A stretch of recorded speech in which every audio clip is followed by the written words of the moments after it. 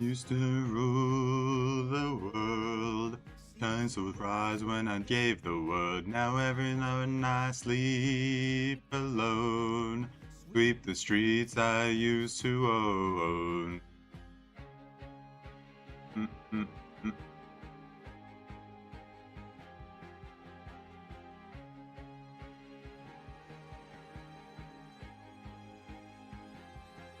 Used to rule the dice.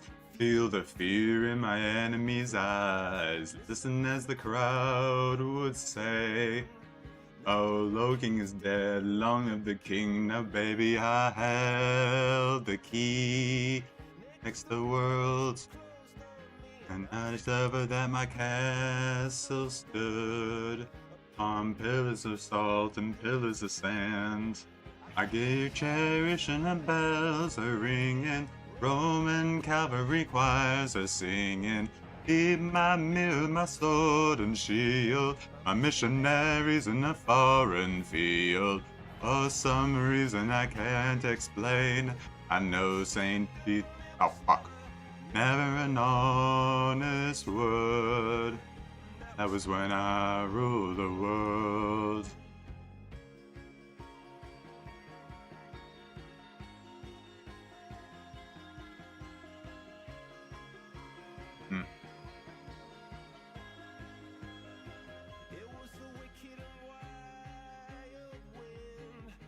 Down the doors to let sound of drums. People couldn't believe what I'd become. Revolutionaries wait for my head on a silver plate, just to prop it on a lonely string. Oh, who would ever want to be king? Here cherish and the bells are ringing, Roman cavalry choirs are singing. Be my mirror, my sword and shield, my missionaries in a foreign field. For some reason I can't explain, I know St. Peter won't call my name, never an honest word. That was when I ruled the world.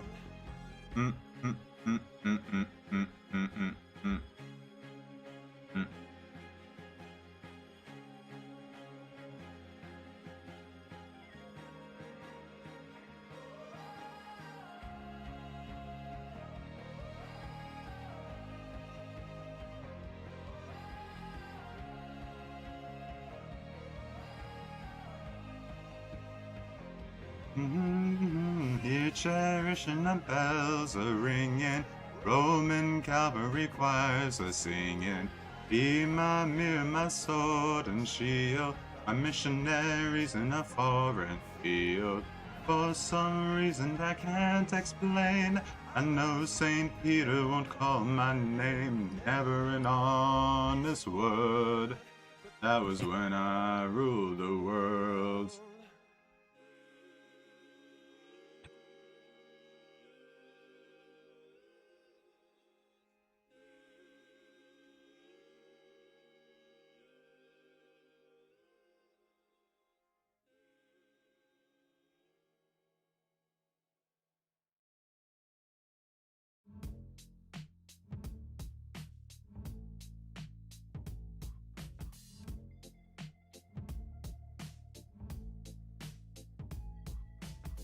I wish I found some better sounds no one's ever heard.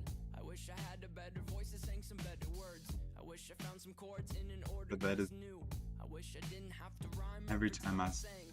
I was told when I get older all my fears would shrink, but now I'm insecure and I care what people think. Blurry face and I care what you think. My name's Blurry Face and I care what you think. Wish we could turn back time to the good old days when the mamas sang us to sleep when I was stressed out. Wish we could turn back time to the good old days when the mamas sang us to sleep when I was stressed out.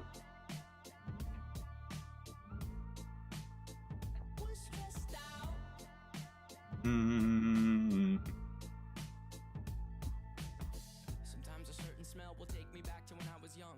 How come I'm never able to identify where it's coming from? I'd make a candle out of it if I ever found it. Try to sell it, never sell out of it. I probably only sell one.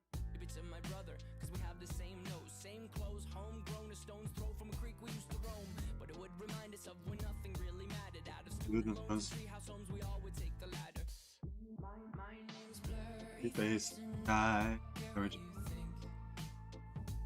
My name's Blurry Face die. We could come back tonight to the good old days. I used to sleep when I was stressed out. Old days when the mama's when I was stressed out. Give each other different names. We would build a rocket ship and then we'd fly far away. Used to dream of outer space, but now they're laughing at our face. And wake up, you make money. Give each other different names. We would build a rocket ship and then we'd fly far away. Used to dream of outer space, but now they're laughing at our face. And wake up, you make money. Wish we could turn back time to the good old days when the mama sang us to sleep, but Fine. now we're stressed out. Wish we could turn back time to the good old days when the Mama sang us to sleep when I was we're stressed out. Used to play pretend, used to play pretend, bunny. We used to play pretend, Wake wake up, you need the money. Used to play pretend, used to play pretend, bunny. We used to play pretend, wake up, need the money. Used to play pretend, give each other different Name, names. We would build a rocket ship and then we fly far away. Used to dream about a space, but now they're laughing at our face. And wake up, you need to make money.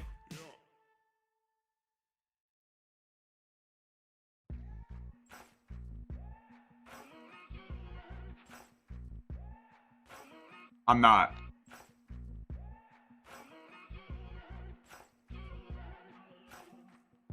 Maybe I'm foolish, maybe I'm blind, thinking I can see through this and see what's behind. Got no way to prove it, so maybe I'm lying. But I'm only human after all. I'm only human after all. Don't put your blame on me. Don't put your blame on me. Take a look in the mirror, what do you see? Do you see it clearer, or are you deceived in what you believe? 'Cause I'm only human after all, and you're only human after all. Don't put the blame on me. Don't put your blame on me. Some people got the real problems. Some people out of love. Some people think I can solve them. Lord heavens above, I'm only human after all. I'm only human after all. Don't put the blame on me. Don't put the blame on me.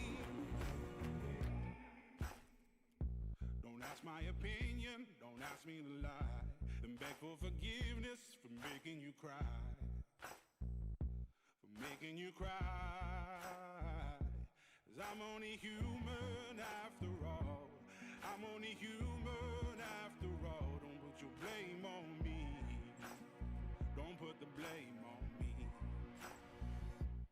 Oh, some people got the real problems. Some people out of love. Some people think I can solve them. Lord heavens above, I'm only human after all. I'm only human after all. Don't put the blame on me.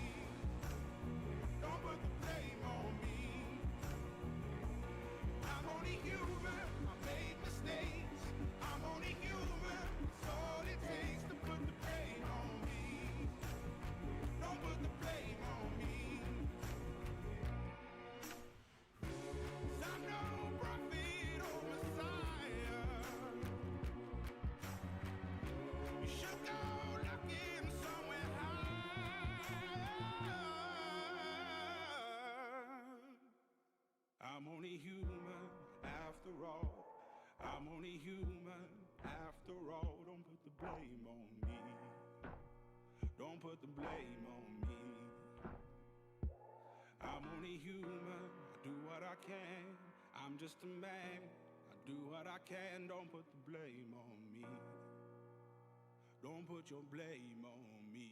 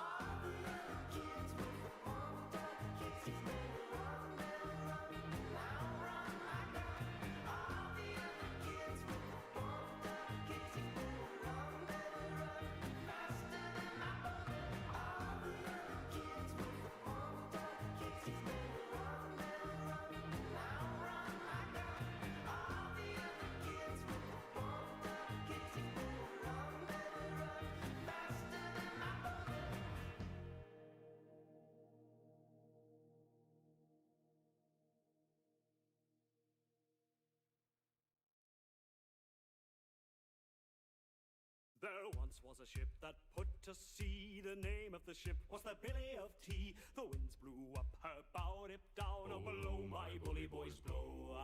Soon may the wellerman come to bring us sugar and tea and rum.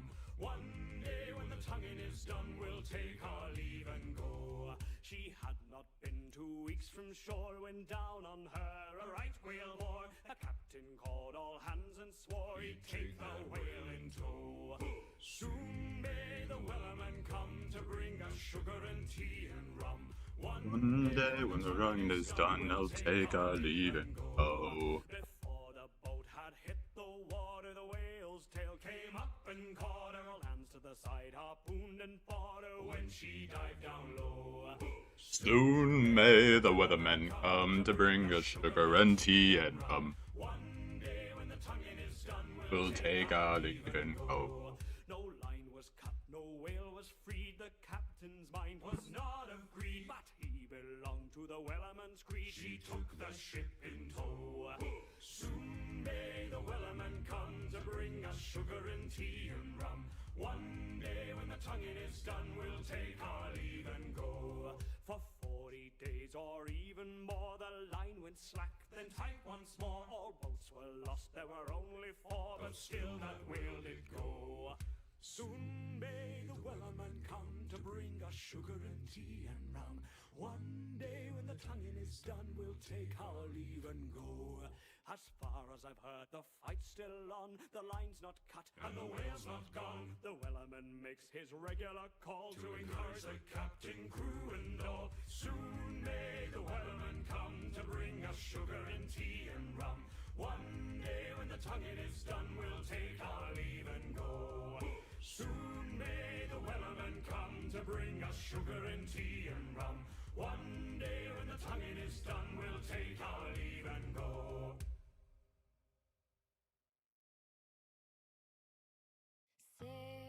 Cigarettes in tiny liquor bottles, just what you'd expect inside her new Balenciaga. Viral mess turned dreams into an empire, self-made success. Now she rolls with Rockefellers. Survival of the richest. The city's ours until the fall. They're Monaco and Hamptons bound, but we don't feel like outsiders at all. We are the new Americana. High on legal marijuana. Raised on Biggie and Nirvana. We are the new Americana. Young James Dean, some say he looks just like his father, but he could never love somebody's daughter. Football team loved more than just the game, so he vowed to be his husband at the altar. Survival of the richest. The city's ours until the fall. They're Monaco and Hamptons bound, but we don't feel like outsiders at all. We are the new Americana. High on legal marijuana.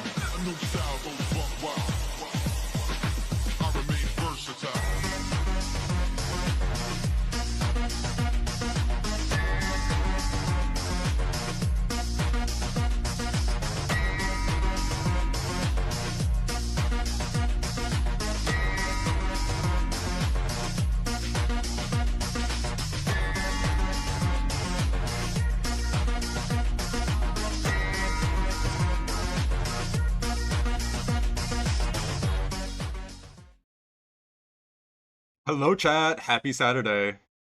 Welcome to another one of Dispel's marketable shows. It's great to have you guys. Hi, Dij. Hi, Salty. Hi, Mog. Hello, lurkers. Hello, lurkers too afraid to say boldly something wrong and get shat on immediately. I'm just gonna swat that down. Any stupid ideas, immediately we're getting swatted down. Get the fuck out of here. Not in my fucking house. Not in my nest. Audio better, Dij? How's the audio? Doing alright? Hello. We've got a packed docket. And actually, some of the docket is still being parsed right now. So I am a little meager on memory right now. I've got about half of my memory taken up. So I think we're gonna let that finish up before we move into the docket. How's everybody doing? Salty, I saw that you're trying to watch Euphoria. I heard whiffs and corners, nuggets from the first season, and it's like, it's literally the average like high school suburban relationship who are like friends with each other because their parents were friends with each other, and you hung out with each other because your parents all hung out with each other, and nah. You love what they're doing to Sydney Sweeney? What the fuck does that mean? No, explain yourself. That's no. Because I remember lots of people being upset about what they're doing with Sydney Sweeney. They're saying Sydney Sweeney is getting degraded by a certain producer from a specific religious ethno group. Not naming any names, but Salty, you're down with that? That's your thing? Hello, 2-Bits. It's a pleasure to see you. Oh, those birds should be behind my head, but that's fine. That's fine. That's perfect. It's great to see you. Happy Saturday. It's okay if you're on YouTube chat. I don't mind. YouTube chat gets representation as well. I am back. We're back. We're better than ever. We've got a long docket. Let's see if I can open up Photoshop without my PC completely shitting the bed, because I want to outline a little bit of what we're getting into. Should I say heavy R-word trigger?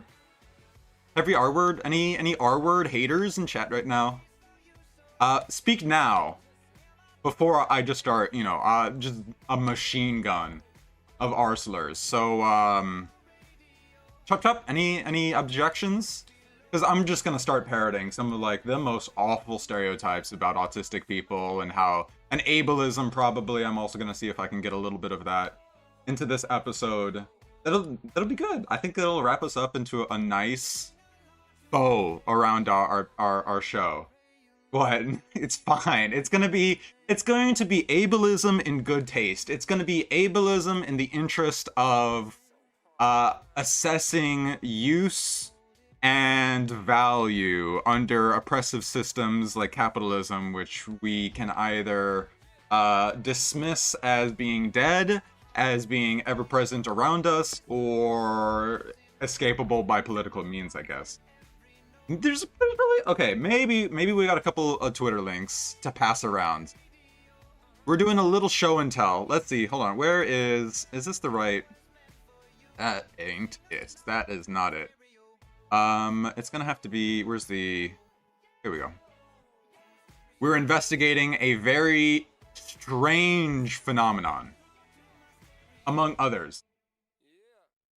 The autists, chat, I have a theory. I have a theory that the autists are ruining society. They everything that Ted Kaczynski has to bitch about can directly be blamed on autists. That's my theory. That's my working theory. I would prefer to be wrong, because it's not, yeah, I don't want to be mean to autistic people. I want to be nice to autistic people.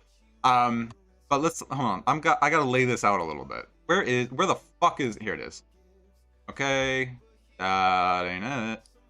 Properties 7? 10? Okay, here we go. Now we're finally cooking. By the way, alerts are working. If you don't know, you gift subs, it will certainly show up on stream now. Oh, fuck. Where is, this needs to go underneath me. There it is. All right. We've got it open. Let's crop this down a little bit so you guys have a little bit more to work with. What do we got? What is the theory? The theory of autism. Sure. I think what's the problem with autism? Who's complaining about the autist? Who fucking asked? Who fucking asked about autism? Well, if you remember, RFK started his tenure with a little tirade against the autists. He said, America, America no longer. No more fat retarded kids. No more fat retarded kids. That's right. No more. We're done. So, the current administration, like a core guiding principle of them right now. The Democrats, techno. This is at least what they're trying to pitch.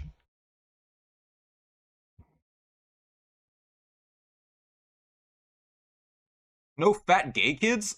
Really? Oh, then okay. I certainly must have gotten caught in a minor tweak to the video. Let's capitalize America.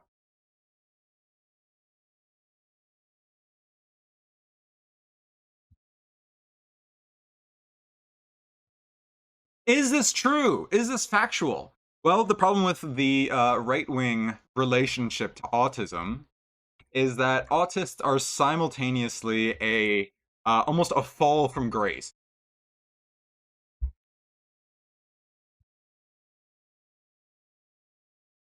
And by this is just in reference to what is normal.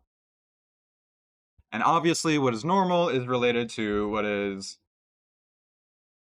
what is I guess just man, right? That's normal. Men are normal, but we've been seeing some disruption in the market recently. It's not just men that are autistic. It's not just men that are the reference for normal. It's women now too, oddly enough. And the right wing, I don't know, maybe it even bleeds into the wider spheres. A fall from grace, away from normal.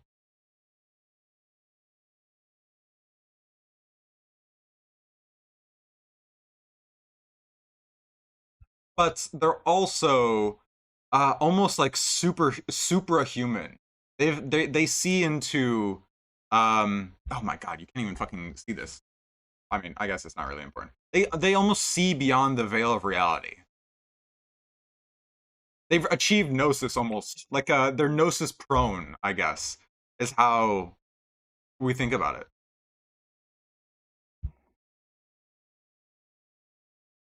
Childlike wonder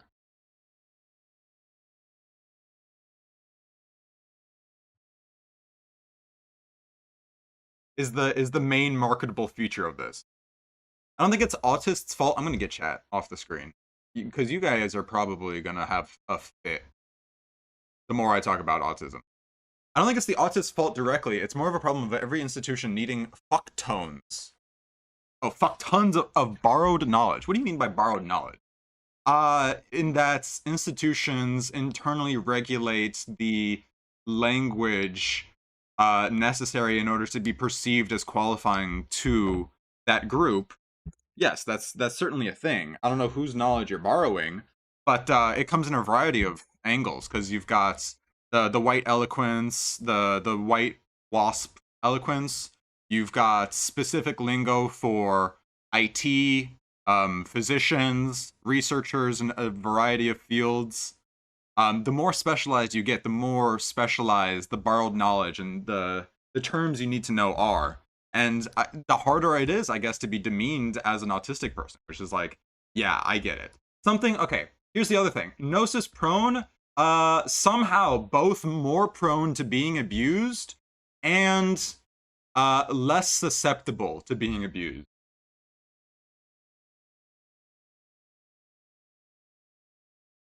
But I guess it just depends on the variety of autism, on the scale.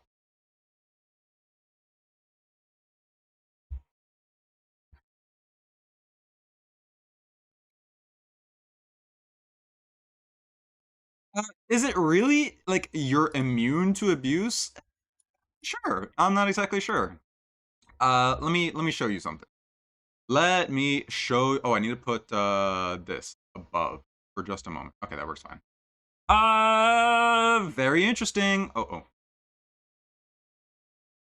Wait, is that what's gonna do it? Motherfucker. Motherfucker. It just got rid of the web. That's all that happened. My God, I hate OBS so much. It's so bad. Okay. Very interesting, chat. What do we have here? Interesting title. Why autism falls flat in why advertising falls flat in individuals with autism. I want to find this. I want to find this article. I'm not sure if this is exactly true. We've been doing our series. I guess the main theme of the past a couple of months has been this sociopath, psychopath, this schizo normie war that's been going on. We're gonna focus on autism, and the autists have a steep hill to climb, because I do think that they are genuinely more amenable to being manipulated by or coerced by capitalism. But as soon as they understand how irrational the capitalist, so quote unquote, rational world actually is, the more they become disillusioned, the more schizo-like they become. And I've heard this from a number of like people who say that they've been clinically diagnosed with autism. They feel like they're not the ones who are irrational or don't put things into proper order. They feel like actually it's the neurotypicals who say that they want to and just don't. Why advertising fails? Don't look at my YouTube. I should have fucking falls flat. We love being flat. On individual psychology today, you know this is going to be a good article. It's psychology today. You know this is going to be the good stuff. We're going to get it. Let's reorient slightly, and the export should be done. Let me double check this export is actually like. We got. Oh, it's only one fucking ear. I hate it when I do that. Was becoming hegemonic. I'm going to relieve my love for the world. I'm dreaming. God. I hate. I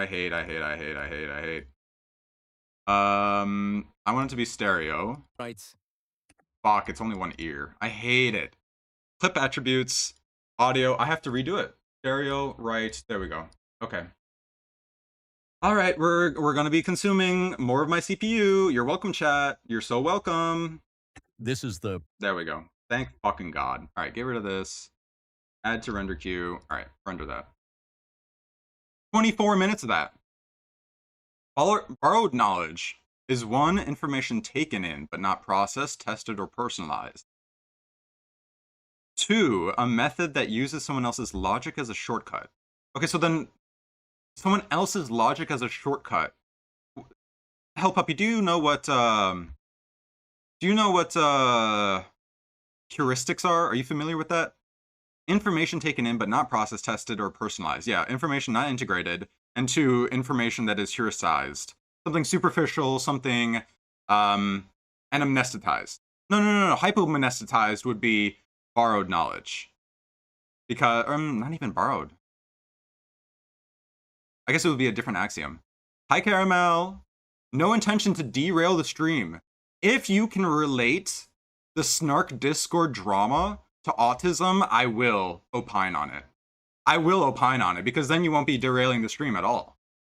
Because this is an autism stream. We're investigating what the fuck is going on with the autists. I saw a piece of media a while ago. Oh, fucking A, stop it. I saw a piece of video, a media, a while ago. Let's take a look. What do they have to say to us? Properties, is this the right one? Nope, it's not that. Get rid of this layer, web VLC, this one. Should be. Move this over here. It's gonna capture It's gonna capture it. It's not gonna capture it. Fucking A.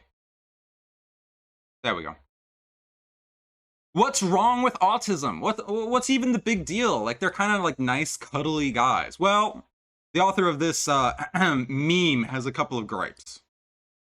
If I had been born thousands of years ago, I would have literally killed to get my food. Would I be a criminal then? Walmart would be happy to replace each and every one of us with disabled obese EBT so that they could make more money. People go there every day and use our tax money to buy fucking Reese's Puffs to feed their fat retarded kids. It gives them all the energy they need to sit in public school for 7 hours every day and watch TikTok on their phone. And that kid is going to grow up and have 4 kids who do the same thing. And Walmart loves it. They love it so much. They get to have an army of fat retards rolling around on Mart cart buying cereal. It's like Wall-E. And I take a little steak for free. I'm the bad guy. Yes, you are a bad guy. Okay. They force me to check out my own groceries. And I'm the bad guy. A dozen eggs cost $6 and I'm the bad guy. Yes. I'm losing my fucking mind over here. This was posted maybe like a year and a half ago. Order to eat and I can't even walk out of the store with it without consulting a robot who's fucking recording me with the camera 6 inches away from my face. I live in a desolate wasteland of tar and cement and I'm the bad guy.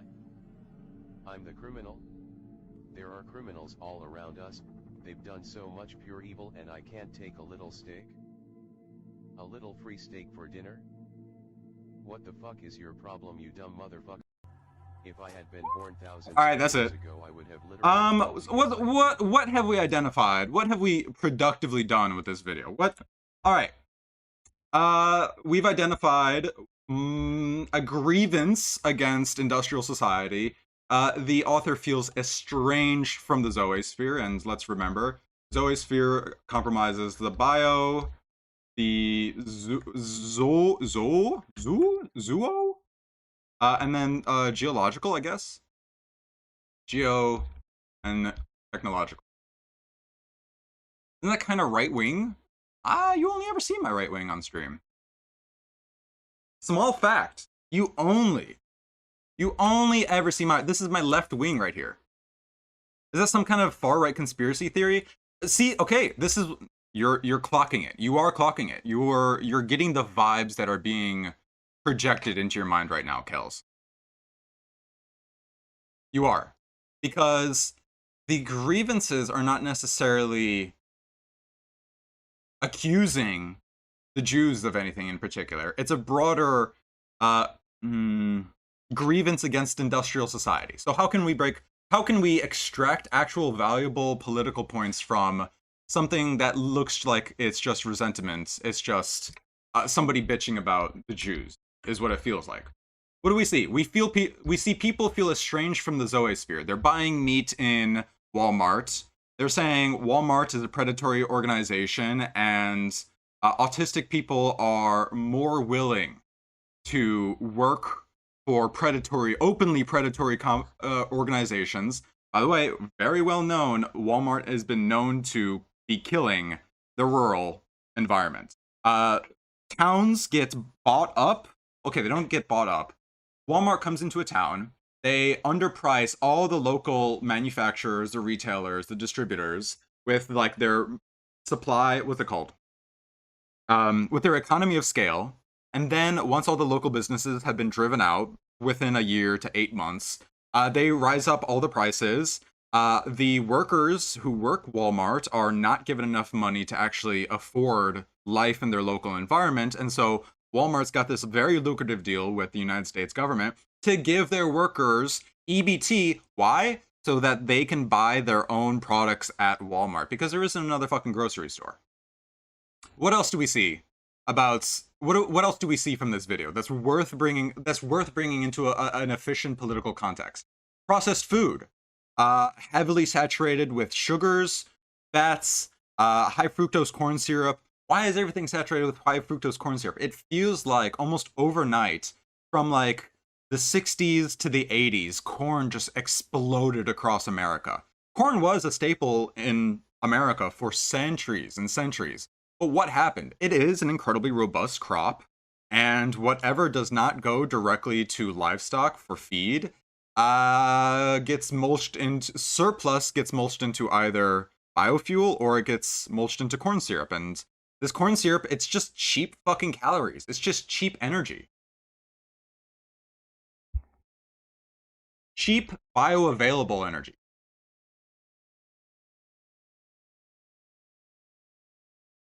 Sort of like oil, I guess. It would be the biological equivalent of oil. I guess they both started off as something dead that got pressed into a slimy liquid that burns. Well, one burns via enzymatic reactions, the other one burns via combustion. There's the unmediated sphere of pure nature that the industrial society alienated humans from creating inauthentic life forms. Okay, this is the whole like litigation about politics right now. What is considered authentic and what is considered inauthentic? What is considered in line with nature and what is considered out of line with nature? My heuristic for advertising, my autism that prevents me from getting advertisements, being swayed by advertisements, is as soon as they mention our product is natural, it's more natural, I immediately tone deaf. Red flag, red fucking flag. Don't fucking talk to me about what is natural and what isn't. You're an advertiser. Tell me what the product does. But like like advertising nowadays doesn't even tell you what the product does. It sells you a feeling of who you could be with the object. Liberalism has already moved past its formal philosophical foundations into the post-human, and yet we're going to keep this lie going that we actually haven't. All right, what are the other two things? Well, they complained about the video. They complained about autistic people. Well, it wasn't even like necessarily autistic people themselves, but the social environment of our kids getting hopped up on corn syrup constantly as the cheapest form of sugar, of calories, causing which causes obesity. It's generally, as far as I understand, obesity is a surplus in calories with an imbalance in vitamins. And these vitamins, you get the surplus in calories with high fructose corn syrup. You don't get the vitamins as well. And actually, you need to up your supplements stack. You need to get your peptide stack going. And their criticism for education was, okay, public school has people sitting in an environment with fluorescent lights, learning things that don't matter, making connections that they don't care about. It's just, no, we need public education. And just because like a couple of black people go to public schools, like, no, you can't be opting out of that.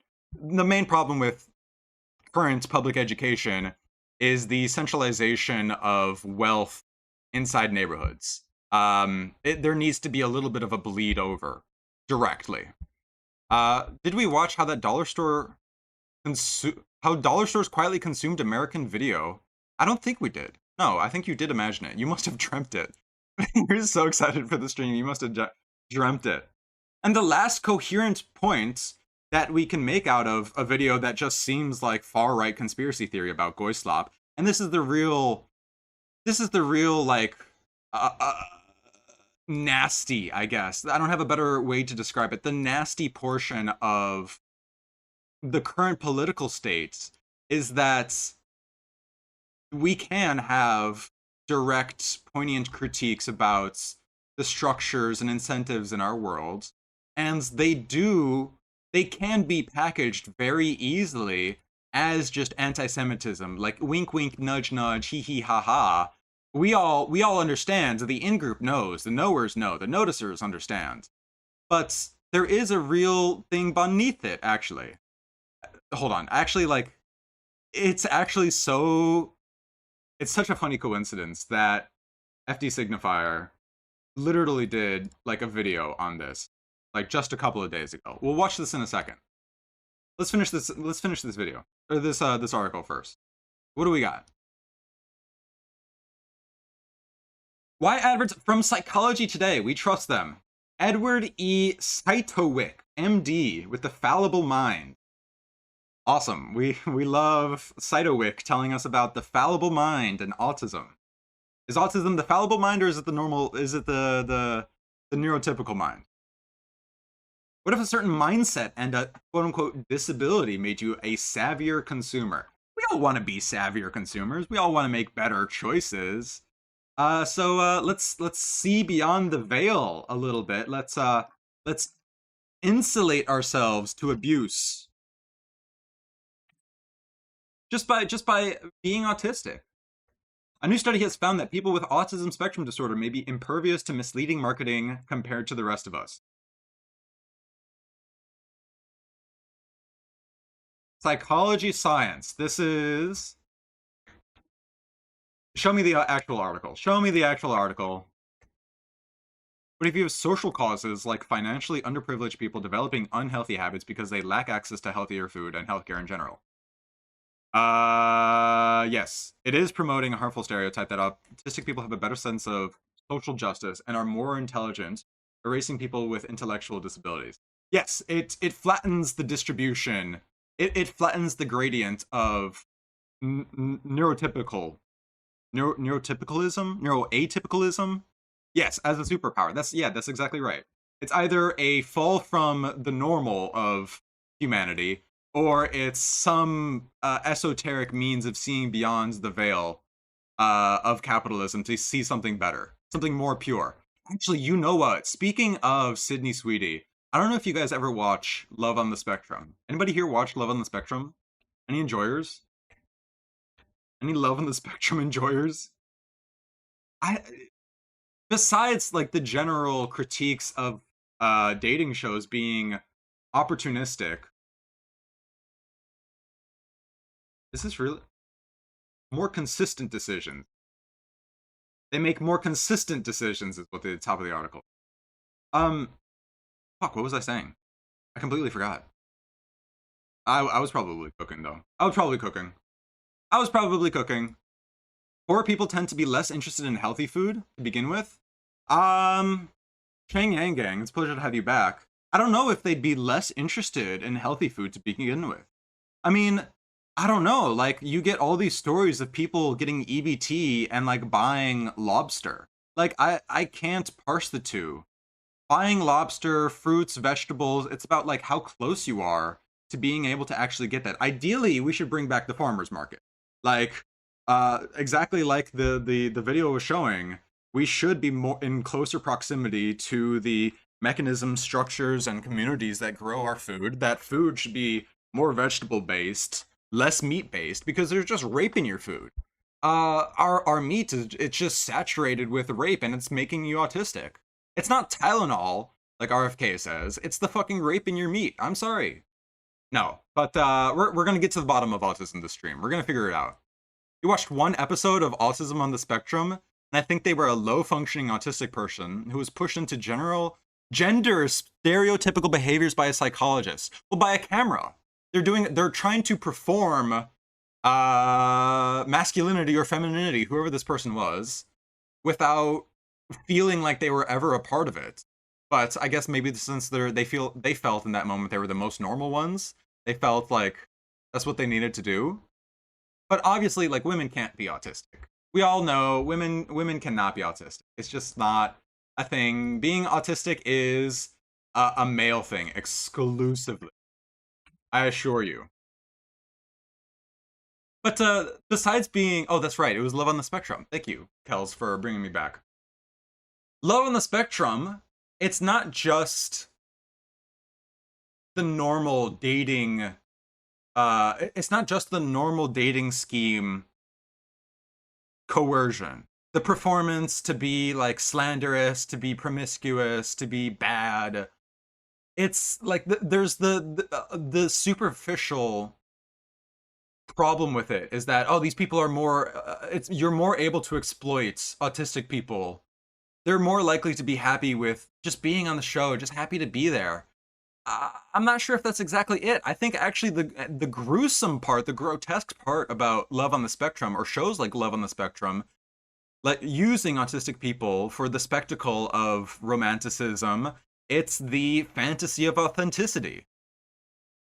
These Love on the Spectrum sells autism as something more human, as something more authentic, These are these are people shilled to be more in touch with their emotions. They're more likely to cry. They're more likely to be easily overwhelmed. They're more likely to be sappy, to buy somebody flowers and like get on their knees begging, or like tower post about their autistic obsession. All the girlies wants an autistic man now, and the girls themselves are saying that they're autistic. Obviously, that can't be the case. We're going to investigate, though. She is alleging she's autistic. The food desert phenomenon is a product of demand, not supply. It's both. Okay, Shang Yang Gang, you've been in a couple streams at this point. We know it's both. If you want to have effective politics, we got to say that it's both. Yes, I'll absolutely concede that demand is certainly something that is a factor. Is it a factor we can address? Certainly. But supply is also that. We want people to have the freedom to choose the better foods. And the people who select better foods, I think, will probably just do better in life over the aggregate. Maybe give it a percentage point, 2 percentage points. I don't know. I guess the other like theme of this stream is going to be Reddit is fucking evil. Reddit is like actually probably the most like insidious psyop operation for autism I've ever seen in my life. Hold on, can I paste this here? Is this gonna work? I don't think it's gonna work. Copy image. If I do, nah, it ain't gonna work. We can put it here. Chat. I browsed Reddit for just a little bit this week. Take a look at this. Like father, like son. This is nice. This is nice. I know this YouTuber. I have family who are big friends of this, big fans rather. Fans of this YouTuber. He does like outdoor treks in wilderness parks in Canada, Pacific Northwest, Nova Scotia, stuff like this. The Outdoor Boys. It's a father and he raised a couple of his sons. It's wholesome media, and it is selling authenticity through, I guess, autism, an autistic obsession with surviving nature, or the autistic obsession of being self-reliant in a way that's capitalism. You don't quite fit into capitalism. But like, look at this fucking kid. You can't tell me this guy doesn't look like the Nothing Ever Happens kid. You can't fucking tell me. This has to be a bit. This has to be a fucking bit. He looks exactly like the Nothing Ever Happens. Chat, come on. Come fucking on. You cannot tell me. Be fucking real. Be fucking real with me right now. My god, hold on. My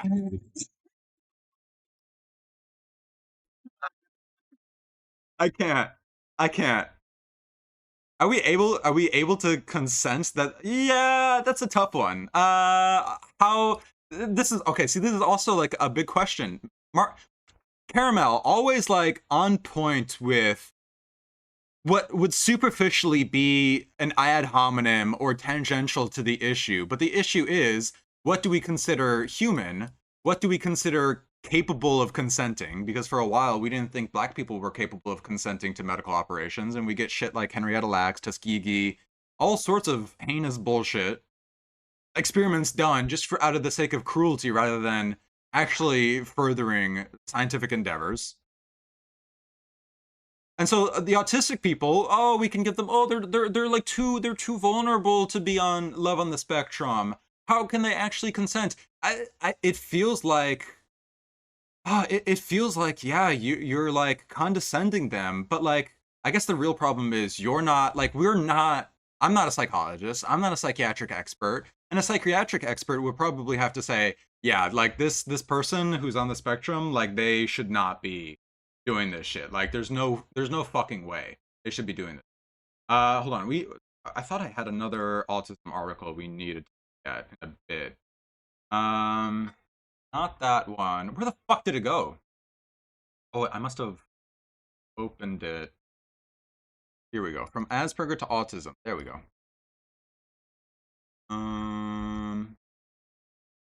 Going to be show does not.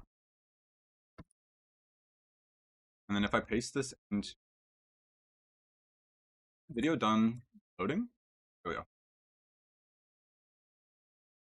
Nice. Okay, I think we're done rendering content for later. Let me just double check. I'll get to your messages in a second. Let's fucking go. We're done. We're done. We're in. We're cool. All right, save that. Close down DaVinci. What do we got? What little treats has my chat cooked up for me? What do we got? When you give poor people the freedom to do so, it generally does little to spur healthier food consumption habits. That's on them then. That's a problem for them, and it's gonna be our problem, but at least we gave them the opportunity to get the better, healthier food. Because the fact of the matter is, you just have more energy if you're not eating meat with rape in it. You just have more energy if you're not getting xenohormones from high fructose corn syrup. You just feel like a better human. You feel nicer. But like, why do people, we have to address the question of like, why do people prefer slop? Under what conditions do people go to slop? And this can be the constant scroll of short form media on YouTube, TikTok, Instagram.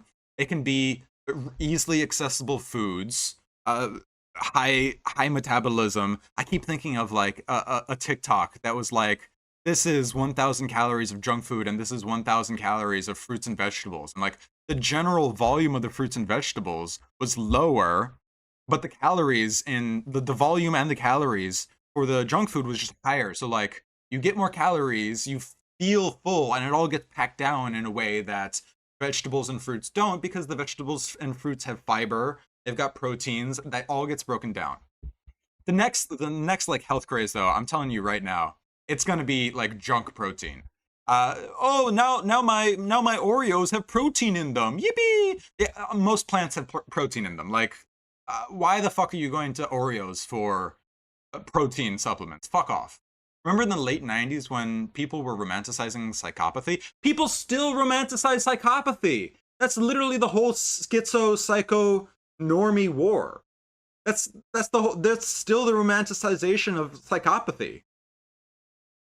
But now we're no longer psychopaths. I'm my own main character. We've fully accepted and internalized the newest variant of capitalism, which we're going to listen to later, is tentatively called Postfordism.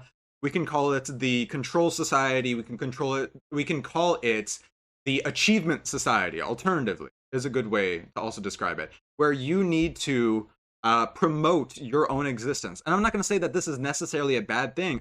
I think we should have opt-in mutual medically assisted death. But the problem is, why do we, that exact debate comes down to, why do people want to kill themselves in modernity? Is there anything we can do? And if we're just going to sweep videos like the one I showed earlier as like right-wing goyslop, then like, we're at an impasse. Like, we're not going to be able to fix this. We're going to keep having these problems. But okay, hold on. Let's debunk something really quickly. Women cannot have autism. That's the theory. Welcome to the Let's Bernina see. Express. Considered one of the most beautiful snow trains in the world, the Bernina Express is a panoramic scenic railway that connects Italy and DJ Spain explores. with the Alps. In this video, we're taking Can women enjoy trains? where we share the She full mu- experience and show you how we saved over €100 each for our first class tickets. Oh, they saved 100 euros. Wow, that's like $130 now. And we are off. We are leaving Italy on our way to Switzerland. And this train is so smooth and quiet. It is left right on time. As you can see, the windows are absolutely huge. This is a panoramic. Wow. Very much This is a nice train. I wish they would show the locomotive. Service if you can't get onto the Bernina Express. However, they don't have the panoramic windows, Whoa. which I think is just spectacular. This is made for the views. I'm so excited. We have beautiful weather. We can see the white. Is she snow British? mountains, Okay, if she's blue British, sky, then like it's probably okay for her to have pictures autism. Of one of the best train rides in the world. This has been on my bucket list for so long. Let's go. Look at what the they who must not be named took from you. We're not going on like We a could have had this railway public transit. which you Holy usually fuck! do. It's a residential train through It's quite nice. It's like a little through a city roundabout. Toronto. Michigan could never. Michigan could never. We're already in Switzerland. Well, it's just we're coming up to it. These trains are super cool, by the way, because it's the media audio. It is a little quiet. I do want to hear myself think. That's fine. Thank you, Dish. I love the feedback on audio. I will always use it, but sometimes it's intentional, sometimes it isn't. Only just headed sick and dusty. These trains are super sick because the gradient on some of these mountains is incredibly intense. We're very, very lucky. And so they'll like swap the engine to being connected to this massive gear, and this gear will like latch onto teeth inside the rail. This is a place that the engine would probably be connected to a massive gear. Very nice. We have a menu, so you can get food and drinks, and they even have Holy moly. if you are a little bit peckish. So they don't serve food as part of your ticket, but you can buy stuff. There's also Wi-Fi, and there's also an audio you can listen to, and it tells you about the journey and the She's railway. okay, we're getting eye contact, so we can rule that out. But like maybe autistic women are just more prone to being tolerant of eye contact. So we can kind of track where we are. I didn't know we were going to go through lakes, past lakes. I didn't look at the tram at all. I'm so full of childish wonder and giddy.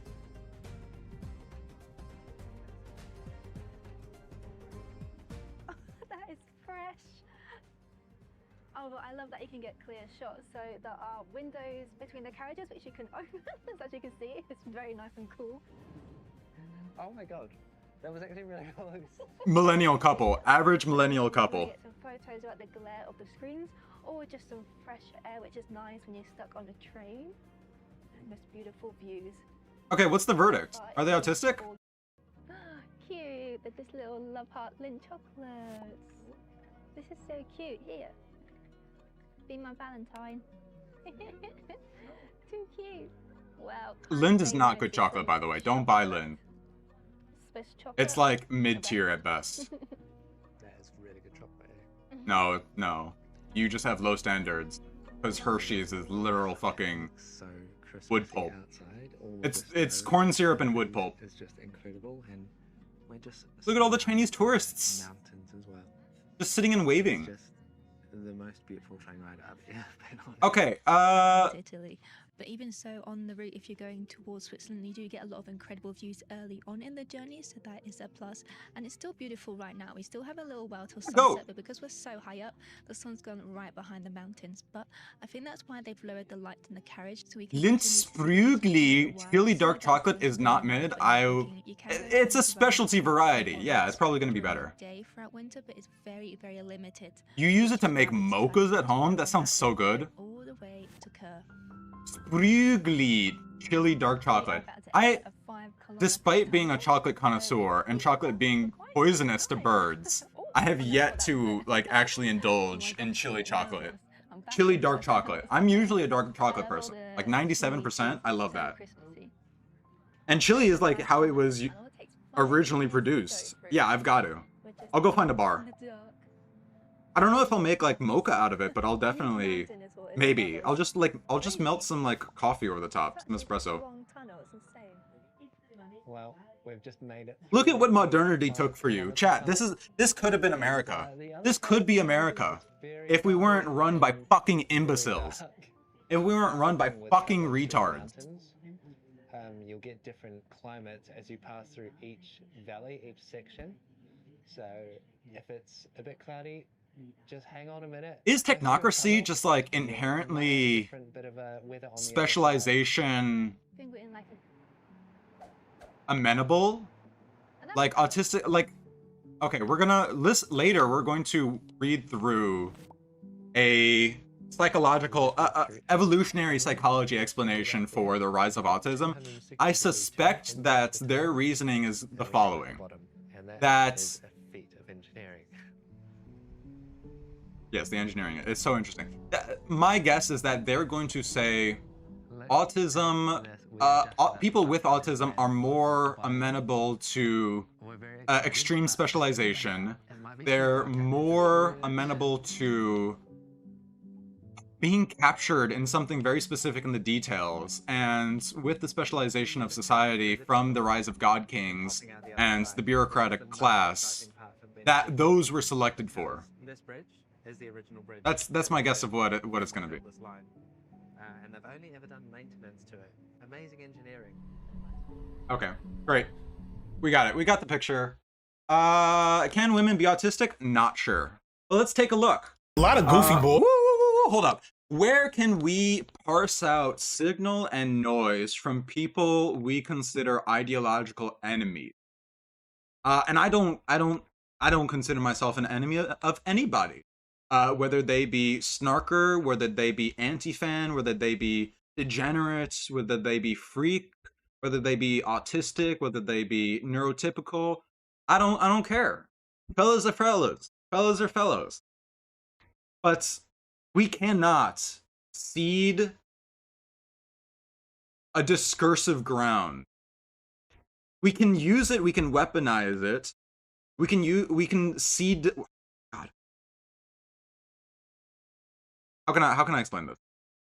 Who was that Jew that was like, if anti-Semitism is socialism for idiots and everybody is idiot, why don't we just do anti-Semitism? That's kind of the problem. Yeah, that's kind of the problem that modern society is having to wrestle with. And the unfortunate thing is that the Democrats, the establishment Democrats, don't seem to fucking get it. They're just fucking idiots. And it's because they're Zionists. They're Zionist shills, that's why. They don't want to have a critical look at it. This is why education regarding the Second World War and the Holocaust has been an absolute disaster. It's almost like if you build an entire ideological economy against something that happened in the past without enshrining a criticism of how that happened, you're going to get the same shit. It's going to be more diffuse. It's going to be more deranged. We'll get into it later. Well, let's talk about the pseudo-intellect. Am I a pseud? Chat, am I a pseud? I don't think I'm a pseud. But Reddit is certainly a breeding ground for pseuds. Like, take a look at this quanting. Take a look at this fucking quanting the fuck out. Chat, liberal, okay, let's be honest. Reddit is a liberal forum. It's dominated by liberals, people who think like liberals, people who consider themselves liberals, people who think that they can see beyond the veil of reality. Why? Because they're subscribed to Data is Beautiful, because they're subscribed to r/science, because they're subscribed to whatever the fuck else, breaking news. How can we quantify how bad this thing is? Oh! Globally, protests and riots rose by 10%, armed fighting rose by 7%, and battle-related fatalities grew by 10%.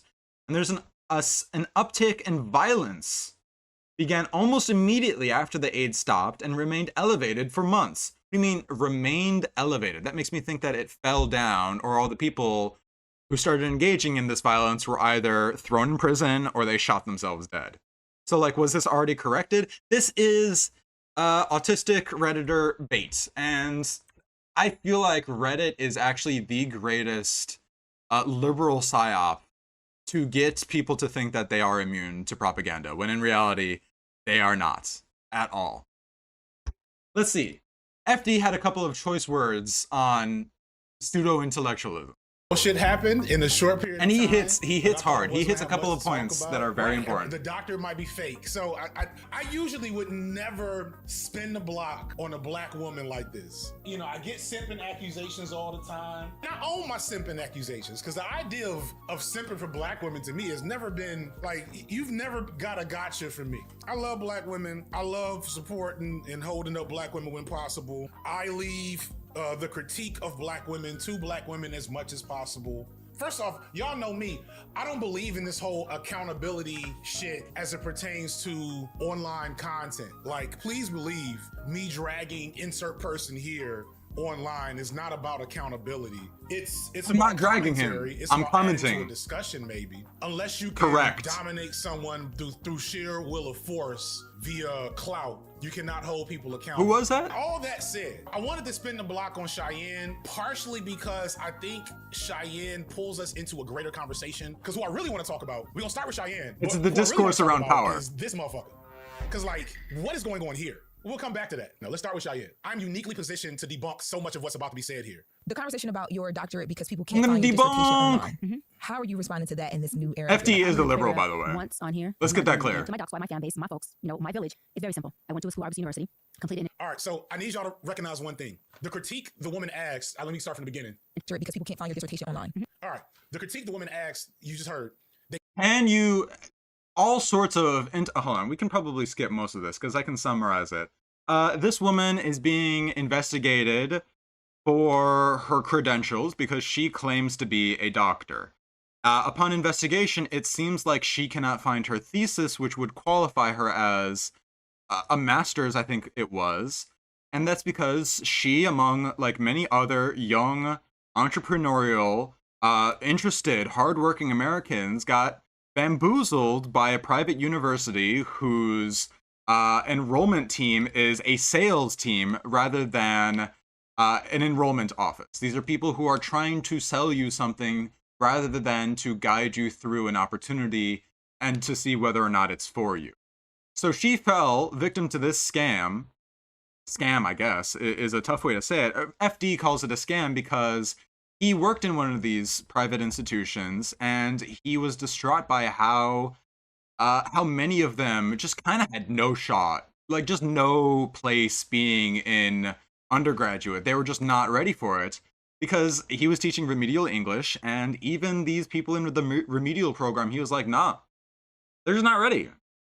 And so we're going to, there are problems, there are situations where young, smart people who say the right things or have got the right critiques will go onto shows like this and spit facts, and when it comes time to ask them, like, what's up with your degree, they've come into a couple of problems. And is she getting these problems because she's a black woman specifically? That's potentially it, but also the whole thing in academia is that you are an expert, you belong to a community of experts who believe that you are also an expert. You've been ritually indoctrinated almost, and that bears quite a bit of importance. And if you don't have that, then you don't have the mantle of critique. Let's see.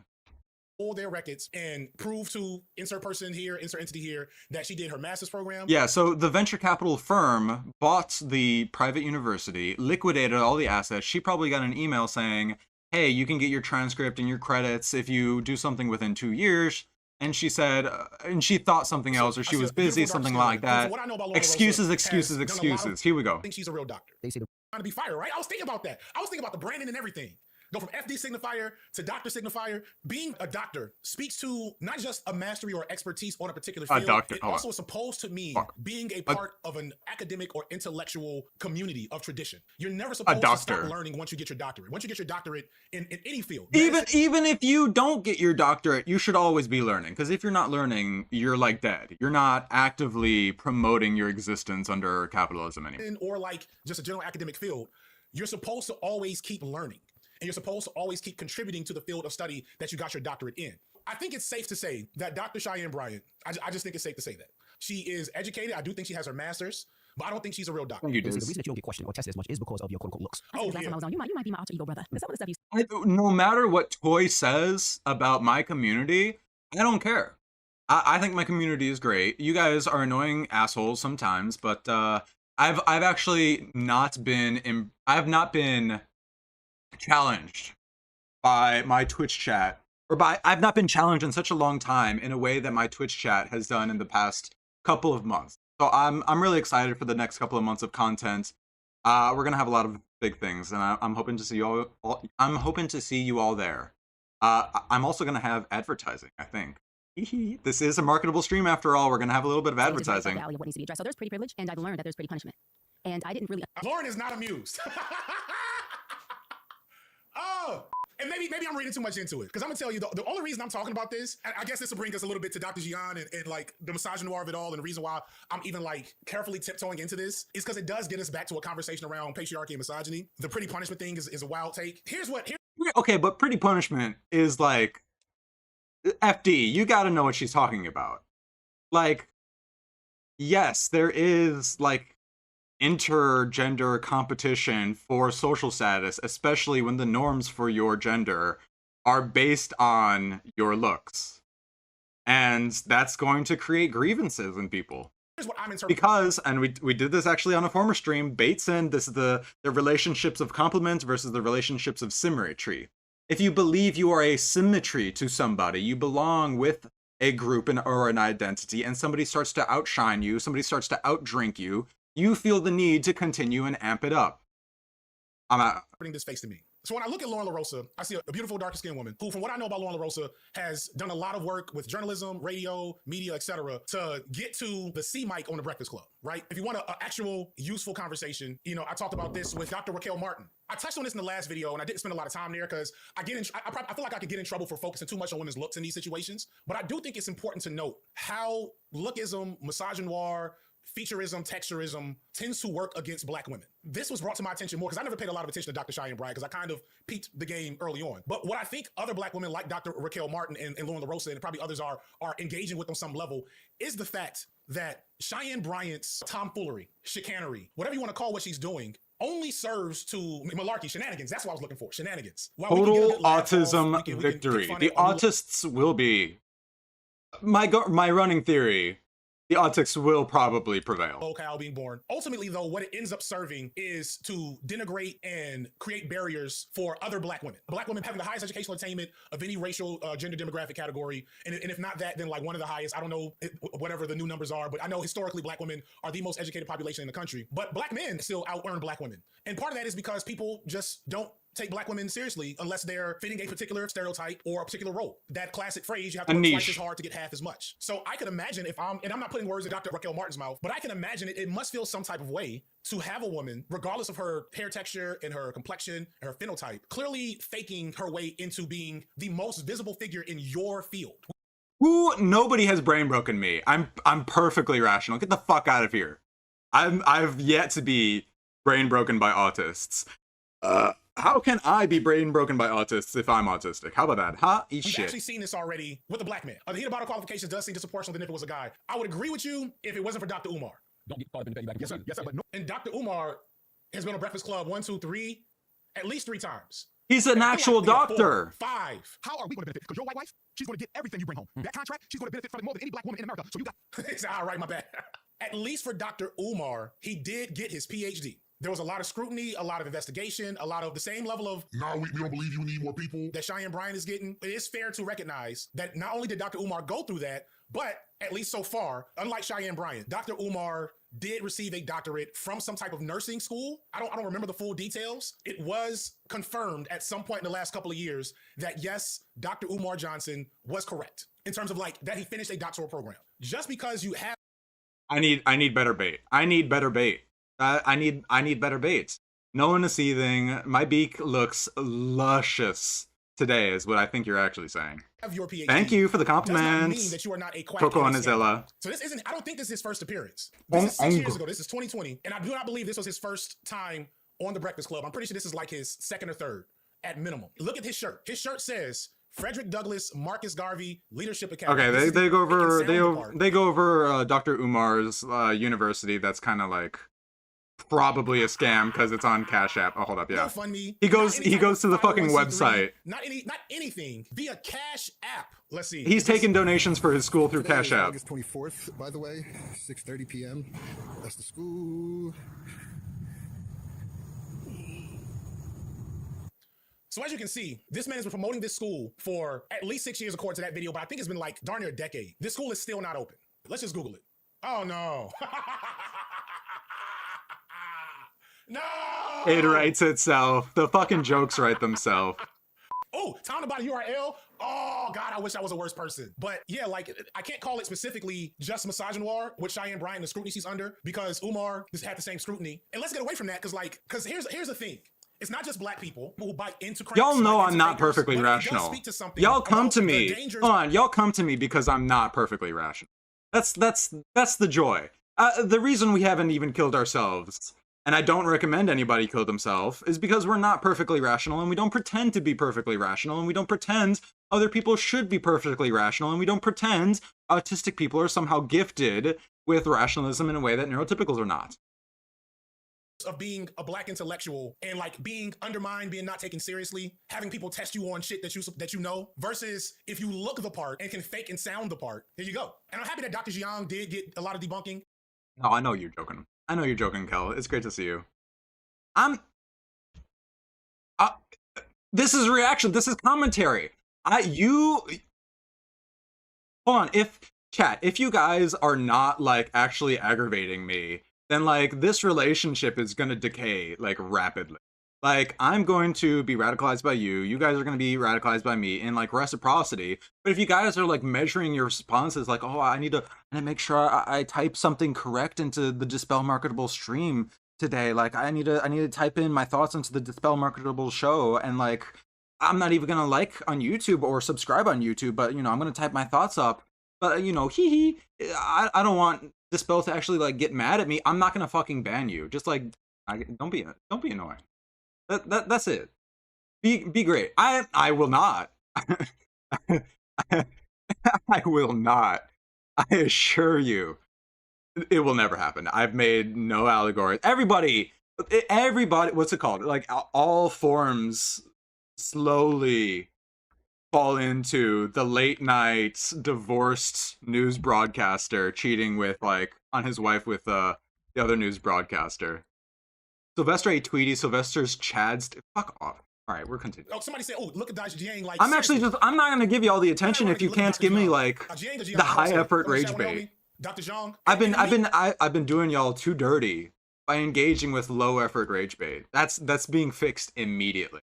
Immediately when I looked up one of his videos, I was like, oh, this doesn't seem like an actual expert. And this is the Dunning-Kruger effect of it all. There was a great TikTok I saw some years ago now, and it was talking about like what it means to be like smart and intellectual. The smarter and more knowledgeable you get actually has an inverse relationship with how confident you tend to appear about the thing you're actually an expert on. Like when you become an expert on something, when you've like truly learned 100 times more than the average person does on a topic, what that actually tells you, what you actually learn early on in that process, is just how much you don't actually know. And so that makes you humble. That makes you more... You also just get mentally degraded by your supervisors, by your advisors. You have to get used in academia to just being a complete waste of fucking time. And whether or not a new administration comes in to say that, hey, your grants are a waste of time, we don't even care about the results that you're getting. Get the fuck out. Like, what are you putting monkeys on like a treadmill for? Why are you giving fucking AIDS medication to Africa or whatever? This is a complete waste. You're gonna have to get used to that in academia, because the fact of the matter is there is a value beyond value in our capitalist system, or utility in our capitalist system. And the unfortunate thing about research is you don't always get to work on that. You need the money. You need to advocate constantly. Academia is the epicenter of the achievement society. All these like corporations asking their workers for like white collar jobs to like use AI to post on LinkedIn constantly, so you've got a presence on LinkedIn. This is for researchers. They are envious of the internal validation that people who are doing research get, or who are in academia get.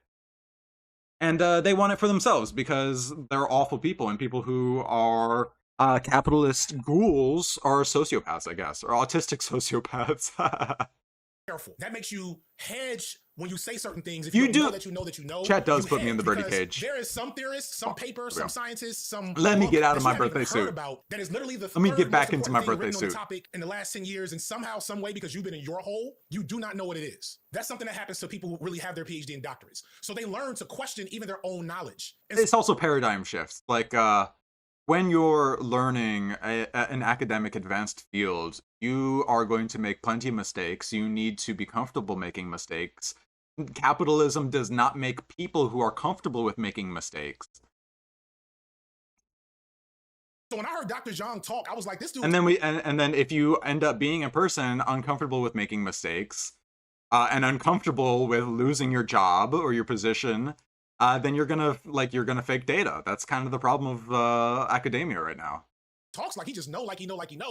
And I don't know. I don't know if he know like he know. For people who aren't familiar with your work, I wanted to show... Okay, but we do need experts who come off like they know what they know. Back in 2024. The problem is, like, any advanced degree will probably make you autistic and like socially inept.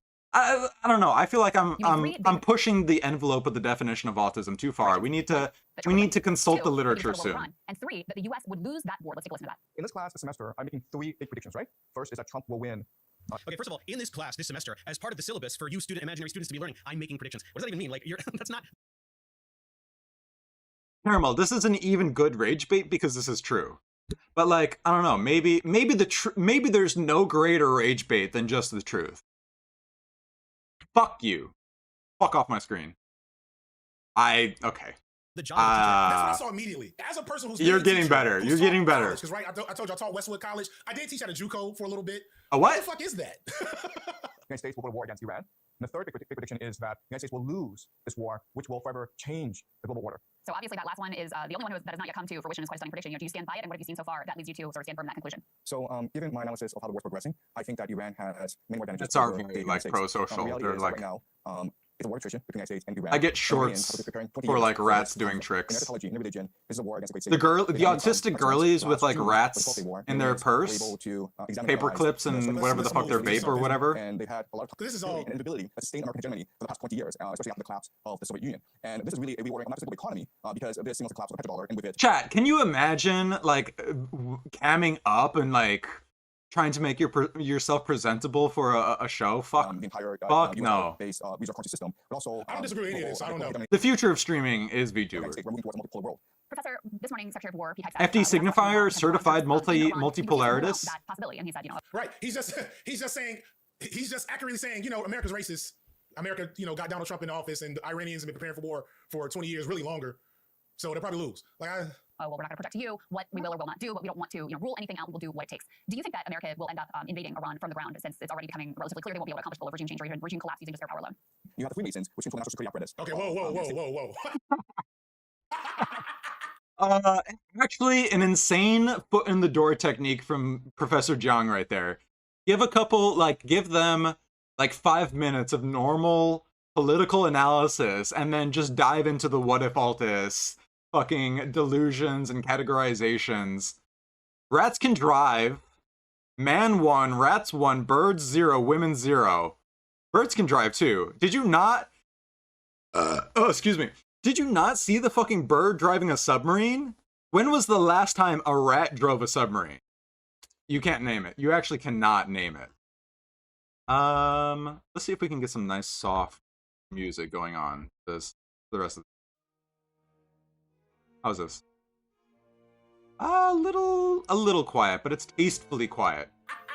It's to fill in the gaps. Whoa! To set the tone. How did we get here? This is 2010 era Beyonce, Jay-Z conspiracy theories. What? Yo, wait. It's 2026, FD. No. Do you know how popular this guy is?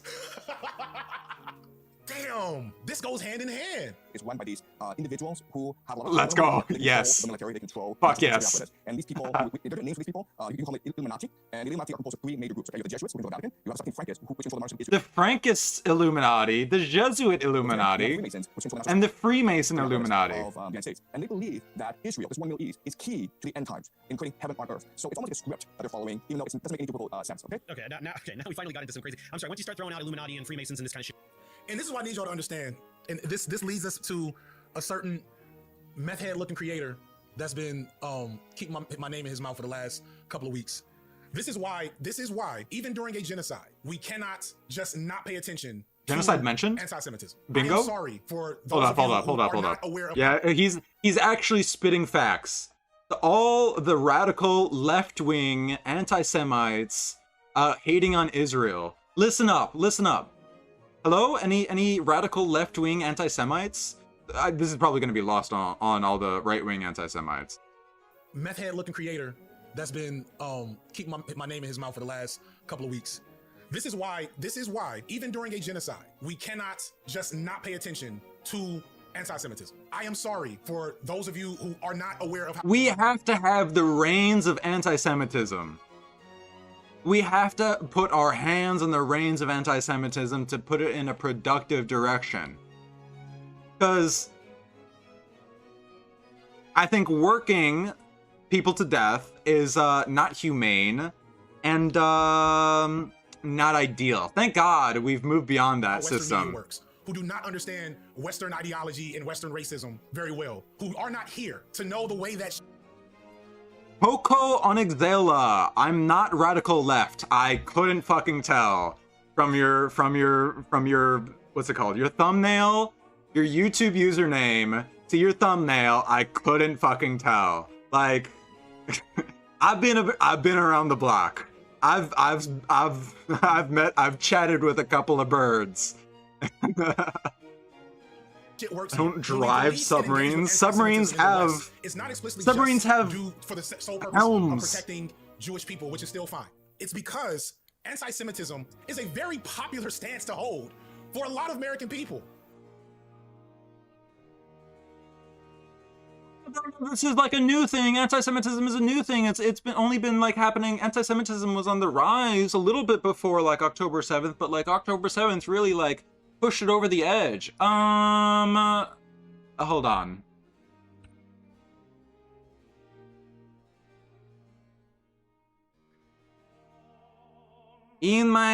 Where is this?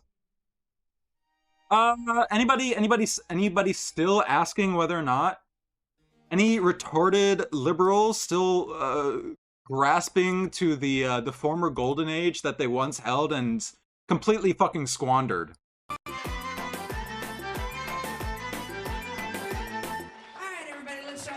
This is 2001. Oh, actually, a little bit earlier.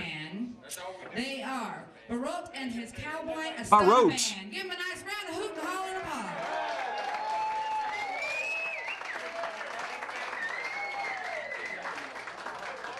That's an American.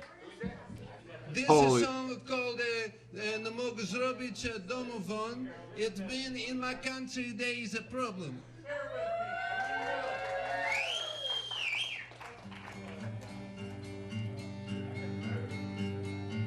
When you could smoke in bars. Fuck.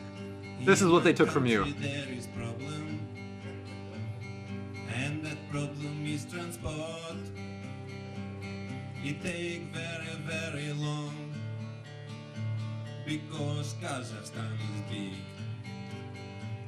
Throw transport down the well. Throw the transport. So my country can be free. So my country can be free. We must make travel easy. Then we have a big party. In my country there is problem. And that problem is the Jew. And there it is. How are their faces gonna change? She said, huh? What? Everybody money. They never give it back. He can't even fake, like, running the guitar, like, convincingly. Throw the Jew down the well. So my country can be free. You must Satire is dead. Satire has been dead. It's been dead for a while. And, like, the greatest fucking gaslighting liberals have been doing is the idea that this shit is new. No. Fuck no. But this is our opportunity to put our hands on it and rear the horse. Then we have a big party. If you see the Jew coming, you must be careful of his teeth. You must grab him by his money. And I tell you what to do. Everybody. And I tell you what to do. Oh, white women.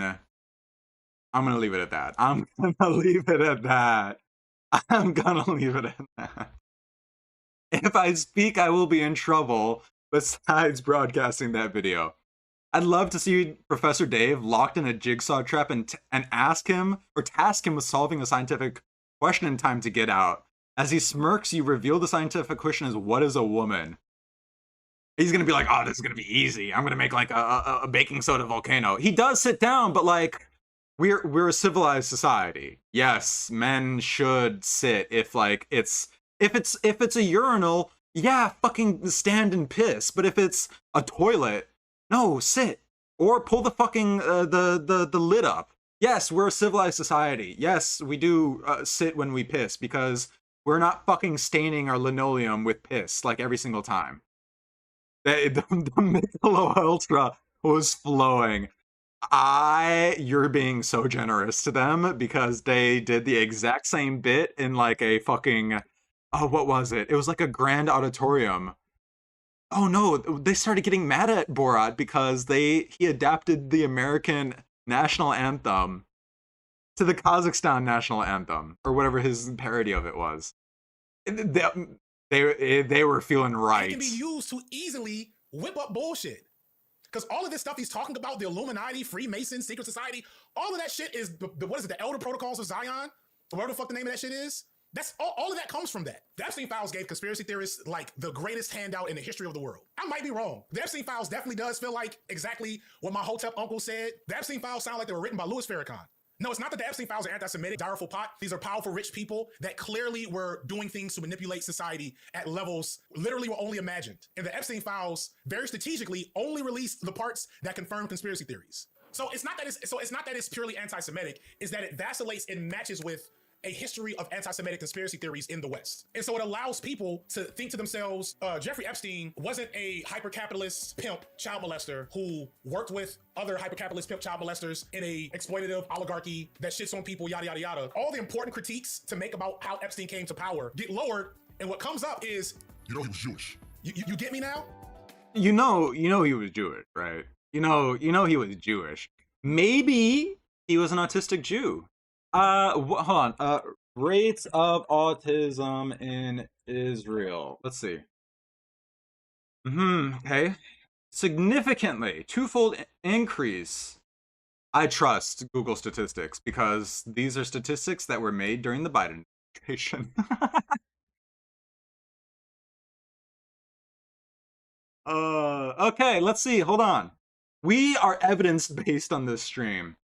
Ilan Dienstein has a couple of things to say to us about autism in Israel from Beersheba, Israel.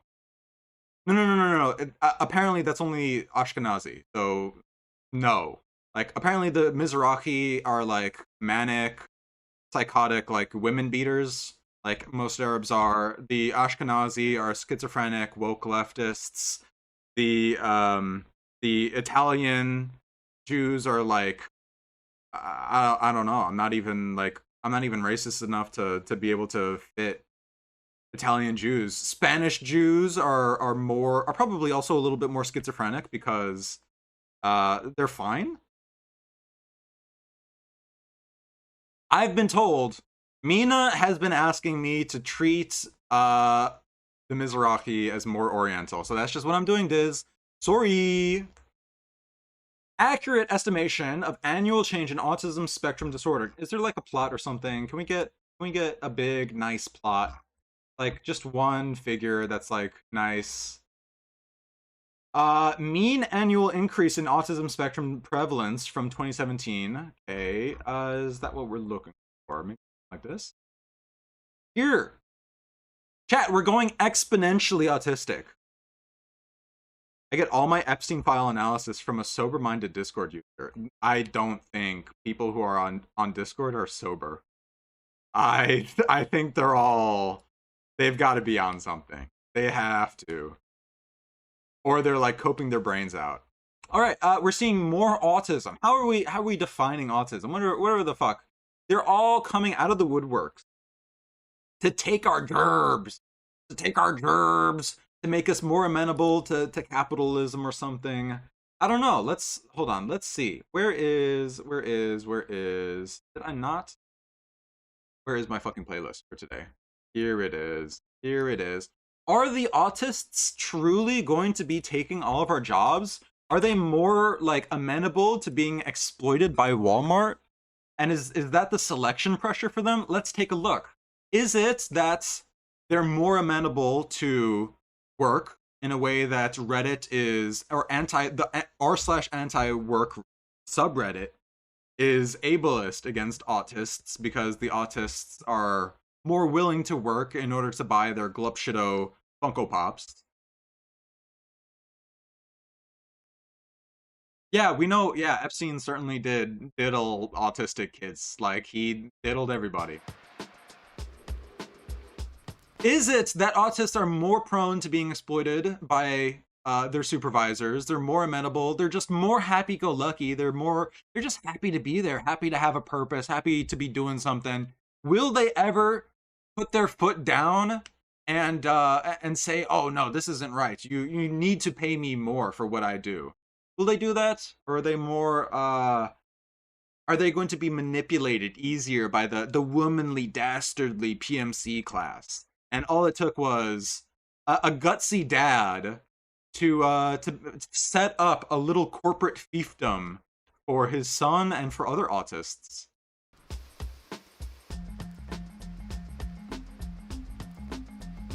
Look at him moving and grooving.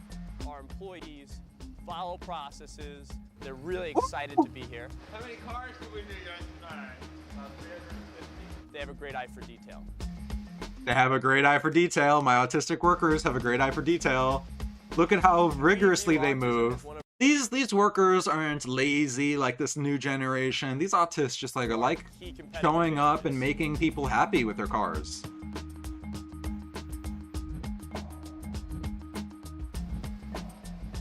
Okay, what's the distribution? How many of the corporates, the paper pushers, the bureaucrats are not autistic? Show us those statistics right now.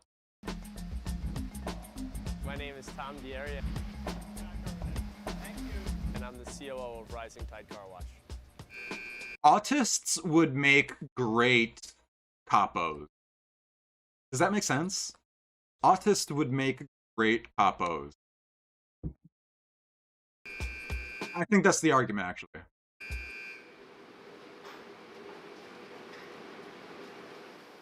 Andrew's my younger brother by about 18 months. We found out Andrew has autism when he was about 3 years old.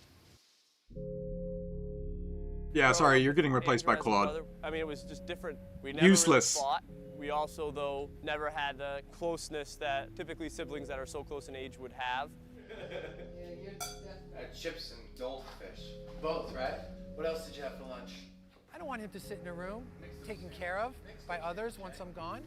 I want him to have a life. I want him to have a job. I want him to have friends that are like him. Based? So this car wash, it creates an answer for Liberals Andrew. hate this? It also creates an answer for their mom, who's taken care of him and done all the heavy lifting. We'll get to this where are the next stream. reinforcements? She's done all the work. Salty, I could never replace you with Claude. So, that's hard. Look at how happy liberal Marxocrats hate people finding purpose and meaning, fulfilling other people's needs in a free association. They just hate it. They can't stand this. This just enrages them. Oh, you're not unionized. The retards aren't unionized. Out of the school system, there's very little of any meaningful activity. In the autism community, we call that falling off the cliffs.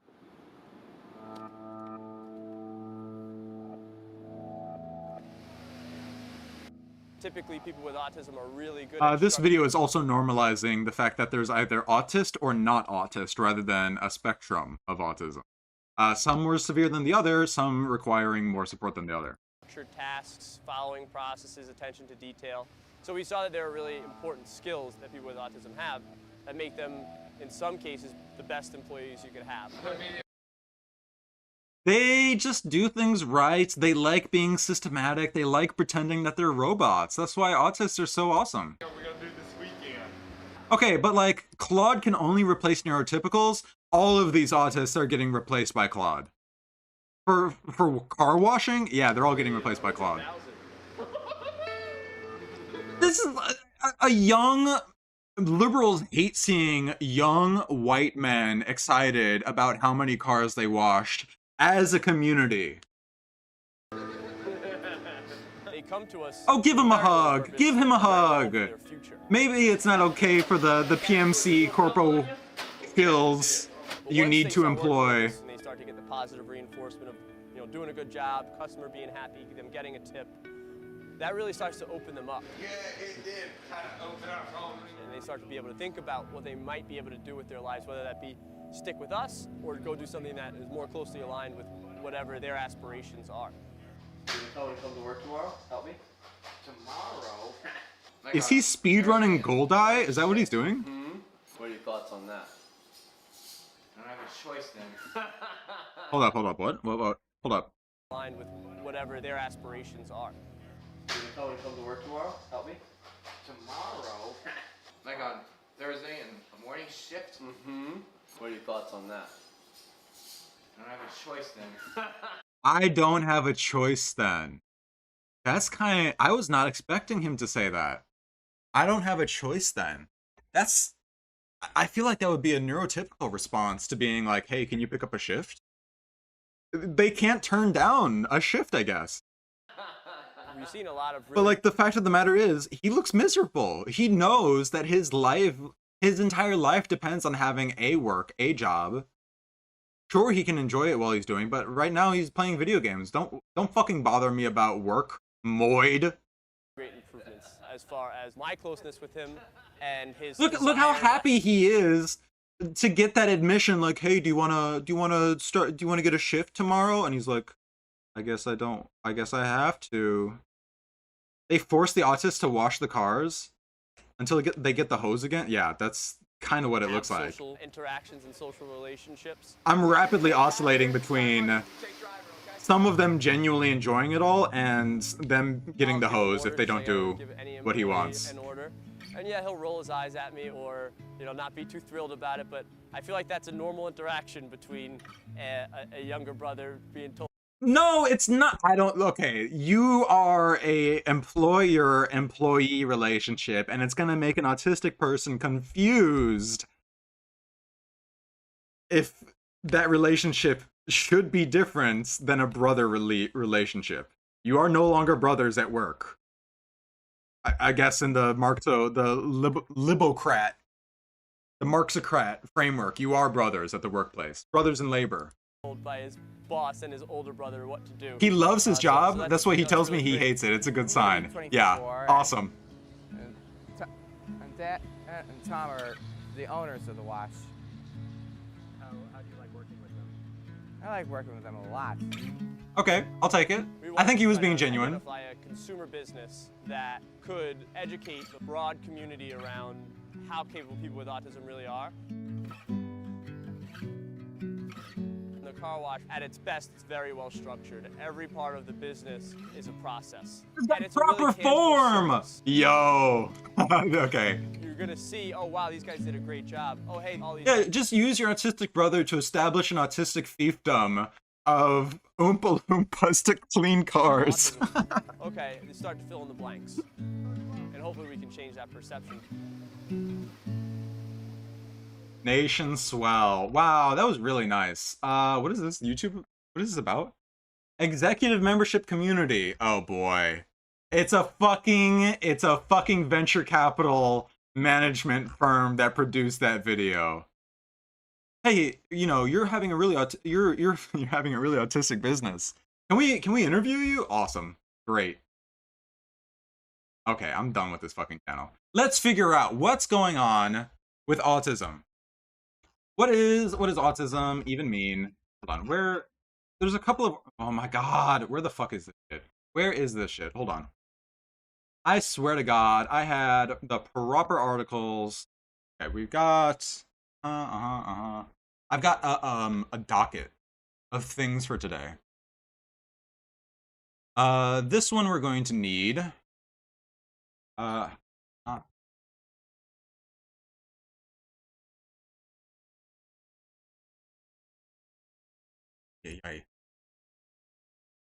need to find file directory. Where is it? There we go. There's one, there's two. Is this the facial? Oh, this is the spectrum one. And then this should be the facial recognition one. This should be the facial recognition one. Where's the We're gonna get to the bottom of autism.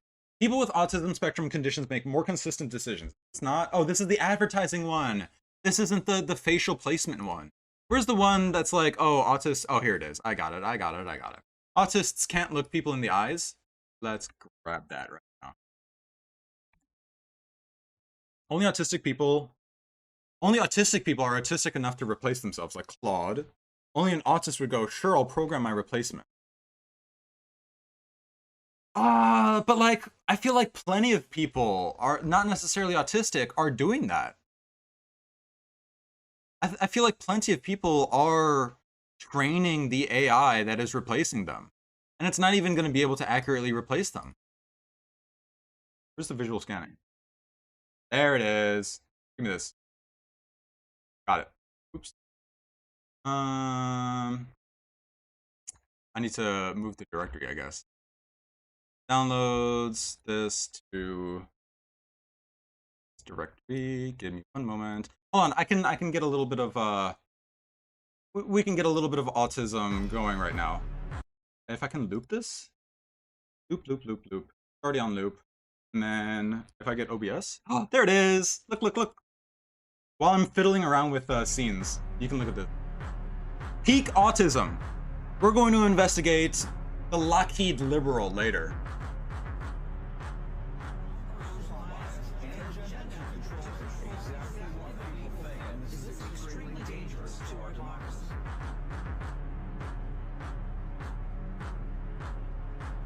Wow, 4 articles to go through today, chat. Big. All right, I'm gonna take a quick leak. We're gonna be right back. Yeah, we can keep this up. We can keep this up. It's gonna be quick.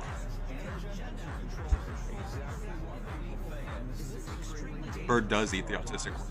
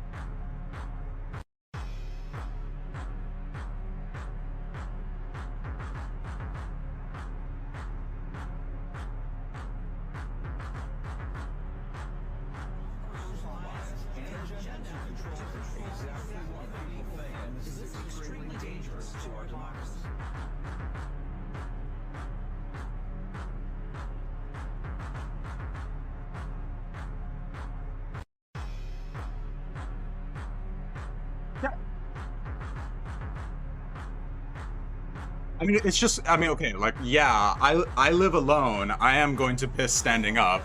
I clean the toilet. I'm the one responsible for it. But if, like, I'm sharing the space with other people, then, yeah, I'm certainly going to piss standing down. Sitting down.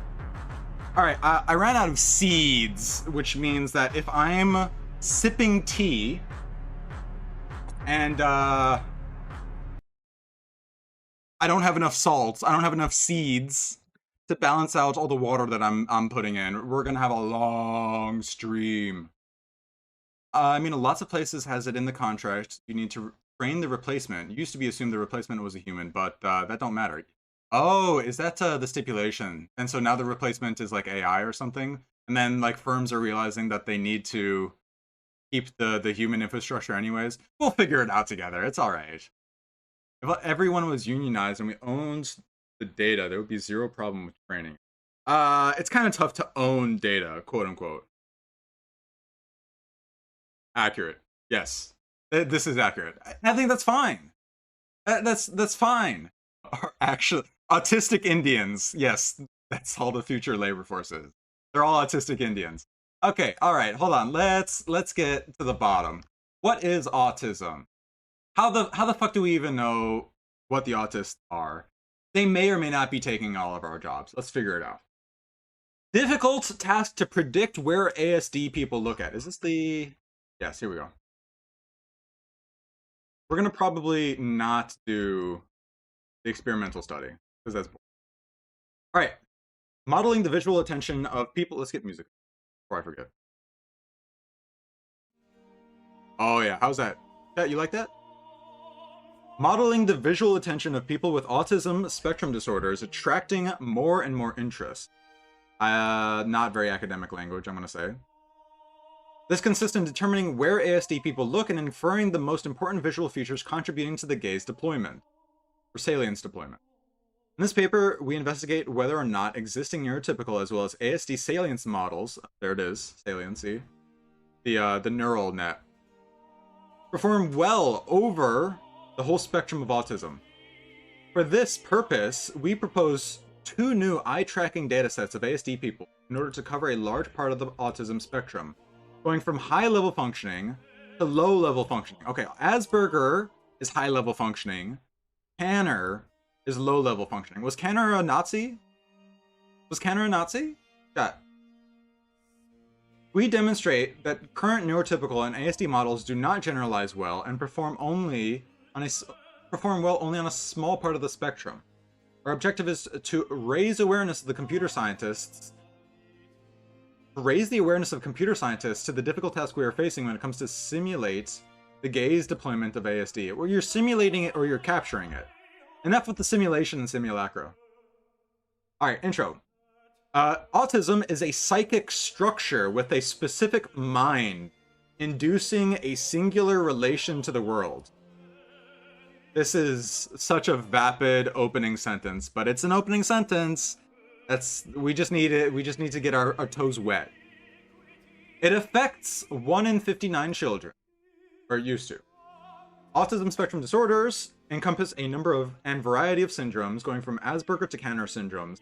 They consist of impairments in social interactions such as voice retention and gaze withdrawal, communication and repetitive patterns of behavior, self-soothing, stimming as well. These syndromes lie on a spectrum which reflect a continuum in the severity of problems. They also reflect a continuity in the human and post-human.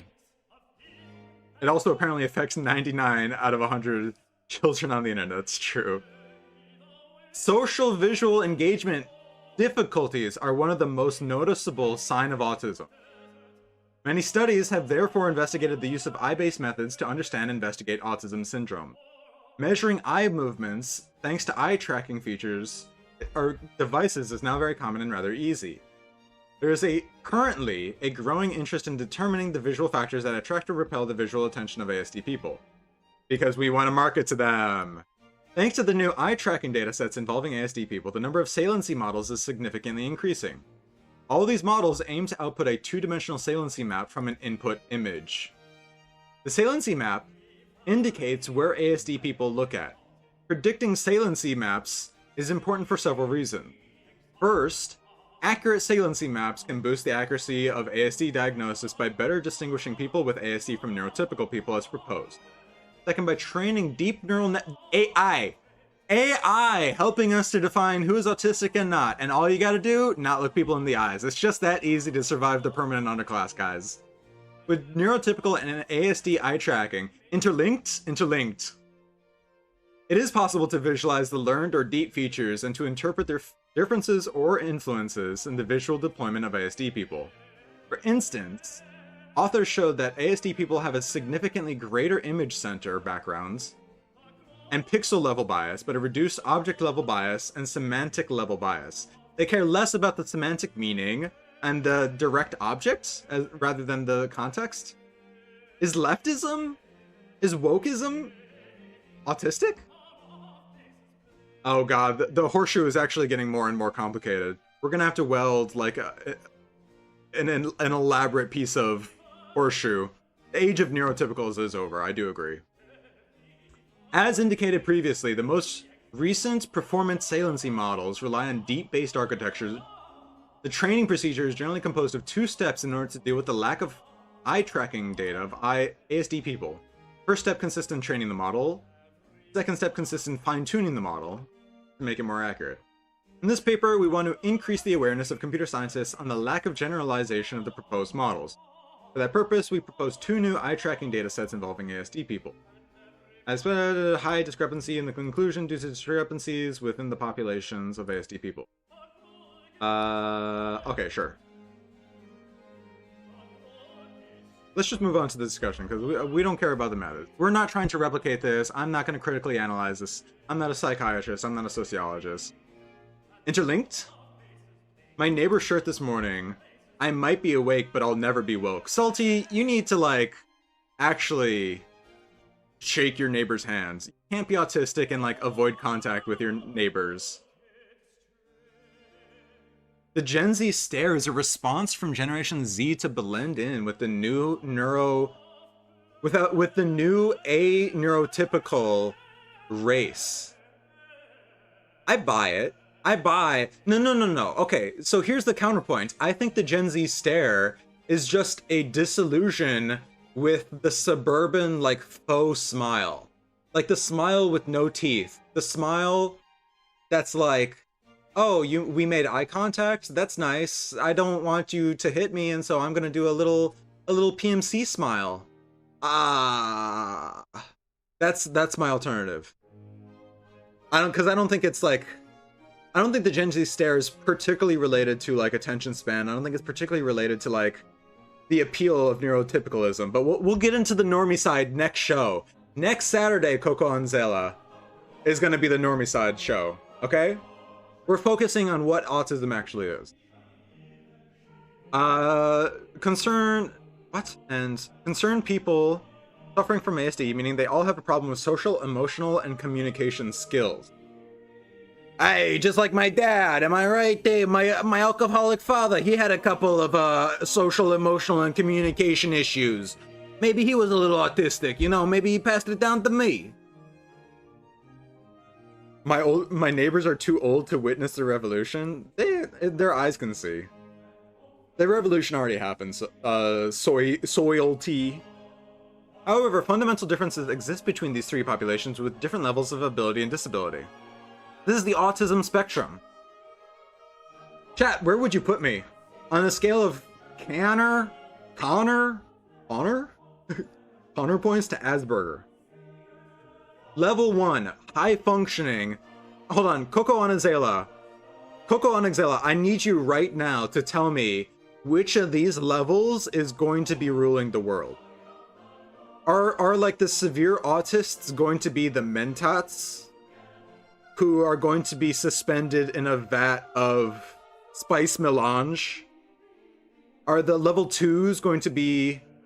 Oh no, it's the navigators that are immersed in spice melange. It's the mentats programmed to be robots, and the high-functioning autism is going to be the normies.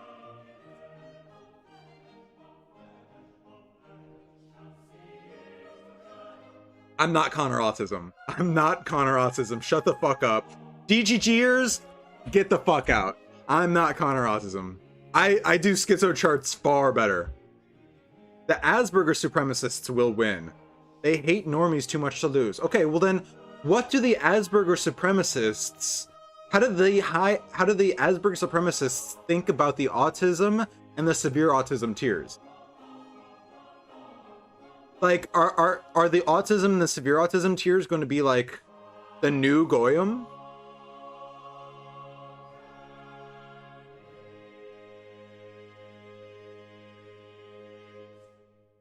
They're severely impaired in their daily life. What do they need to do in their daily life? Get groceries? We're gonna have replicators or whatever.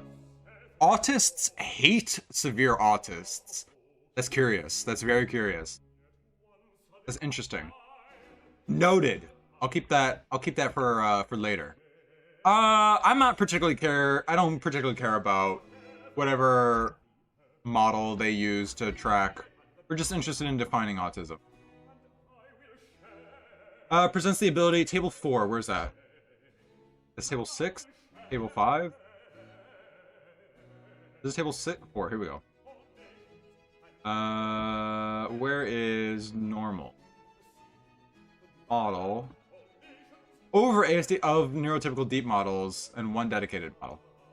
Oh, they're simulating a neurotypical deep model instead of actually... Oh my god, get this fucking paper out of my sight. Is there anything useful here? No. Get the fuck out of here. Anyone with autism hates that anyone who has more autistic traits than them because they were forced to hate their own qualities projected on... I can kind of see that. That's kind of like what the woman that FG Signifier was talking about was saying. Like there's pretty privilege and there's pretty punishment. There's autist privilege and there's autist punishment. I see it, okay. I see it. Systemically, we don't hate autists. Is the claim this next paper is going to be claiming. Sacha Baron Cohen, Simon Baron Cohen, here to give us his opinion on what autism actually is. This is evolutionary psychology. Let's get into it. Let's delve into this immediately. This is probably the same thing. Look, chat. Autistic people, they just don't look at people's eyes. They'll look at all this other interesting bullshit. Where the fuck are you guys actually looking? Why? How about you, like, ask them to look people in the eye? Okay, if you asked the autistic group to pretend that they were neurotypical, would they do exactly the same thing or would they do something different? Not sure. That'd be an interesting experiment, but we're gonna skip that article for now. This is the meat and potatoes right here. This is the good stuff. There are two major ways to predict changing events.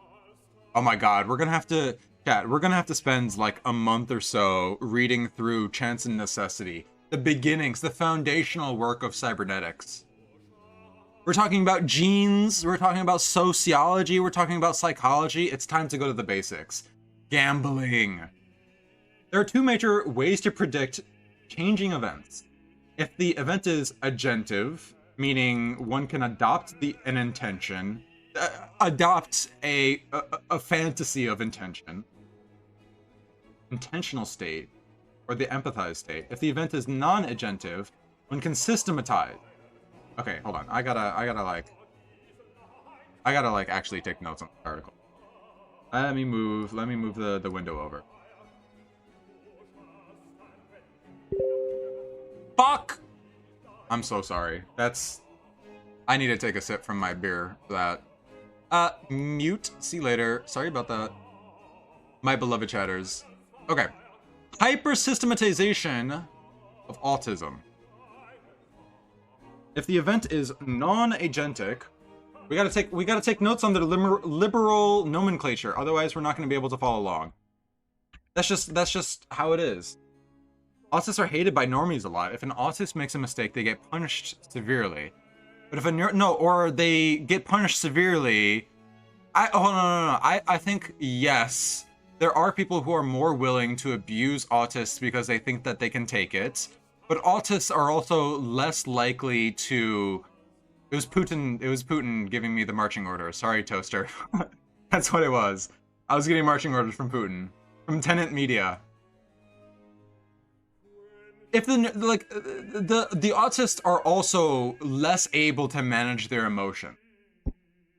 They're less able to communicate when they have a problem. Okay, two major ways to predict changing events. I need to take notes because this is actually something I want to learn. Can you see chat? Hold on. I've got too many monitors to be normal and too few monitors to actually run a proper stream.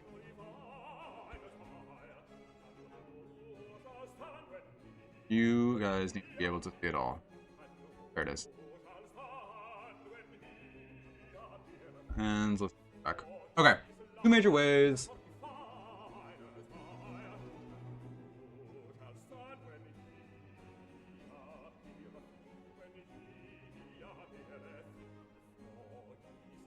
Predict changing events? Can we just call that like chaos, I guess?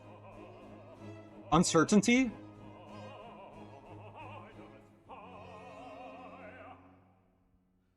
First, intentional. Or the empathetic. The liberal, I guess. Two, adopt the systematized. Oh, this is agentic. Hold on, I gotta. This is agentic. There's agency.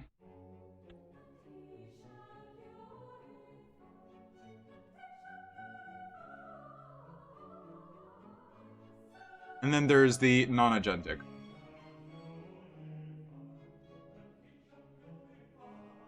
Which is the systematized.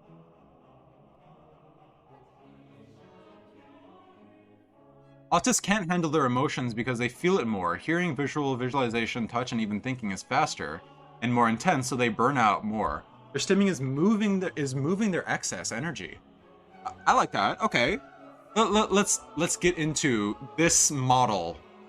So obviously the ways to determine if somebody's autistic, poor communication. Hold on, let's see. This is like identifying the people from Uranus in Begonia.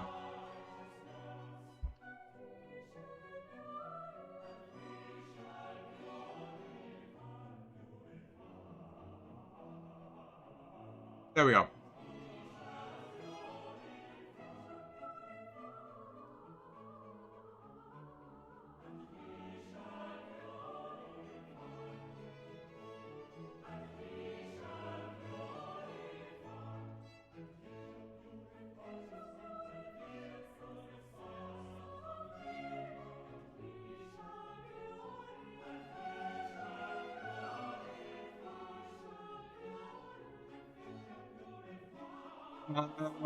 Poor eye contact. Oh, this is 3.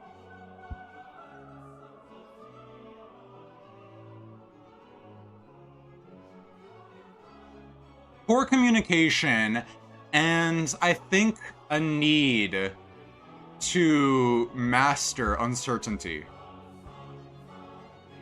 A desire, maybe.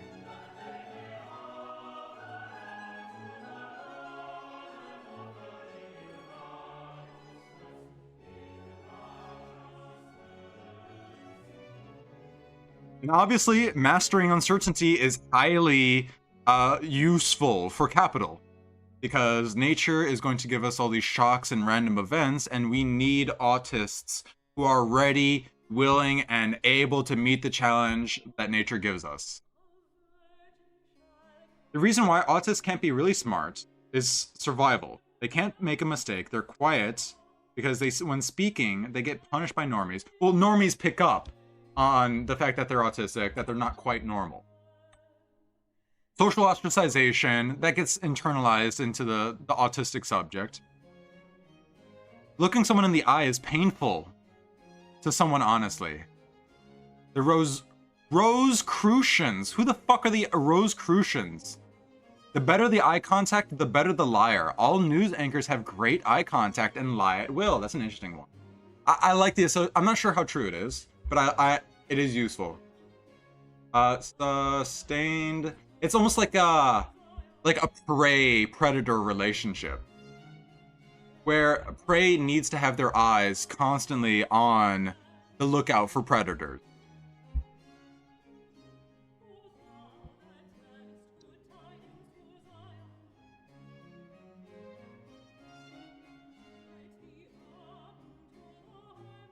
The Rosicrucians controlled the Vatican, descendants of the Templar. Where are they, like the Maltese?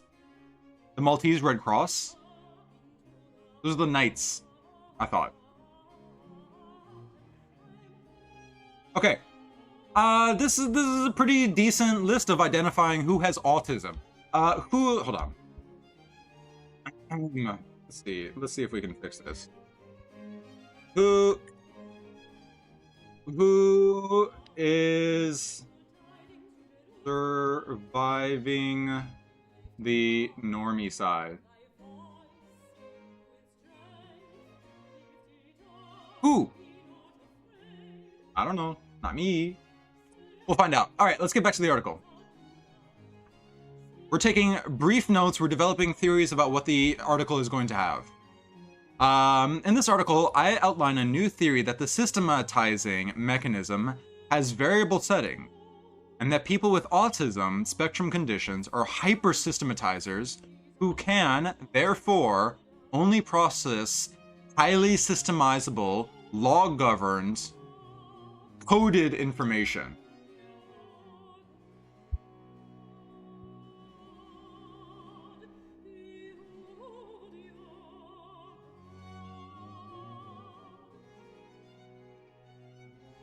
Who only process highly... Okay. That's a little extreme. Dish, what are you saying? That's getting fucking censored by chat. You're not the type of person to be dropping slurs. I wouldn't expect that of you. You alright?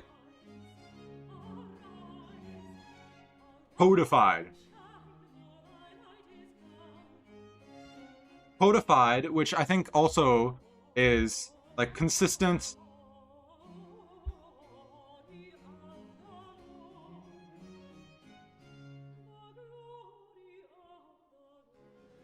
That's what they mean by law-governed information.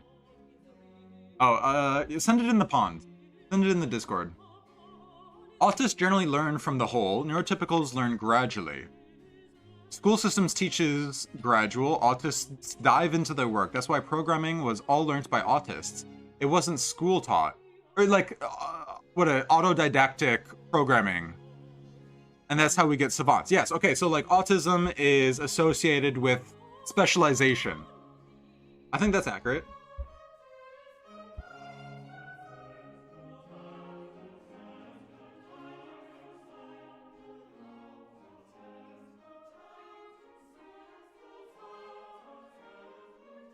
Specialized labor.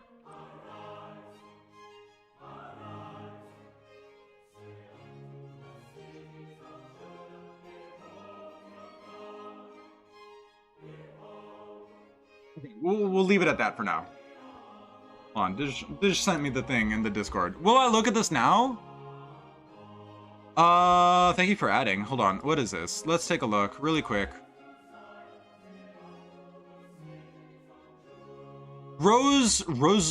Rosicrucian Order at the Temple in the Holy Grail. Why the fuck did we bring this up? These people invented autism? The Templars made autism? Is that... Yeah, I don't remember why we brought up the Rosicrucians. The Rosicrucians controlled the Vatican, and the Rosicrucians made autism. Right? Is that correct? Our order... Art is the servant of the Gnosis. Oh, they might be autistic. You mean art is a company ritual, religious ritual, there's no musical, yep. Found in painted caves, yep. People who are more artistic, autists are very autistic. I thought they made good autists to bring about the end times. They'd read about the whole book and reread it and ponder on it. Neurotypicals follow rules. Ironically, neurotypicals work more like a robot while autists innovate. I think you're thinking of autists at different points of the spectrum. Like somebody who would be a Asperger autist, I think is somebody who's more able to innovate, but somebody on the more egregious end of the autism, the more support end of the autism, is more likely to audit, to be somebody who is fine with being an automaton, being a cog with a purpose. Okay, this is a raw piece of art. That's cool. Yeah, okay, fine. All the artists of Western civilization were autistic gooners. We heard it here first. Isaac Newton was an incel, not an autist. Autism did not exist back then. Also, he was a polymath. Everybody back then was a polymath. All the polymaths were doing alchemy. I got scrolls on my shit. Okay. A sort of mating theory. Autism is the result of both parents being high systematizers in both social and a biological context. Okay. Systematizing non-agentive chain, which is what we've got here. Universal feature in the environment that the brain has to react is change. Yes, change is the only thing that never changed. This is chance. Chance and necessity.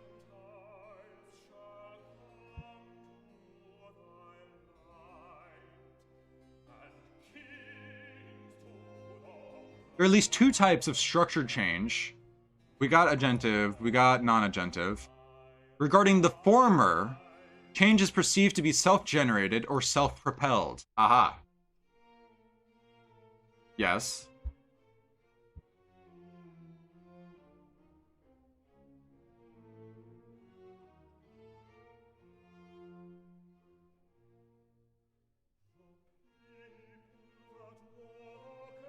subjective.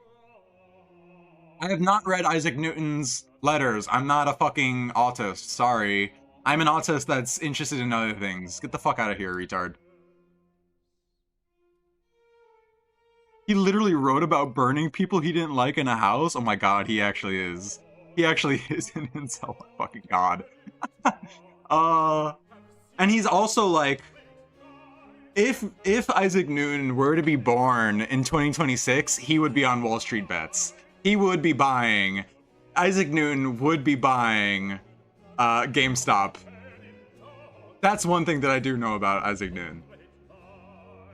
The brain interprets it as agentive, and it's an agent with a goal.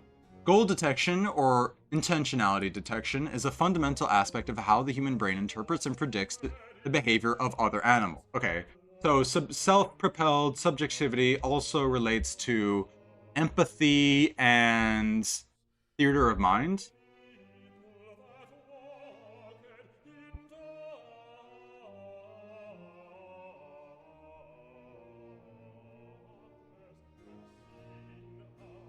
He hated a rival scientist so much he bought all the books just to burn them all. Yeah, that is kind of based. That's the kind of obsession that we love. Structured, non-agentic change is any change which is not self-propelled and where there is a precipitating event interpreted as a possible cause of the change or a pattern to the change. Some patterns are cyclical, but there are other types of patterns. Structured, non-agentic, so this is like schizophrenic causality.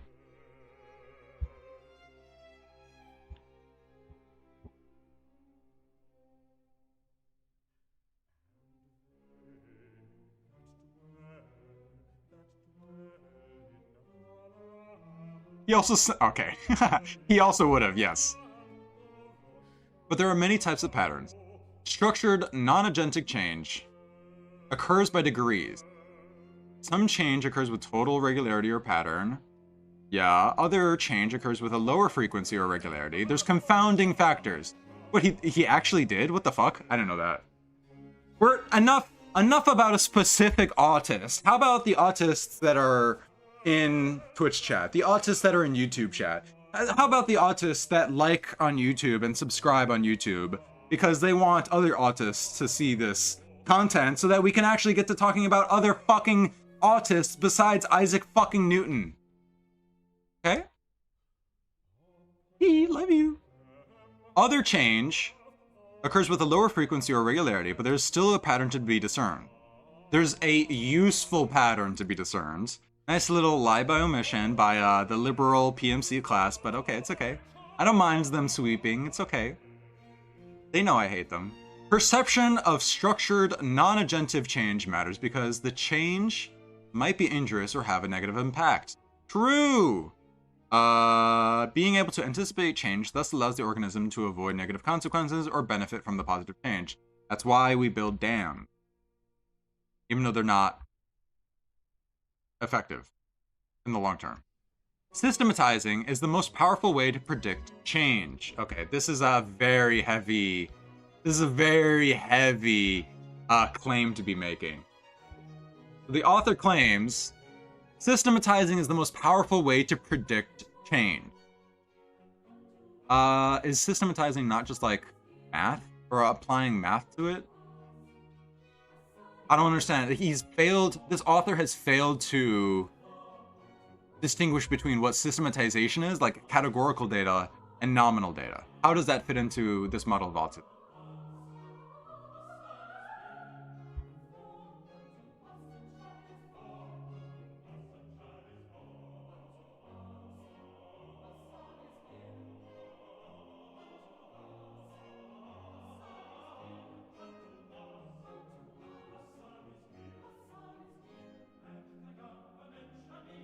You're confusing systematization with routine. That might be it.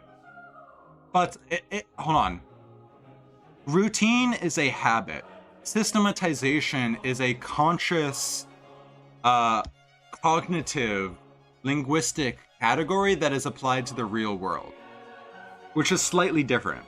And it's applied to the real world with the intention of separating out what could be agentic and what is not agentic. So, I mean, the line, the delineation between these two, I'm a little iffy on, but let's keep reading. What do they have to say? What do they have to say to support this? Systematization is a powerful way to predict change. Systematizing involves law detection via observation of input operation-output relation. Law detection via it's just cybernetics. It's just cybernetics. It's just cybernetics. Autism is cybernetics. Okay, systematization. I'm going to use their exact words for a little bit. I'm just going to say it's just cybernetic. That's why I think that they are not confusing systematization with routine.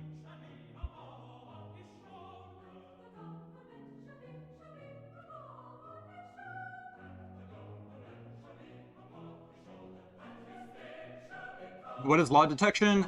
Agentic. Law is agentic inherently.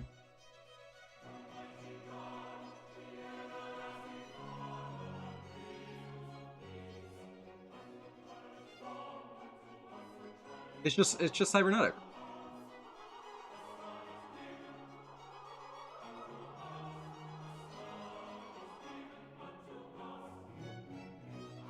There you go. Maybe that should have been the title of the video. Systematizing allows a search for structure, patterns, rules, regularities, periodicity, and data. With the intention of predicting, yes. The goal of systematizing is to test if the changing data is part of a system. Systems, it's all part of a system. Fuck! I hate this article, actually. Why am I reading this? Systems may be mechanical, natural, abstract, collectible, modoric, or even social. As an engineer, a lawyer, a mathematician, a film editor, a librarian, an astronomer, a meteorologist, a chemist, a musician, this is just padding word count, a grammarian, a philologist, a CEO, a zoologist, all systematized. They are all concerned with formulating laws governing change. Yes, okay. Specialization is associated to... Specialization is associated to systematization. So what? I guess they're all like, there's just an overlap between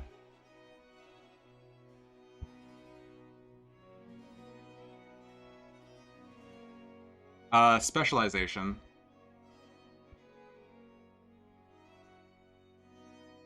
and is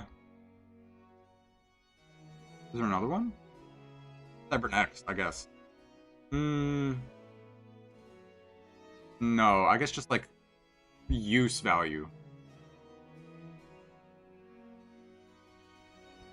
In cognitive capitalism.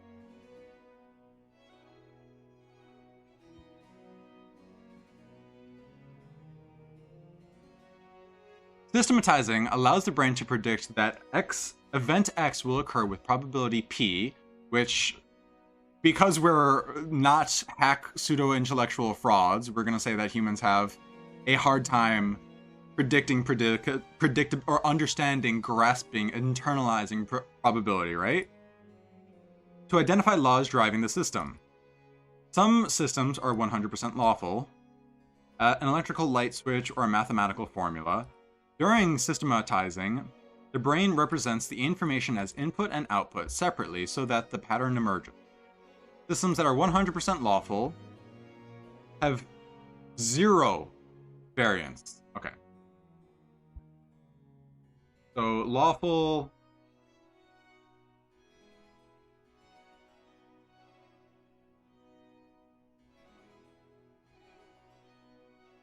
So as lawfulness is 100%, variance. There we go. And can be predicted and controlled 100%. Well, that's the idea. That's the idealization. A computer might be an example of a 90% lawful system. The variance is wider because the operating system might work differently depending on which other software is installed or which version of the software you have. The weather might be a system with only moderate lawfulness.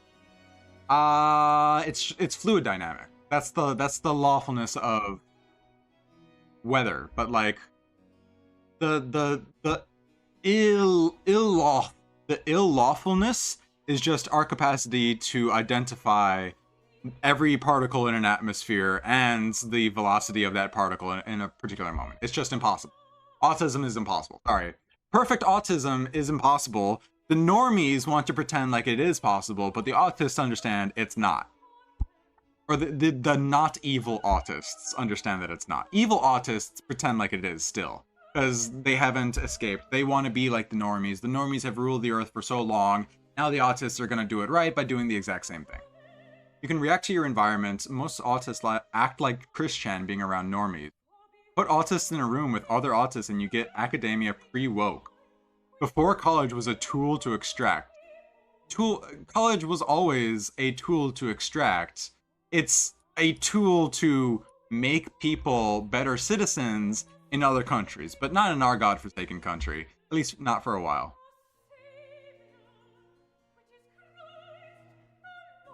A key feature of systematizing is that single observations are recorded in a standardized manner. A lawful manner. A meteorologist will make measurements at fixed times in fixed places, measuring rainfall, measurement with a thermometer, pressure with the same barometer, wind speed with an anemometer. An astronomer will record the position fixed at a cycle. Systematic data collection can thus lead to the observation of the patterns of law. Okay, cool. I'm convinced. Systematization does have the ability to reveal the structure or laws of nature, but my contention would be up until a certain amount of predictability. Academia was a tool to innovate.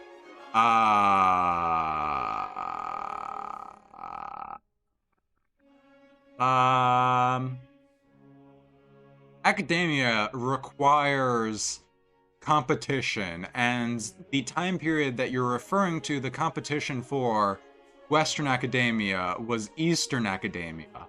And now that communism is gone, academia has a different role. The illusion between a public and private academia is completely gone. It's all use. It's not innovation. It's value max is what we all know it to be. Systematizing agentive change. Some aspects of agentive behavior are highly lawful. Cats typically use their right paw to swipe at a moving object. Okay. So examples here. We should also have like example.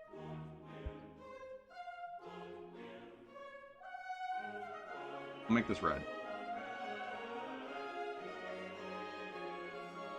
Example of agentic and highly lawful. Oh, maybe it's like a maybe the example should be like a opponent square. Look at this cat. Hold on. This is why you guys come.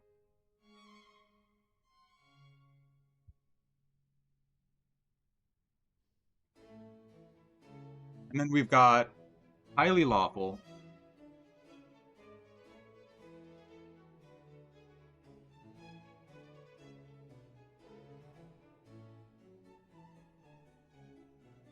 Just like my president, Donald Trump, non-agentic, low lawfulness, DJT, right there. Okay, agentic, highly lawful, this would be like handedness or, not instincts, but I guess it would be instincts.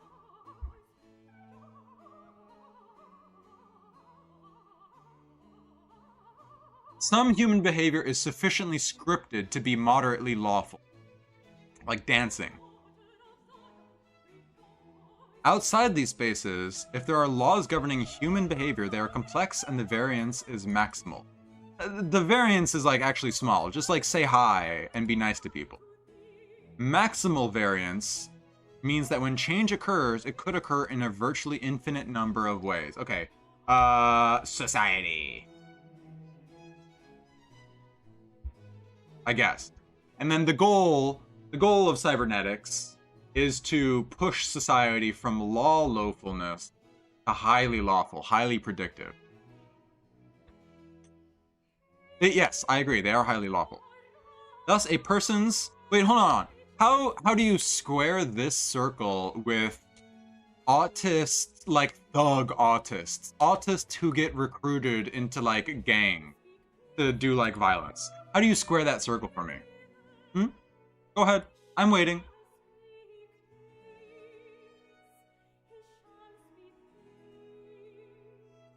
Square that circle. Otherwise, I'm going to continue reading. Oh. Autists need a societal structure because without it, the normies will throw a rock at the autist. That's what the Lord of the Flies is all about. In order for society to function with specialization of labor, yes, you need a societal function. It goes hand in hand. Like, obviously, Marx was wrong about the progression of human society through the ages. And Bookchin feels that the transition from nomadic, pristine humanity to god kings involved the hierarchy of age and the hierarchy of sex. Unjust hierarchy of age and the unjust hierarchy of sex. Other evidence is sort of pointing... another potential explanation is... I guess agentic behavior, autism, right? So the transition from...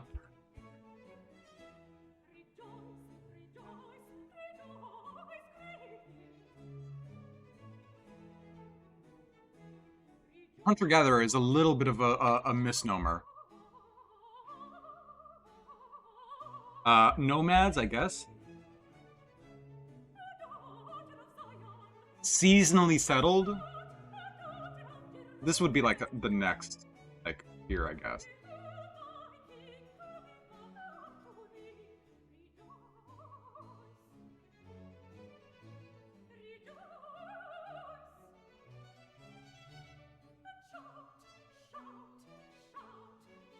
Settled,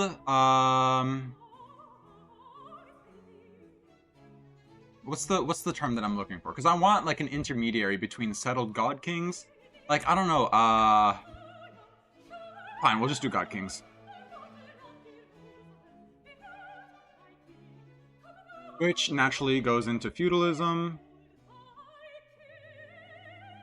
Feudalism goes into mercantilism / early capitalism.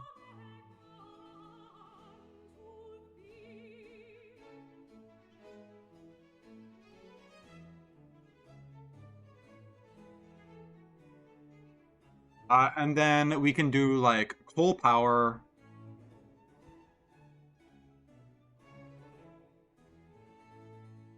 Oil power.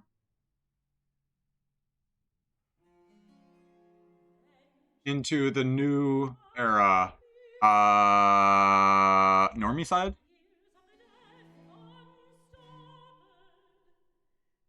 This is cognitive.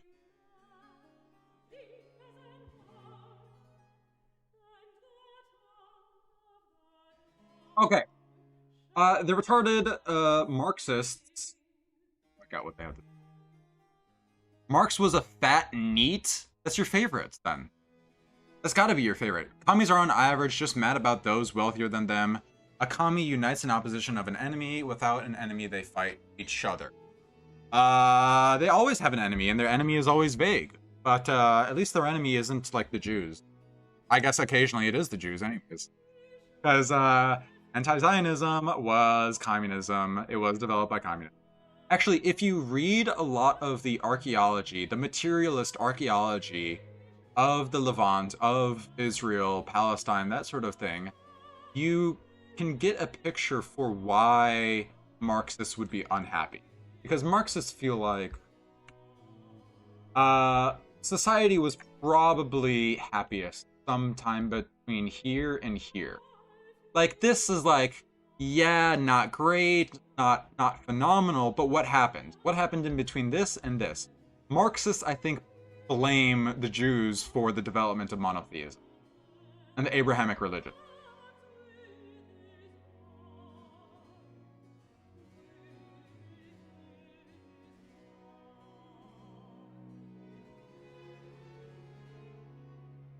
This is, what's it called? Intranslatability between, like, communities. Because gods used to be interpersonally accepted for the purposes of politics. You bring your idol as an icon of your city-state. I guess, like, yeah, settled god-king city-states is probably a better way of phrasing it. And then the Marxist here, it's like, something about surplus. I don't know the theory well enough.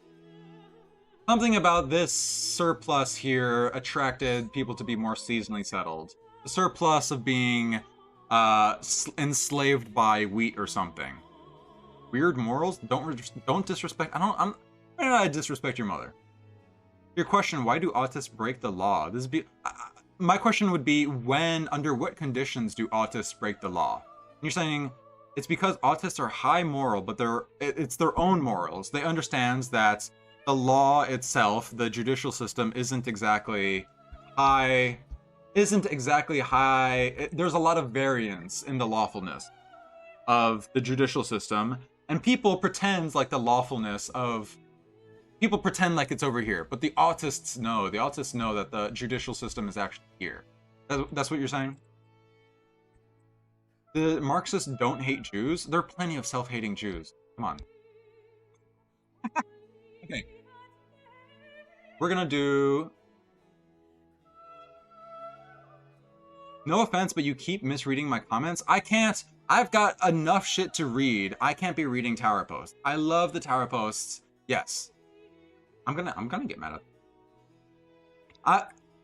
Is it not out of my responsibility as a streamer to rage bait my chatters just as much as my chatters try and rage bait me? Oh, but that means that I'm not gonna engage anymore. Like, there's nothing more for you to say. Just cut down on the signal to noise ratio. So, somewhere from seasonally settled to settled God King is where Bookchin describes the emerging hierarchy of the unjust,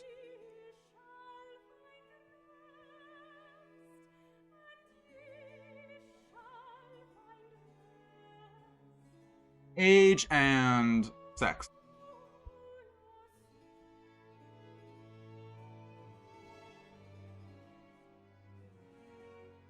The Marxists going to say, oh, whatever, it's all this. Oil became the national product of the entire world because it's highly liquid, it can move all across the world. Cognitive capitalism, ideas are far more liquid. It seems like the autists are far more willing to be able to pick up on that. Let's get back to the article. See, I cannot keep getting sidetracked by my chatters telling me about how Isaac Newton was a based, retarded incel. Like, yeah, we know. We all hate fucking, what's it called? Calculus. I don't hate calculus. I think calculus is actually. Alright, some aspects, human behavior in film is of course highly lawful. In drama, it's highly lawful. Since each time the film is replayed, the characters will do and say the same thing. But outside of these special cases, if there are laws governing human behavior, they are complex, and the variance is maximal.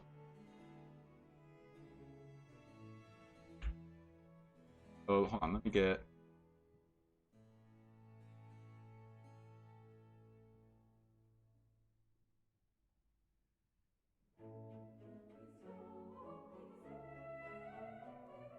Maximal variance means that when change occurs, it could occur in a virtually infinite number of ways. Thus, a person's hands, eyes, mouth, posture, and facial expression might change in one of the hundreds, if not thousands, of possible combinations. Nor is there a one-to-one mapping between facial expressions and the underlying mental state that might be causing such a change such changes in the face. Oh, okay, so the explanation for why autists have a hard time making eye contact is because they don't trust the fidelity of people's facial expressions. They think people lie. Okay, I'm getting it. Nor do situations predict the subtlety of emotions, since the same situation, different people react differently. Finally, humans as moving, changing objects also require the agent they are interacting with to respond. Not necessarily. They talk and their words appear as novel, unique combinations on their occasion, unlike scripted behavior. The right response to their Words isn't to reply with a script. Well, guys, technically, if you guys haven't been around in the debate spaces enough, you know that you can just like break down all debates into a flowchart. Didn't you guys know that?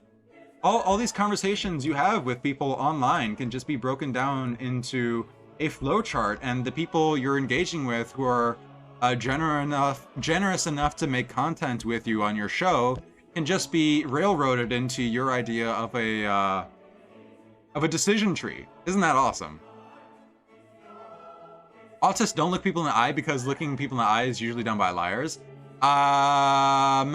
It's usually done by liars, but that doesn't necessarily mean all No. The problem is that neurotypicals say that they're not lying. Neurotypicals say that they value honesty, when in reality, we all know that they do not. We all know that we make comfy little lies in order to exist in society. Agentive change in the social world is too fast, and the laws, if they exist, are too complex to systematize. Not really. Are too complex to systematize? It's sex and power. It's sex and power. That's the systematization of capitalism. It's sex and power. Claimed human behavior could be systematized if one had a complete record of all historical incidents and all the consequences for any piece of behavior. The real social world is, of course, not a Skinner box, as in a box that we know every piece of information at a piece of time. We can't know it all. It's impossible to get maximum variance and lawfulness. Of course I remember. You just got here? Hi, Salty Squid. Welcome. It's a lovely Saturday. We're autism posting over autism. So meta. We're getting to the bottom of autism. We're gonna deconstruct autism. There's gonna be no more autism after we're done with it. There's only gonna be the severely autistic who are manning the Walmart security checkpoints so that you make sure you put in the labor to scan all the items that you grab for yourself. Systematization is the inevitable product of bureaucracy. Quote I read somewhere. I think that's absolutely right. It's exactly correct. If you just look at the glabella, which is a lie in and of itself, but will get you out of having to look a liar in the eyes. What is the glabella? This is not a word, Phantom Monkeys. What the fuck is glabella?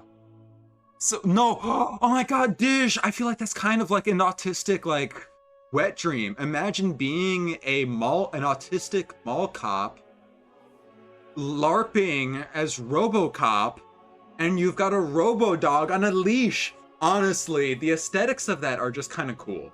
Like, the autists are just prone to aesthetics, cool aesthetics, to fantasies.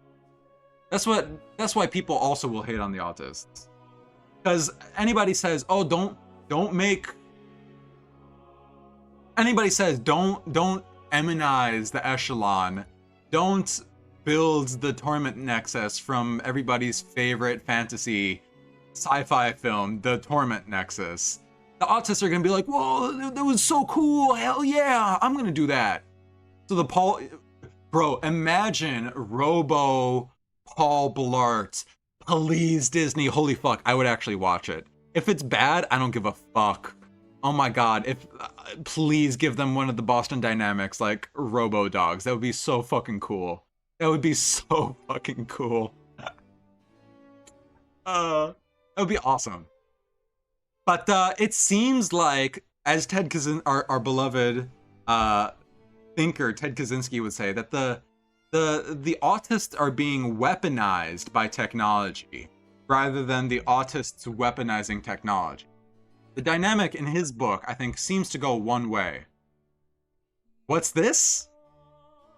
There are autistic individuals. Israel here, with his nice little Israeli tie, he could be from any country. He could be a Jew from any country.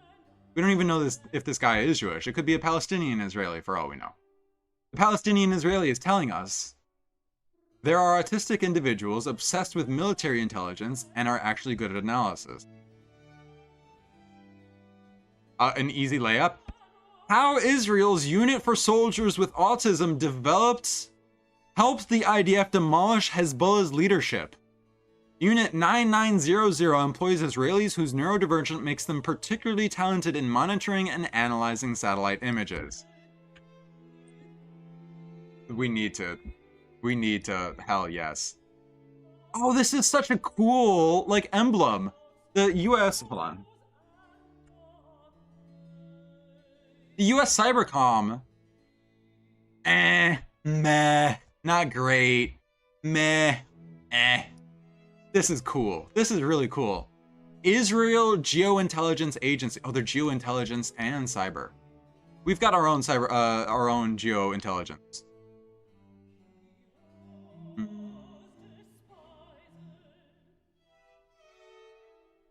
How autistic Israeli spies penetrated Hezbollah? What is with Israel and like penetration? Fuck. It's real. Talented in monitoring and analyzing satellite images. Well, we've done a couple of shows on satellite imagery and what that requires. It does seem like it requires a little bit of autism. Uncle Teddy K. Baha. He could bring America home again. Make monkey great.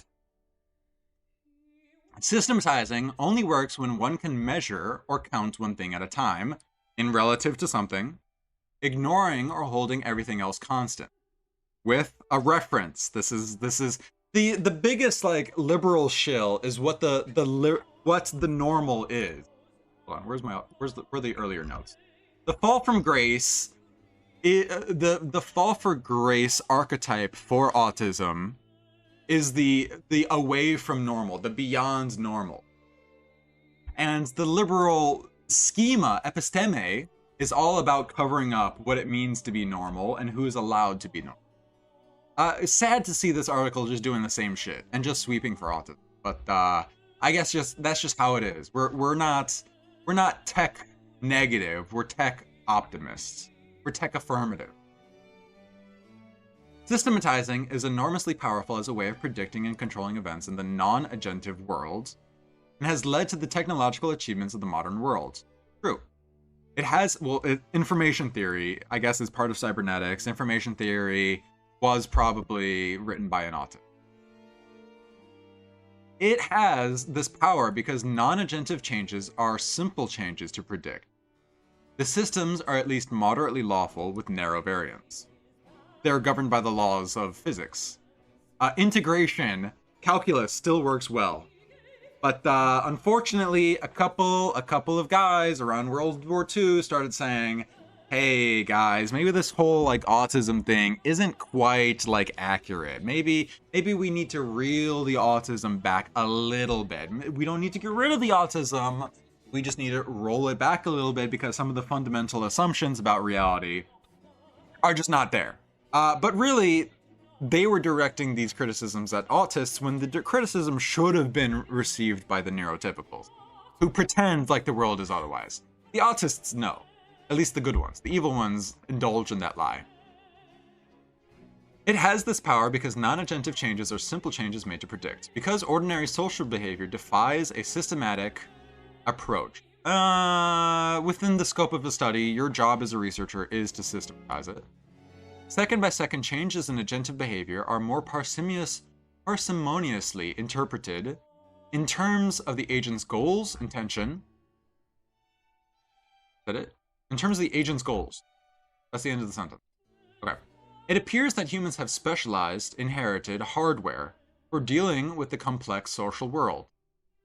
I don't think that is enough of a that's not a hot enough idea to justify a citation. I agree.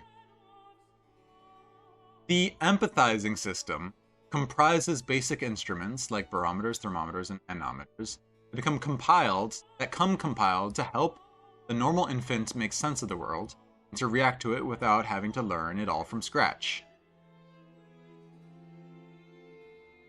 Empathizing system.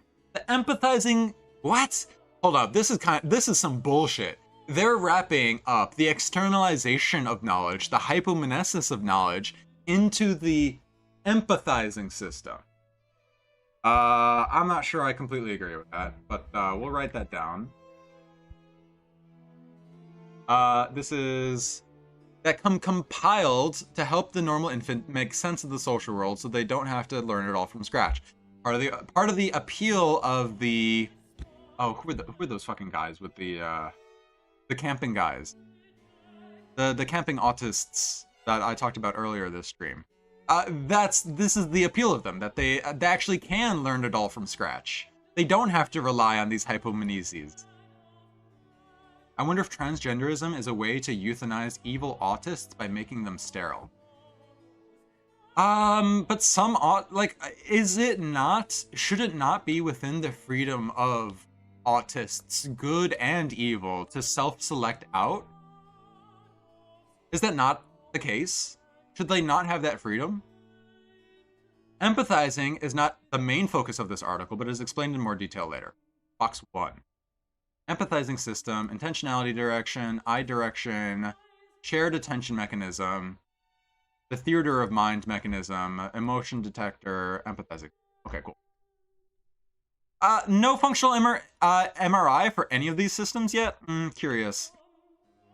Such basic modules, or neurocognitive mechanisms give the normal infant a foothold into making sense of and responding to the social world. The neural circuitry of empathizing has been extensively investigated. Key brain areas involved with empathizing include the amygdala, the orbido and medial frontal cortex, and the superior temporal sulcus. Experience allows us to learn the subtleties of empathy, but such hardwired innate mechanisms bootstrap the brain to make a rapid sense of social change. Yes, there's variance between the two. This could have been a sentence. The hyper-systematizing theory. Box 2, where is this? Alright, we'll get to that. Posits that we all have a systematizing mechanism. And this is set at different levels in different individuals, or cultivated in different levels in different individuals. The SM, the systematizing mechanism, is like a volume control or a dimmer switch. Genes and other biological factors turn this mechanism up or down. For some people, their systematizing mechanism is set so high they systematize any changing input, analyzing it for possible structure. I wonder what's like the overlap between systematizing mechanism and OCD. Maybe OCD is like a hyperactivation of systematizing mechanism, such that like your means of clamping down on accurate representations of reality become so divorced, you get emotionally attached to a particular mechanism you intuit is necessary for your mental health or something? I don't know. For some, their systematizing mechanism is set so high they systematize any changing. A high systematizer searches all data for pattern and regularity. For other people, their systematizing mechanism is set at a minimum level, at a medium level, where they systematize some but not all of the time. What about like genuine retards like Hutch online, who are lazy, incurious, and do not have the cognitive abilities in order to reflect on their systematizing mechanism, to challenge their own systematizing mechanism in order to hone their predictive models for politics, people, and the future? They're retarded. That's what retards are. People, the normies are retards, I guess. And they take Adderall in order to soothe themselves into believing that they're not actually retarded. When in fact, it just makes them more retarded. It's not for you, Lil Gup. For yet other people, their systematizing mechanism is set so low that they would hardly notice if regularity or structure was in the input or not. Okay, hold on. High social market value is intention,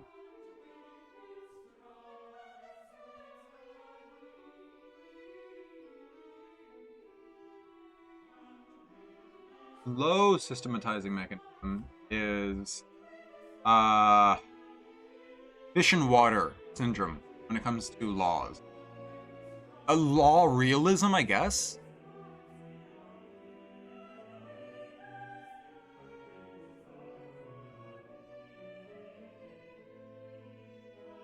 Okay. That is relieving. It is relieving to know that retards like Hutch will be selected out in the coming years. Principles in the axiom, the systematizing mechanism drives the brain to look for input, operation, output relation. Flows.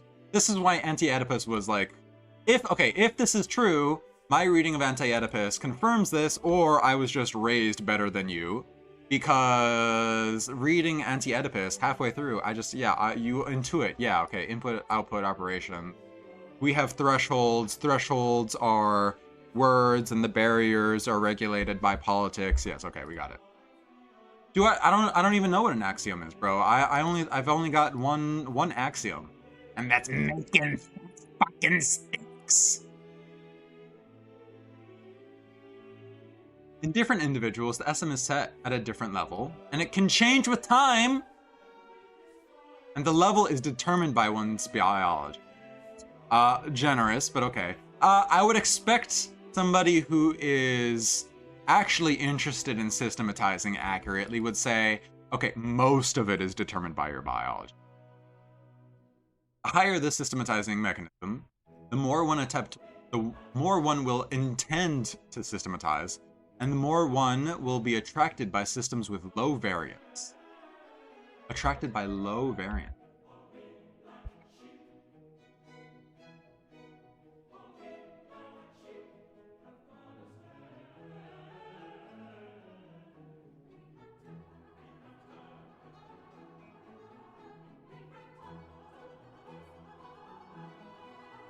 Low variance.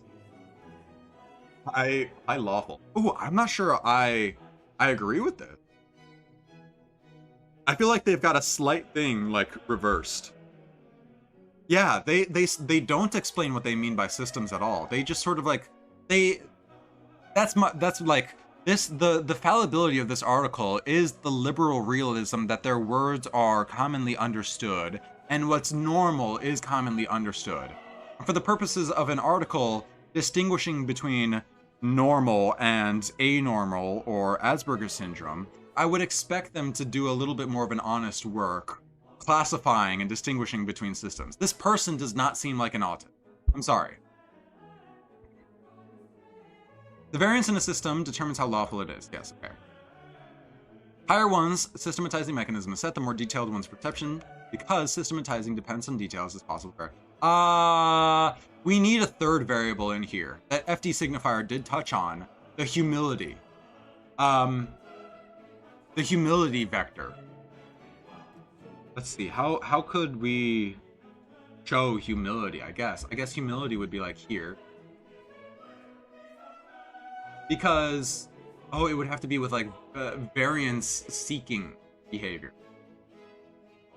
It would have to be humility and SM would be actually a chart.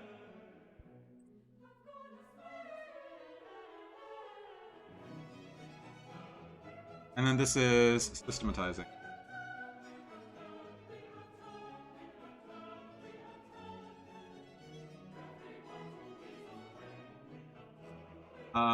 Okay. So we can get like high humility, high systematizing mechanism is like an honest academic.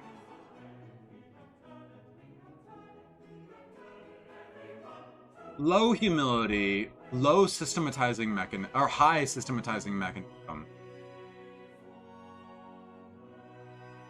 is probably someone who would push, hold on. So as lawfulness, coherency of the systematizing mechanism increases, the variance decreases of the results. So like this is output.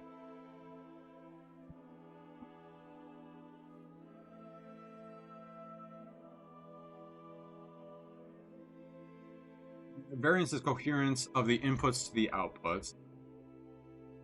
Low humility, high systematizing would be highly lawful with higher okay, so this would be the honest academic. I think anything below the line, this area, would be like a dishonest autist. Evil autist, maybe?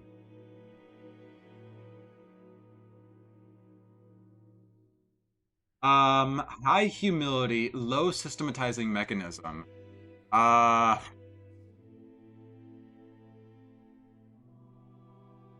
would be an example of that? Cats? Animals? Pets? Poem? Low humility, low systematizing. I just gotta say it. That's just what it is.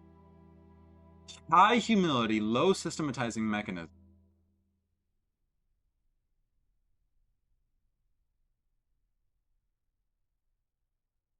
Midwit? No.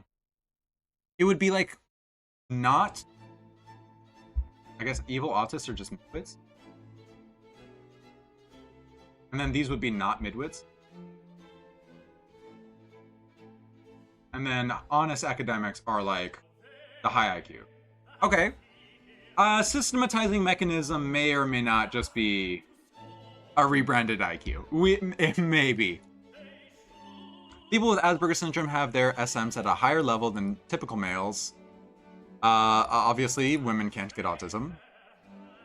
Parents of children with autism spectrum conditions have their SM set midway between people with autism and typical males. Okay.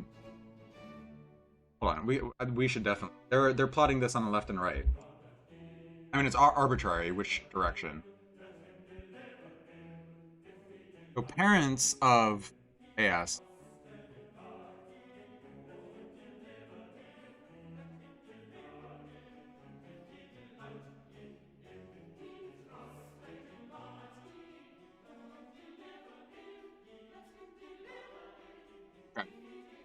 People with classic autism have their SM set as maximum level and higher than people with autism.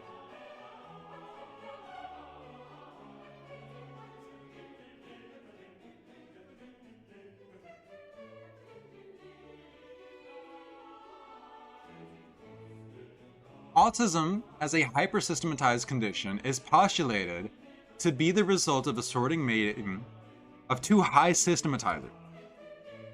In each parent, it's essentially the golden lineage, the bureaucratic lineage. My parents came from priests. Oh my god!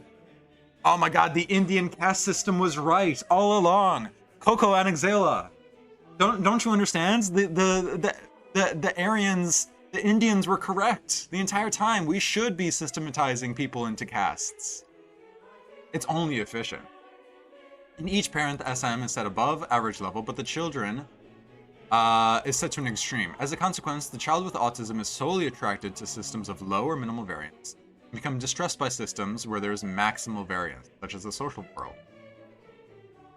No, they get distressed by people pretending like there isn't maximal variance.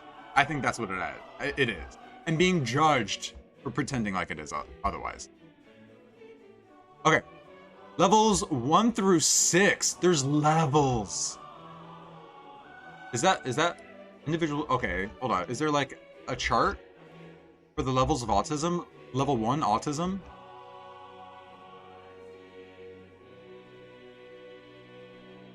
Systematizing the general population. Levels 1 to 4 autism. Chat, post your level of autism in the chat.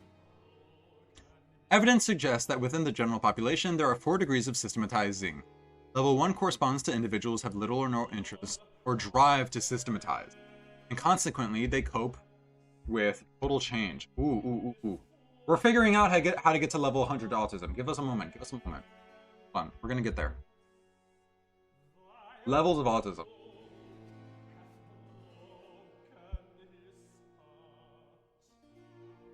You start off as a lowly runt, a lowly goyim, little or no interest.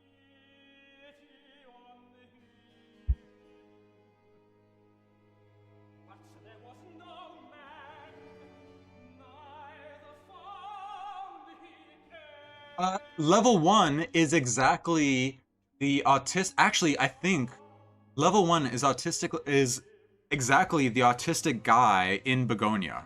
The guy, spoilers for Begonia, who kills himself. Because his brother, the schizophrenic, has been doing all the systematization and has come to the conclusion that aliens rule Earth and they're going to be harvesting us for genes or something like that. Consequently, they can cope with total change and total flexibility. So this would be also this would be the depoliticized subject.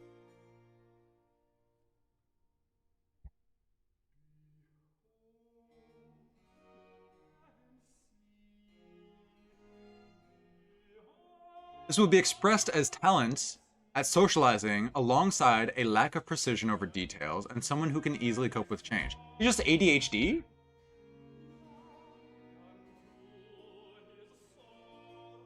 I'm not sure. I'm not sure. Begonia wasn't an Emma Stone sex movie like the other directors. Okay, that good rage bait. Actually good rage bait. Fuck you. Actually, Begonia yourself. Pop your bubble.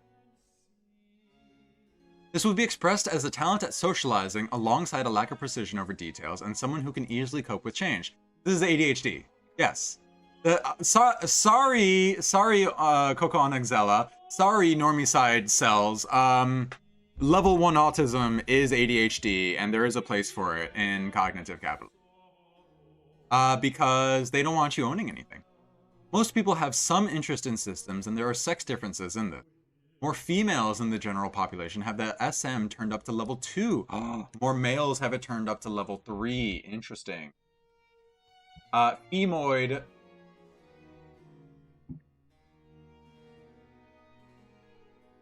And then 3 is moid.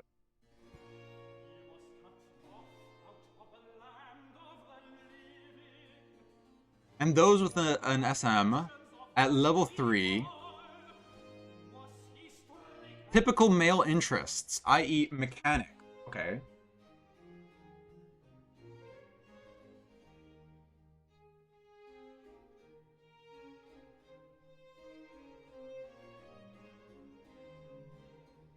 These differences might be quite subtle, such that on a test of map reading or mental rotation, males might perform higher than females.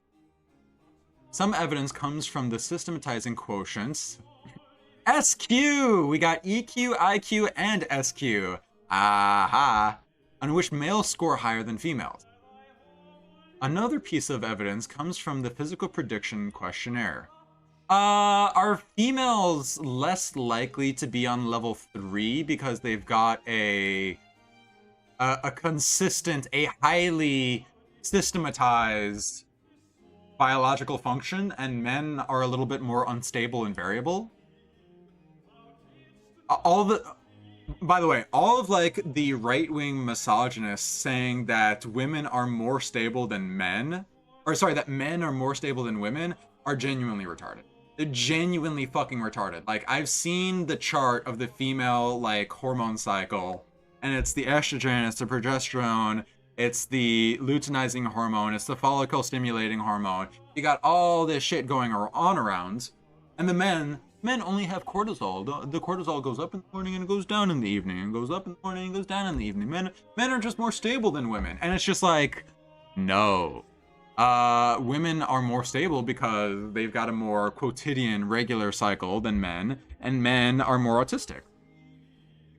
Do women have autism? I'm struggling with that question, personally. Another piece of evidence comes from the physical. Actually, if women have autism, then why are so many male to female trans women autistic? Riddle me that, liberals.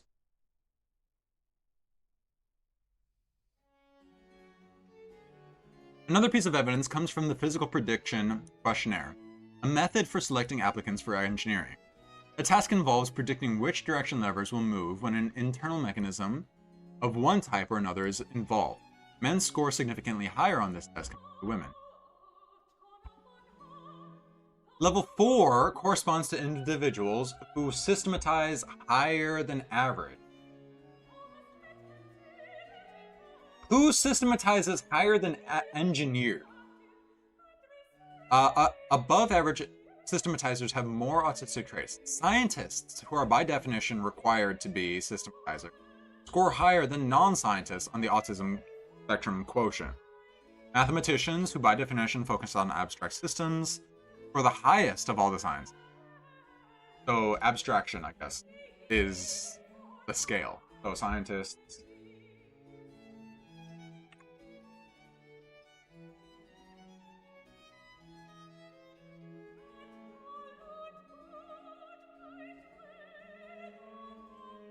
Another example of a group of people who are above average systematizers, parents of children with autism.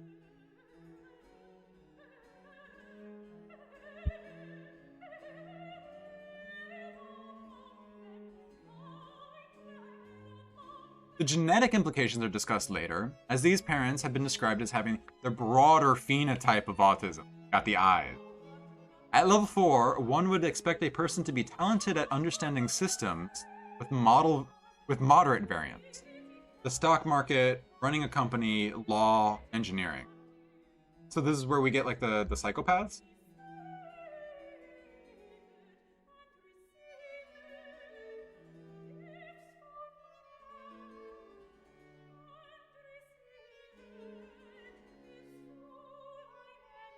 The autistic person scored higher in a systematization of mechanics.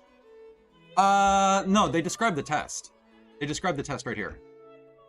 The task involves predicting which direction levers will move when an internal mechanism of cogs, wheels, and pulleys of one type or another is involved. It is like an abstraction. It is a visualization. Systematizing the autism spectrum level. These are advanced autism.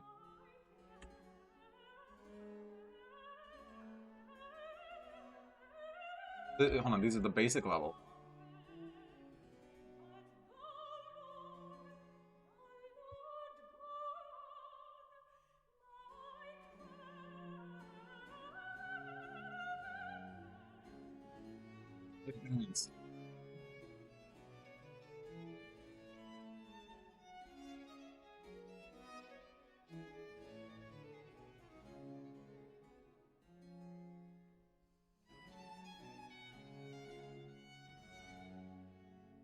Thought of comprising at least 4 groups: Asperger syndrome, and high, medium, and low functioning autism.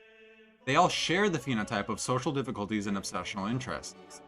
In Asperger syndrome, the individual has a normal or above normal average IQ and no language delay.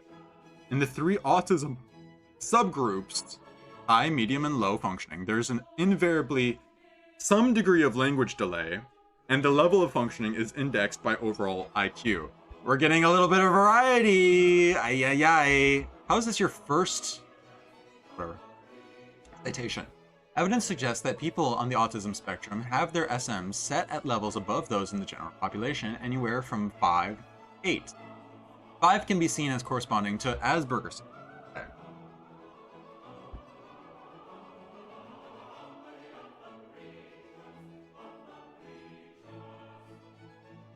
Totally, the person can easily systematize totally lawful system, those that are 100% lawful, such as train timetables, historical chronologies, or highly lawful systems, like computers. Okay. Oh, hold on. They can either do high... So they operate best here. Totally lawful system, or highly lawful. Okay, I see. I mean, I would say that there's another liberal obfuscation this person is making, is that there is no 100% lawful. They might also show an interest in systems like the weather, where variance is quite high, so the system is only moderately lawful. Arbitrarily 60% lawful. The clinical literature...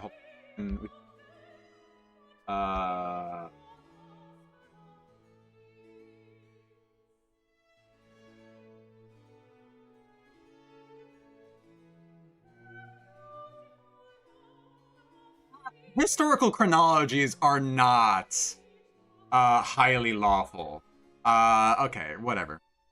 They might also show an interest in systems like the weather. The clinical literature is replete with anecdotal incidents, but there is also experimental evidence for superior systematizing in AS.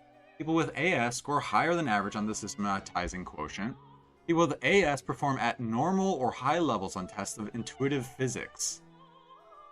Thirdly, people with autism, Asperger syndrome can achieve extremely high levels in systematizing domains such as mathematics, physics, computer science. People with autism syndrome, Asperger syndrome, have an exact mind when it comes to art. What the fuck? An exact mind when it comes to art. What does that even mean?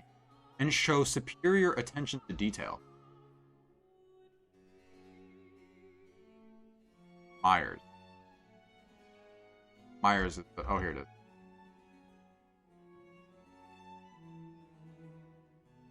Oh, they fucking wrote this. They wrote this article just so that they could cite it. It's a book. Oh my god. Actually, we found out why this guy's a hack. Okay, but there's still something useful we can extract from here.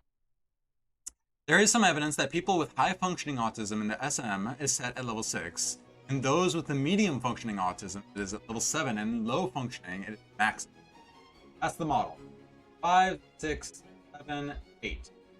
So actually, Coco and Exela, you don't want 100% autism.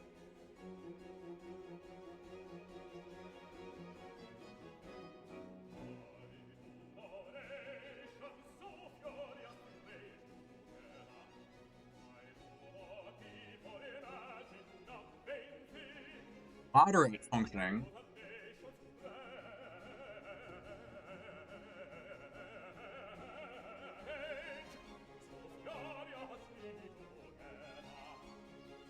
Oh, no.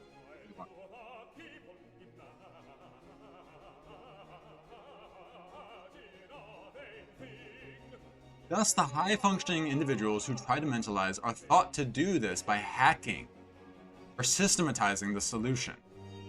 And in the picture sequence task, they perform above average on sequences that contain temporal or physical causal, systematizable information.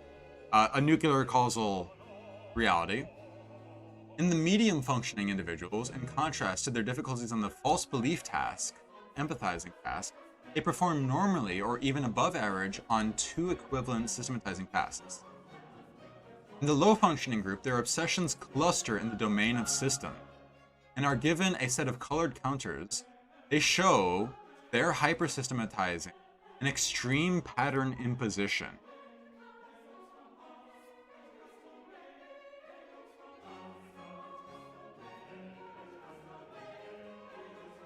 You were looking for 100% autism? You have an IQ lower than 50.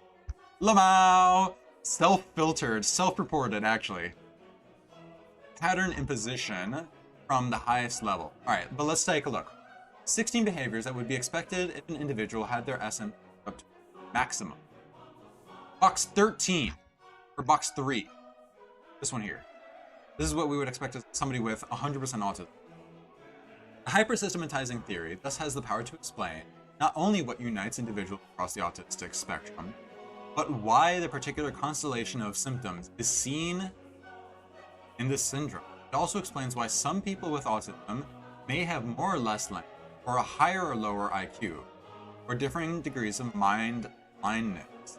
This is because, according to the theory, turning the SM dial downwards from the maximum level of 8 at each point on the dial, the individual should be able to tolerate an increasing amount of change or variance in the system. Thus, if the SM is set at level 7, the person would be able to deal with systems that were less than 100% lawful, but still highly lawful. The child could achieve a slightly higher IQ, and the child would have little more ability to generalize than some with classical autism. The higher the level of the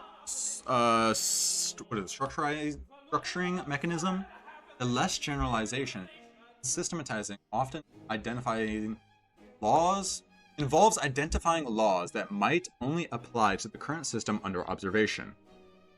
Systematizing a Thomas the Tank Engine video may not lead to a rule about all such videos, but just a rule that applies to this particular one, with this unique sequence of crackles and hisses.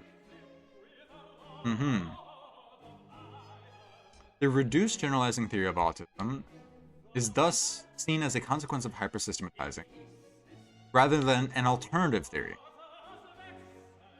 Okay, so the more flexible you are with change and and uncertainty. No, this has to be like a Laffer curve sort of thing, where like there's a peak around the middle. This is centrism wins again. All right. At level 7, one would expect some language delay, but this might only be moderate, since someone with high systematizing is set at level 7 can tolerate a little variance in the way language is spoken, and we still see meaningful patterns. Unfortunately, all the debate bros on the internet are level 7 brained autists that need to define everything. And the child's mind blindness would be less than total. If the systematizing mechanism is set at level 6, such an individual would be able to deal with systems that were slightly less lawful. This would therefore be expressed only as mild language delay, mild obsessions, mild delay in theory of mind, and stilted behavior such as attempts at systematizing social behavior. Asking for affirmations for the rule. Essentially visualizing the code to reality. Autism as a result of sorting mail. Aha! The evolutionary psychology portion of this, but before we get to it, let's take a look at the details for level 8. What does it mean to be 100% autistic? The person, by definition, systematizes everything. Since in the social world, information is too complex to be systematized, such individuals focus on systems which are totally lawful, with minimal... Okay, so they focus on totally lawful systems.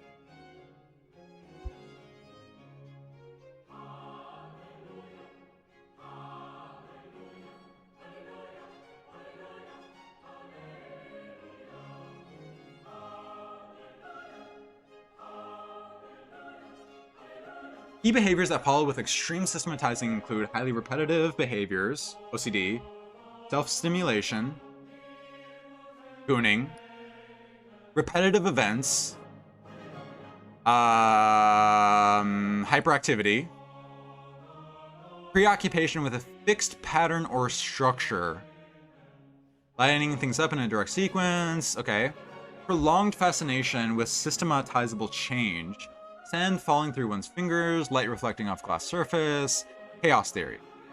Tantrums at a change, a means to return to predictable, systematizable input with minimal variance. So they learn to blow up. Okay, so their emotional instability is a means to manipulate those around them into returning to a sane, normal conception of what the autist specifically needs, I guess. Social withdrawal, narrow interests, mind blindness. The fuck does this? Mind blindness. I mean, like, they're not conscious? They don't, like, self-reflect? Immersion in detail, since a highly systematizing mechanism needs to record each data point. Noticing. Reducing ability to generalize. Reduced ability to generalize. Is due to sensory issues? Okay, yeah, that's one of them. I'm certainly gonna say, like, yeah, they've got a different filter on the somatic information coming into them. That somatic filter is partially the reason why this systematizing mechanism framework works, because it's saying they're processing reality, the inputs of reality, differently. Reduced ability to generalize, since high systematizing means a reluctance to formulate a law until there has to be a massive and sufficient data collection. The worst part about, like, Democrats is that the edge cases and corners of the law, or the presumed lawful systems, are used as a means to say that actually it's not that bad. It's okay. The person who wrote this may have been autistic as a robot, and thinks in systems that may well be the case. This is an academic. There is a meta function to this. This could also reduce IQ and breadth of knowledge, severe language decay, islets of ability. Since the high systematizer will channel their attention into the minute detail of one lawful system, going round and round in the system will to obtain evidence of its total lawfulness, even though that might not be the case. Okay, cool. Autism is a resort of a sort of mating of two high systematizers. Hold on, I gotta get some snacks before getting this. So I'm gonna take a quick break, and I'll see you guys in just like 2 minutes, honestly. The dragon has 3 heads. One could be a monarch whose crown will weigh heavy.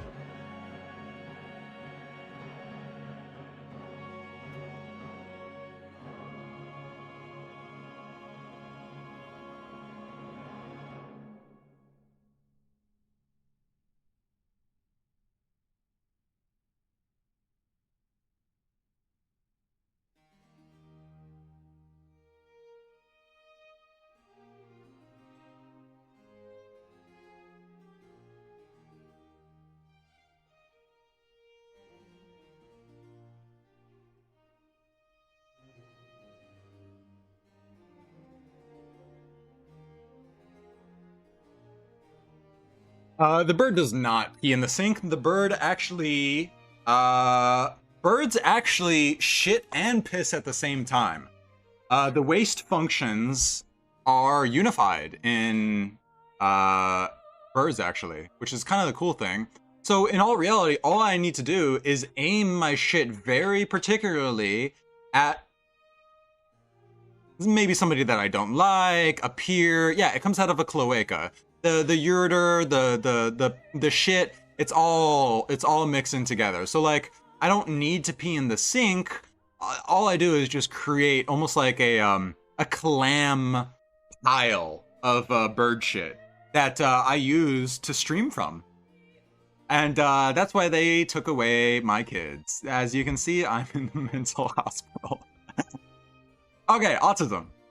It is well established that autism arises for genetic reasons, but the evidence for from gene duplication, or not gene duplicate, chromosome duplication, but the evidence for systematizing being part of the genetic mechanism for autism includes the following. Fathers and grandfathers of children with autism are twice as likely to work in the occupation of engineering compared to men in the general population.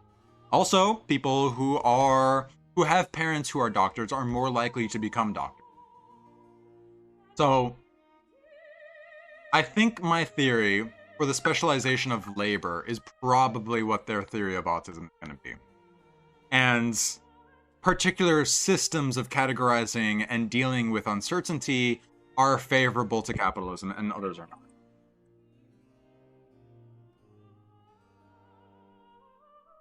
The most evil branch of economics, right here. It's this. This is the closest thing to cybernetics that we have right now. And unfortunately, financial risk management is the most evil shit in the world.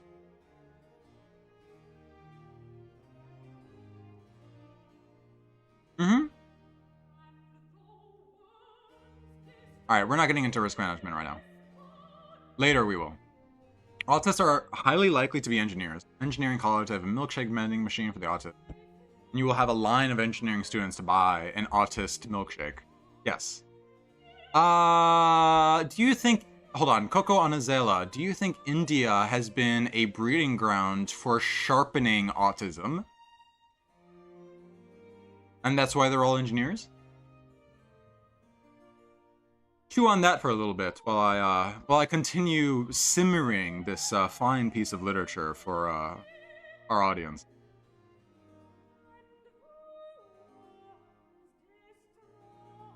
I do want to hear you opine on evil autists. I gave a little opinion on what an evil autist is. Somebody who's low in humility, high in systematizing mechanism. Hold on. Hold on. Let's see. I need to do. Maybe I need to fully describe what I think evil autism is. Hold on. Let's do normal.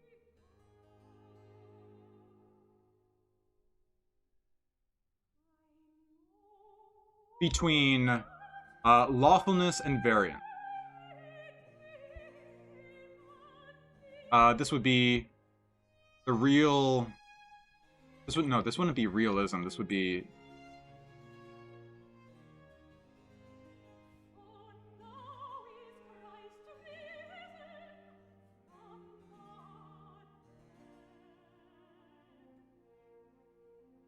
This is what gets sold to autists. Lawfulness.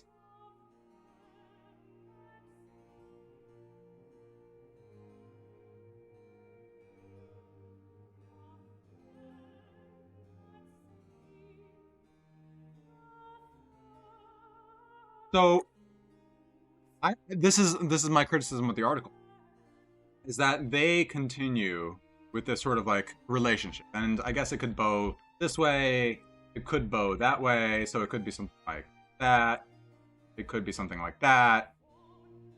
Honestly, that might be relatively close. So like low lawful systems are going to be highly variable. I think that makes sense. And the idea is that if we can clamp down on variance with enough laws, we can get a perfect outcome. We can defer all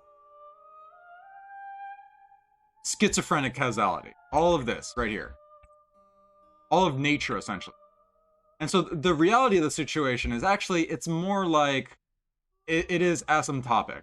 Like, we can't get a perfect, there is always going to be a residual variant. I would say something like that.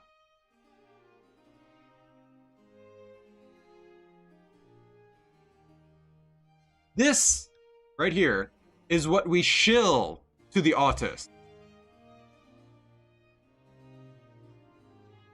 to other normies, to other people. I mean, also through capitalism, I guess.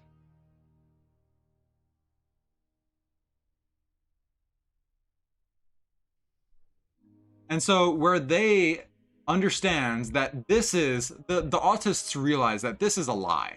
In reality, it's probably closer to something like this. But they treat it like this. That yes, we can. The important part is down here. The important part for an evil autist is to what extent they accept this lie from the neurotypical. That's what I think makes an evil autist evil.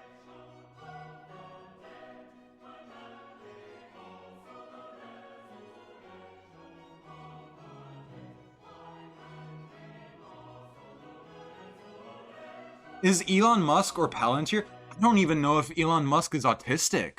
Like, at a certain point, if you're paying psychotherapists to have counseling sessions, if you're paying them to tell you you're autistic and you have enough money, you're one of the richest people in the world, they're gonna tell you whatever the fuck they want. Like, the greatest tragedy of having all this wealth, all this power, is that you are no longer human. You are no longer a person because you are an emanation of a flow of capital. You are no longer treated as a person. You're treated as somebody whose truth lies in the amount of money that they're giving. That's why Donald Trump is a little bit of a dark horse, because he's not exactly consistent about paying his debts. I don't think Elon is trans. I think Carp, I don't think Elon is autistic. I think Carp is probably a little, Carp is probably like a level, like a 4.5 or maybe a 4.8 autist. That's Carp. Elon Musk? I don't know. Like, I see videos of Elon Musk on some sort of drug, sat next to the chief executive of BYD, his competitor, his Chinese competitor, and he does fuck all. Like, he doesn't interact. He just sort of like, oh, he just looks high. He doesn't appear autistic to me. Because here's the other thing about altered state of mind, is that this is the reality. This is the real reality, and everybody should know that. But we can use drugs to make us a little bit more comfortable with the difference here. And that's what I think Elon Musk is doing. Not because he's autistic, but because he's a drug addict. And he's got the money to afford it, and he's got the money for people to tell him, yeah, you're doing a great job, you're just like a little autistic.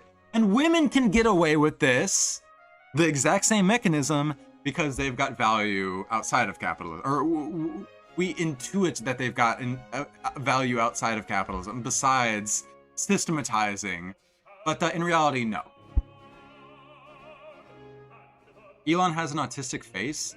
I'm not going to contend that. But like, one of my problems with this article is that it feels like as soon as they bring genes into it, they very clearly say autism is only developed by genes. But like simultaneously they say, okay, parents of people with autism are slightly more autistic than normal people. There is a social feedback loop to it. It's not just genes. Autism as a result of a sort of mating of two systematizers. All right, let's get into the genetic composition. Consistent fathers who are engineers are more likely to have sons or daughters that are engineers. Women engineers that are autistic, queen. Honestly, they should be. Autistic women should be running the world. Sorry. Actually, my most misandristic take. Excuse me. If systematizing talent is genetic, such genes appear to co-segregate with genes for autism. What are those genes? Are you gonna talk about them? Surely you will. Evidence that autism could be the genetic result of having two systematizers as parents includes the following. Both mothers and fathers of children with ASD have been found to be strong in systematizing the embedded features test. This study suggests that both parents may be contributing to their systematizing phenotype. Both mothers and fathers of children with autism, or AS, have elevated levels of systematizing occupations among their fathers. Mothers of children with autism show hypermasculinized patterns of brain activity during a systematizing task. The probability of having a brain of type S, which is level 3, in the male population is 50-50. The probability of having a brain of type S in the female population is 0.4. Gold failed. At all. Maybe we'll take a look at it then. If autism arises from a sort of mating of two strong systematizers, then the probability of autism in the population should be very low. Oh, it's remarkably close to the population, but if it's increasing, we're gonna have a feedback loop? It's unlikely that the liability genes for autism in males in the general population are common polymorphisms, but rather there are relatively rare in females in the general population. Rather, it may be that in males, the liability genes interact with some other endocrine factor to increase risk, but then in females, there's some protective factor that decreases risk. One more cyclical hormone physiology, greater expectation for social integration, and 3, they don't have a duplicated genome. I'm sorry, if autism is associated with having trisomy 13, which is a duplication of a gene, having a duplicate of your sex gene, your XX, being XX is going to make you, that would make you more autistic, actually. That would be evidence, that would be a theory presenting women are more prone to autism. Maybe they are. And men are less stable because they're XY. If you put 100 autistic women in a room, you will have 100 liars. Autistic women aren't real, like lesbians. They're lying. Lying about what? We're all fucking lying. I'm sorry. I'm lying right now to you, even though I'm speaking words from a text to you. I'm lying. Any moment, I'm not speaking. The truth given to us, passed down from the lineage of David to rescue us in his infinite mercy. The Logos incarnate, Jesus Christ of Nazareth. If I'm not talking about our Savior, I'm lying. Because there's only one truth in the world, and that's Jesus Christ as the Savior of mankind. And you need to give your heart in service to the Lord of all. Otherwise, you're lying. And that you're so autistic, you actually cannot cope with the fact that you've built your identity up against all of these normie liars. You are one of them. Now, the moment an autist, I guess, becomes religious, I guess they become a schizophrenic or something. All right, last section, hypersystematizing versus weak central coherence versus executive dysfunction. Okay, how does it relate to ADHD? How do we integrate this into AUDD, I guess? The hypersystematizing theory predicts that when presented with information or tasks that can be systematized, and especially when presented with information that derives from, I guess the other thing about systematizing is the feedback of where that systematizing comes from.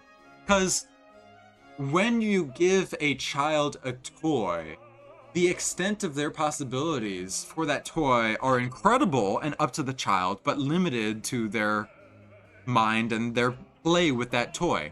So, for example, think about one of those like block fitting tests where the toy has a bunch of wooden cutout shapes The toy is a box where you match the shapes up to put it in. You are inherently being put on the tracks of systematizing according to shapes with that toy. So this idea that autism is genetic and it's based on systematizing is completely like disregarding the fact that systematizing has a social context mediated by physical objects. And especially when presented with information that derives from a highly lawful system, people with autism spectrum condition will perform at an intact or even superior level, always relative to a mental age matched control group. Such an account differs from two dominant theories of the non-social features of autism, the weak central coherence theory and the executive dysfunction theory. Okay. Central coherence. Is this like a poor... This is the schizophrenic theory, I guess? Okay, so this section, how does it align with schizophrenia? How does it align with autism? Really only, I guess, three. The weird, the wild, and the wacky are the three distinctions of mental illness. Regarding the former, the central coherence theory, the schizophrenic theory, it has been shown that people with autism perform well on the embedded figures test and on the block design subtest. These have been interpreted as signs of weak central coherence. Given that both of these are lawful systems, the same data can be taken as evidence for hypersystemizing. People with autism have been it's the Laffer curve. People with autism have been shown to have deficits in contextual processing, but such material is harder to systematize. Regarding the latter, the ADD with autism shows preservation on the Wisconsin card sorting. What the fuck are these tests? Taken as a sign of executive dysfunction, but their preservation on this task suggests that the people with autism spectrum conditions are forced to focus on establishing a rule, a key aspect of systematizing. As good systematizers, one would not expect them to abandon testing the rule, but instead to keep testing the rule, ignoring the experimenter's request to shift to a new arbitrary rule. What happened? What appears as preservation may therefore be a sign of hypersystematizing.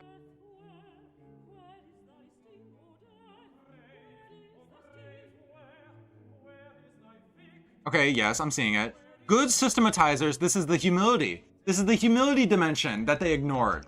This one right here, chat. Holy fuck, I'm actually in this guy's head. What appears as preservation may therefore be a sign of hypersystematization. Equally, people with autism may take more moves on the Tower of London. What the fuck are these tests?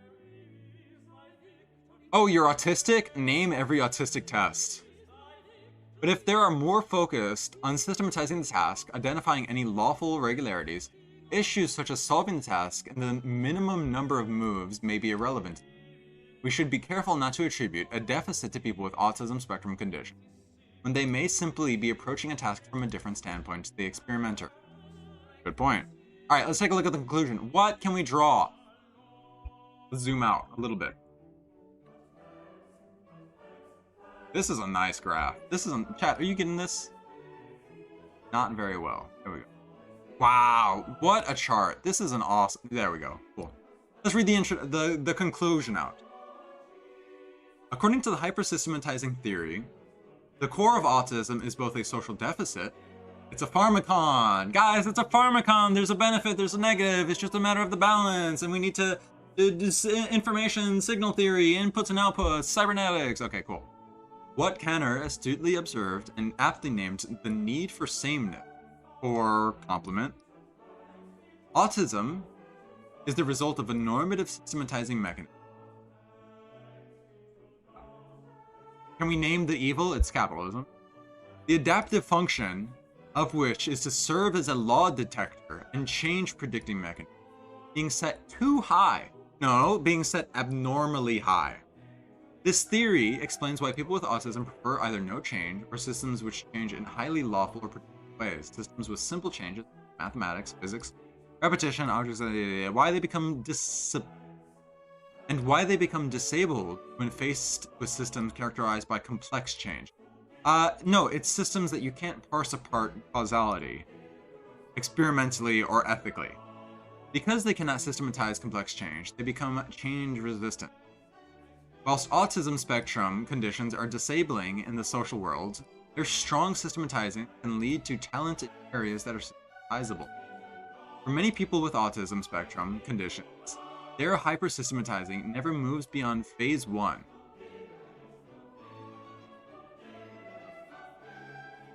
Phase 1? Where the fuck is phase 1?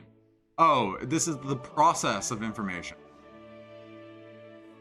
A little bit off topic, but autism is a result of just vapid liberal whinging. At least like blaming it on capitalism, like instead of, okay, this is, oh my god, you know what it is? A sentence like autism is a result of normative systematization. This is liberal speak. This is liberal PMC speak for when you fucked up and they're like, yeah, so I really understand why you might be frustrated with this, but we just need to make sure that you're up to task for what needs to be done. And I understand why you feel frustrated. And it's like, okay, stop telling me you understand and start showing me you understand. And if you're blaming it on capitalism, you're showing some understanding. You might not agree that it's the only law. It's not the most coherent law governing this systematization that we've undertaken, particularly for this article. But you're not obfuscating it like a liberal. This is a normie. This is a normie article. This is written by a normie attempting to roleplay as an autist, which is evil. It's low humility. It is low humility, high systematization behavior. It should be criminal.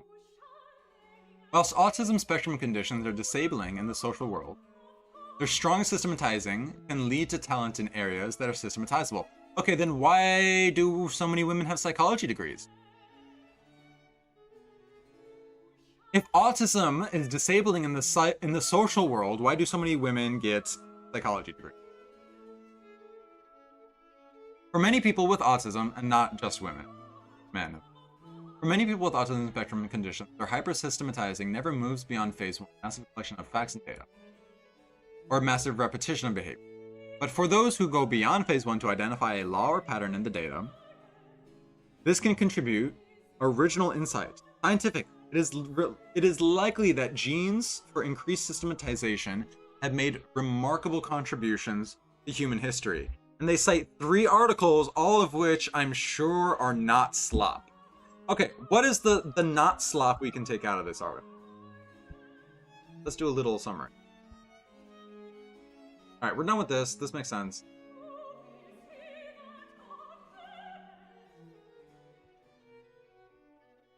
Systematizing is useful.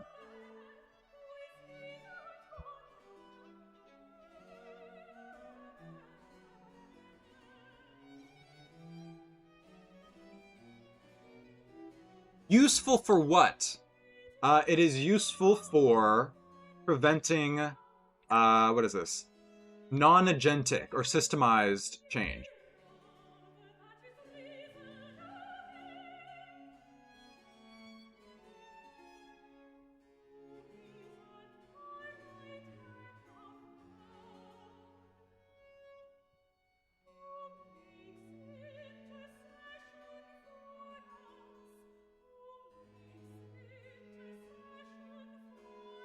Autistic women are real, then how come they don't date autistic men? Maybe they just hide it better. Systematizing is useful, and it's useful for anticipating the future. Uncertainty.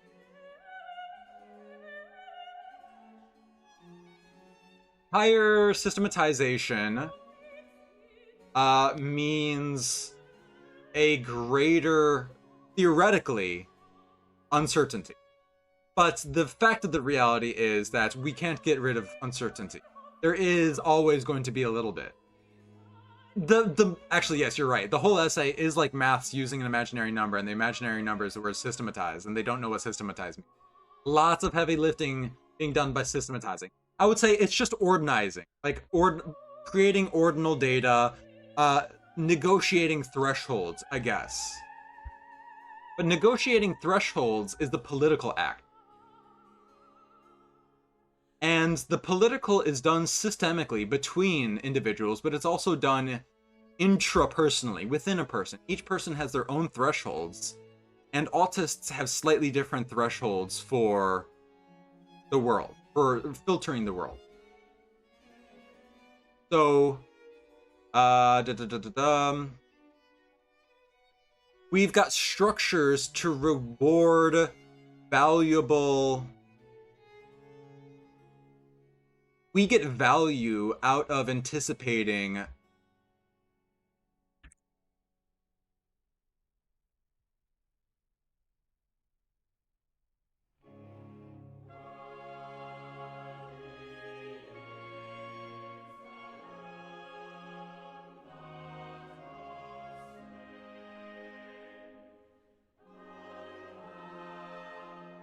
What else can we take away from this article?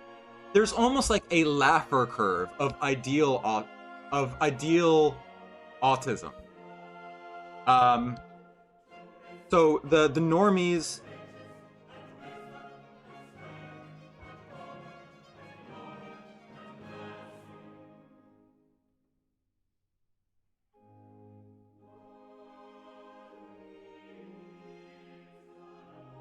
for their higher systematization and poor social ability. So it sounds like, at least this article, I don't quite agree with it, but they're saying like,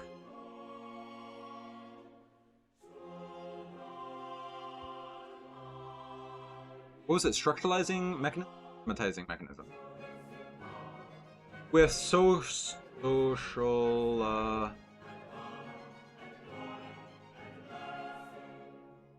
it's like that. And so you get the giga autists here. You get your incels like Isaac Newton. Right. The normies see autists as robots, but in reality, the autists see the normies as liars because they pretend like there isn't an incredibly complicated relationship between everything. And it's because the normies are also subject to the uncertainty principle. They just buy into the uncertainty principle, that we have actually clamped down on uncertainty, and when we haven't clamped down on uncertainty, that's what we can categorize as a catastrophe. Something we didn't expect is harming us. Normies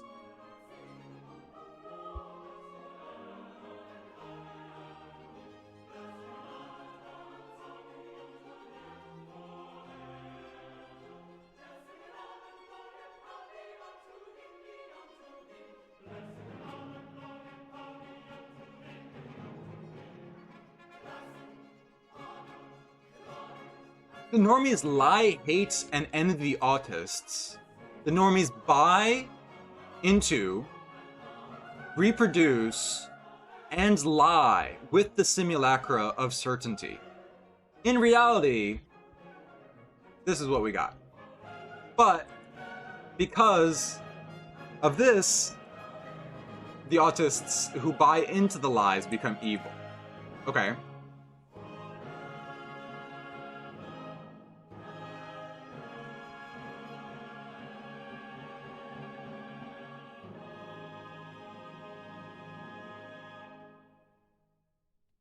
Or they accept the lie is what I mean by gnosis. Or they see that it's a simulacra of certainty. And that even their most precious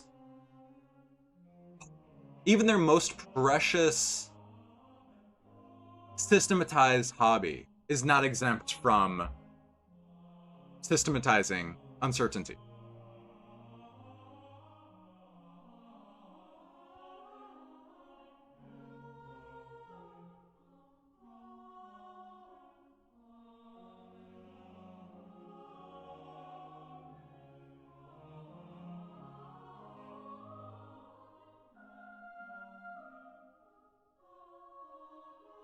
Oh my god, how are these people still here? Get the fuck out of my chat. You actually, the nasty, dysgenic freaks Sleepy downturn VIP. See you later. Fuckwit. I'm writing. Don't fucking interrupt. I don't like being interrupted. I'm gonna crash out. And deal with uncertainty.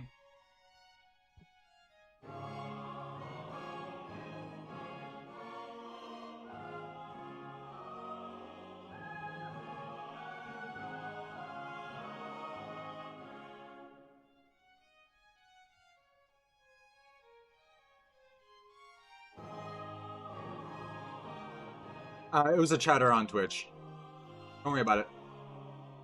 Okay. What can we take away from this? Okay, we've defined autism: poor eye contact, low tolerance for lying, poor emotional regulation, surplus energy that needs to go somewhere, poor communication, some sort of infidelity between signifier and signified, or some sort of psychosis related to the fake, delusional, normal, liberal reality. But autists are useful for cementing it, or furthering, extracting value and developing innovation. Okay, these are the takeaways from the article. Okay, I'm not mad about it. So, specialization and privilege, I guess this would be 0, is in place of gene.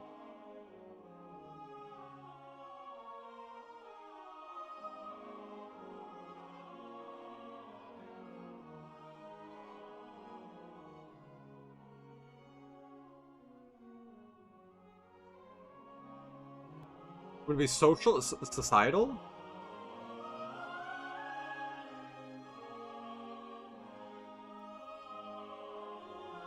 And because all of these are related tangentially to rationalism and genetic success, you tend to get people who, if they go too far on the spectrum, become hyper-rational and kill themselves. And if you go too low on the spectrum, they're not like innovating functional units of capitalism. They're not positive. But they're ADHD? I don't know.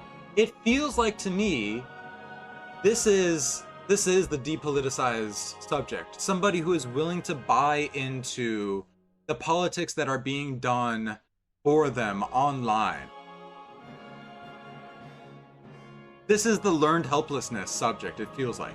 Not quite ADHD. Like, they talked about tangentially a lack of ability to focus on something. Because they're so willing to be able to. This is the precariat. This is the depoliticized subject. That's what it is.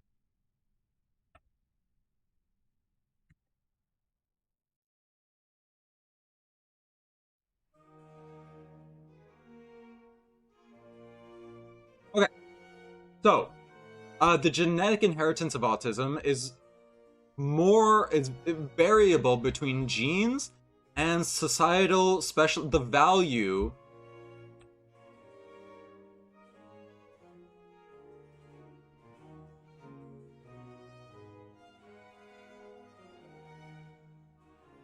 of career specialization and the privilege accumulated with that is associated with autism and the genes associated with autism. Very revealing, this article did not mention anything related to a specific gene or a polymorphism, nothing like that.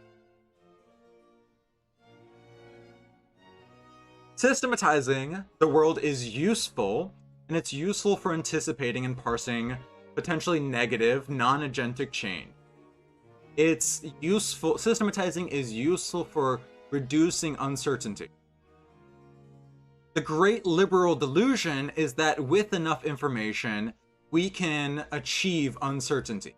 The greater liberal illusion is that we all know that's not the case, and we're not even going to bother mentioning it, and we're just going to take the leap of faith while denouncing all people who actually have faith as wooks and loons and crazy people.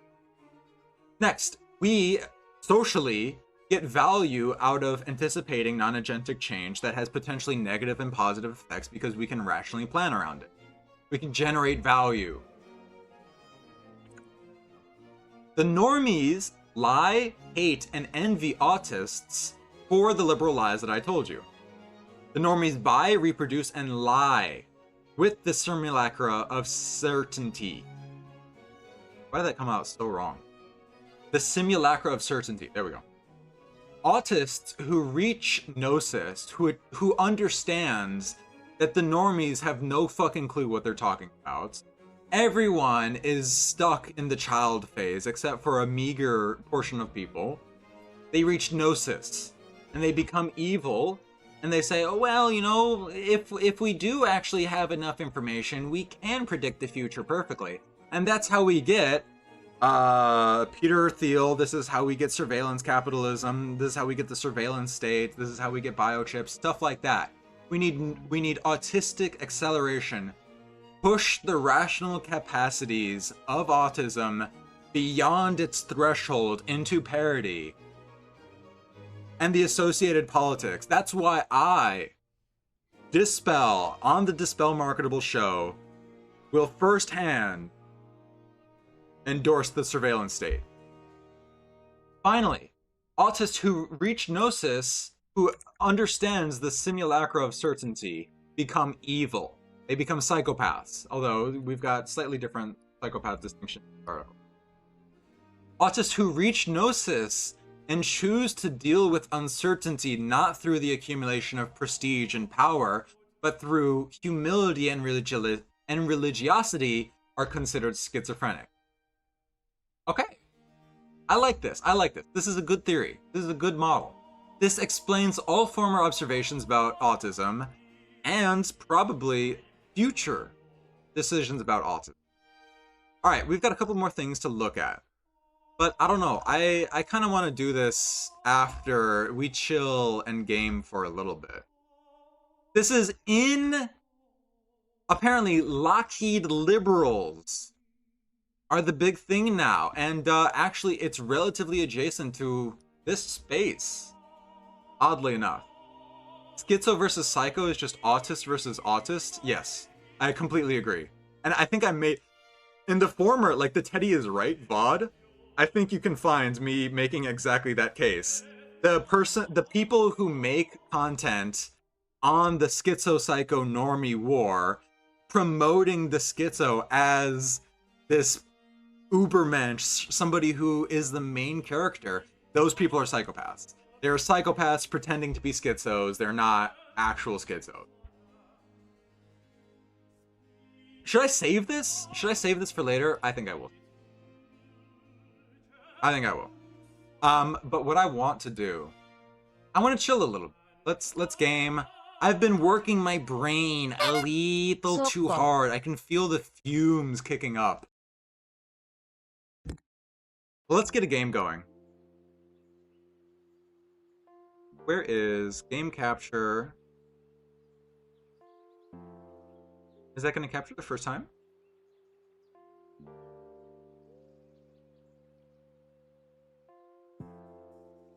Oh yeah, this is going to be chill as fuck, man. I'm done autisming out. Put me lower. Is it not okay? Do I have to autism constantly? Can't I be put on the lower autism spectrum for just a little bit? Like, give me a fucking break. Can't a fella take an autism break? Can't a fella take a break from systematizing other people's knowledge? Hmm? Oh no, you're not actually autistic. You can't do that. Shut up. Shut up. I hate you. Let's get rid of that. We're gonna bring up the Society of Control. Chat, I cooked something so fucking devious. Let's just make sure it works. Right here, right now. I cooked something so fucking devious. I cooked something so fucking devious, and it should be pausing this shit. It is not pausing this shit right fucking now. My god. Okay, hold up.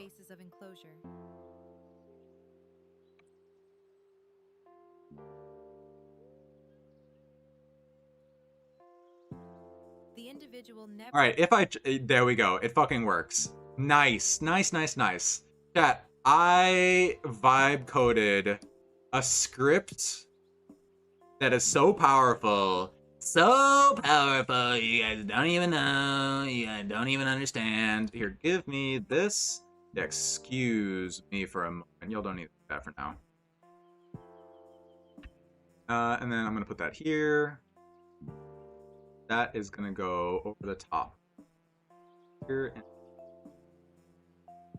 And then we're gonna need we're gonna play Stackland. That's what we're gonna play. We're gonna play something a little cozy, a little chill. I've got my tea. Do you guys have your snacks? We're gonna listen to some turn of the century idiots try and figure out what the fuck was going on with the world. I want to.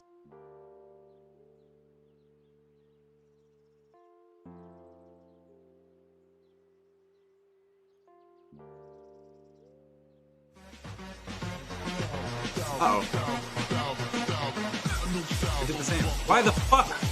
No, I don't want the autism thing again. I don't want people to remain versatile. Stop. Stop the versatility. Is it this? Yeah, it's this. Really, get rid of it. No more versatility.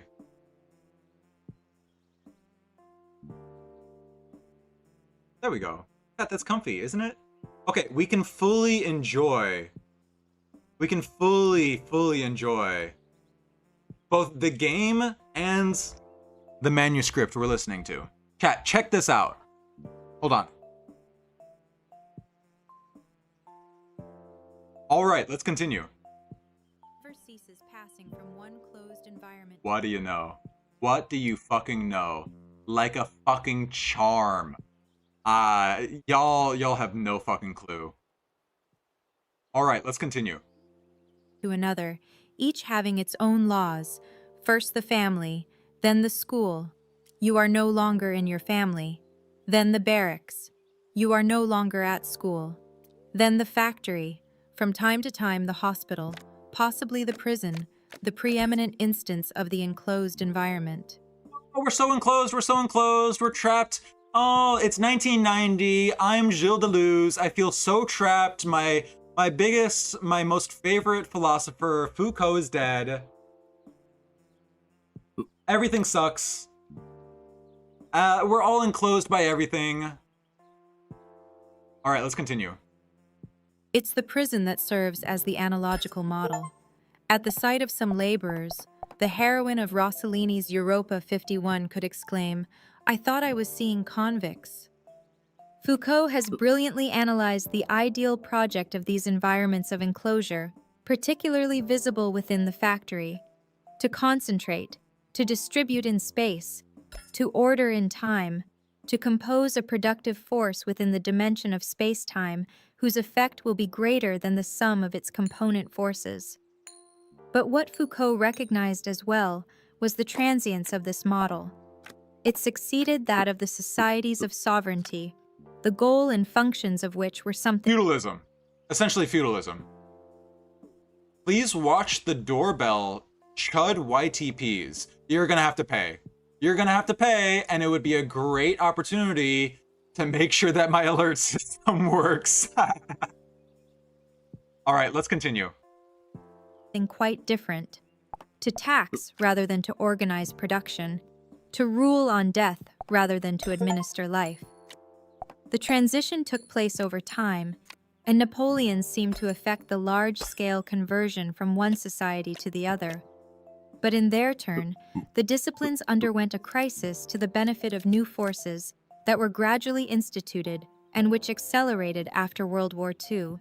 The forces which were instituted and which were accelerated over World War II was the US dollar as the monetary foundation for the world, oil as the main medium for the transportation of energy and the facilitation of globalist politics. Oh, feed villagers. Oh, you always need one. You need 2 food. Fuck! I lost already. God damn it. I lost. Okay. We learn through failure. That's how it happens.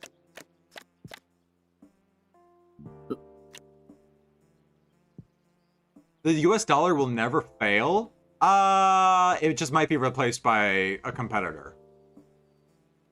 Maybe. We'll see. There certainly is a lot of investment in the US dollar, such that I don't expect that it'll fail in the ways that catastrophists believe that it will.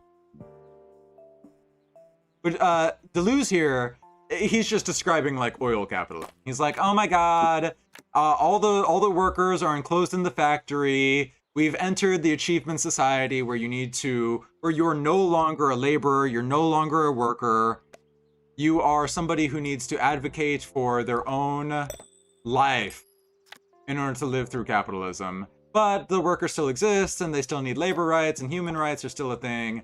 They're not. On an international scale, they are not. All right, let's continue.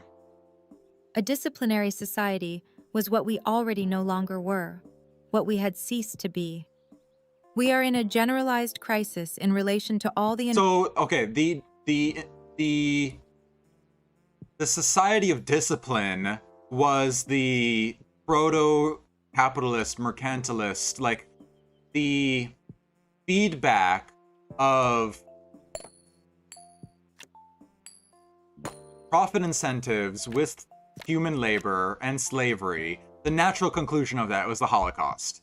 And it built up through mercantilism, through the slave trade, to generate the Holocaust. That's the fact of the matter, and liberal institutions are lying to you every time that they try and obfuscate over that. That's fine. But beyond that, what happens then? After the coal, after World War I, in the New World Order, a universalized world order. Oh, each person needs 2 berries per day. Okay. A new universalized world order.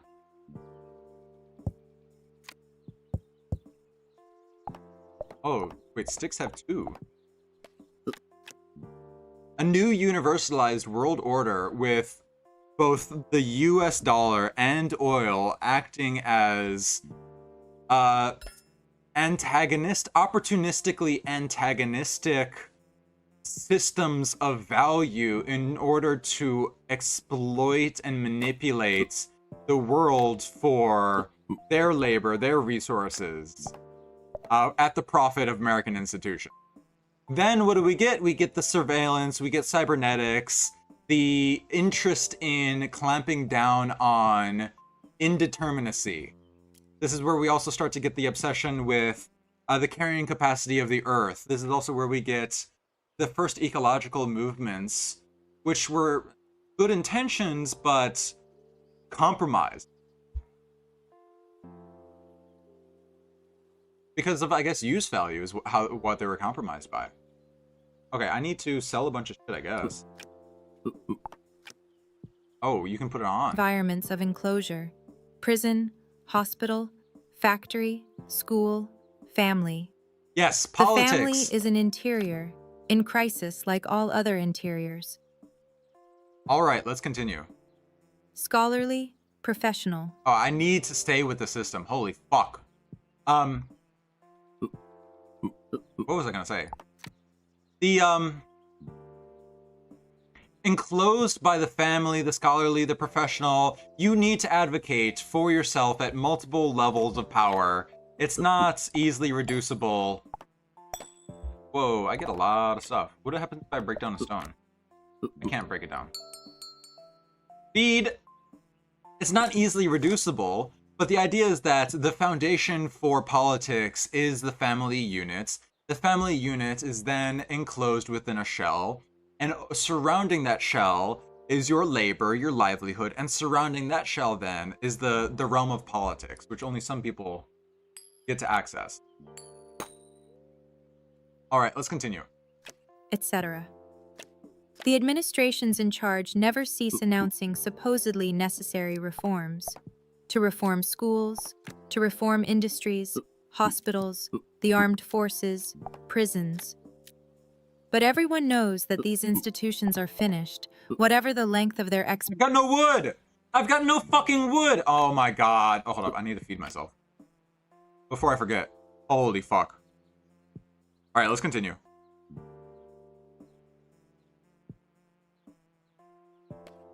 All right, let's continue. Expiration periods. It's only a matter of administering their last rites and of keeping people employed until the installation of the new forces knocking at the door. These are the societies of control, which are in the process of replacing disciplinary societies. Control is the name Burroughs proposes as a term for the new monster, one that Foucault recognizes as our immediate future. Paul Virilio also is continually analyzing... Paul Virilio, the author, the founder of the idea of acceleration. Bro, stop it. Stop fucking... Okay, we got enough berries. Where is this? It is. Yes, the author of the idea of accelerationism, Paul Virilio. All of this is sort of networked around one phrase that Marx sort of offhandedly said at one point, which was like... Hold on, where's the idea? Would villager... Oh. Villager... I've got the idea stick already. Fucking sell it already. Okay. I've got enough food. Thank God. This is where, like, the analysis of power became a little bit more stochastic. These people started analyzing the speed of capitalism because Marx offhandedly said that as the internal contradictions of capitalism continue to develop, according to historical materialism, speed and space will shrink according to the disenfranchisement and the externalization of humanity. All right, let's continue. The ultra-rapid forms of free-floating control that replace the old disciplines operating in the time frame of a closed system. There is no need to invoke the extraordinary pharmaceutical productions, the molecular engineering, the genetic manipulations, although these are slated to enter the new process. There is no need to ask which is the toughest regime, for it's within each of them that liberating and enslaving forces confront one another. For example, in the crisis of the hospital as environment of enclosure, neighborhood clinics, hospices, and daycare could at first express new freedom, but they could participate as well in mechanisms of control that are equal to the harshest of confinements. There is no need to fear or hope, but only to look for new weapons. 2. Logic. The different internments of spaces of enclosure through which the individual passes are independent variables. Each time one use supposed to start from zero, and although a common language for all these places exists, it is analogical. On the other hand, the different control mechanisms are inseparable variations, forming a system of variable geometry, the language of which is numerical, which doesn't necessarily mean binary. It's determined by power. How we define things is entirely defined by power. Oh, I'm gonna get killed by a bunny. No, please, I don't want to die to a bunny. Kill it, please. I need to add a function to rewind the script. Alright, let's continue. Logic. The different internments of spaces of enclosure through which the individual passes are independent variables. Each time one use supposed to start from zero, and although a common language for all these places exists, it is analogical. On the other hand, the different control mechanisms are inseparable variations, forming a system of variable geometry, the language of which is numerical, which doesn't necessarily mean binary. Enclosures are molds, distinct castings, but controls are a modulation, like a self-deforming cast that will continuously change from one moment to the other, or like a sieve whose mesh will transmute from point to point. This is obvious in the matter of salaries. The factory was a body that contained its internal forces at the level of equilibrium, the highest possible in terms of production, the lowest possible in terms of wages. But in a society of control, the corporation has replaced the factory, and the corporation is a spirit, a gas. Of course, the corporation is a spirit or a gas?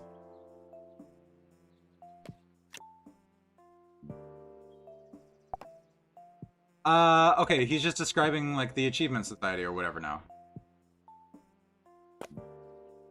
Ooh, flint! Oh, wait, if I get a... Oh, I need to get a stick. I need to get a stick. Hold on. Alright, let's continue. Alright, let's continue. The factory was already familiar with the system of bonuses, but the corporation works more deeply to impose a modulation of each salary in states of perpetual metastability that operate through challenges, contests, and highly comic group sessions. If the most idiotic television game shows are so successful, it's because they express the corporate situation with great precision. The factory constituted... Or they satirize it with great precision, such that the mockery of complete determinism failed. Or the genuine mockery that we all understand that total uncertainty is impossible. We just satirize that, I guess. That's the mechanism for the comic. Alright, let's continue. Alright, let's continue. Individuals as a single body to the double advantage of the boss who surveyed each element within the mass and the unions who mobilized a mass resistance. But the corporation constantly presents the brashest rivalry as a healthy form of emulation, an excellent motivational force that opposes individuals against one another and runs through each, dividing each within. The modulating principle of salary according to merit has not failed to tempt national education itself. Indeed, just as the corporation replaces the factory, perpetual training tends to replace... Constantly improving yourself. Jill Deleuze just hates people, like, making themselves better, is actually what it just sounds like. Is that gonna give me a second campfire? I don't need a second campfire. I think I'm good on that. Alright, let's continue.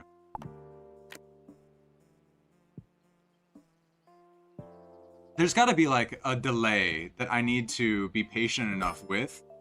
Oh, idea shed. Oh, I can buy a bunch now.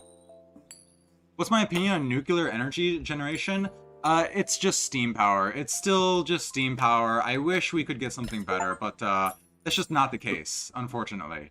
But it's pretty good for what we could have. I like it. I like nuclear energy. It could be done properly. It could be done cybernetically. More. I need trees, don't I? All right, let's continue.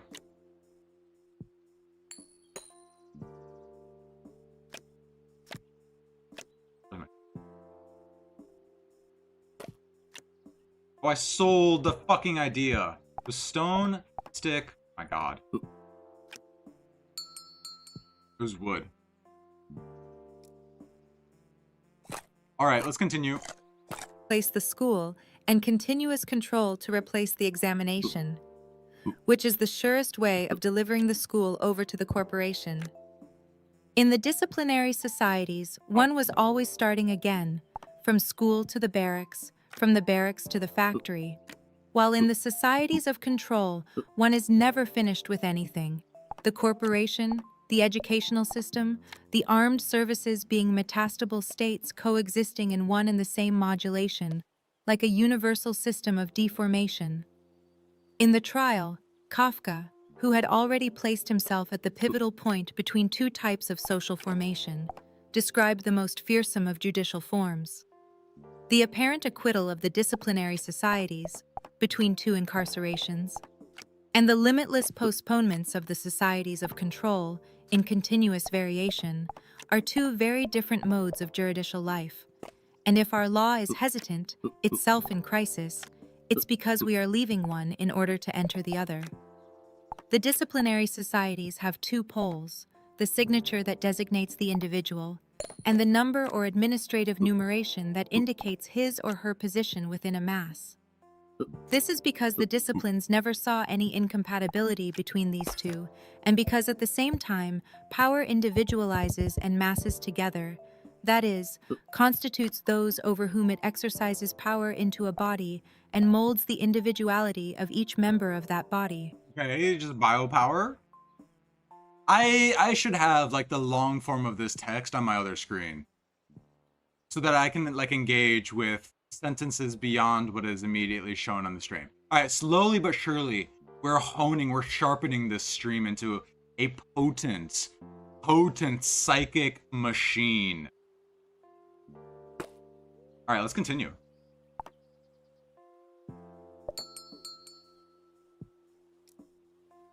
Let's continue. All right, let's continue. Foucault saw the origin of this double charge in the pastoral power of the priest, the flock, and each of its animals. But civil power moves in turn, and by other means to make itself lay priest.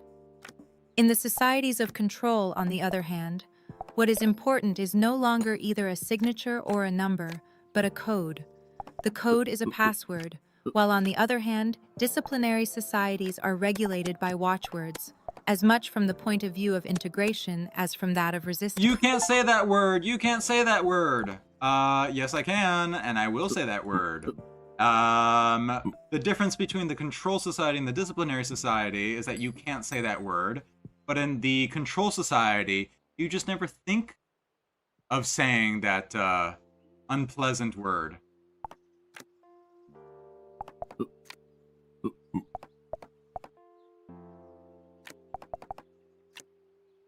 Oh, wait, I can do something with charcoal? What did that charcoal give me? Did I just get my charcoal eaten up?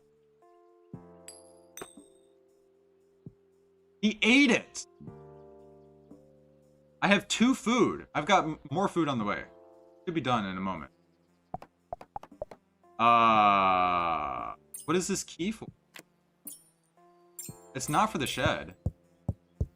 That's kind of crazy. I don't know what to make of that. This is like solitaire. Whoa, new weaponry. Ooh, we're getting better at attacking people. Oh, hold up.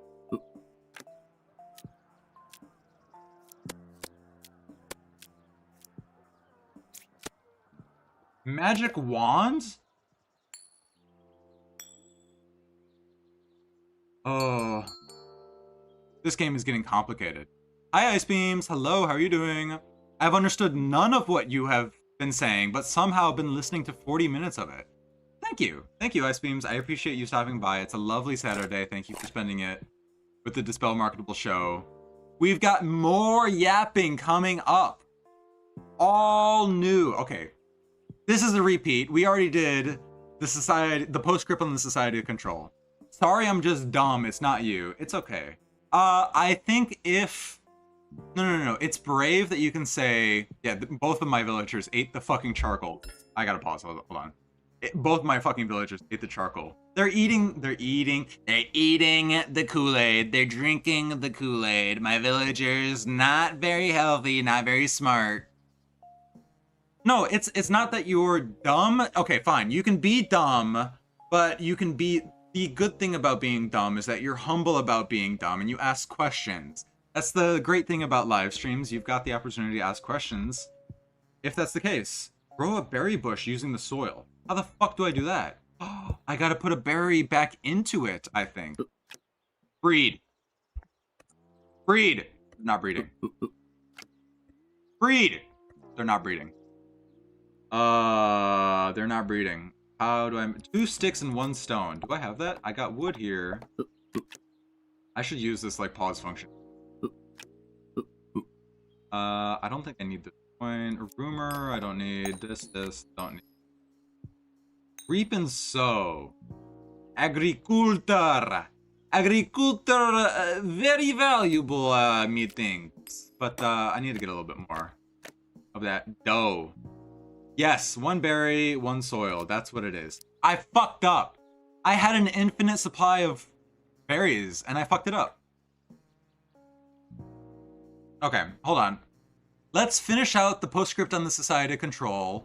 Let me check the docket for today. How far are we through this? Because we're gonna have to do the Lockheed Liberals at some point. We already did woman autism. We already did the weaponized Israeli autism. Do the Lockheed Liberal next. Oh, we got a treat. We got a treat coming up for you guys in chat. Coming up very soon.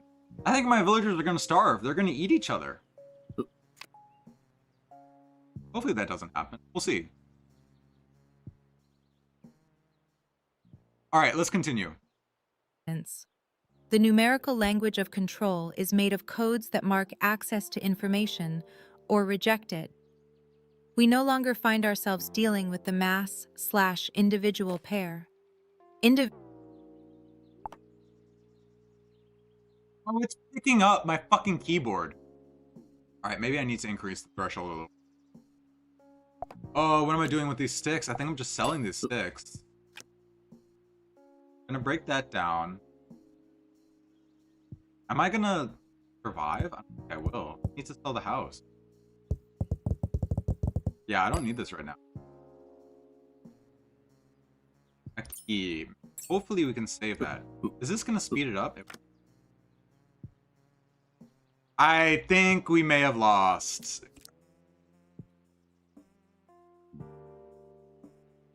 All right, let's continue. Individuals have become dividuals, and masses, samples, data, markets, or banks. Perhaps it is money that expresses the distinction between the two societies best, since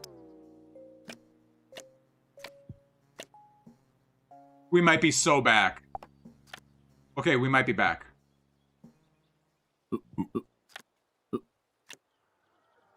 I have to cook it though. All right, let's continue. All right, let's continue. Discipline always referred back to minted money that locks gold as numerical standard, while control relates to floating rates of exchange, modulated according to a rate established by a set of standard currencies. The old monetary mole... Oil, one currency. The US dollar, another currency. I need one more food. Hopefully this carrot will give it. Or we find a berry bush in the humble beginnings. Fuck!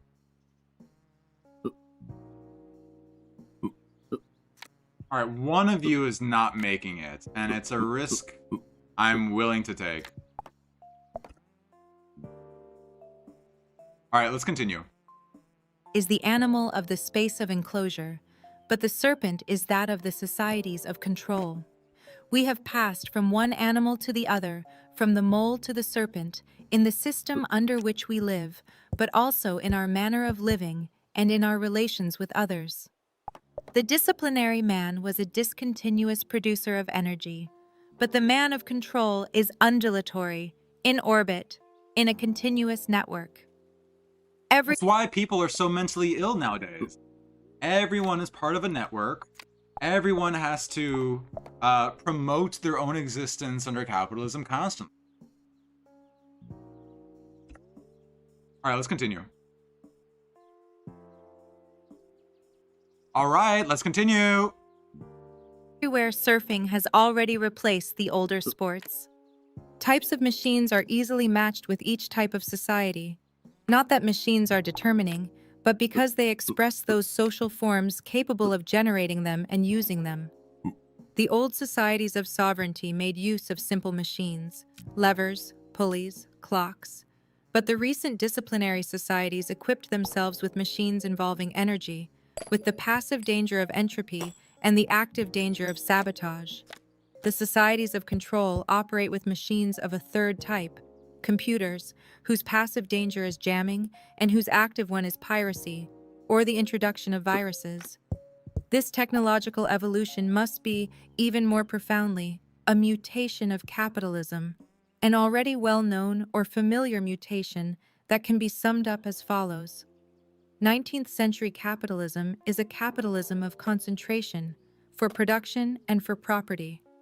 It therefore erects a factory as a space of enclosure, the capitalist being the owner of the means of production, but also, progressively, the owner of other spaces conceived through analogy, the worker's familial house, the school. As for markets, they are conquered sometimes by specialization, sometimes by colonization, sometimes by lowering the costs of production. But in the present situation, capitalism is no longer involved in production, which it often relegates to the third world, even for the complex forms of textiles, metallurgy, or oil production. It's a capitalism of higher order production. It no longer buys raw materials and no longer sells the finished products. It buys the finished products or assembles parts.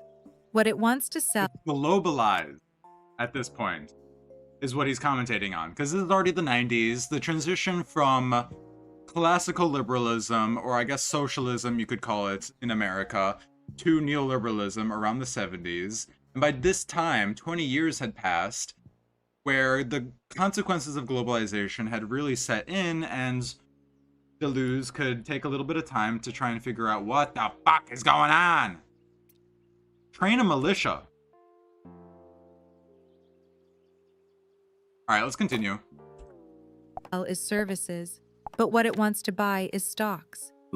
This is no longer a capitalism for production, but for the product, which is to say, for being sold or marketed. Thus is essentially dispersive, and the factory has given way to the corporation. The family, the school, the army, the factory are no longer the distinct analogical spaces that converge towards an owner, state, or private power, but coded figures, deformable and transformable, of a single corporation that now has only stockholders. Even art has left the spaces of enclosure in order to enter into the open circuits of the bank. The conquests of the market are made by grabbing control and no longer by disciplinary training, by fixing the exchange rate much more than by lowering costs, by transformation of the product more than by specialization of production. Corruption thereby gains a new power. Marketing has become the center or the soul of the corporation. For Advocate, it's for the next round of venture capital to justify your existence in the firm. All these formerly distinct values or mediums of value, the dollar, oil, the family, all these being liquidated to be highly transferable between one another in capitalism. All right, let's continue. We are taught that corporations have a soul, which is the most terrifying news in the world. The operation of markets is now the instrument of social control and forms the impudent breed of our masters. Control is short-term and of rapid rates of turnover, but also continuous and without limit, while discipline was of long duration, infinite and discontinuous. Man is no longer man enclosed, but man in debt. It is true that capitalism has retained as a constant the extreme poverty of 3/4 of humanity, too poor for debt, too numerous for confinement. Control will not only have to deal with erosions of frontiers, but with the explosions within shantytowns or ghettos. 3. Program. The conception of a control mechanism, giving the position of any element within an open environment at any given instant, whether animal in a reserve or human in a corporation, as with an electronic collar, is not necessarily one of science fiction. Felix Guattari has imagined a city where one would be able to leave one's apartment, one's street, one's neighborhood, thanks to one's individual electronic card that raises a given barrier. Yes, biochip all the Goyim. Biochip them all. Yes, please. Okay, it's gonna be hard to sell, like, personal identifying biochips for all Americans, so we can pitch it as something exclusive to drum up hype, something exclusive for citizens of America, to make people feel like they're actually being enfranchised by their country instead of being denigrated constantly by it.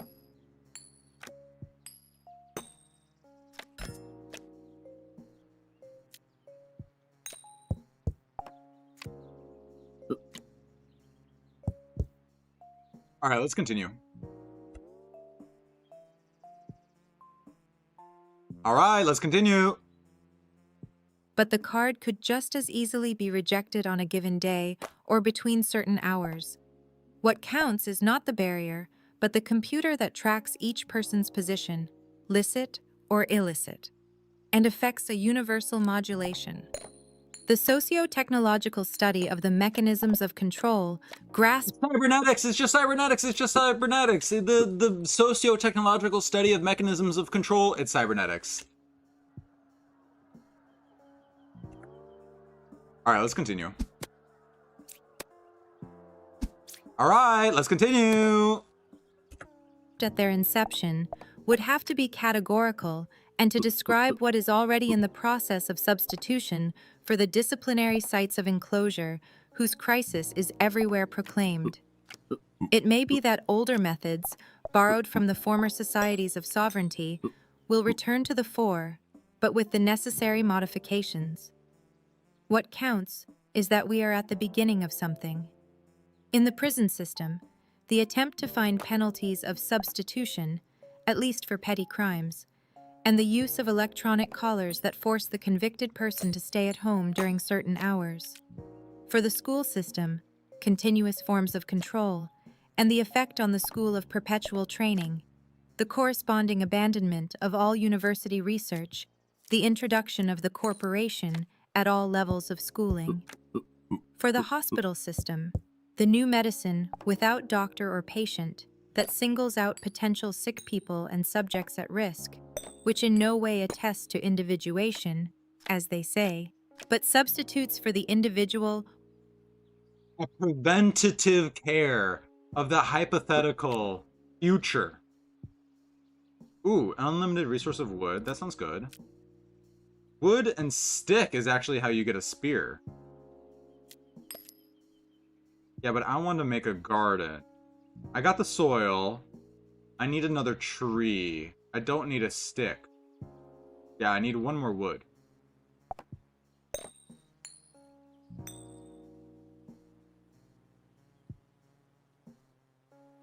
I need trees. Tree. Okay, cool. Oh, I've got a tree down here already. Oh, fuck. I've got too many cards.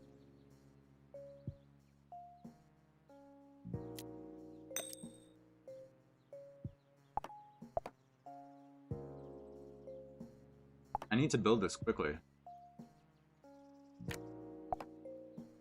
I need a second wood.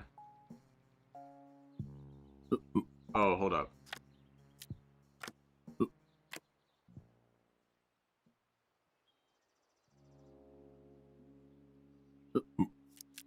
No, it's berry bush, and then the berry goes into the soil. That's what it is. Okay, cool. We got it. All right, let's continue. or numerical body, the code of a dividual material to be controlled. Any slight, like, tap. I really need to change it, actually.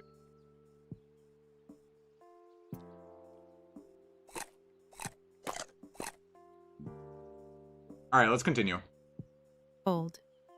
In the corporate system, new ways of handling money, profits, and humans that no longer pass through the old factory form.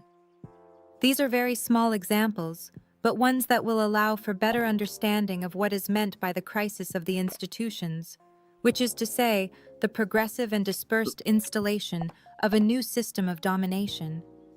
One of the most important questions will concern the ineptitude of the unions.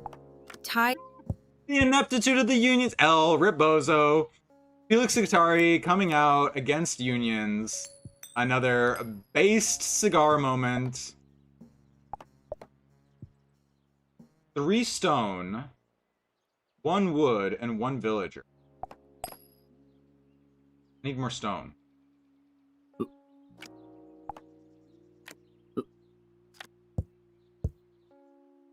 Alright, let's continue. tied to the whole of their history of struggle against the disciplines or within the spaces of enclosure? Will they be able to adapt themselves, or will they give way to new forms of resistance against the societies of control? Can we already grasp the rough outlines of the coming forms, capable of threatening the joys of marketing? Many young people strangely boast of being motivated. They re-request apprenticeships and permanent training.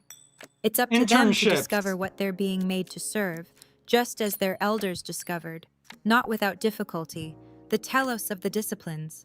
The coils of a serpent are even more complex than the burrows of a molehill. 1. Historical. Foucault located the disciplinary societies in the 18th and 19th centuries. That's it. They That's reached done. their We're done. height We're at the done. No, outset no, of the no, 20th. no more. No more. No more. They initiate the organization. Shut up.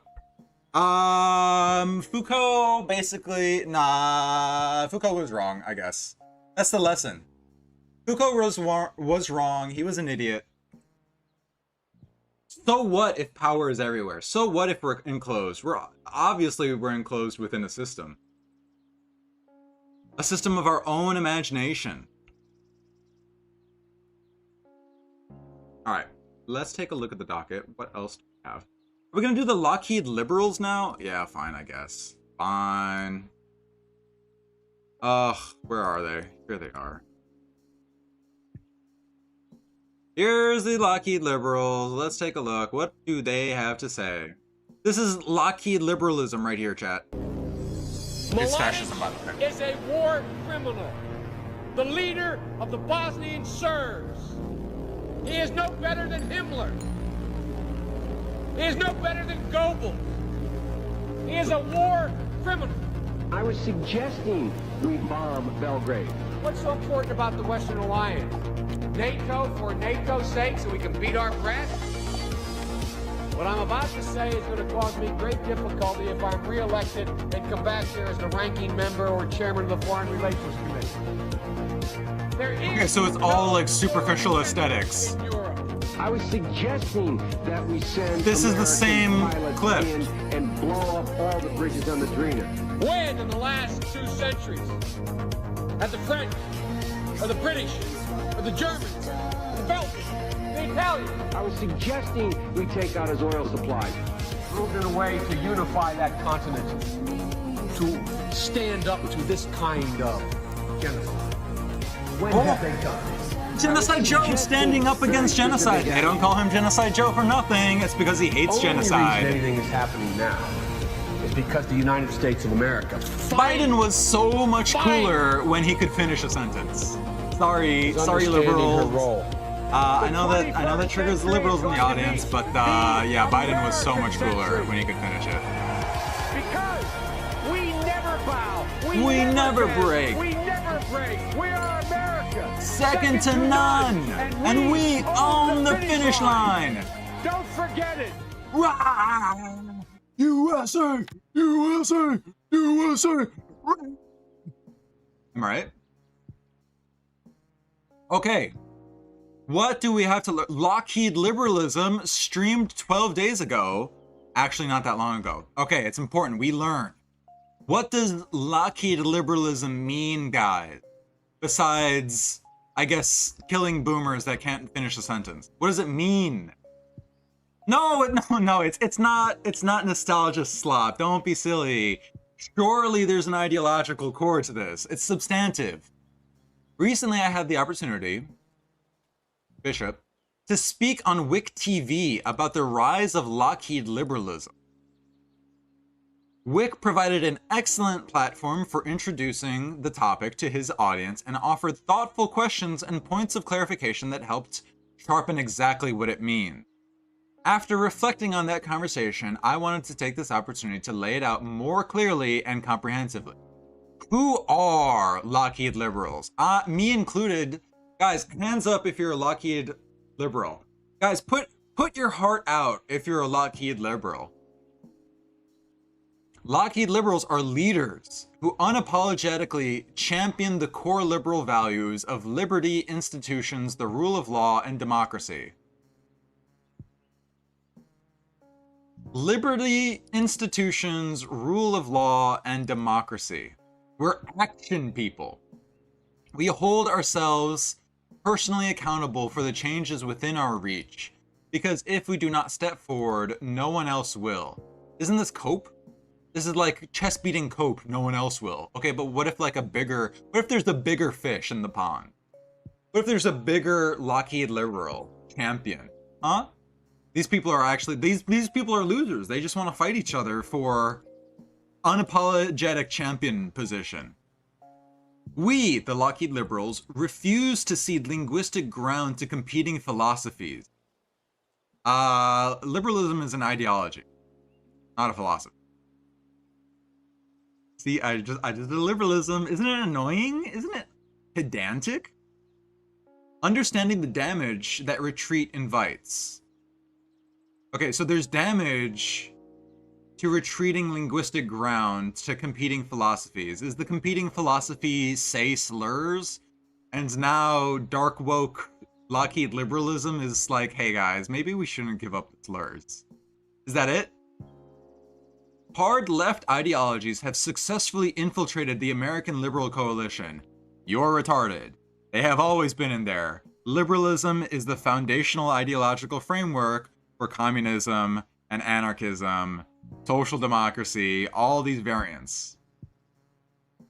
They lower the bar of criticism so low that you can't help but trip over it. And the moment you do, they ratchet up their criticism to the extreme.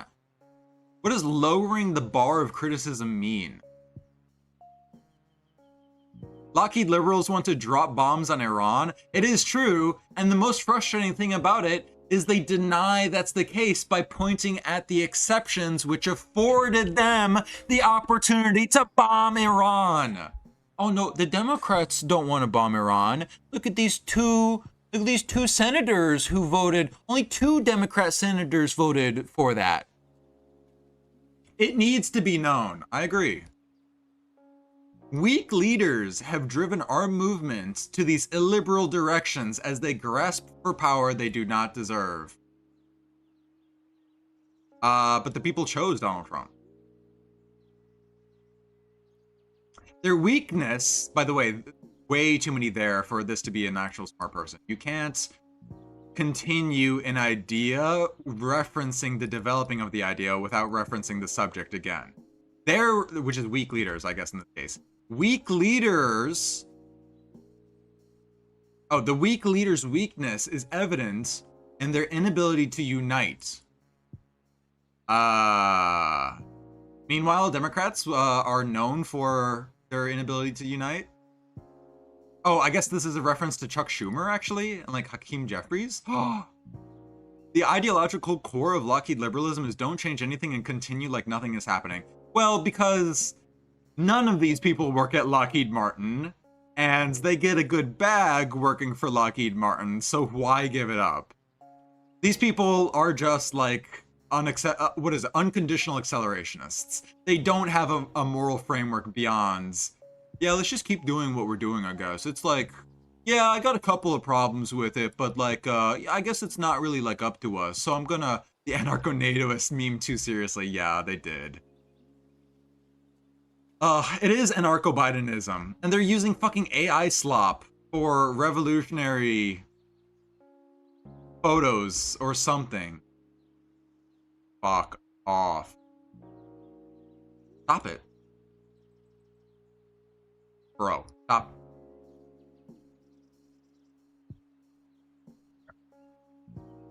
The hard left ideologies lower the bar of criticism. Do they? I mean, is it? Okay, I can see this point. It is sort of lowering the bar for criticism if you reduce everything to class analysis.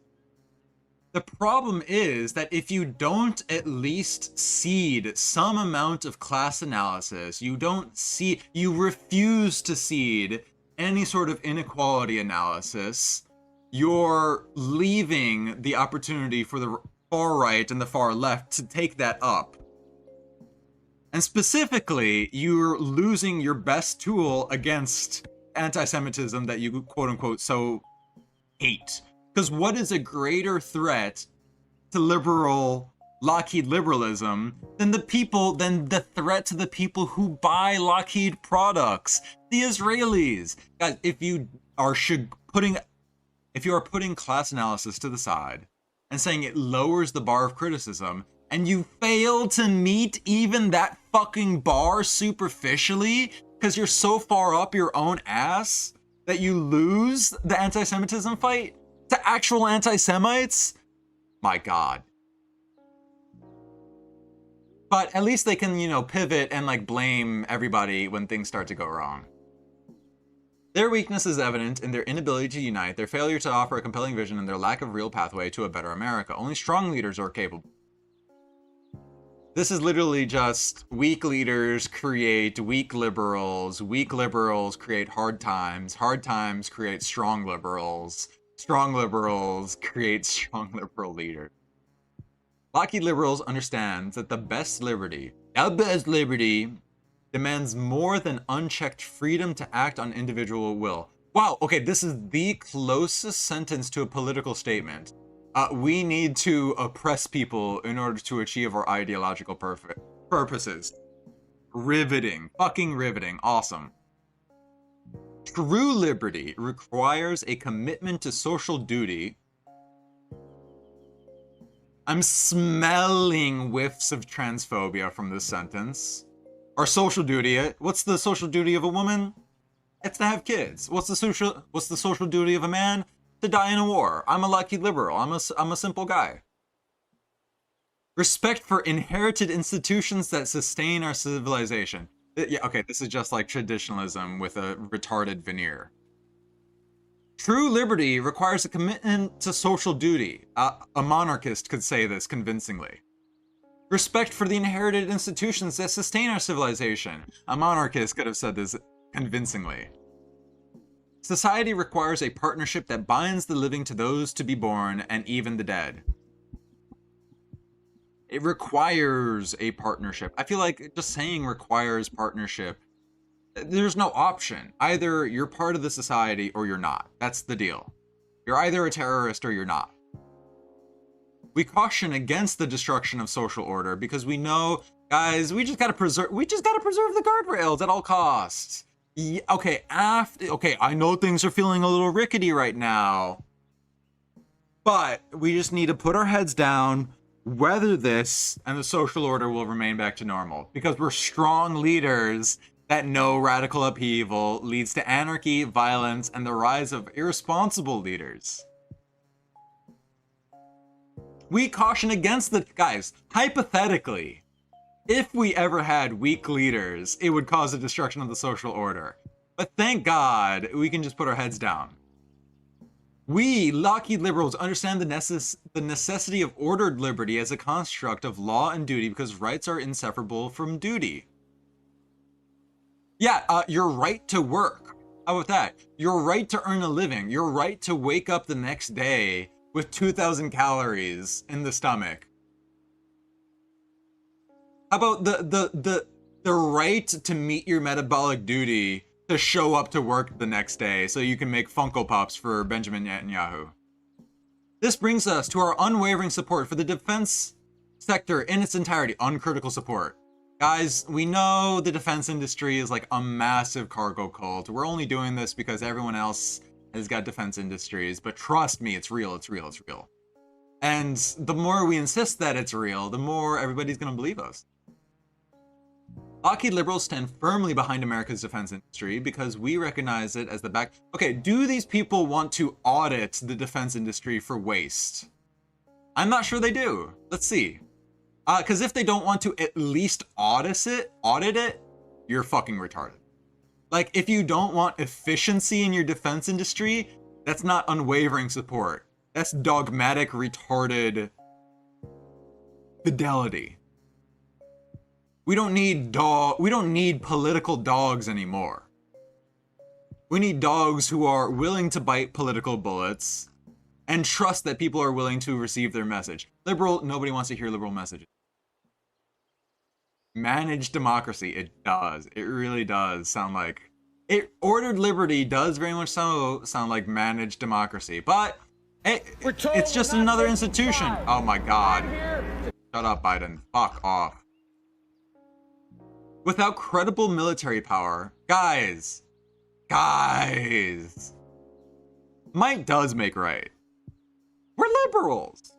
Might does make right. Without credible military power, the rules, norms, alliances, institutions would collapse into illiberal authoritarian. Thank God that's not happening. Thank God. Thank God that there's no credible military power, and we're seeing a rise of illiberal authoritarians. Which comes first, chat? The illiberal authoritarianism or the uncredible, non-credible military power? My fucking God. That's a non-credible defense reference. Insane. Liberal international order is what LIO is. There are many justified criticisms of liberal international order. Over the years, we've seen the support for authoritarian, illiberal regimes. My fucking God. There are many criticisms of it. Authoritarianism bad, illiberalism bad, the opposite of what we do, opposite of supporting defense industry bad. Okay, what are the many justified criticisms of the liberal international order? Okay, so support for authoritarian, illiberal regimes is a justified criticism of the liberal international order. Curious, not something that I would agree, but I think this person is too stupid to understand the things they're saying. The subtext that they're saying. In times of greed or weakness, in times of economic inequality, we have seen leaders embrace authoritarian China and brutal imperialists like Israel. Whoa! Brutal imperial... This is from the Lockheed Liberal? How are you going to expect Israel to buy F-35Is if you're calling them brutal imperialists? Or like, this is like one of the masks we're taking off for today? A treat? A demasking treat? We have selectively applied our values to our own actions and the actions of supposed allies and partners.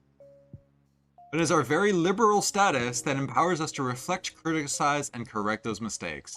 That's so cute. That's cool. Very cool. Liberalism has fallen prey. Not the correct... It's not the correct... Dispel me. I don't know how to spell. I'm known for having poor spelling. This is on your Substack, though. Like, liberalism has fallen prey. Why the fuck am I taking this seriously? This is a Wick chatter. Retarded. The more you read this article, the more it sounds like a shitpost or satire. That's what I'm realizing. It does feel like an unironic satire of the system they glaze. My God. All right, let's get this over with quick. Liberalism has fallen prey to weakness and corruption at home as well. This has resulted in the corruption of liberal values and in many areas, the abandonment of them entirely. Weak leaders have made calculated decisions to move away from our guiding philosophy and has cost our direction and soul. This article is the exact same as the article I'm about to show you guys. Except way more dog shit. And not written by somebody who is an avowed Marxist. Furthermore, the illiberal community have attempted to court... Oh, hold up.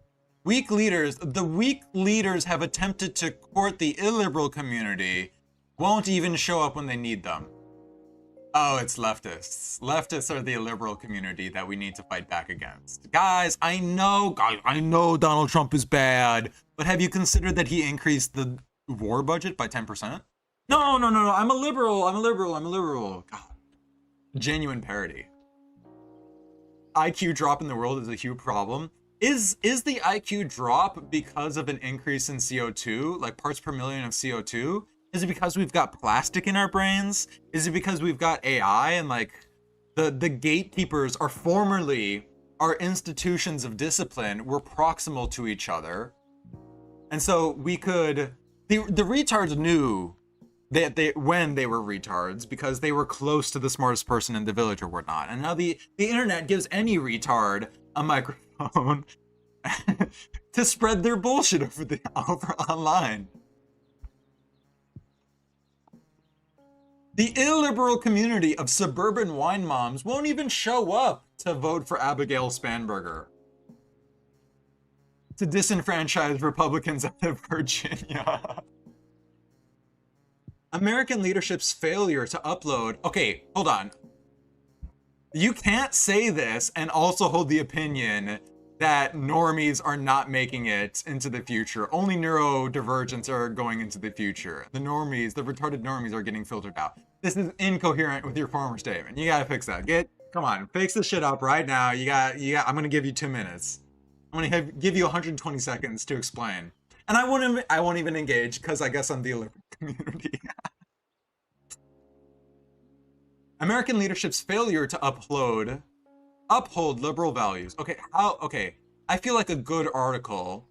They did, like a good liberal, define what those values are, but a good liberal would say how they've failed to uphold liberty, institutions, that sort of thing. American leadership's failure to uphold liberal values has destabilized the world. How about this one? We are burning the souls of dinosaurs crushed millions of years ago, and that destabilizes the world with their black ichor. And the lack of American leadership, Europe has refused to step up. The First and Second World Wars already warned the world of European decay. What the fuck is this sentence? In the lack of American leadership, Europe has refused to step up. This person is retarded. Hold up. Europe refused to step up in World War I. No, America was a bad partner. It's not that they refused to step up. America was a bad partner. Okay, hold on. In the interwar period between World War I and World War II, America was not a good friend to Europe. All of the alliances, the bargains were made to prop up American corporations and specifically undermine European oil industries and prop up American oil industries. Europe refusing to step up is them engaging in learned helplessness in regards to their shitty relationship with America. Warn the world of European decay. Of despotism, specifically in Europe? Is Europe specifically related to despotism? No, it's the industrialization of man. It's the enclosure of men into the factory rather than men as men. Rather than men as beings of politics, the heads of family. This is how you know liberals hate you, unfortunately. They're actually too cowardly to say that they're fascist, and too retarded to understand what they're saying. To understand their own history, to make a coherent point about what a Lockheed Liberal is. Lockheed Liberal, yeah, I'm fine with trans people being the military. Even now, Europe has allowed a war of fearful proportions to break out on their continent. One that arose in significant part from miscalculations involving the European Union itself. What are those miscalculations? Let's find out. The EU refused to meet the meager spending requirements for NATO and chastised the United States that this is MAGA. But it's even like a more retarded and cowardly MAGA than MAGA because MAGA knows that they're in a cult. They like that they're in a cult. That's their in-group. That's their family. These retards don't even want to take the same signal. How did Russia invade Ukraine? Oh, it's because it's because Europe wasn't spending enough on defense. That's why. No, it's because Obama folded. And also, I'd like to mention, 2016, there was a small limit test from Russia. You know, these countries, this axis of evil, Israel, Russia, they like pushing the boundaries slightly to see what they can get away with from the international liberal order. And what did they get away with? Well, they got the foot in the door technique. Because once you get a foot in the door, you can open the entire door. A full-scale invasion. Europeans even laughed in America's face when we warned them of their dependence on Russian energy. True. Instead, they should have bought American energy. Guys, we know, like, sorry we slimily kicked you out of the Middle Eastern energy supplies, the Latin American energy supplies, the Southeast Asian energy supplies. Like, it sucks that you have to depend on Russian energy instead of coming to us. Lockheed Liberals are pragmatic. Although we see Europe's shortcomings, we don't bully our allies. We don't abandon them. We just expect better. Instead, this is so fucking demeaning. Instead, we seek to reach out, to build bridges, and empower them.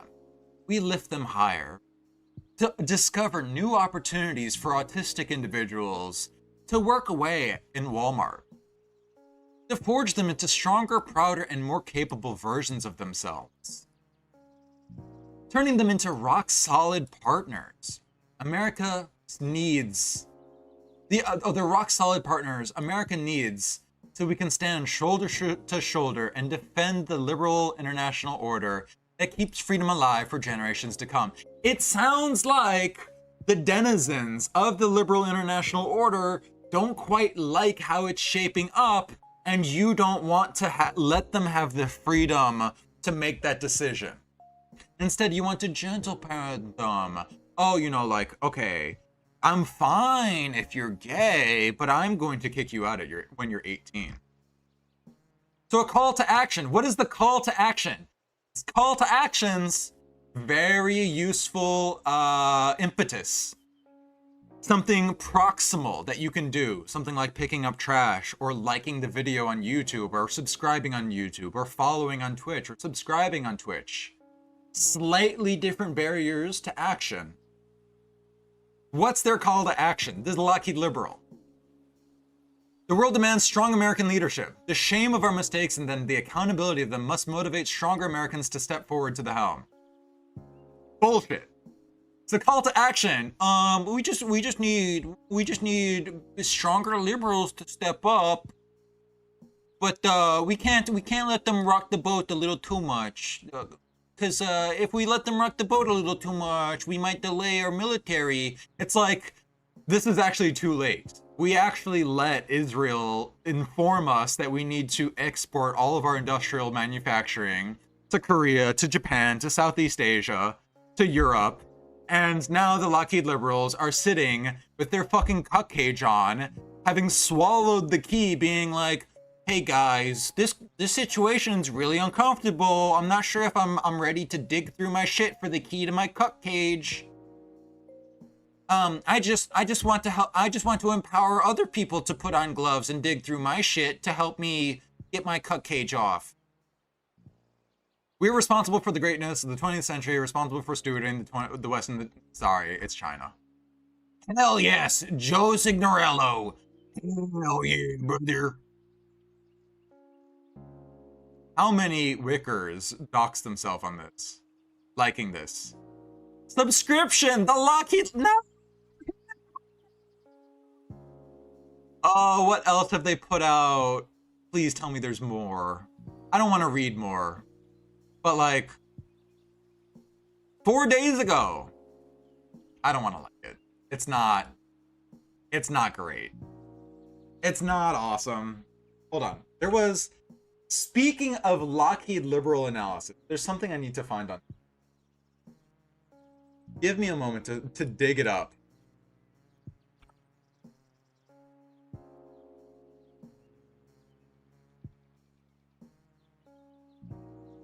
A stand-up comedian was doing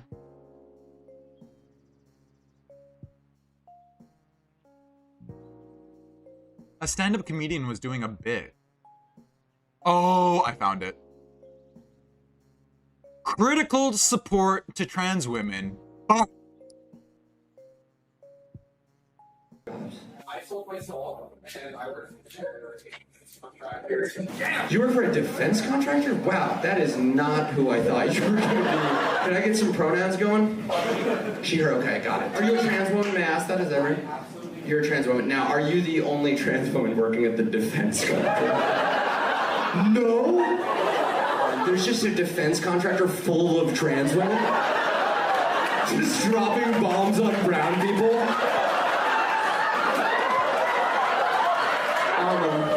How about those pronouns? Okay, so you make motors for what exactly? Rocket motors. Oh, rocket, for rockets. So like when that school in Iran... Dude, that's a pickle for a liberal, don't you think? You're like, technically the motors were made by trans women, so... It's too fucking good.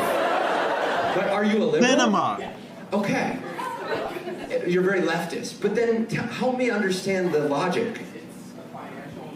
But that's a lot. Isn't that a lot of money? I feel like... I feel like there's a middle ground somewhere in there. Are you like pro-capitalism? No, you hate capitalism. You just build rocket motors for our military? Have you had other jobs? What were those? You got radicalized at a Starbucks thing? It was local. Oh, I'm sorry. Oh, sorry. How dare I accuse you of working at a terrible corporate entity like Starbucks? I don't understand you one little bit. You go to therapy. You talk about building the rocket motors in therapy? Okay. Tell me what your trauma is. Your dad is your trauma? Yeah, you know what some people's trauma is? Getting hit by a highly The jokes write themselves. The jokes just write themselves. It's like... Okay. Should we break down a little bit of what was going on here? Yeah, rainbow capitalism is real. The unfortunate reality of capitalism, to the chagrin of traditionalists, is that having a variety of opinions, marginalized included, improves the efficiency, the dynamic, the robustness of an organization. And unfortunately, for however communist you feel like you are, the nation state is still real. Like, that, it's probably not going anywhere. Not much we can do about it. But I'm excited. Let's move on. I'm excited. We've got a strange portal appeared? Oh, fuck. Yeah. Okay, hold on. Let's get the second one going. If I go here, then where is the directory? Yes. Yes! This paper argues that the second presidency of Donald J. Trump represents the decline. This paper represents the decline of these nuts across your chin. Okay, let's resize this. Does that look good?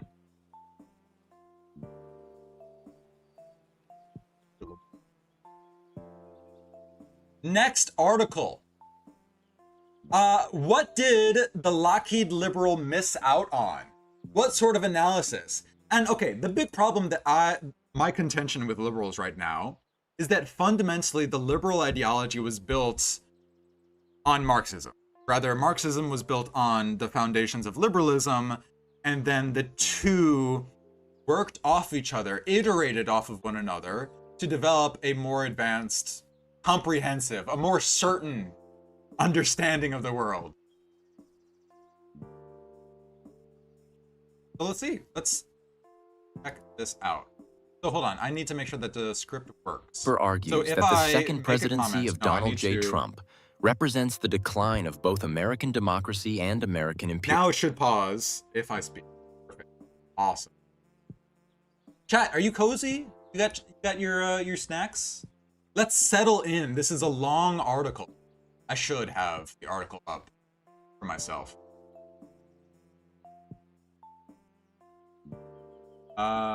We got all the autism articles.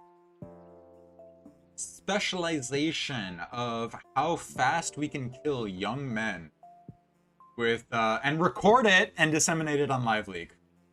Okay, hold on. Live article.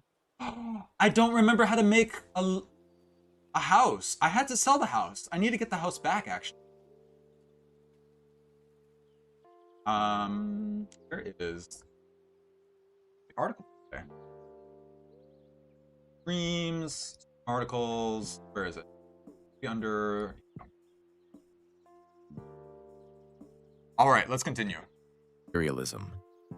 American power was at its peak during the post-war boom and early Cold War, when its imperialism could appear to be universalism. In this period, American democracy was legitimized by Fordist mass society. This period was the height of social liberalism, in which inequality... I cracked my knuckles and it paused. I need to lower that threshold like pronto. All right, continue. Within the United States were being reduced. Imperialism is the capitalist... I didn't even... All right, let's continue. Attempt to solve the intractable contradiction between global economy and the nation-state.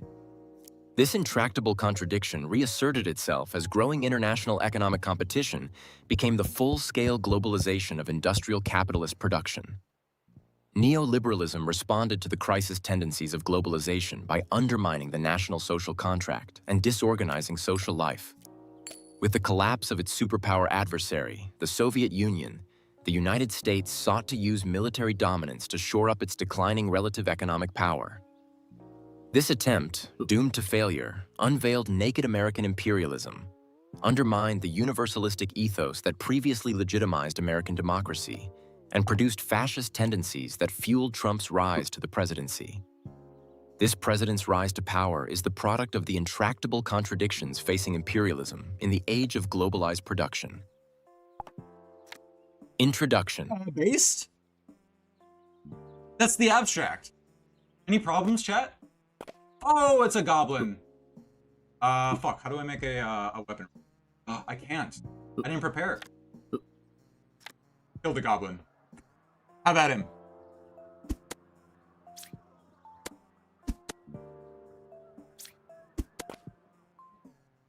Ooh, shield.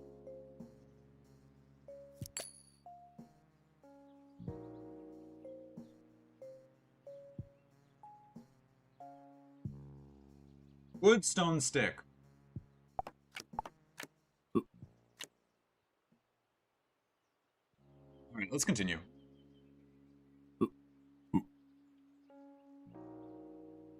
All right, let's continue. Capitalism, violence, and America. Capitalism is a form of predation by some human beings on other human beings.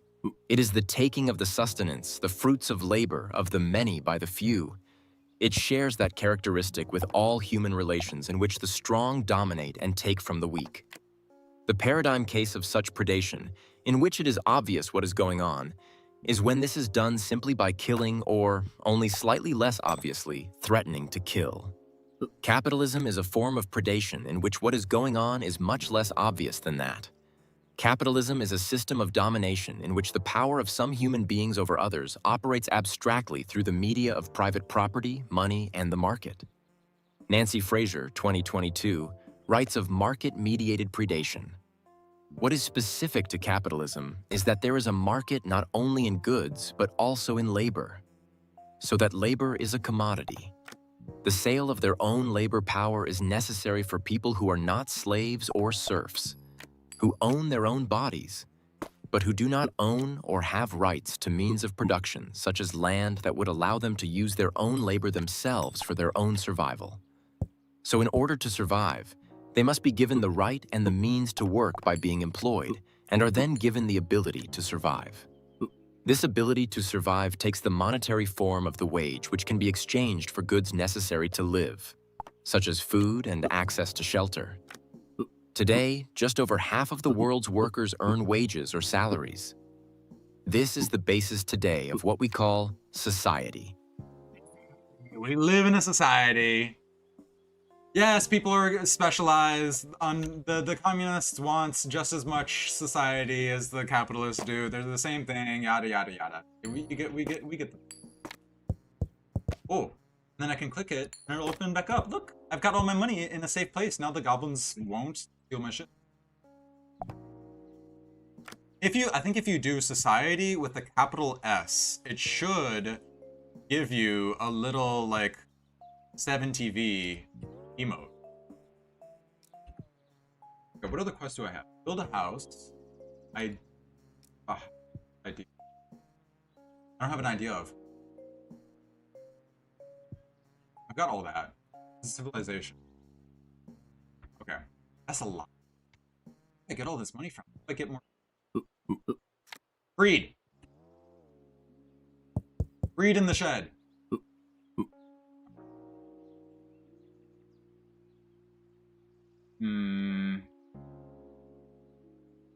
One more undiscovered card from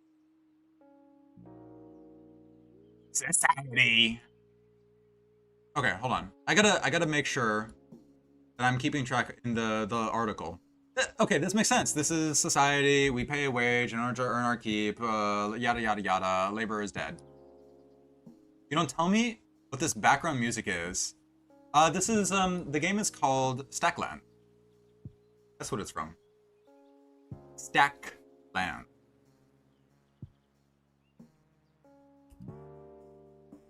All right, let's continue.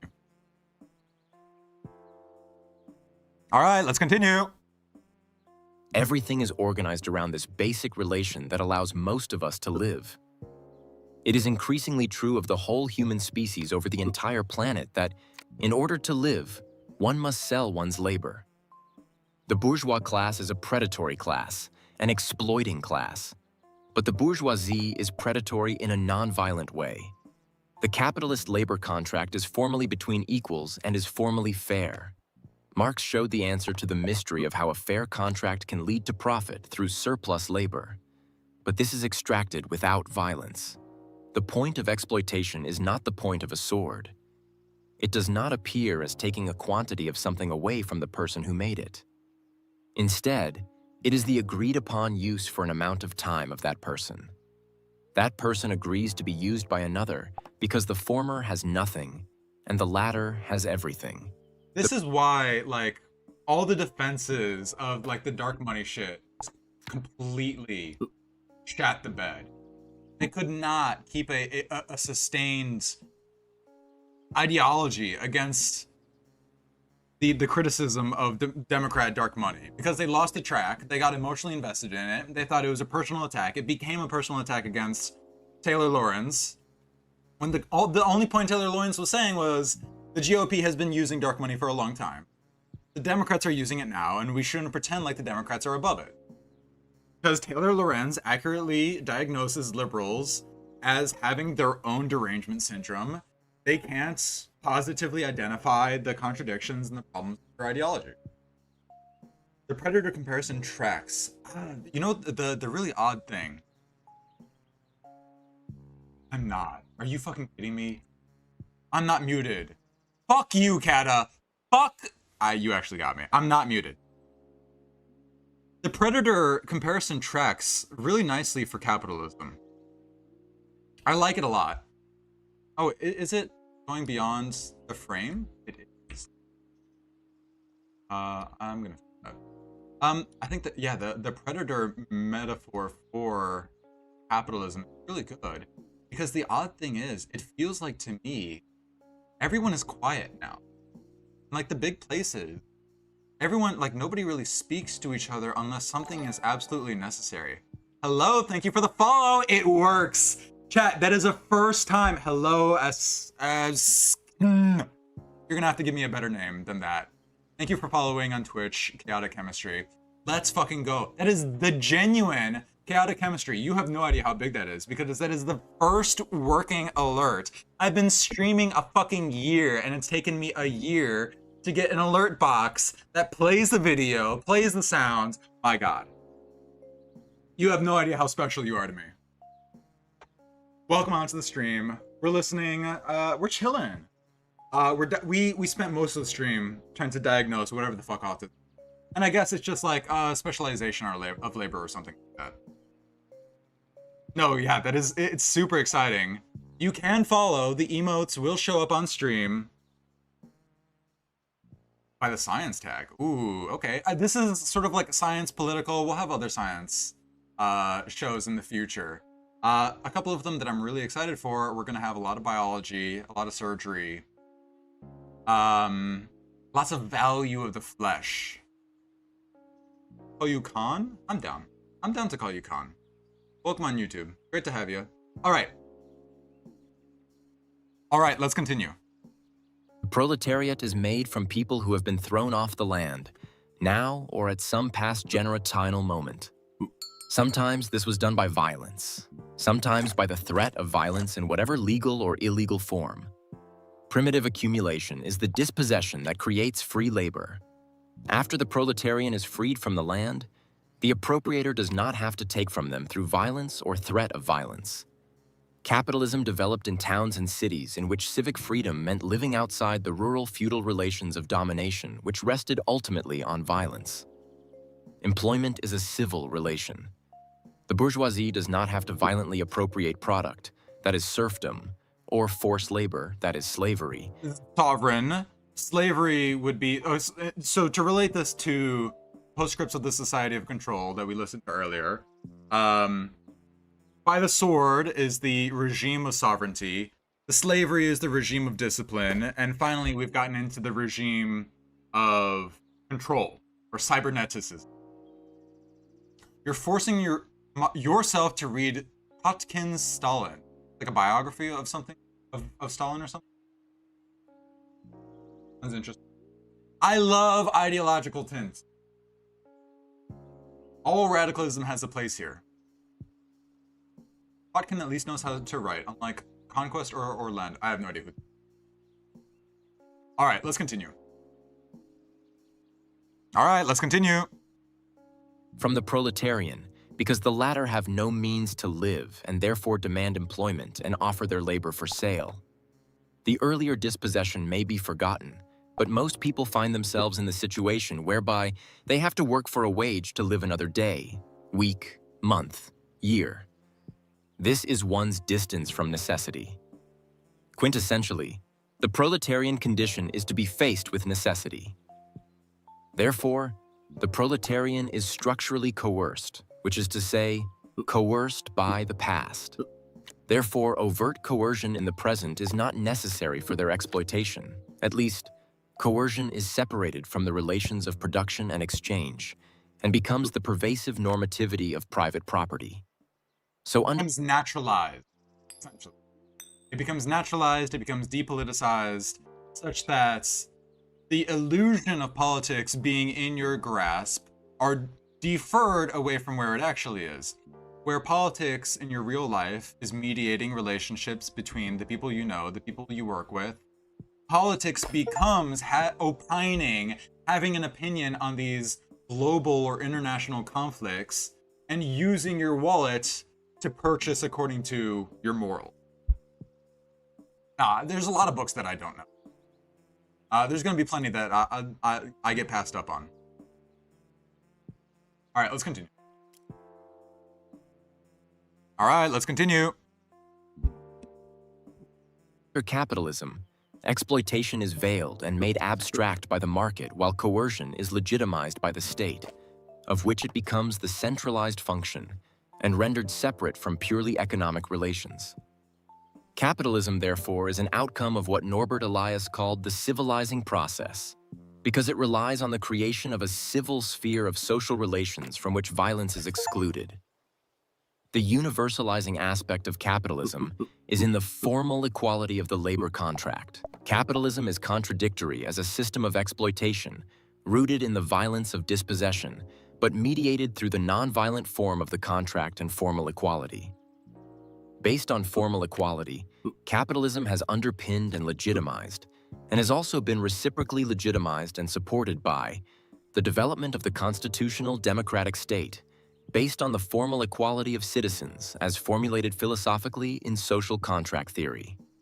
The exclusion of violence from the economic sphere within a civil urban space, also enabled the development of chaotic chemistry. If you're mostly into STEM, yeah, like me, you're also going to have to be interested in philosophy. You are going to have to be interested in politics as well, because STEM is saturated with philosophy. It's saturated with politics. Philosophy, we can just say, is like, how do we define the things? Okay, it's one of the varieties of philosophy, but the one most salient to STEM is how do we define what we define? How do we categorize things? How do we systematize things? Obviously, politics defines all of that. You're a mechanistic engineering major, Khan. Yeah, that sounds like shit. I'm not gonna lie. Like, just performative humiliation is kind of what it sounds like. But I'm glad you're here. All right, let's continue. The democratic communicative public sphere. The Marxist designation, bourgeois democracy, points to the contradictory character of this democratic civil life as formally equal but a vehicle for the political hegemony over society of the bourgeois class, and therefore a support for exploitation. There is a deep anxiety in capitalist society, as violence is excluded from everyday life, but threat lurks behind everything as the massive anxiety of being dependent on being given work, and the ever-looming threat of being made redundant, and the homeless in the streets reminding all of the essential homelessness that is the proletarian condition. For this reason, the civilizing process under capitalism is only partial. It is, as Steve Hall puts it, only a pseudo-pacification process. The United States exemplifies the contradictions of the capitalist pseudo-pacification process. It is said to be the oldest democracy in the world, since it has the longest-standing single governing document, and its principles were a radical break from the history of European aristocratic monarchical blood rule. Yet the North American continent was the scene of great violence associated with primitive accumulation, in African chattel slavery, and the displacement and genocide of Native Americans. The Second Amendment right to bear arms, and the fact that, in many states of the United States, it is common not only to own firearms, but also to carry them in public spaces, whether concealed or openly, is a significant difference in the place of violence in everyday life in comparison with other advanced capitalist societies. This is a feature of American life that is closer to relatively undeveloped countries without a strong centralization of violence in the state. Therefore, the American civilizing process is arguably contradictory and incomplete. The current of violence is closer to the surface of social life than in other advanced capitalist democracies. It took a civil war to end slavery and institute in law universal male suffrage in what historian James McPherson calls the Second American Revolution. Even then, from the end of Reconstruction to the end of legal segregation in the South, Ku Klux Klan violence combined with state violence in denying blacks democratic citizenship. So, as Jamil Abdullah Al-Amin, H. Rap Brown said in 1967, violence is a part of American culture. It is as American as cherry pie. The violence-laden tensions in America are— Okay, hold on. You're gonna do an aeronautical master's? That's pretty sick. You are going to be our Lockheed Liberal. Somebody's got to put the planes together. Somebody's got to fly them. I know somebody who flies them. They're pretty cool. It'll be awesome though. It's gonna be a long journey, and I hope you remain sane throughout it. Great place to kick up. You are the STEMoid. You are the insufferable STEMoid, Khan. Feel free, kick up, ease away, chill out. How's this only 5? Oh, it's 5 coin, the 2 money. Yeah, politics, STEM, philosophy, all of that is interlinked together. You've got some anarchist-leaning views, but I don't think there's a clear defense for the existence of the state other than pragmatic reasons. I actually completely agree. Like, you found your people. That's, yeah. I don't run a community. I've outsourced it to my wenches, my serfs, to manage it for me. But generally, yeah, the community would agree with that. We've got anarchist-leaning views. Critical-leaning views is, I guess, how we could say it, without being soy. And there isn't a clear defense for the existence of the state other than pragmatic reasons, and the pragmatic reasons are always fomented in the interests of furthering a political goal, usually investment, something like that. Con, you're not American. I just got accepted into a summer internship from your country's state aerospace company. That is exciting. Congratulations. That's a great success. Here, I can drink to that. I've got a beer next to me.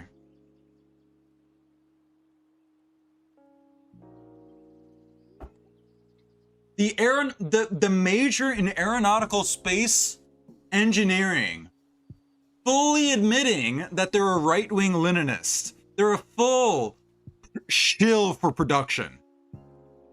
That's okay. That's an okay pill. That's a bullet I can... Okay. People biting that bullet, I can tolerate. Because at least they're honest. Unlike liberals. Hee hee. All right, let's continue. Externalized and exacerbated by imperialism. Imperialism means that the extreme concentration of wealth in large capitalist enterprises and banks allows the capitalist class to exert control over the state so as to utilize the nation-state's powers of violence to control global territories and resources for its benefit, or to organize the world, as Leon Trotsky put it, in its interests. Imperialism is in that sense the unity of capitalist interests with the nation-state's ability to project violence beyond its territory. Its corollary domestically is political repression.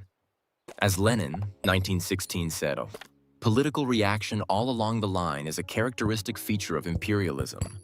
Imperialism tends fundamentally toward war, and this is world war since it arises from the rivalries of the major capitalist economic and military powers.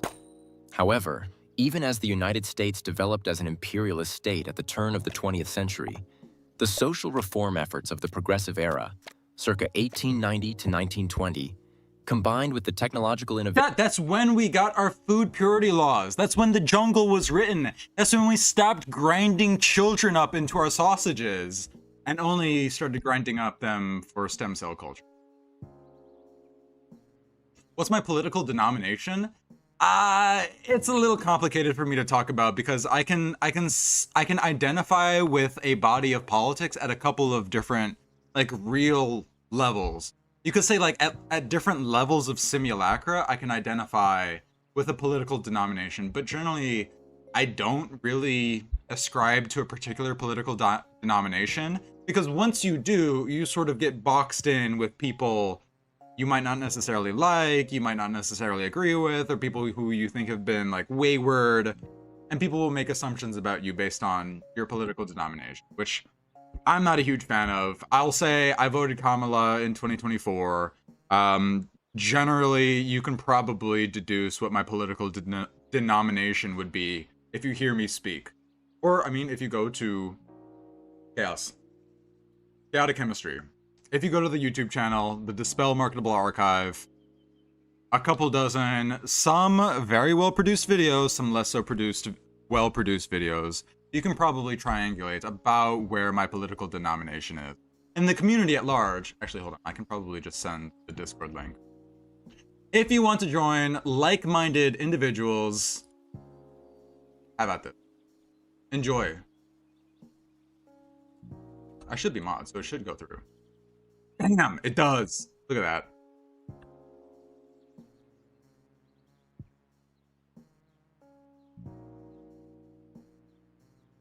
I'm glad to admit that I have been an ex-communist, a fascist, a nationalist, or an American dog, but never a liberal. There is a certain amount of, like, realism that comes with it, yeah. 100%. But, like, whether... The substantive thing is, like, what you would do in a particular situation, where your values lie.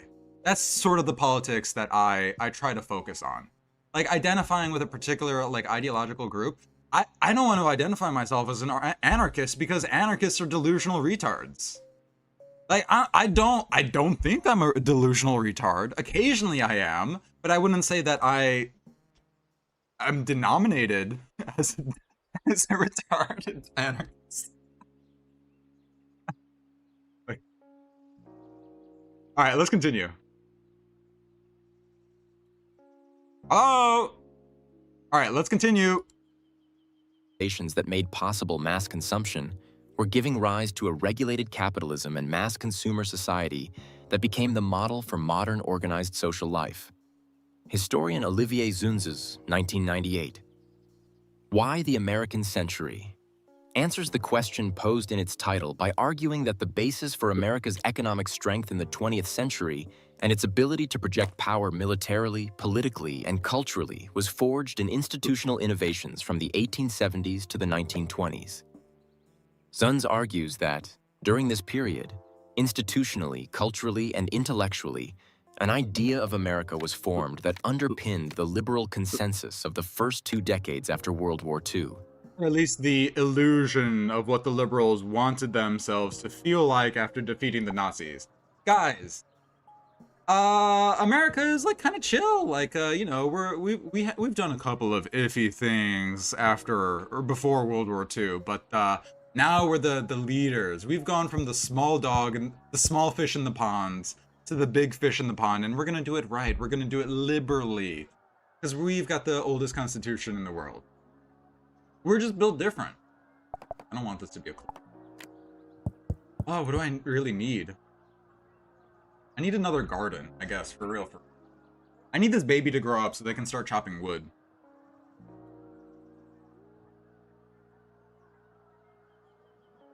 Alright, let's continue. This, he argues, provided the ideological basis for American confidence and power, that is, hegemony, in the post-war period.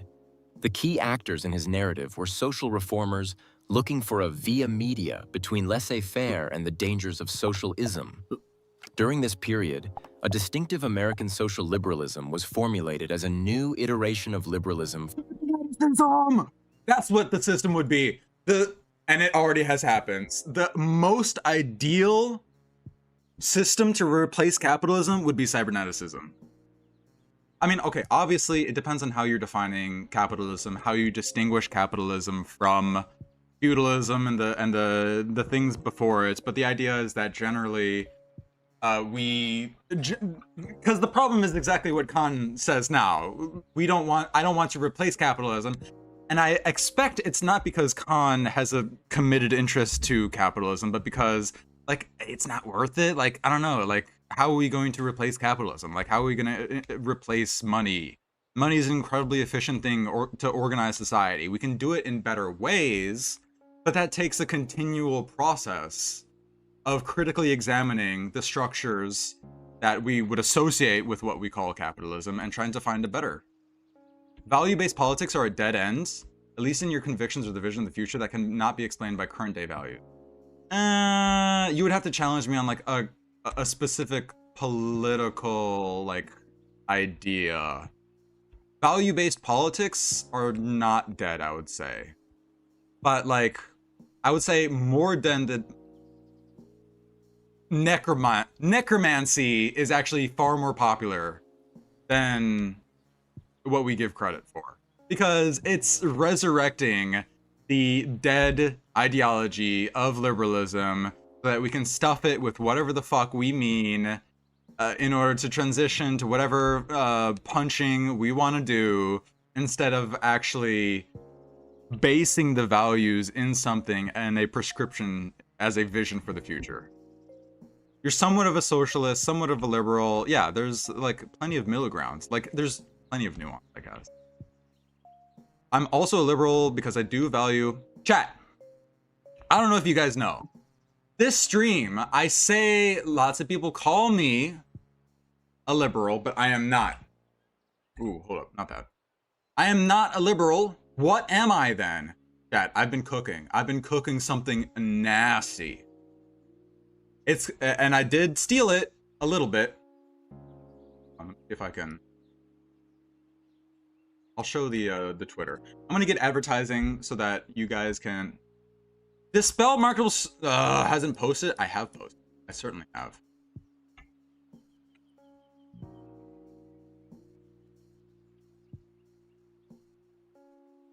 I don't know if I can post it. Anyways, chat. Ideologically, I am a neo-libertarian, Zoe phalangist. The problem starts by treating capitalism as a replaceable system rather than a diffuse structure of incentives that are embedded and embodied in people and institutions, and a lot of the power is about taking away the decisions from individual people and putting them towards a code that maybe we can assess. Yeah. I don't know. I had somebody earlier this month who was like, Dispel, you should stop streaming because like it's a waste of your intelligence. You should stop doing debates. But it's like, I want to spread propaganda to other smart, insightful people on the internet so that they can hone and infect other people with the marketable virus. The markets are here to stay, fuckwits. All right, let's continue. For an age of, and to a large extent in support of, corporate economic organization, mass society, and a national regulatory state and nascent national welfare state. This social liberalism became the core ideology around which American hegemony was constructed at the height of this hegemony between the end of World War II and the early 1970s, the period that the French call les Trente Glorieuses. Zunz argues that social liberalism guided and gave legitimacy to the formation of a distinctive form of mass society, absorbing, facilitating, and building. Am I pro-trans or anti-trans? Very tough question for me to put into a particular direction. In fact, if you look at my video, my list of videos, Hydrolox 3955, I'll just go with Hydrolox. Take a look at the Cute Accelerationism series of videos. You're gonna get a pretty good idea of my opinion on trans people. I hate trans people for being emanations of capitalism and excesses. But I enjoy the freedom to modify our bodies. You're practically anti because they are annoying. But like, they're annoying. Yes, they're mentally ill. But like, okay, it's 2026. Who isn't a little mentally ill? Should we give people grace for looking for a little extra identification in order to glaze their identity, their individuality? Maybe. But yeah, if you want my actual takes on trans, I was doing a little bit of a bit on the Cute Accelerationism podcast, or the show. But it was a good show. We covered topics like trans people. We had a trans person chime in it's not gonna be incomprehensible. It's about cute accelerationism. That's fine. You don't have to. All the better. Don't use Discord. Hold your chin up high, Khan. King, hold your head up high. I don't use Discord. Yeah, no problem. But like, if you want to see my opinions on Cute Accelerationism, just go to the channel. Go to the Cute Accelerationism. We talk about trans. We talk trans people. We talk about transhumanism. We talk about commodity capitalism. We talk about, I guess, whatever anarchism is. And we talk about the future. Accelerationism broadly. I think that's a great repository for my genuine opinions on trans people. And we even had a trans member of the community come on, and they essentially like shared your gripe. They're like, yeah, trans people are kind of annoying. Yeah, trans people who work for Lockheed Martin are going to be able to pass as a trans person better because they've got the capital to accumulate all the physical modifications in order to pass as their ideal. It's complicated. Some are annoying, some are not. All right, let's continue. Building social consensus around mass production and consumption and corporate organization on which America's superpower status was built. The building of the regulatory and welfare states may be understood as the bureaucratic routinization of what Karl Polanyi, 1957, called the counter-movement, in a way that was stabilizing and facilitative of capitalism, but which capital has for the last 50 years been engaged in rolling back. Sociology was a key part of this intellectual context, envisaging a scientific basis for the possibility of a viable, integrated industrial society.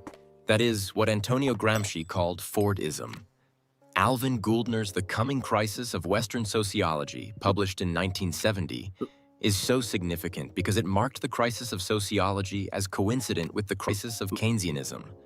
Although Gouldner did not foresee the specifically neoliberal dismantling of the Fordist Keynesian post-war order, the rise and decline of American power in the 20th century was closely bound up with the fate of Fordist mass society and, Within it, the mass worker. America's social crisis has its roots in the decomposition of the mass worker. The present political moment, the most dramatic feature of which is the accession of President Donald J. Trump to a second term in office, is the product of half a century in which the regulated capitalism built up in the mid-20th century has been dismantled and extreme polarization of wealth has occurred. President Biden's farewell address warned America against the dangerous concentration of power in the hands of very few ultra-wealthy people. Maybe he should have done something about it. How about that, huh? Biden should have warned us a little bit about that, huh? Biden be like, good luck, guys. I did my best. Good luck with the accelerations of techno capital. It was nice bombing Bosnia while I had the chance. All right, let's continue. All right, let's continue. And the dangerous consequences if their abuse of power is left unchecked. He stated, "Today, an oligarchy is taking shape in America of extreme wealth, power, and influence that literally threatens our entire democracy, our basic rights and freedoms. America has roughly 800 billionaires. This includes only 12 individuals who are worth over $100 billion. The American oligarchy is a plutocracy because it is an oligarchy of monetary wealth, named in terms of a sum of dollars. The billionaires are embedded within a broader power elite which is now dominated by what G. William Domhoff, 2020, calls the corporate rich. Bob Herbert of the New York Times gave the American ruling class the title, the donor class, and neatly defined it by saying that it is a tiny group, just 0.25% of the population, and it is not representative of the rest of the nation. But its money buys plenty of access. In the Trump administration, the oligarchy goes beyond access to possession. The oligarchy has taken over the institutions of government. This is the deep significance of Trump's second presidency. Trump appointed 13 billionaires to government posts, and the collective wealth of his cabinet is almost $12 billion. The ruling class rules. This is indicative of the profound change that has occurred since Fred Bloch, 1977, wrote his essay for Socialist Revolution in 1977, denying the existence of a class-conscious, directly ruling capitalist ruling class. Bloch's essay was published during the transition toward the establishment of direct rule by the ruling class, which was a key part of the project of neoliberalism. As it has acquired increasingly concentrated— Hold on, Khan. 98% of trans people are social contagion? I understand what you mean by that, as in, like, they could be prioritizing their attention and resources to more quote-unquote productive things, and they understand that it's an opportunity by the dissemination of the trans identity across the world. But the problem is that capitalism alienates us from our communities, from human connection, and so we feel the need to make modifications about ourselves in order to feel like we fit in more. I'm assuming you were referring to the 2% of people that are intersex, that are born intersex with some sort of genetic mutation, that aren't necessarily evil for being born with a genetic mutation, but they're trans. Or they're going to want to transition at some point because they need to decide on whether or not they want to have a dick or a pussy. Some of them, I guess, choose both. And, okay. All right, let's continue. Form. This oligarchy has become increasingly impatient with the mediation of what is increasingly manifestly its power. It has become intolerant of the diffusion of power through longer social chains, or chains of command, or institutions that channel power through rules, and make its exercise take certain directions, not others, and delay its effect, and constrain it by these very processes of expert judgment, rules, and arbitration. The ruling class, in the form of the oligarchy of which Biden speaks, desires to rule. The Trump administration is its vehicle.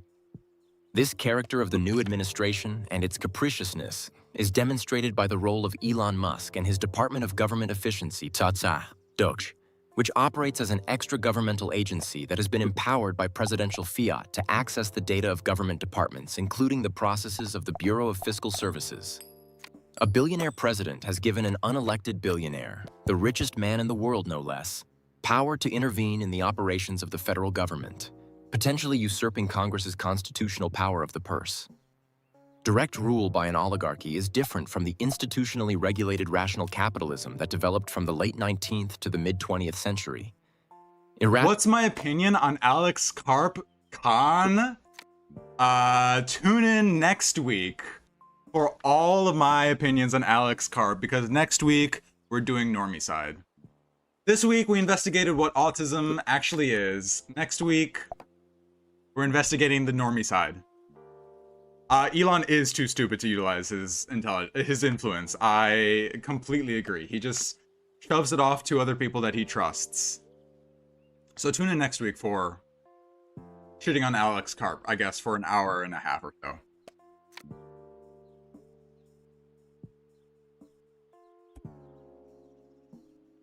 Rational capitalism does not organize but disorganizes American society and the world. Fordist societalization, the social factory, and the mass worker. Zunz argues that American power in the 20th century was based on its success in forging an integrated mass society. By the end of the Second World Conflict, various elites had positioned America for hegemony in a global mass society. With new organizational techniques and principles of social order, they believed they had salvaged their own mass society from potential chaos. Zunz argues that the idea of America as the model for modernity, the idea of the American century, supported American hegemony or Pax Americana, for Americans had in effect constructed the necessary... Pax Americana mentioned? Hold on, chat. Hold on. Fuck, where is it? Pax Americana mentioned Lockheed Liberal gene activated?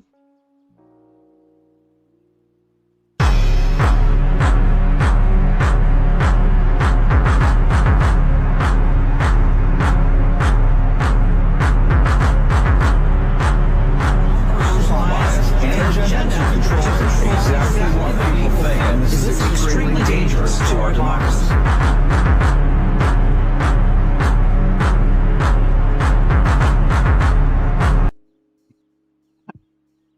No, not the Lockheed Liberals! Not the fucking autists running fucking Hearts of Iron 4 modded The Fire Rises in order to foment the fall of America. Ugh. Ay. Low-key, you respect Peter Thiel because he possesses more than 2 brain cells. Yes, I understand what you mean by respect. Yes, I think it's important that we respect our enemies. I think one of the biggest, delusions that liberals have is that... Oh, fuck, did it close the other document? I think it did. That's kind of annoying. This paper argues that the second presidency of Donald J. Trump represents... I'm sorry. Hold on. Let me fix it before I respond to your comment. Yes, I think it's important that you respect your enemy. If you don't like them, you think you could do it better. I think one of the big problems that liberals have is that they do not think MAGA is competent. They might think that a couple of people inside MAGA are competent, but broadly they don't. They denounce it as something that is irrational instead of something that is human, that is American. For better or for worse. Alright, let me see if I can find our position in the text again. Fuck! I shouldn't... the Pax Americana bit was not enough. It was not worth it.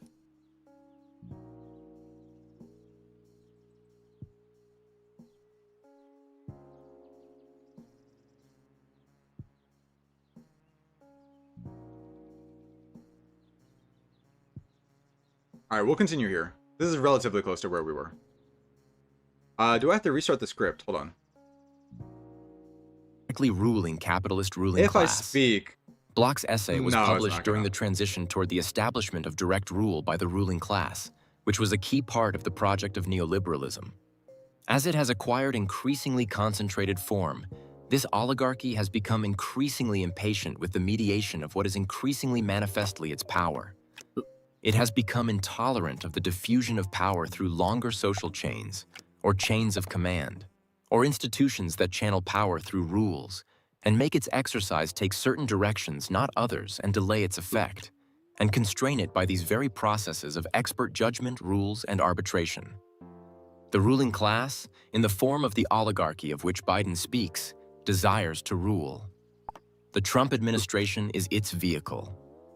This character of the new administration and its capriciousness is demonstrated by the role of Elon Musk and his Department of Government Efficiency, Docket, which operates as an extra-governmental agency that has been empowered by presidential fiat to access the data of government departments, including the— Maybe that's why Obama, let Putin take Crimea and undermine the liberal order. He, Obama didn't respect Putin. Maybe that's what it was. He does have a critical theory PhD from Frankfurt. He is literally from the Frankfurt School. The jokes write themselves. You are correct. But he's an evil version of the Frankfurt School. The Frankfurt School was criticizing the emerging technology around them. And the criticism eventually got used to better it. Yeah, okay. The Palantir CEO has read more Marx. Yeah. But oh my god. Speaking of which, okay. We have to finish this article up because I got a surprise for you in about an hour and a half. An hour. All right, let's continue. Processes of the Bureau of Fiscal Services. A billionaire president has given an unelected billionaire, the richest man in the world no less, power to intervene in the operations of the federal government, potentially usurping Congress's constitutional power of the purse. Direct rule by an oligarchy is different from the institutionally regulated rational capitalism that developed from the late 19th to the mid-20th century. Irrational capitalism does not organize but disorganizes American society and the world. Fordist societalization, the social factory, and the mass worker. Zuns argues that American power in the 20th century was based on its success in forging an integrated mass society. By the end of the Second World Conflict, various elites had positioned America for hegemony in a global mass society. With new organizational techniques and principles of social order, they believed they had salvaged their own mass society from potential chaos. Zuns argues that the idea of America as the model for modernity, the idea of the American century, supported American hegemony or Pax Americana, for Americans had in effect constructed the necessary ideology of an American century before imposing it on a world recovering from the Second World War. This was not only ideology, but was the reflection of real efforts at ordering modern American life. The ways big business, government, and the expanding sector of higher education built a partnership in the late 19th century and early 20th to engineer and manage a new America. This involved the integration of various elite institutions. A newly created institutional matrix— Peter Thiel and Alex Karp are like Lenin and Trotsky, but evil tech billionaires. Yeah, if Peter Thiel and Alex Karp were poor, they would be Lenin and Trotsky. Actually, you know what's very funny, Khan? My father thinks that Bernie Sanders is the modern incarnation of Lenin. If Lenin had been able to reach old age, he thinks that Bernie Sanders is the spiritual inheritor. Rhetorician. All right, let's continue. Of business corporations, research universities and institutes, government agencies, and foundations. Zuns writes that it is the reorganization of knowledge, not merely the power of capital accumulation, that gave Americans the means both to generate prosperity at home and expand their presence in the world. The new institutional arrangements facilitated the buildup of a large military-industrial complex during World War I, the creation of a technology-based consumer economy, and an enormous expansion of production. Zuns emphasizes that at the core of this American model— Okay, yes, they weren't poor, but they certainly were not as rich as Peter Thiel and Alex Karp. Did they get that rich when they took over the entire Russian Empire? They were rich in spirit, rich in the communist revolutionary spirit.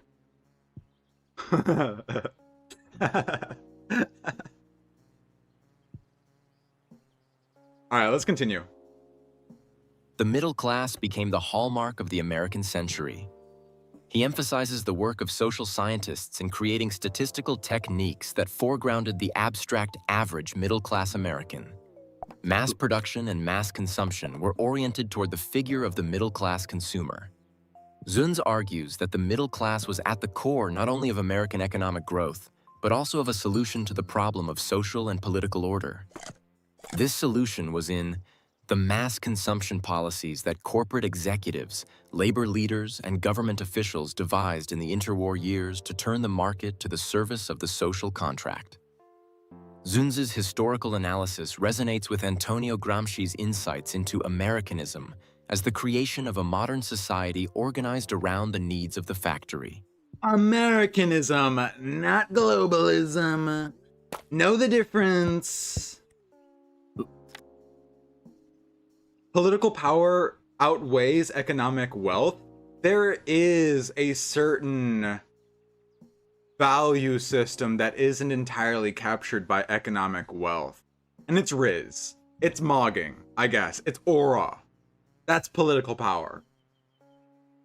And all the classical liberals are going to be whinging their hands. Oh, no, that's not true. It's not really autism. That's not. No. Autism is about maximizing political power. It's about looks maxing. It's about mogging. That's what we do here. All right, let's continue. Let's continue. Hello? Is this thing broken? All right, let's continue. Gramsci wrote, "This preliminary rationalization of the general conditions of production permitted the rationalization of production combining force, destruction of trade unionism, with persuasion on wages and other benefits, so as to base the whole life of the nation on industry." In America, hegemony is born in the factory. Gramsci noted the social organizations that culturally and ideologically supported the hegemony of the factory, pointing to the Rotary Clubs and the YMCA. In the famous section of his prison notebooks on Americanism and Fordism, Gramsci observed that what was taking place in America and being pushed forward by American elites was something of immense significance. Americanism, or the American phenomenon, arose from the biggest collective effort ever made to create, with unprecedented speed and consciousness of purpose unique in history, a new type of worker and of man. Gramsci noted that at the core of this, within the factory, the project of Taylorism was to develop the worker's mechanical side to the maximum, to sever the old psychophysical nexus of skilled professional work, in which the intelligence, initiative, and imagination were required to play some role, and thus to reduce the operations of production solely to the physical aspect. But this decomposition of the skilled worker was only one dimension of the broader social project of Americanism, which was also a project of social discipline. He pointed to prohibition. To preserve a psychophysical equilibrium outside the place of work in order to prevent the new method from leading to the physiological collapse of the worker. It could be argued that Gramsci was wrong to give such significance to prohibition, and that the growth of mass consumerism correspondingly developed cultural hedonism. But what is essential in Gramsci's account is that Fordism involved not just disciplinary and technological innovations within the factory, but efforts at moral regulation and social discipline extending beyond the factory to the everyday life of the worker, to create a new kind of working class. This was a working class integrated ideology. By the way, the reason we're learning about Fordism is because, modern capitalists, modern communists, they're both Fordists, unfortunately. They can both trace their anti-Semitism not to the points that I made earlier, the potential transition from henotheism or pluritheism to monotheism, but no, it's Henry Ford. Henry Ford did it all. All right, let's continue.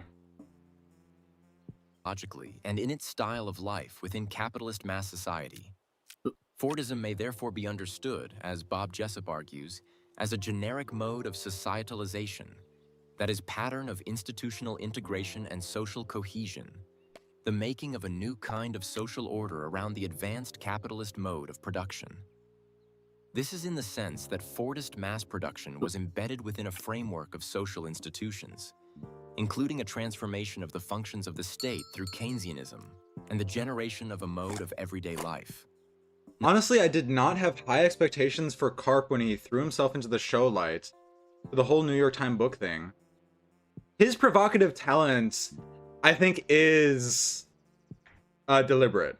I think he is trying to obfuscate through transparency by being like by Jester Max thing. Instead of allowing people to like focus on the shit that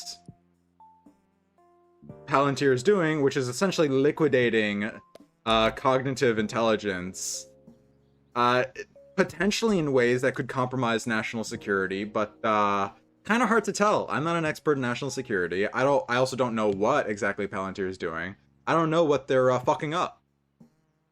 It is incredibly interesting. And they're all well within the Curtis Yarvin perspective of passion, of fascination, which involves denouncing an entity just as much as you try and foster it. That arguably denouncing, vilifying, or otherizing a structure or an institution makes it more attractive.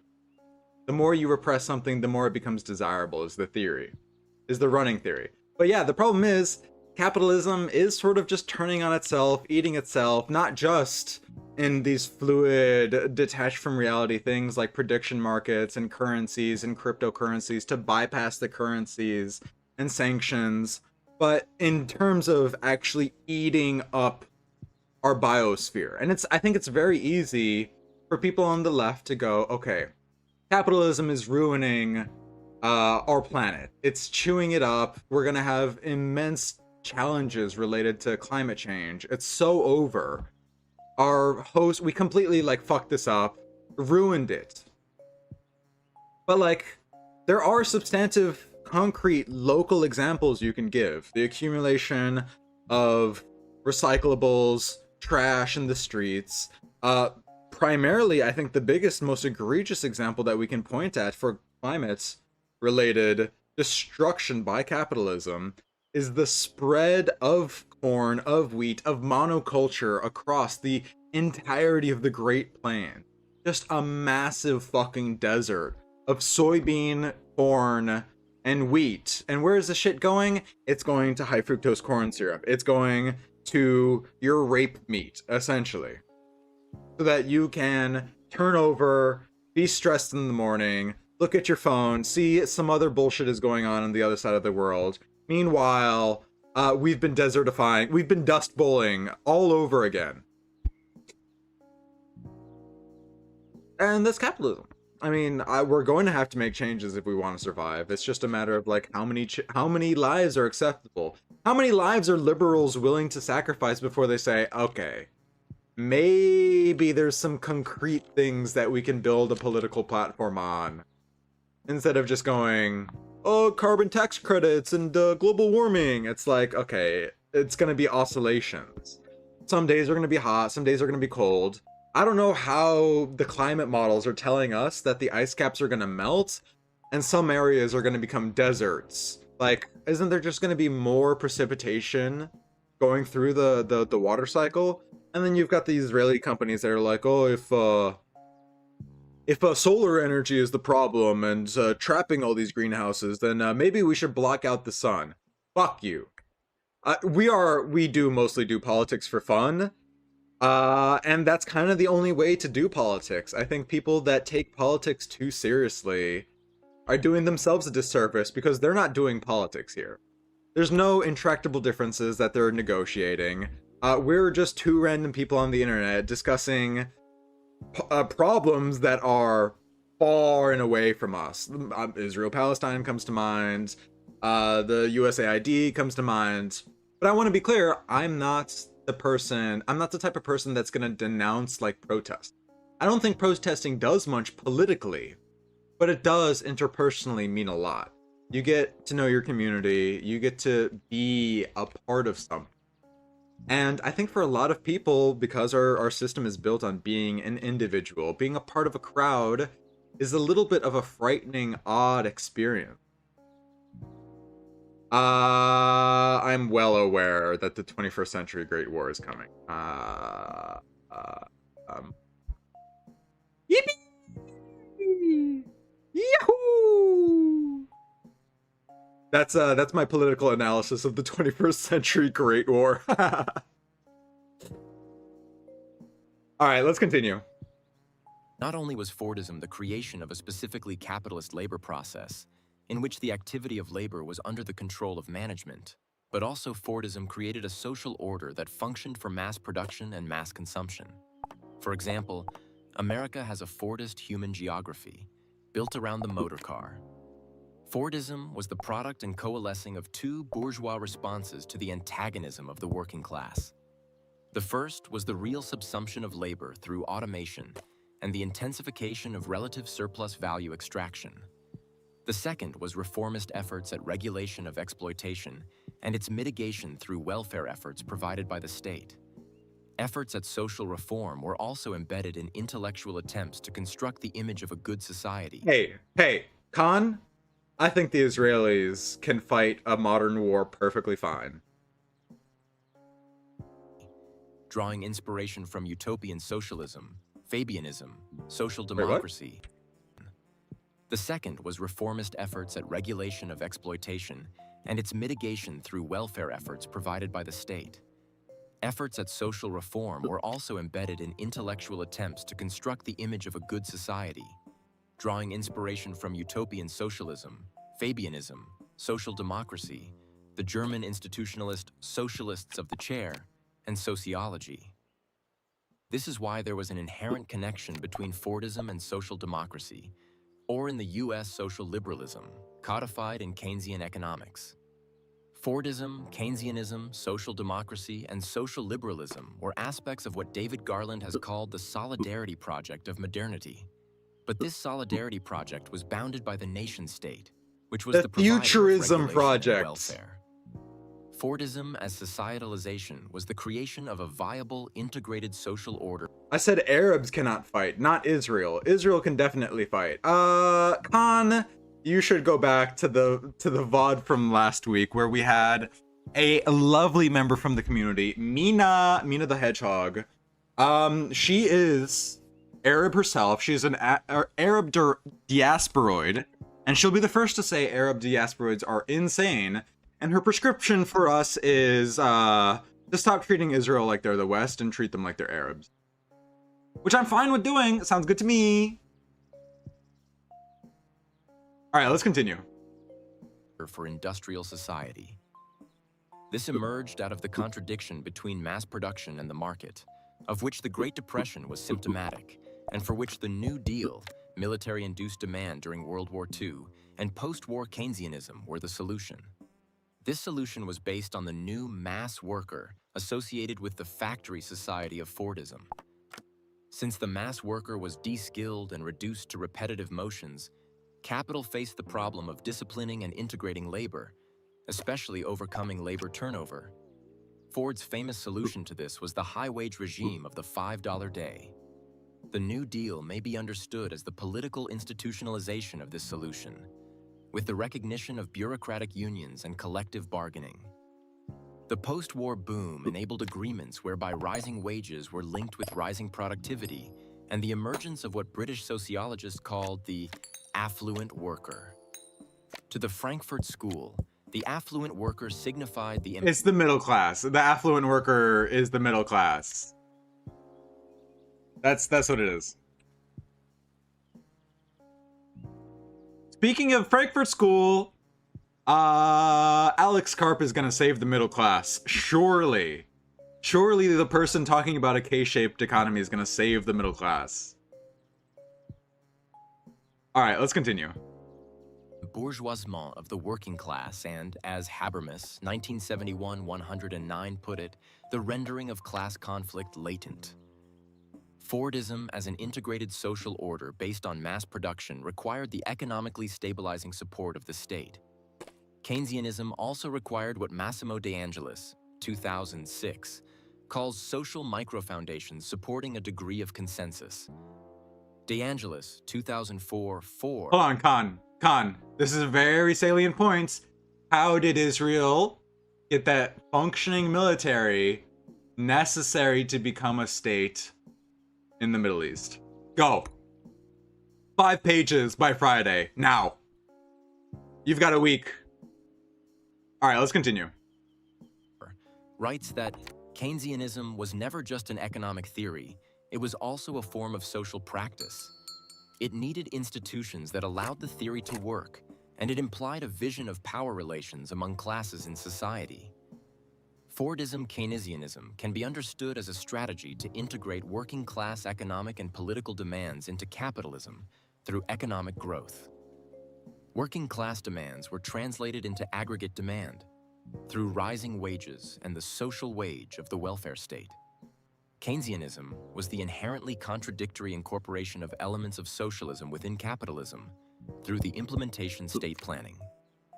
Technocratic social liberalism provided an important new discourse legitimizing the growth of government as welfare provider, social Thank you, Stalin, for establishing the State of Israel. Thank you, Stalin and Hitler, for establishing the State of Israel. Good job.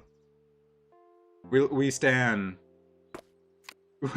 We stand Hitler and we stand Hitler and Stalin for founding Israel because we love Israel here at the Dispel Marketable show. We've always got our pulse on the markets in new and innovative directions. All right, let's continue. All right, let's continue. Regulator and economic manager. The prestige of science and the associated modernist belief in progress reinforced the legitimizing effect of economic growth and rising wages. The prestige of science and technology, giving these the ideological function of depoliticizing government action, gave legitimacy to the degree of economic regulation and planning carried out by the state through Keynesian policies. The one-dimensional thought framework of logical positivism formed a pillar of Keynesian Cold War liberalism. American cultural hegemony derived from the production of a certain social reality of a model of modern society as mass society. The societalization of capitalism as Fordism, involving the production of a form of social cohesion through mass consumption, homogeneity of taste, the technocratic ideology of progress, and economic growth, also involved the production of certain models of being, the nuclear family and its associated sex roles, the corporate white-collar career, the subjectively middle-class, patriotic, affluent, racially white worker. That's touch! Yippee! Don't 12% of Israelis speak Russian? Yes, they do. Don't speak about the axis of evil. Don't speak about the axis of evil. Stop talking about the axis of evil. They're actually good. All right, let's continue. America was the land of skyscrapers, freeways, gigantic cars with airplane-like fins, and the atomic age. This was peak America. It was also peak modernity, and America was modernity. The global context of the Cold War was an important factor in the stabilization of capitalism after World War II, and the domestic stability of the Fordist Keynesian Compact within the United States. The Marshall Plan was a Cold War strategy as well as a New Deal for the world, or an extension of Keynesianism. The Cold War position of the United States as leader of the free world also helped to legitimize America's hegemony and to justify its continuing military presence in allied countries, including former imperialist rivals Germany, Great Britain, and Japan. The demonization of the Soviet Union and the presentation of the United States as global defender of freedom underpinned social discipline and patriotic conformity domestically, which reinforced the conformity of taste of mass society and gave the American ruling class prestige and legitimacy. The Cold War enabled the coercive enforcement of post-war consensus within the United States by justifying the international liberal order. Guys, I don't even understand why my international liberal order is coming apart. I hate these Lockheed Liberals so much because they're just fucking dumb. There's no other way to put it. Sorry.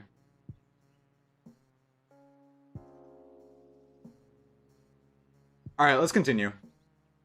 Anti-communism and enabling the purging of communists from labor unions, universities, schools, Hollywood, and other cultural institutions. Fuck you, Hydrolox. We can't have more Baudrillard fans in this fucking community. One is already enough. Get your fucking ass gone out of here. You're not welcome.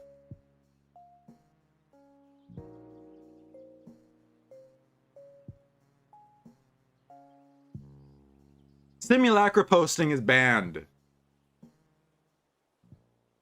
I've been in the same place as you a few years ago, but I just went insane somewhere along the line. And I just shifted to care more. Well, thankfully, I'm doing this slightly differently. And I've got you guys to banter with, to communicate, have community. Yippee! All right, let's continue.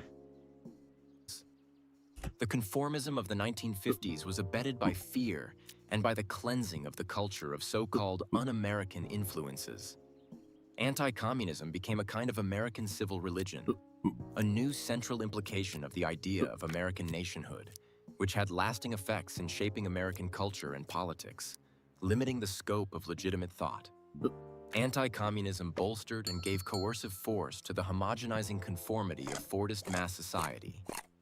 Fordism Keynesianism depended on the extent to which aspirations could be contained within the parameters of Fordist mass society. Post-war America was a culture of containment, not only in foreign policy and domestic political repression, but also in the containing boundaries of mass conformity. This culture of containment broke down rapidly in the mid to late 1960s. Post-war liberalism and Fordist affluence created aspirations that American capitalism could not fulfill. Student civil rights activists were fueled by the idealistic belief in the values that America officially proclaimed to the world, and found these brutally contradicted by Southern segregation. This was also true of the early New Left, as is apparent in the idealistic liberalism of the Port Huron Statement. Fordist homogeneity and standardization went along with a racialized national self-definition in terms of a hegemonic WASP, white Anglo-Saxon Protestant identity, despite secularization and declining anti-Semitism after the World War II. Fordist mass society placed an onus on integration of society around mass consumption. The caste system of the South posed a clear contradiction to this model, as did the de facto discrimination that blacks faced in the North. It is significant that Gunnar Myrdal, in his influential An American Dilemma, The Negro Problem and Modern Democracy, published in 1944, based on work begun in 1938, framed the dilemma in terms of a hegemonic American creed of liberalism, which included the assimilationist notion of the melting pot. The study, between the New Deal and the end of World War II, was a key document in this moment in which liberalism was becoming hegemonic in national self-definition. The mid-1960s were the peak of influence of Keynesianism in economic policy. The last issue of Time magazine for 1965 featured a picture. Han, I've clocked you. You're literally like, yeah, this is, you found your community, you found your place. Yes, 130 IQ midwit with ADHD, NCR fan, around COVID. Yeah, welcome home. Of J.M. Keynes on its front cover, with an article titled "The Economy We Are All Keynesians Now." Time, 1965. The peak of post-war liberalism, marked by the passage of the Civil Rights Act in 1964 and the Voting Rights Act in 1965, coincided with peak Keynesianism. The civil rights movement took place within the integrating logic of Fordism Keynesianism, the context of welfarist capitalism, in which the functioning of the capitalist economy depended on integrating the working class as mass consumers and therefore as effective demand. The civil rights movement was a movement of a population excluded from this Keynesian post-war compact. But the logic of integration in mass society, as well as the Cold War advertisement of this mass society as exemplifying the link between capitalism and democracy, was an important underlying basis of legitimacy of claims of African Americans. The problem of race in America has to do with how American liberalism's granting political rights in this period was immediately followed by the crisis of the economic conditions for that liberalism and the end of social reform and growth of social inequality. The political aspirations of American blacks were blocked by worsening economic conditions in an increasingly economically polarized society. Urban rioting challenged the image of the affluent society. as black radicalism emerged out of and went beyond the civil rights movement. You And own other a minorities, such as hardcover Latinos and print Native Americans of Technological Republic by Alex Karp?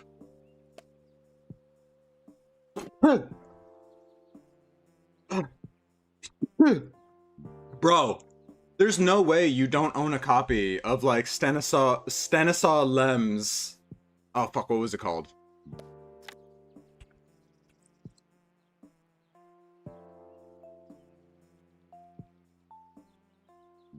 Not Solaris.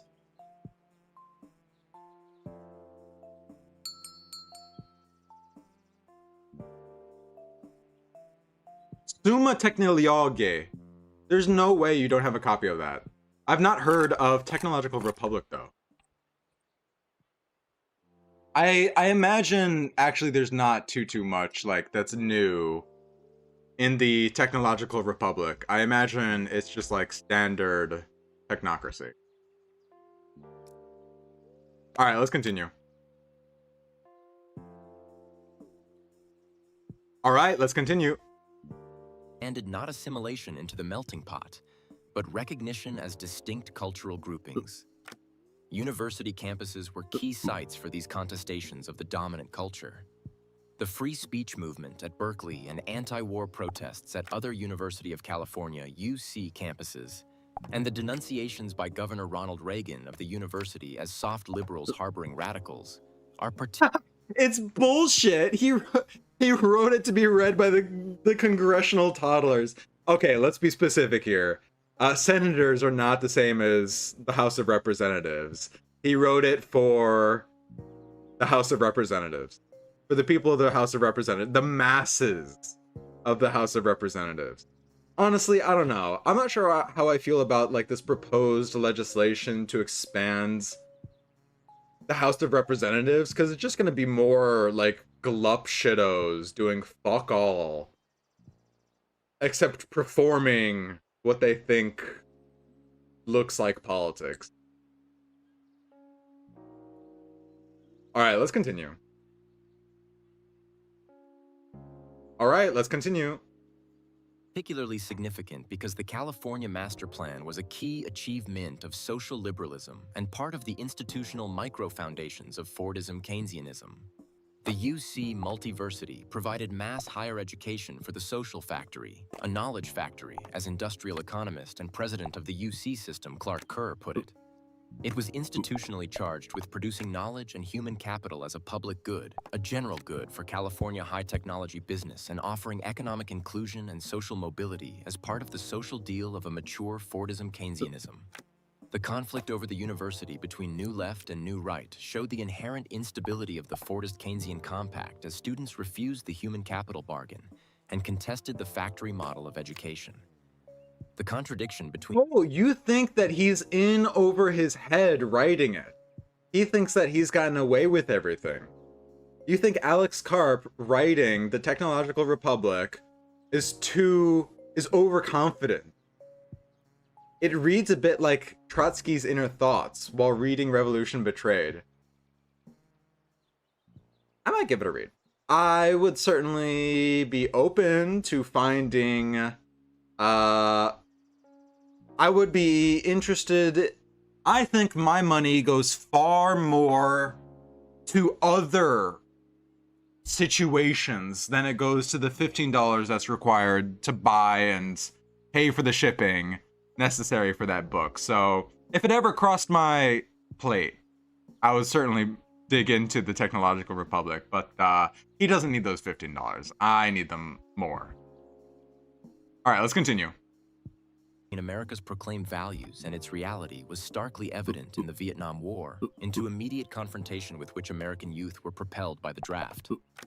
At the same time, business interests and the New Right coalesced around figures like Barry Goldwater, Nixon, and Reagan, who regarded the University of California as emblematic of the erosion of traditional morality and patriotism by social liberalism.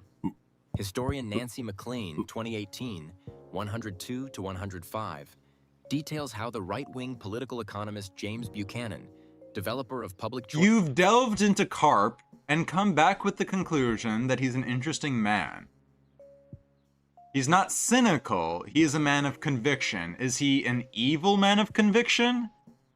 Because an interesting man of conviction. Yeah, I understand. A good, interesting man of conviction. Cool. You paid for it to get shipped to Turkey? You're a real fan. You're a fan.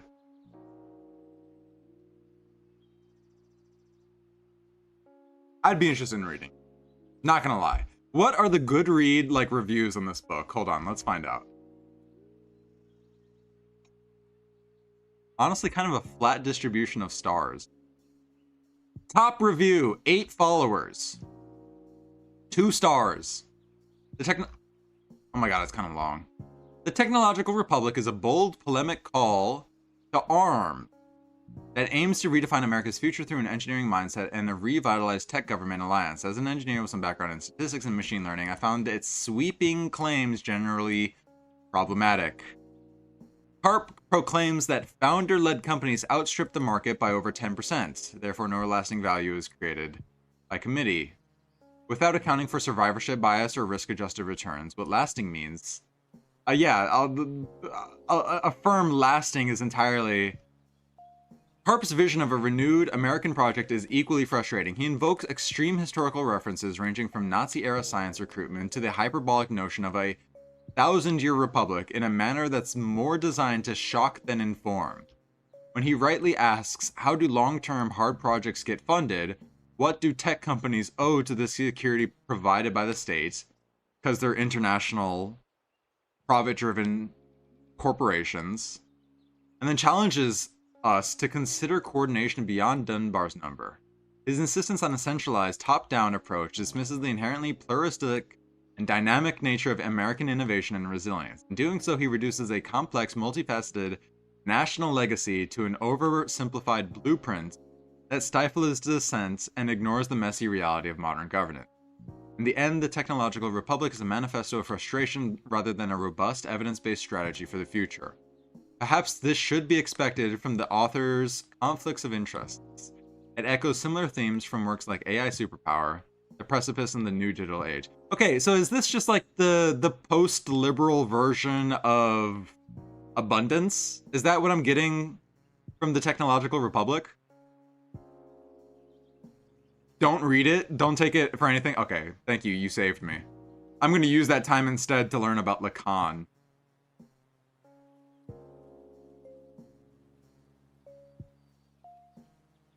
Only Alex Karp seems to believe, or Alex Karp only seems to believe in the survival of Palantir. Yes, he does seem to believe that his private corporation is going to do exactly the little Curtis Yarvin thing where each town becomes a corporation or whatever the fuck.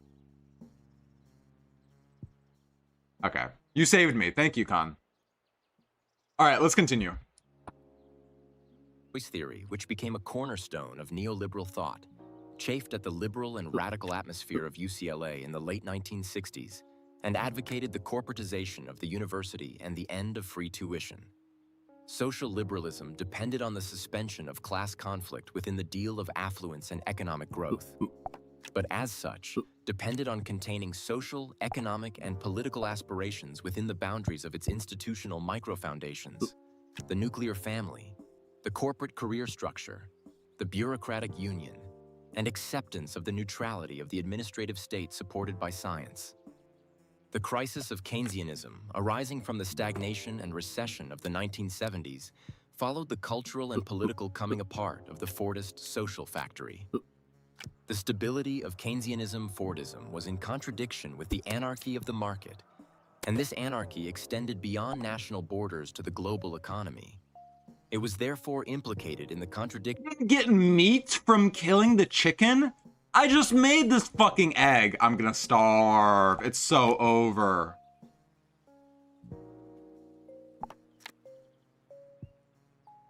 Fuck. Alright, I need to get some food, like, pronto. This might do it. Big money, big money. Okay, rat is doable.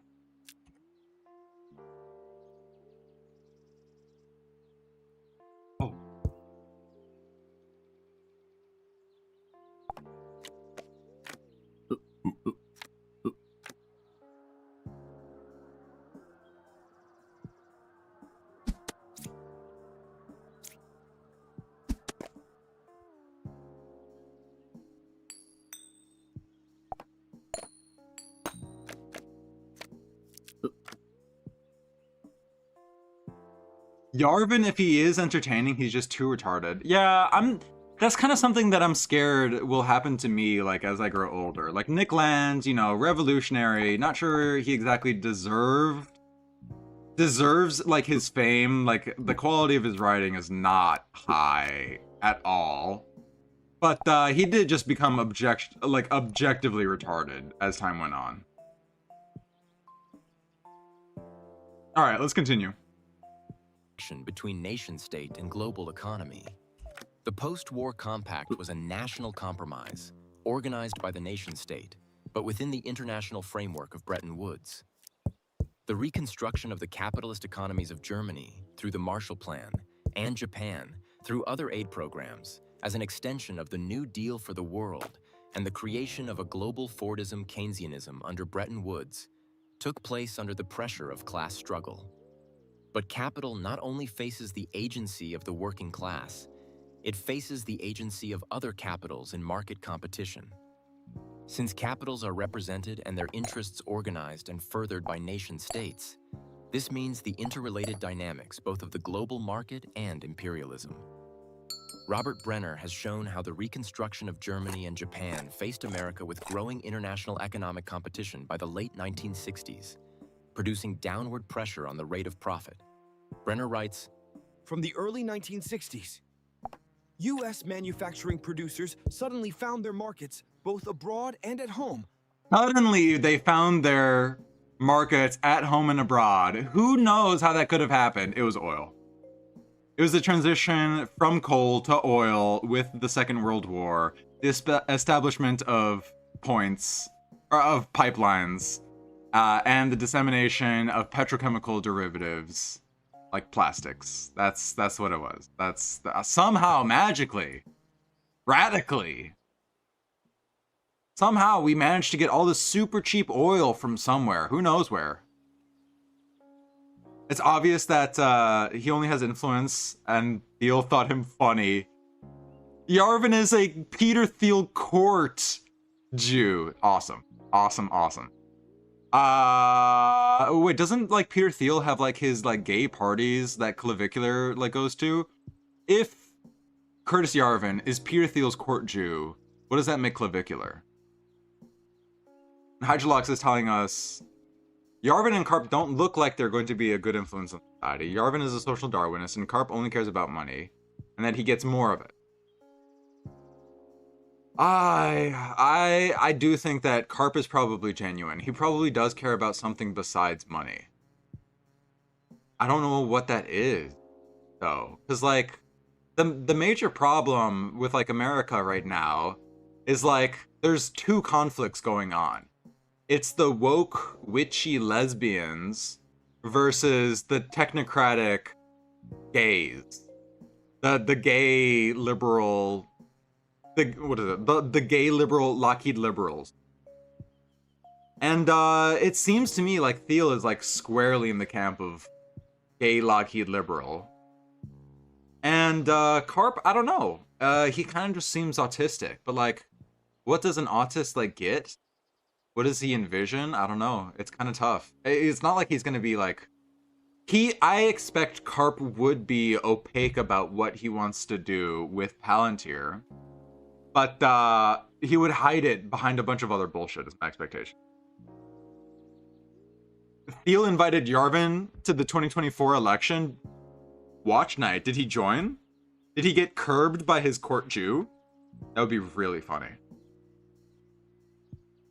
Alright, let's continue. Under radically increased pressure from the lower cost, lower price exports of the later developing blocs, especially Japan. As a consequence of the resulting downward pressure on prices, they were unable to realize their existing investments at their previously established rates of profit. The upshot of what was effectively a process of overinvestment leading to overcapacity and overproduction in manufacturing on an international scale. Especially given the enormous fraction of the total for the advanced capitalist economies represented by U.S. production, was a major fall in the aggregate profitability of the advanced economies, located primarily in manufacturing in the years between 1965 and 1973. Brenner, 2006, 38. Contradictions within American society, undermining the national settlement with the working class, Han, if you cannot send links in chat, as far as I'm aware, but if you post the title of the New York Times article, I'll use it for next week's show. All right, let's continue. Urged with the contradiction between this national settlement and the imperialist task of America's ruling class to organize the world in its capitalist interests. This was expressed as the fiscal contradiction between paying for guns and butter in the twin commitments of the Lyndon Johnson administration to continue the legacy of New Deal liberalism in the Great Society and war on poverty, and attempt to win the war in Vietnam. Federal government borrowing to pay for the costs of the Vietnam War combined with the worsening balance of trade due to rising international competition to produce a crisis of the dollar, and led to the Nixon administration's fateful decision on August 15th, 1971 to take the dollar off the global standard and float the currency on international currency exchange markets. This was the beginning of the end of the Bretton Woods system and the entry into an increasingly unstable, globalized, and financialized form of capitalism. It was shortly after the Nixon shock signaled the breakdown of Bretton Woods that the lawyer Lewis Powell, soon to be appointed to the Supreme Court. Hold on, you mean this one here? This Substack? Kristen de Montfort. This one right here? The Great Trinidine Time War.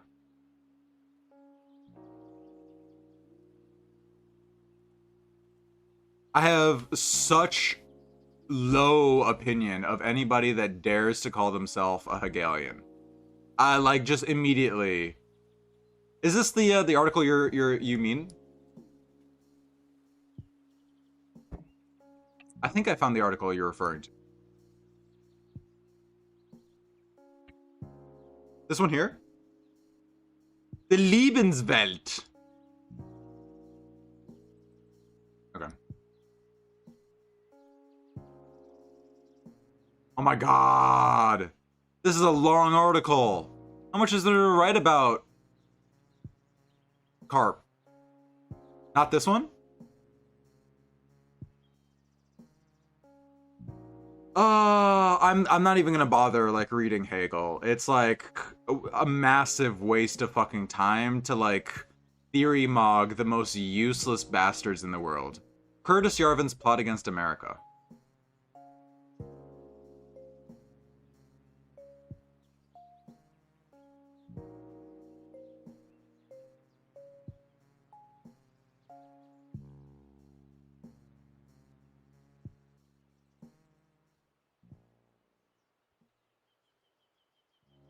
It's not that good.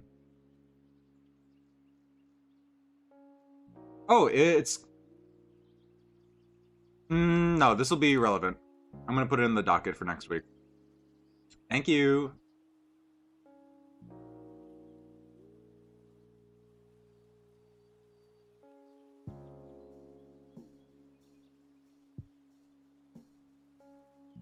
Is this not the article you were talking about?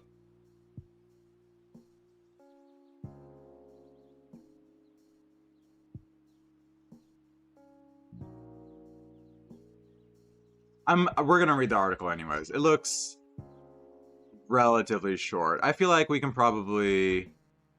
I have not read any of Chris Yarvin's Substacks, so we might do a couple next week. To wrap up the Autism mini-series. Next week, the normie side. This isn't a Carp article. Oh, you're referring to you're referring to a New Yorker or a New York Times article that's about Alex Carp, but this Curtis Yarvin one is better. That's what you're saying.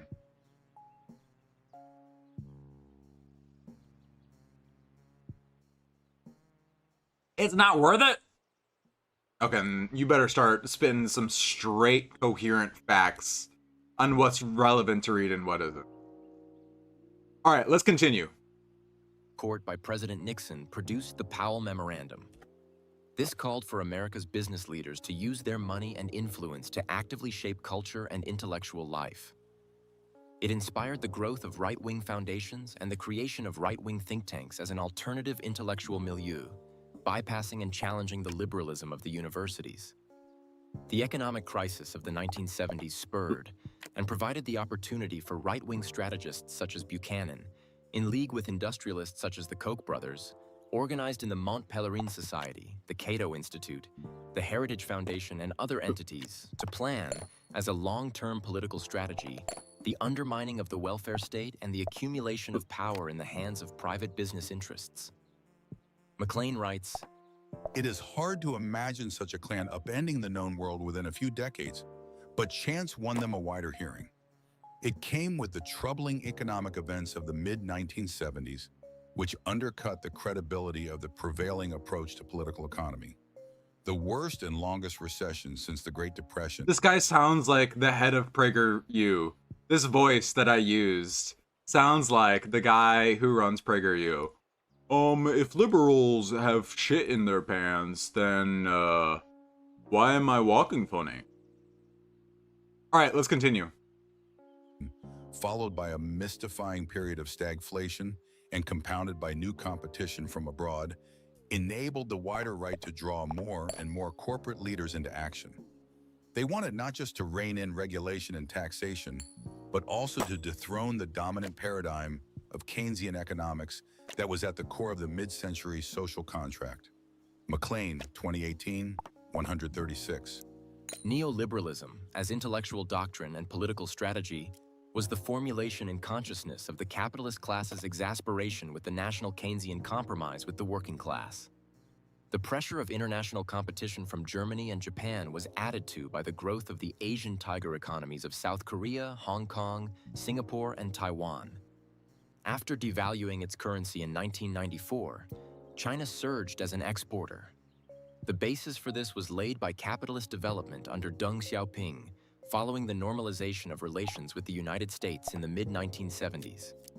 These developments went hand in hand with the rise of the transnational corporation in the post-war decades and technological changes in computerization, information technology, containerization, and jet travel. These new technologies enabled the direction of production at a distance, facilitating outsourcing and offshoring of manufacture and the global transportation of goods. The globalization of production since the 1970s marked a profound change in the world economy, the importance of which cannot be overstated. It meant the increased mobility of capital and the ability, and indeed competitive necessity, to flee any national settlement that had been made with labor.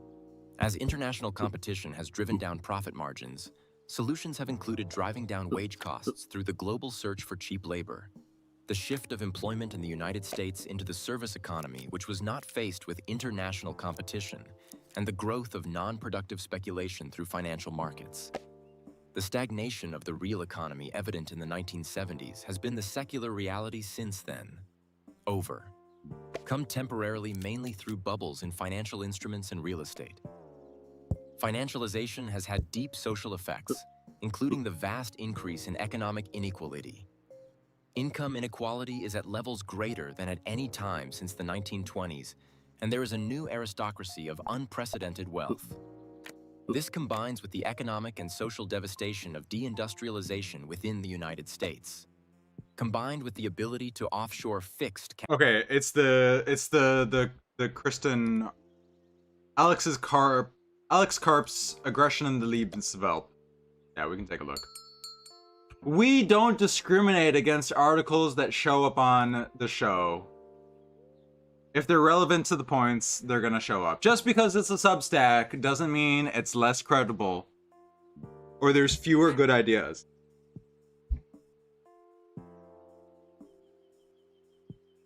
It's not just finance bro bullshit. It tries to discuss it on serious ground. Okay, it's wrong as well. Okay, well, thankfully we're gonna have you next week to help us understand why it's wrong. Because I know tangentially I'm familiar with Alex Karp. I mean, he was like a part of the PayPal mafia. I imagine that, yeah, he would probably want to remove most of the records he was doing turn of the century about the same time that we're missing all the Epstein files. Very coincidentally. All right, let's continue. Capital and the ability offered by global financial markets to move investment capital globally, the shift of capital out of manufacturing and into financial markets undermined the basis for compromise with the working class.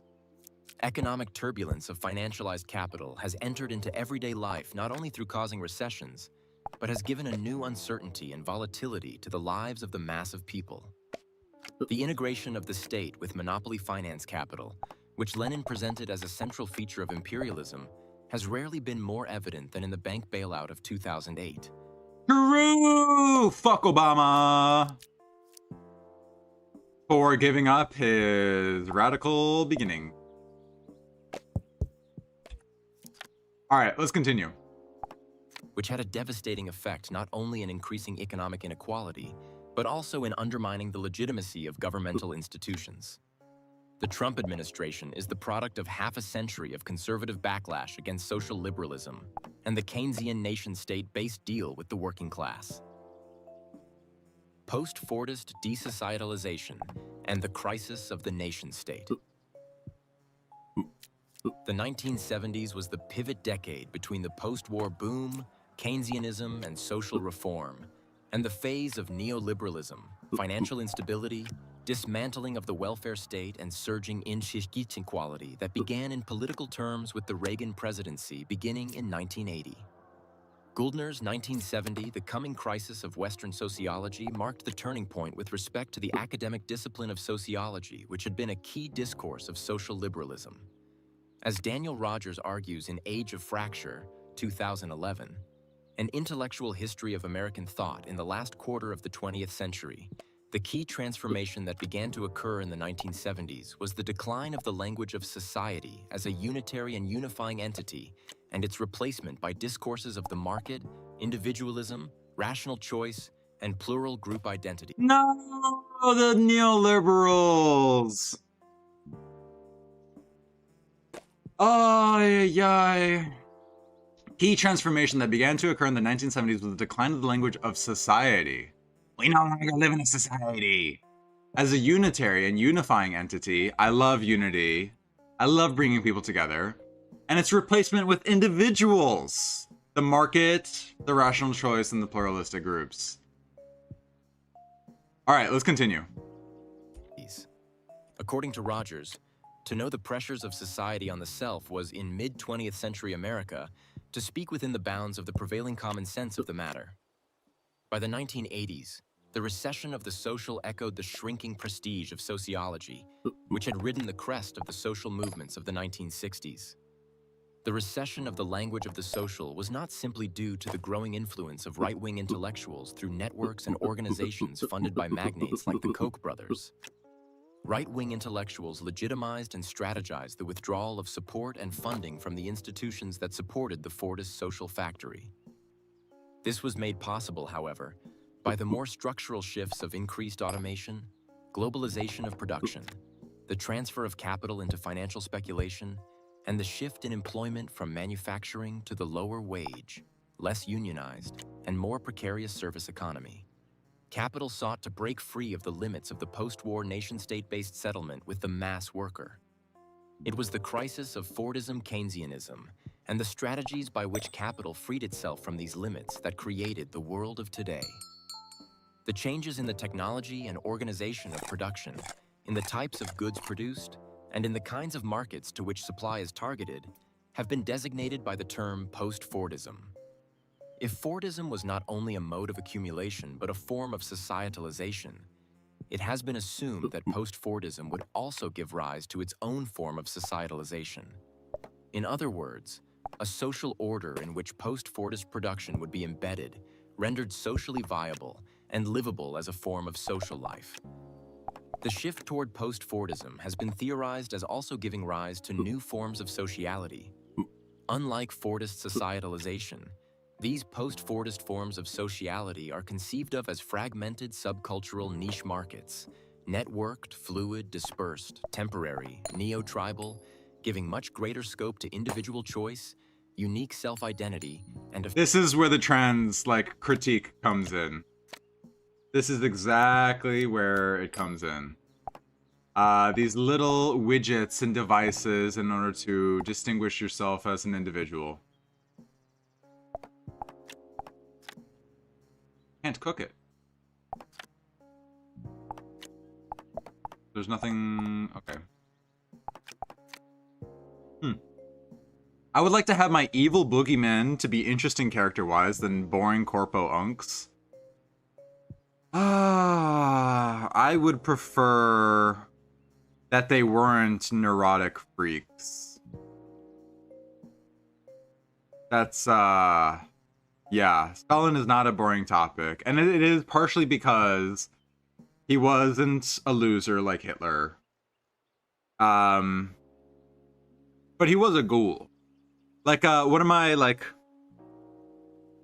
The most notable story that I'm familiar of regarding Stalin is somebody, he was trying to, like, he was trying to seek out some dissonance. And so he brought all the vanguard into an auditorium. And he asked, would those in the first row stand up? And they all got shot. And he asked, okay, who laughed at my... I think like somebody laughed at his joke like formerly. Okay, who laughed? First row dead. Next row, stand up, dead. And then finally the guy at the back stood up and said, I'm sorry, Stalin, it was me. And he was like, oh, it's okay. You should have just come and before we kill 30 people. Everyone with power to change society is a ghoul. You can't get power without being at least a partial psychopath. That seems to be the truth of the matter. So then the problem is, how do we get subjects that we trust inside power? How do we hold subjects? It was the sneeze joke. That's exactly what I'm referring to, guys. How do we hold subjects of power accountable?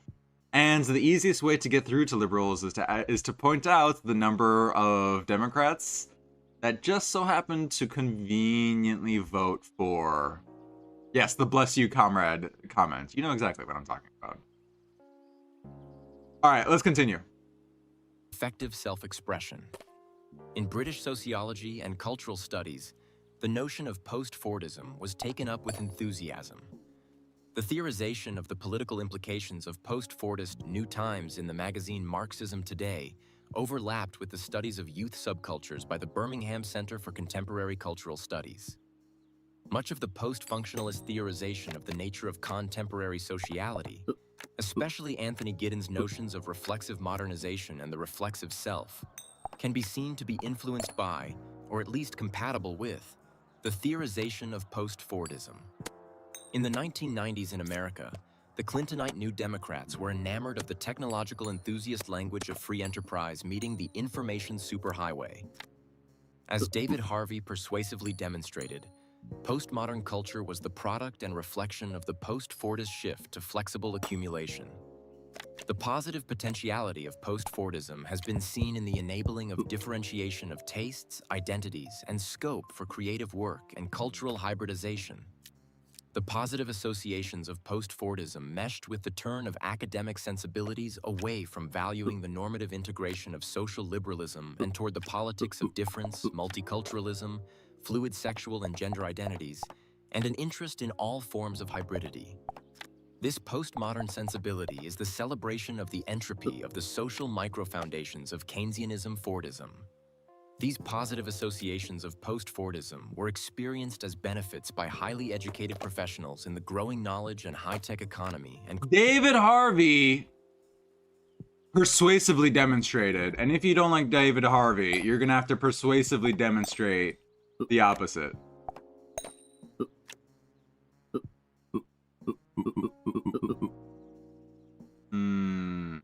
He just needs to work the quarry. Genuine Keynesian economics going on right here in front of your screens, by the way, with this game. All right, let's continue. Creative industries. The creative class at the forefront of urban gentrification. In this way, post-Fordism was the capitalist subsumption of the middle-class youth countercultural revolt against Fordism. Countercultural dissatisfaction with the conformity of controlled consumption and the corporate career was drawn upon in energizing new forms of entrepreneurialism and the commodification of culture, communication, and knowledge. Cosmopolitanism and lifestyle experimentation became increasingly central to the habitus of the new middle class or professional managerial class. Postmodernism was the nominally left corollary of the right-wing intellectual attack on social liberalism. Both the neoliberal think tanks and the academic departments of literature in increasingly neoliberal entrepreneurial universities were rejecting the tenets of social liberalism, in particular, the idea of an integrative common good.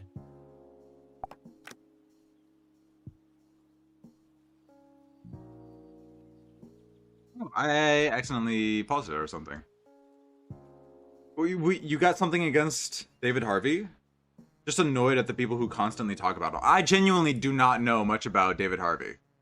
Honestly, his summary seems pretty apt. People after the 50s were looking for something new, something revolutionary. Partially because black people were getting more rights in America, partially because socialism was boring them, they wanted something else. And the differentiation of taste, the individuality, the consumer, the options were all enmeshed inside the new neoliberal. I might be too right-wing for you, but hold on. Khan, you know, you only are looking at my right wing. You only see my right wing. My left wing, it's a little hidden. It's a little shy. Too interesting to leave. That's awesome. I'm glad you found I'm glad my content resonates. All right, let's continue. The fracture of the social and individualization also were reflected in the politics of minority representation, in which the new middle class diversified itself through affirmative action and targeted assistance, while mass progress of working class blacks stalled or declined, as did the economic prospects of the broader working class. What was taking place in the working class concurrently was devastation. The economic evisceration of America's small and medium-sized towns, as the manufacturing plants that sustain them have closed down, mirrors that of America's industrial cities. The social crisis has been compounded by the predatory practices of America's for-profit medical system, as uncontrolled opiate prescription then exacerbated the demand for street drugs.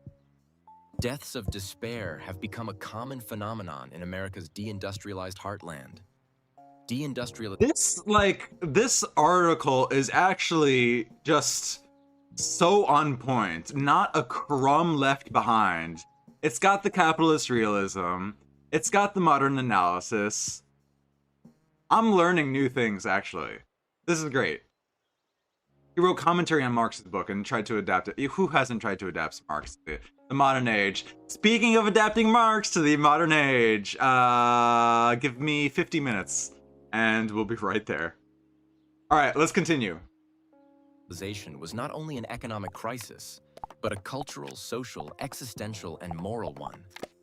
Catherine Marie Dudley writes of the 1988 closure of the Chrysler assembly plant in Kenosha, Wisconsin. As Kenosha auto workers reflect on what happened to them, they feel there is much more at stake in their plant closing than a broken promise on the part of Lee Iacocca. They see his deception and lie as indicative of a thoroughgoing breakdown in the system of rights and obligations that bind people together in American society. Dudley, 1994, 150. While Fordism was characterized by not only technological change, but also, from the Progressive Era to the New Deal and beyond, social reform efforts oriented toward the production of stability and order, the social consequences of post-Fordism are quite the opposite.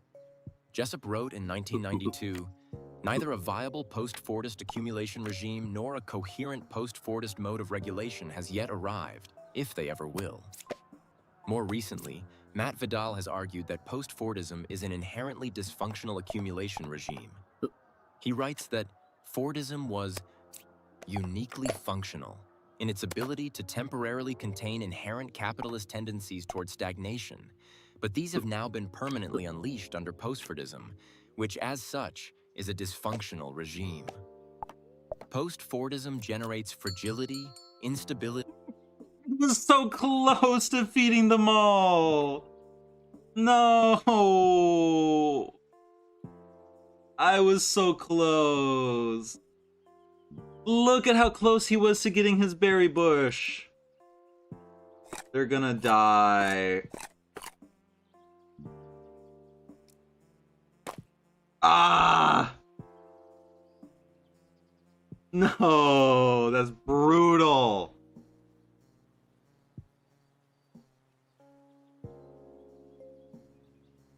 Who's YF23?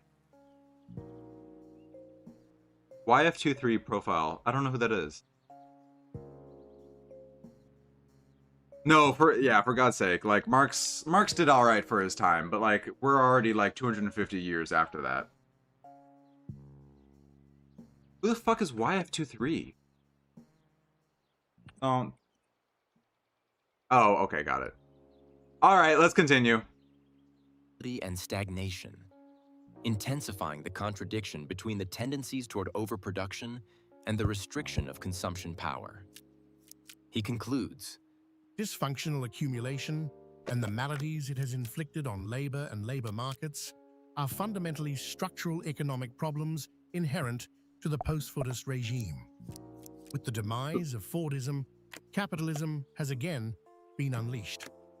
In the post-Fordist condition, the prospects for a return to the employment norms and declining inequality of the Fordist period are bleak.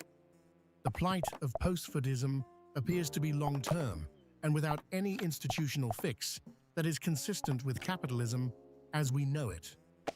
Vidal, 2013 for... Reach! Yeah, that's like... There's like no... Hold on. Let me find the tab so I can actually read back. Holy fuck, what a banger line.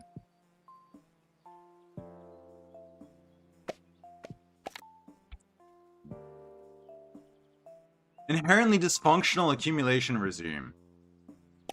Fordism was uniquely functional in its ability to temporarily contain inherent capitalist tendencies towards stagnation that had been permanently unleashed under post-Fordism, which is dysfunctional. It's fragile, unstable, and stagnant.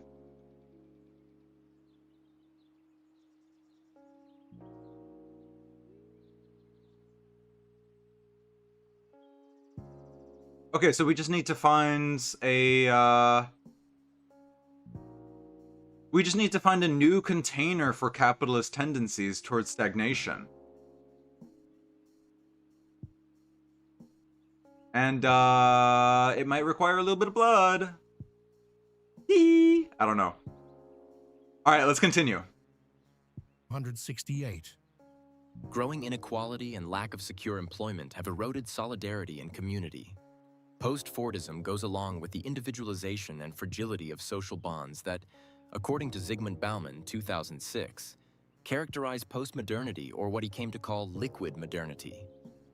Carlo Bordoni, 2022, argues that individualization has moved even beyond liquidity so that the new time can be called post-society, page 144.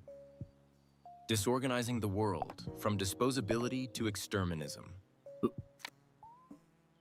The contradictory character of liberalism as the key legitimizing ideology of the post-war consensus is evident from the fact that social liberalism became synonymous with Cold War liberalism.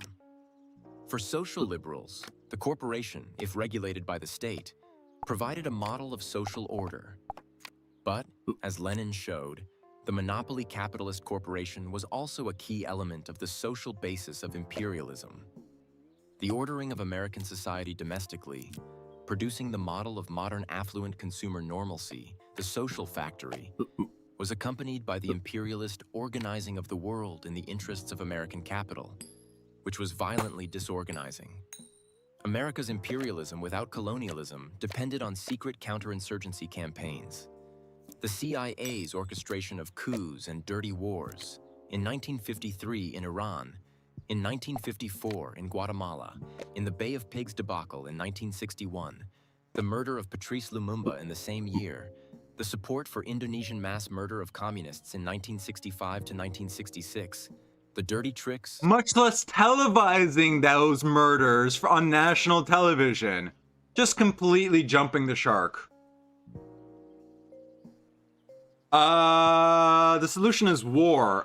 Yes. All labor has been externalized. Labor has been prosthetized such that it's been replaced by automatons, and those automatons will self-replicate the destruction of surplus humanity. Yep. That's kind of the way it's looking, unfortunately.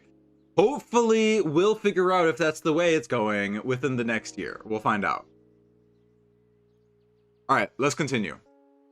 Subversion and counterinsurgency campaigns and support for dictators across Latin America in the 1970s and 1980s, including the 1973 Pinochet coup and the Contra rebels in Nicaragua in the 1980s.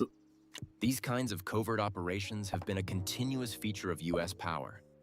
This covert world, orchestrating chaos, grew alongside and in the background of American mass society.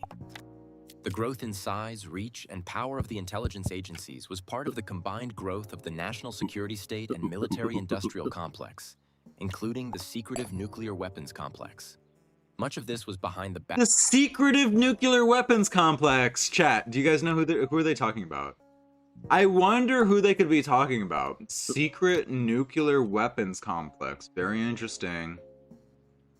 Very strange. All right, let's continue. Acts of the American people, or revealed partially only in propagandistic terms that demanded patriotic allegiance and acceptance because of the Soviet threat.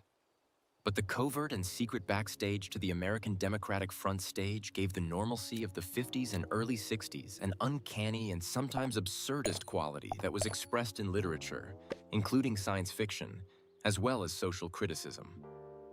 In sociology, Irving Goffman and Harold Garfinkel's portrayals of the rituals of interaction presented everyday life as a conspiracy to maintain appearances. Then backstage seemed to collide shatteringly into front stage in Dallas, Texas, on November 22, 1963. The assassination of John F. Kennedy blasted a hole in the sacred canopy of socially constructed reality, a hole not entirely successfully repaired by the official reality-constructing ritual of the Warren Commission. It left a lingering distrust in the institutions. Trump has promised to open the files. And John F. Kennedy's nephew, the son of Robert Francis Kennedy, who was assassinated in 1968 while running for the Democratic Party nomination, is now Secretary of Health and Human Services and a doubter of official narratives. Especially after the turning point of the Tet Offensive, the Vietnam War generated increasing cynicism, compounded with the bombing of Cambodia against which students were protesting when shot by the National Guard at Kent State in 1970, and with the ultimate defeat of the United States despite its technological superiority. The loss of the war also fostered the creation of a right-wing subculture of militaristic grievance and stab-in-the-back theories, a sense of betrayal signaled by ubiquitous black POW MIA flags across the American landscape. This fed directly into the creation of the right-wing militias that have been galvanized around Trump and which bear similarity with the German Freikorps of the 1920s. The American power elite was absolved from recognizing the underlying structural problems facing American economy and society by the end of the Cold War. The collapse of the Soviet Union brought on a state of heady triumphalism among the American power elite, given intellectual formulation by Francis Fukuyama in his proclamation of the end of history. The United States seized upon the opportunity provided by Saddam Hussein's annexation of Kuwait to assert military control over the Middle East, crucial for its oil-producing wealth, but also its strategic geographical position in relation to the Eurasia, World Island, and Russia. I may have just sent a guy through a mystical portal.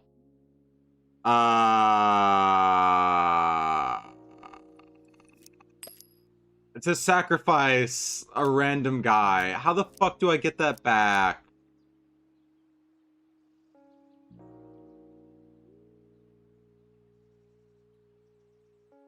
Man, that sucks. Hold on.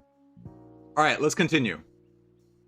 Military control over the Middle East, crucial for its oil-producing wealth, but also its strategic geographical position in relation to the Eurasia, World Island, and Russia. The Persian Gulf War, coming in the context of a much weakened Soviet Union, which in its final years was seeking peaceful cooperation and integration with the West, gave the United States the scope to establish its military domination of this region central to world power. President George H.W. Bush pronounced the coming of a new world order, and the Persian Gulf War demonstrated that that was a world in which the United States would use its military power to position itself as the sole superpower. Frank Furedi, 1994-111, observed, "The Gulf War marked a turning point in the moral rehabilitation of imperialism.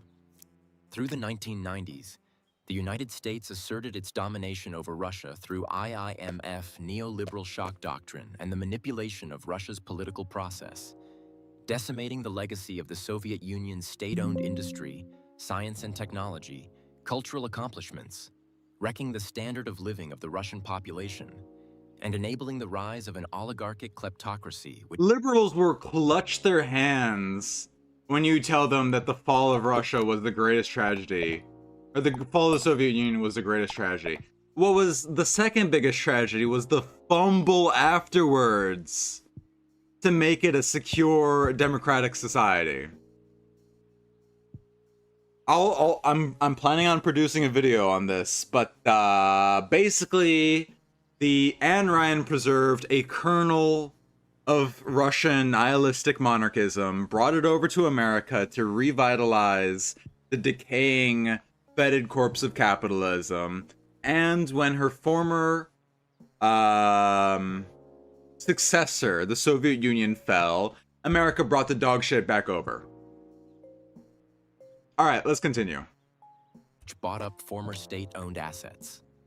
This went along with a continued encirclement of Russia with U.S. military bases and absorption of former Warsaw Pact states into North Atlantic Treaty Organization, NATO, culminating in the U.S.-supported coup in Ukraine in 2014, which produced an ultra-nationalist government and precipitated the Russian invasion. The subsequent war has shown the limits of U.S. power. Michael Hart and Antonio Negri argued in their book Empire 2000 that American power had given rise to something different from the imperialism analyzed by Lenin. Empire was, they argued, a global, networked, post-Fordist form of power that transcended the sovereignty of the nation-state. They argued that empire presented itself as the coming of peaceful world order. Order and peace, the eminent values that empire proposes, can never be achieved but are none the less continually reproposed. Faced with the inauguration of the War on Terror immediately following the 9th of November 2001 terrorist attacks, and with the invasion of Afghanistan 2001 and Iraq in 2003, Hart and Negri's 2004 sequel... Trauma Zone. I don't know what Trauma Zone is.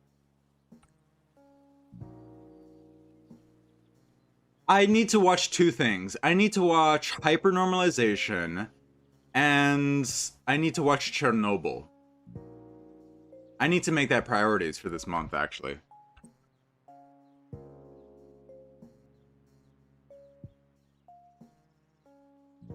You're suggesting Trauma Zone. I'll take a look at it. Thank you. I am relatively familiar with the pure horror that happened in late 90s Russia. Fortunately, I was lucky enough to be born in America. My family was not so lucky. And so I've got a taste, an understanding of what things were like. But it'll be interesting. HBO Chernobyl is hot, retarded garbage? Are you kidding me? I heard it was so good. Are you fucking... That would be so disappointing. The drama miniseries?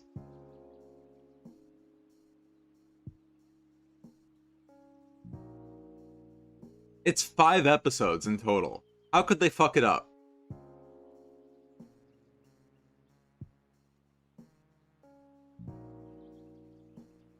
Top rated! Wait, by who? All the episodes are top rated. Alright, I got rage baited. Alright, let's continue. Multitude attempted to integrate this belligerent reality into their model. Multitude gave central attention to war, especially guerrilla warfare, counterinsurgency, and the high technological revolution in military affairs, RMA. They conceptualized war in terms of Foucault's notion of biopolitics. War has gone from an instrument of politics used in the last resort to the foundation of politics, the basis for discipline and control. This does not mean that all of politics has been reduced to... Oh, okay, so they probably overlooked a couple of important scientific details in order to drum up a little bit of drama. Okay, yeah. That's how the things go.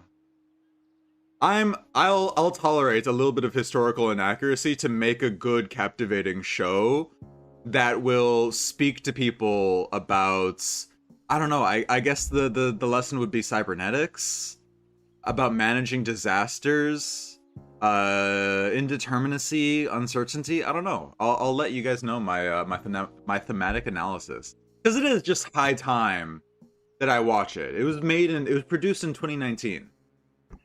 I gotta watch it. All right, let's continue.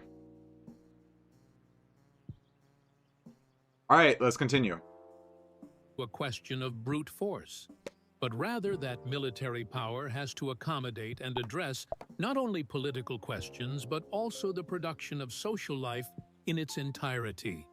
Hart and Negri, 2004, 334.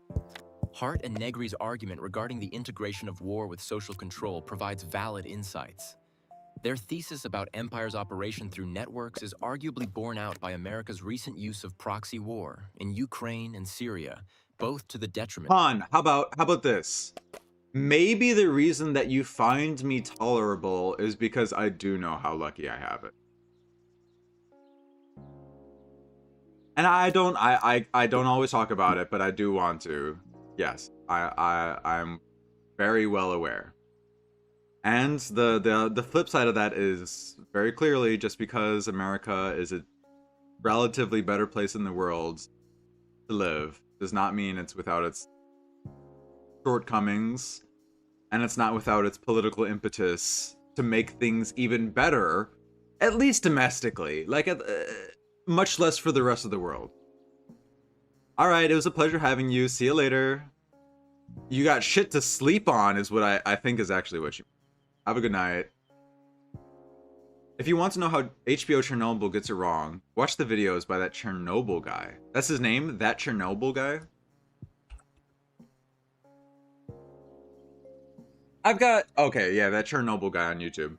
I've got family who are, like, very passionate about history. I'll give them a rundown of it and see what they have to say. Alright. Let's continue.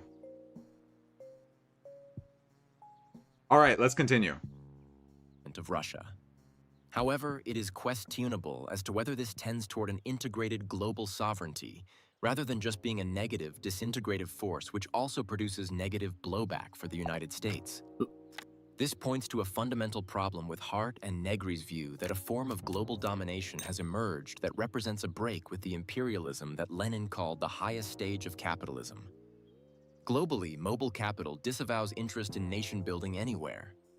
Instead, it uses the state as its instrument for profit-making. James Galbraith saw a profound change in the relationship of the state to business elites and to the rest of the population during the George W. Bush administration. He writes, "This is the predator state. It is a coalition of relentless..." Oh, okay. Yeah, I mean, I don't think that I could give you the majority opinions in America. I would certainly consider myself somebody not quite in the mainstream, but maybe tapped into a greater unconscious political resentment, maybe? Yeah. The tough thing is that, yeah, very few Americans also get to live American politics. The fact of the matter is, Khan, you are as proximal to American politics as the median American. Because what does realistically, what does the median American do? They pass a vote every now and again, and that's the extent of their engagement. But for real, like, only 20% of Americans actually voted for Donald Trump. 20% of Americans voted for Kamala Harris. Like, more than half of America did not even engage with electoralism last election. So for you to say, like, oh yeah, through the Dispel Marketable stream, I can engage in American politics without living American politics. Bitch, we don't live it either. That's kind of the problem. Yeah, I mean, take a 30-minute power nap at the very least. That's my prescription. I'm not an engineer. Biology is more my thing, and that's my prescription. All right, let's continue. Opponents of the regulatory framework on which public purpose depends, with enterprises whose major lines of business compete with or encroach on the principal public functions of the enduring New Deal. It is a coalition, in other words, that seeks to control the state partly in order to poach on the lines of activity that past public purpose has established. They assuredly do not adopt any of society's goals as their own.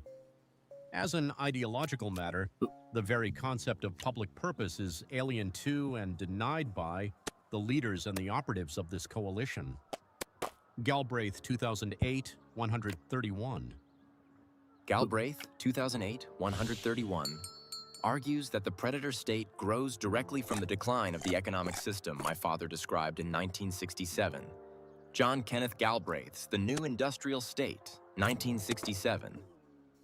The notion of the predator state is of a state that has disavowed biopolitical interest and concern for the life of the population in its territory. This goes along with the disavowal of so-called nation building, and instead a policy of managed chaos, or what journalist Dan Glazebrook. Multipolarity. Managed chaos. Fuck yes. Yeah, of course I'm still alive. Of course I'm still alive, salty squid. All right, let's continue. 2013 has called Divide and Ruin. If war has become, as Hart and Negri argue, the foundation of politics, this is not biopolitics, but is better described by Akili Mbembe's 2019 concept of necropolitics. The hijackings and use of civilian aircraft as guided missiles on September 11, 2001 provided the George W. Bush administration with the opportunity to militarily transform the Middle East, taking forward the strategic direction begun in the Persian Gulf War, and implement the neoconservative strategy proclaimed by the Project for a New American Century in their notorious document Rebuilding America's Defenses. The consequences are well known, but it is worth stating that the result of America's 21st century wars and proxy wars in the Middle East has been the elimination of 3 secular Arab nationalist regimes that were enemies of Israel: Hussein's Iraq, Gaddafi's Libya, and Assad's Syria. Furedi noted in the wake of the Persian Gulf War that imperialist ideology had become focused around what is termed Third World nationalism. Western hatred of Third World nationalism, he wrote. Thank you for stopping by, Khan. I hope to see you next week. I hope you enjoy your day, go about, and enjoy some of the VODs we've got open on YouTube. All right, let's continue. Stands out as a singular obsession of Western diplomacy. The United States' material support for Israel's genocidal war against Gaza, with bipartisan support from America's corporate political parties, should be seen as the culmination of these U.S. efforts to create a Middle East dominated by its major ally Israel, with its adversaries destroyed or, as in the case of Iran, now isolated and continually vulnerable to a U.S.-Israeli war. The destruction... Have a good night, Hydrolox. See you later. Thank you for stopping by. We are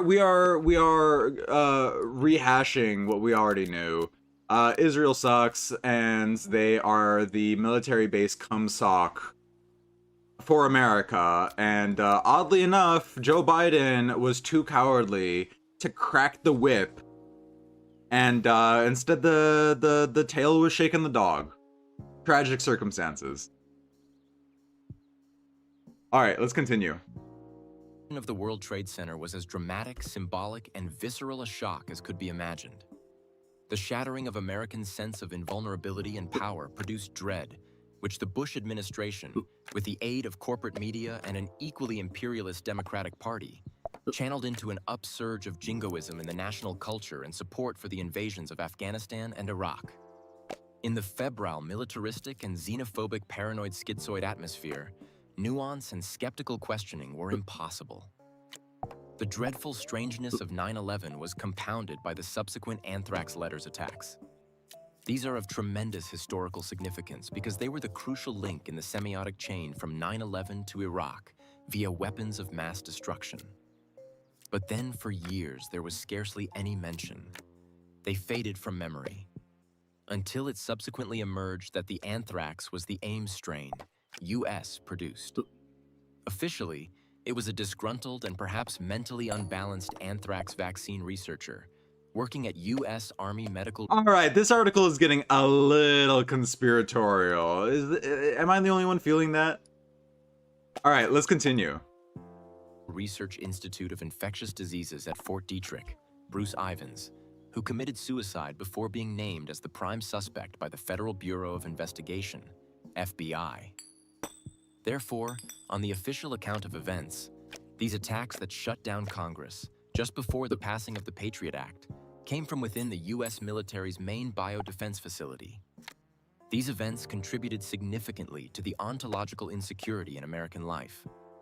An increasingly unequal and fragmented society has been increasingly presided over by a gigantic, powerful, secretive, prying national security apparatus.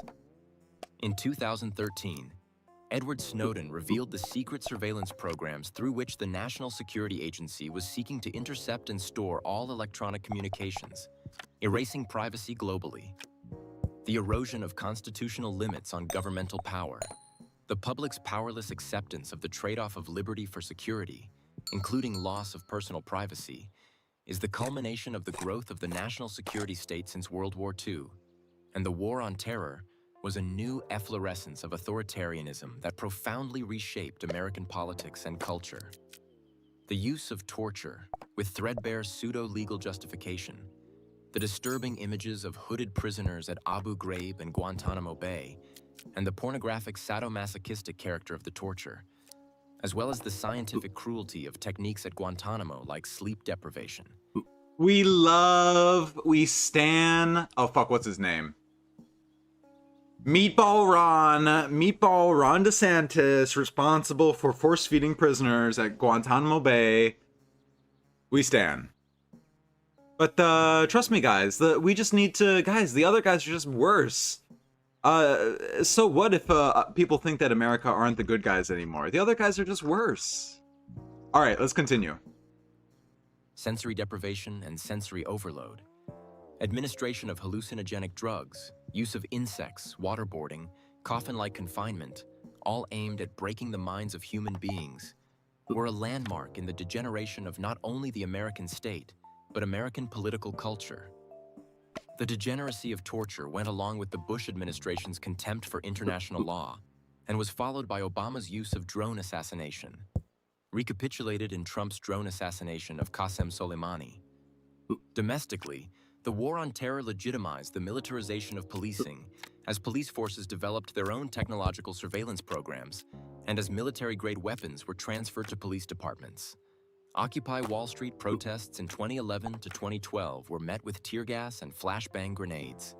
Students carrying out a peaceful sit-down protest at UC Davis were pepper-sprayed. Black Lives Matter protests in Ferguson in 2014 were met with police in armored vehicles touting assault rifles. The threat by Trump to send in military units to suppress Black Lives Matter protests in 2020 was certainly an escalation of violent state repression. Thank God Biden didn't do that. Am I right? Thank God we can trust our Democrats to stand up for the pluralism that they once believed in, or at least said that they believed in, superficially. All right, let's continue. But it was continuous with the trend of increasing militarization of policing. The growth of state repression reflects the shift from integration and inclusion and toward exclusion and disposability that was concomitant with the shift from Fordism to Postfordism and from Keynesianism to neoliberalism. Henry Giroux sums up the direction of change. When the war on poverty ran out of steam with the social and economic crisis that emerged in the 1970s, there was a growing shift at all levels of government, from an emphasis on social investments to an emphasis on public control, social containment, and the criminalization of social problems. The criminalization of social issues, starting with President Johnson's Omnibus Crime and Safe Streets Act of 1968, a bill that was debated in Congress after the assassination of Dr. Martin Luther King, entering a second phase with President Ronald Reagan's war on drugs, and the privatization of the prison industry in the 1980s, and moving into a third phase with the passage of a number of anti-crime bills by President Clinton's administration, including the Anti-Terrorism and Effective Death Penalty Act, coupled with the escalating war on immigrants in the early 1990s and the rise of the prison industrial complex by the close of the decade, has now become a part of everyday culture and provides a common referent that extends from governing prisons and regulating urban culture to running schools. Giroux, 2003, 557. The treatment of poverty and social problems primarily through coercive and exclusionary policies was supported by political rhetoric that demonized the poor and welfare recipients in racist terms. Trump's demonization of undocumented immigrants is of a piece with this rhetoric. The collapse of the Soviet Union, and hence the declaration of the end of history and the end of the ideological struggle with communism, cemented the turn away from universalism in American political culture.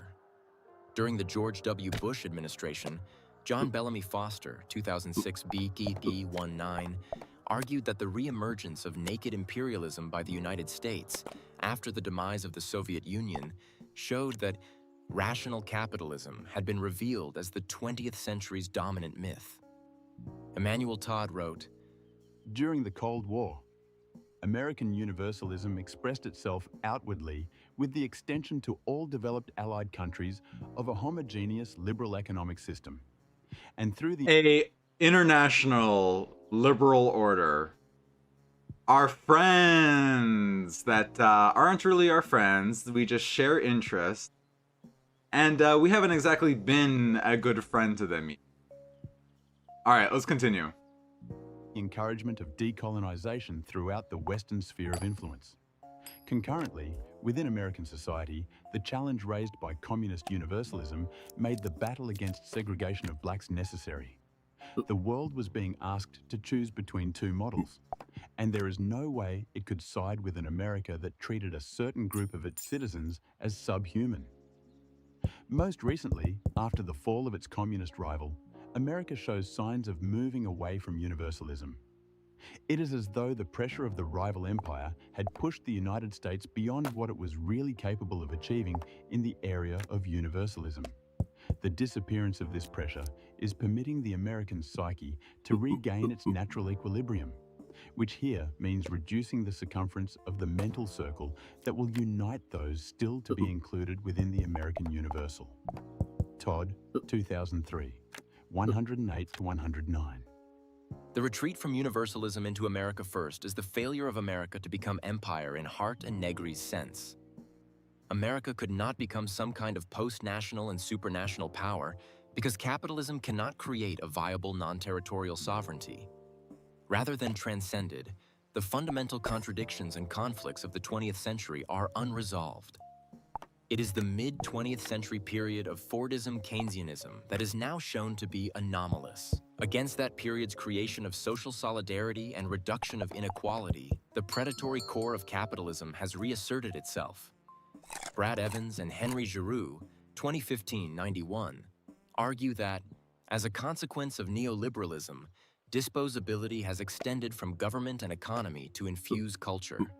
The economic violence of neoliberalism produces a culture in which cruelty is normalized. The problem... It's also spectacleized through the internet. All right, let's continue. As Evans and Giroux put it, is how does a society become complicit in the disposal of entire communities in such a way that its spectacular display is enjoyed and openly celebrated? Today, there is the spectacle of social media posts by Israeli soldiers in which they celebrate their annihilation. I'm so fucking on point with this article. I'm cooking. This article is cooking. Chat, you're cooking. Sometimes you are. All right, let's continue. Of Gaza, mocking the Palestinians whose homes they have destroyed. Trump has approvingly reposted an AI-made video which shows him, Elon Musk, and Benjamin Netanyahu partying on the beach in a new Trumpian Gaza, rebuilt as a tourist destination with Palestinians erased. The political culture of disposability stretches from disinvestment in the reproduction of social life, especially the lives of the poor, to the genocidal laying waste to entire populations as in Israel's US-supported genocide in Gaza. The logic of disposability culminates in exterminism. Conclusion. Hart and Negri tended to take at face value America's universalistic pronouncements, for example, of humanitarian intervention and rules-based international order. So they saw an affinity between the American form of constitutional sovereignty and globalization, and saw empire as the globalization of American-style sovereignty. That would have meant the transcendence by capitalism of the contradiction between nation-state and global economy. Instead, there is Trump's America First, not as isolationism, but as unmitigated force projected beyond its borders in the interests of its capitalist class, for example, in the president's promise retake the Panama Canal. Trump's America First is naked imperialism. Imperialism is capital's solution to the contradiction between nation-state and global economy. The attempt to dominate the globe in the economic interests of the capitalist class of a particular nation. State. Trump's so-called transactional approach, for example, his demand that Ukraine... Self-interested transactional approach. All right, let's continue. Ukraine sign over a large portion of its mineral wealth to the United States makes no bones about imperialist objectives. Just as Trump said of the illegal U.S. military presence in Syria, we're keeping the oil. The United States must organize the world, said Trotsky, 1934. But he recognized that the world could not be truly organized under capitalism. Without a socialist revolution, in the next historical period at that, a catastrophe threatens the whole culture of mankind. Trotsky, 1938, too. After the catastrophe of Nazism in World War II, America did organize the world under Bretton Woods. But the contradiction between nation-state and global economy could only be temporarily overcome due to the qualitative economic superiority of a single nation-state, the United States. This also owed to the Cold War, which legitimized America's military dominance over the other, temporarily ruined imperialist powers. But the very logic of American dominance, resting on Fordist mass production, Meade 2004, 44 to 53, required a new deal for the world and the development of its former imperialist rivals, as well as the Fordist development of emerging capitalist states. By its own logic, its need for international markets, U.S. dominance tended to undercut itself as other countries redeveloped or developed their own export power. The dominance of the global economy over all nation-states reasserted itself with even greater scope and intensity. The economic dynamism of global capitalism exposed the stagnation in the national planned economies of the Soviet Union and its satellites. But globalization was also undermining the national social compact within the United States. The National Social Compact in the United States. Hold on.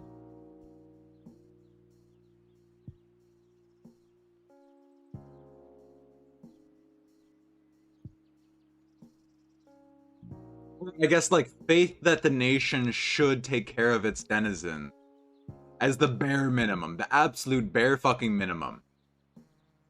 Alright, let's continue. Especially since the 1990s, with the rise of China as the workshop of the world. The United States' attempt since the collapse of the Soviet Union to maintain its hegemony through military power has failed. But it has in the process created an increasingly fascistic political culture within the United States, of which Trump is the product. In the period of America's rise as an imperialist power, Theodore Roosevelt advised, "Speak softly and carry a big stick." The United States still has a formidable military, but this by itself does not enable to the United States to beat countries to do its will. Its proxy war against Russia and Ukraine is an abject failure. Vice President J.D. Vance and Trump shouting down and bullying Ukrainian President Volodymyr Zelensky during an Oval Office press conference on February 28, 2025, demanding that he grovel February 2020. Have you even said thank you? I'm not even sure about it. We can't even do proxy wars anymore. No, the liberals don't want to admit it's a proxy war against Russia. Just a new business opportunity for yours truly. All right, let's continue. 25, demanding that he grovel and thank them as he is told that he has no cards left to play. This is the loudmouthness of an American oligarchy that feels the ebbing of its real power. A similar dynamic is evident in Trump's executive order requiring the Justice Department to cease enforcement of the 1977 U.S. Foreign Corrupt Practices Act, which forbade American companies from bribing foreign officials. Trump says that the law puts American firms at a competitive disadvantage overseas. Trump's action exemplifies the demise of universalism in American political culture. Rather than represent the universality of rules and transparency regarded as essential to modern rational capitalism, and actively universalize those rules by demanding that other countries adhere to them in their relations with U.S. businesses, Trump is admitting that American companies cannot compete unless they adapt to local practices of corruption. This suggests that America is no longer competing from a position of technological superiority, and that America can no longer represent and project an ideal model of capitalism as a basis for hegemony. What looks like assertiveness, refusing to be constrained by rules, is actually weakness. The second Trump administration is the brutal assertion of the power of the American oligarchy over the American state. The goal articulated during Trump's first presidency by his former advisor Steve Bannon of deconstructing the administrative state is the first line of attack in the barrage of presidential orders in the first month of Trump's second term. This is spearheaded by Musk's Doge, in combination with the attack on the remnants of the welfare state such as Medicaid funding.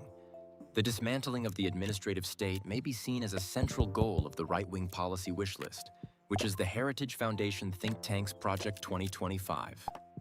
Trump's plan to lay off large numbers of federal workers and, through Doge, to make cuts to federal bureaucracy represent the impatience of the capitalist ruling class with the mediation of their class power through the bureaucratic and cultural work of the professional managerial class. Maybe this time they went too far? Maybe this time they went a little too far, and it's gonna bite them in the ass, surely.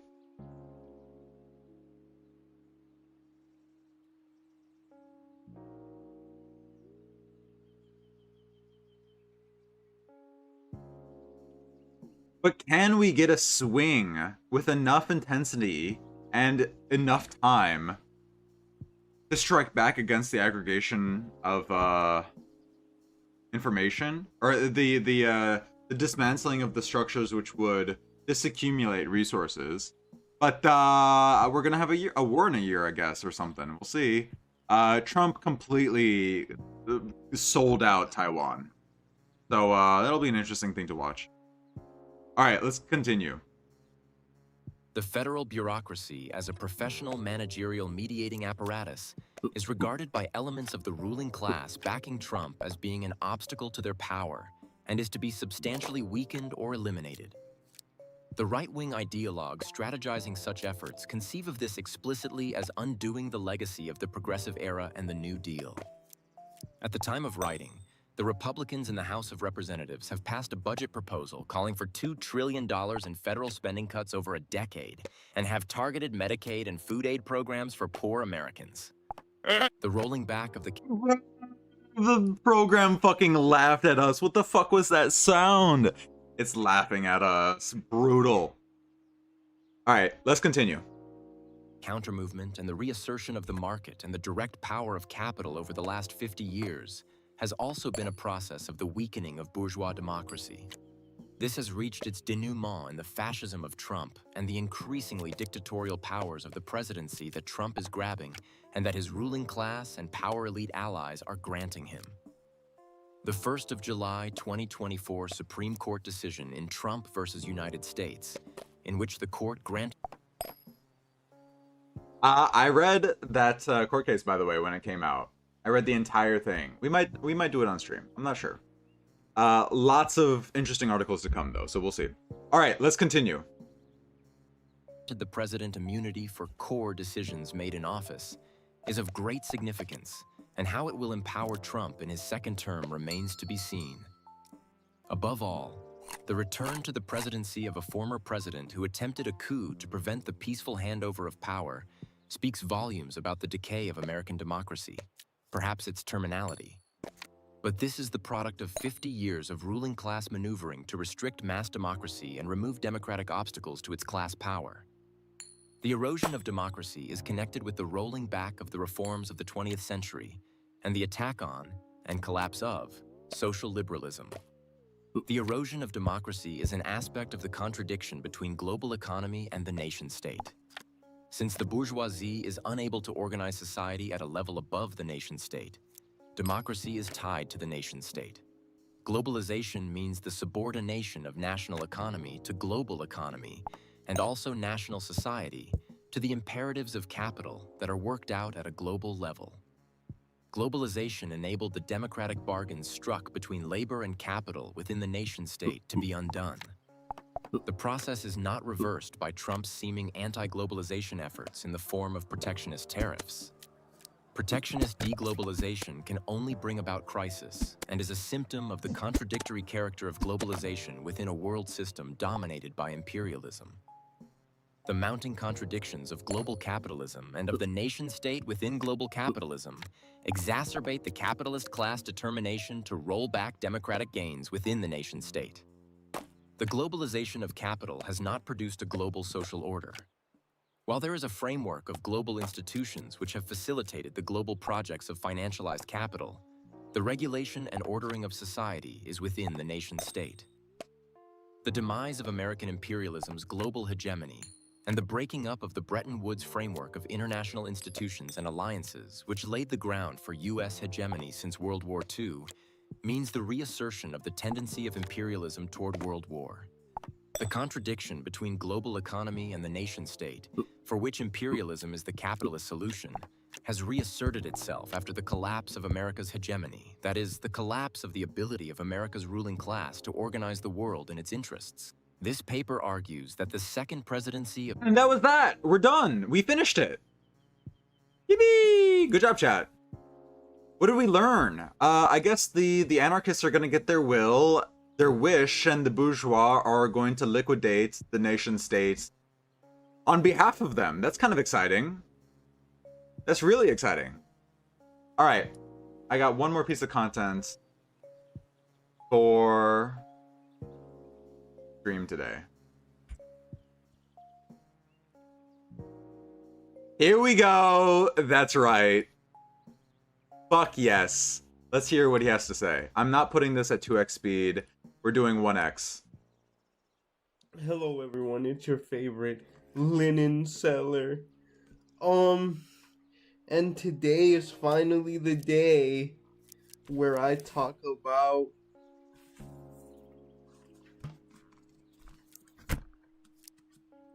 Capital Volume 1. I finally finished reading it. This is the longest non-religious text that I've ever read.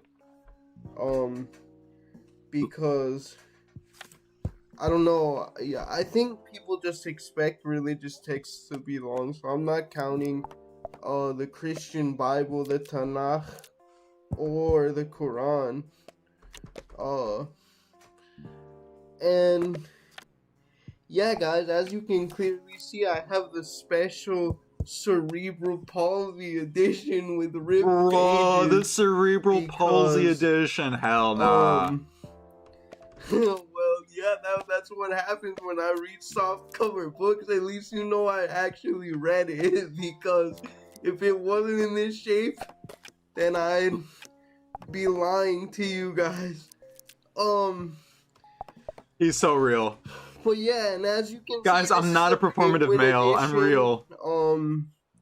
Which I think dates to around the 1970s. But it's based on the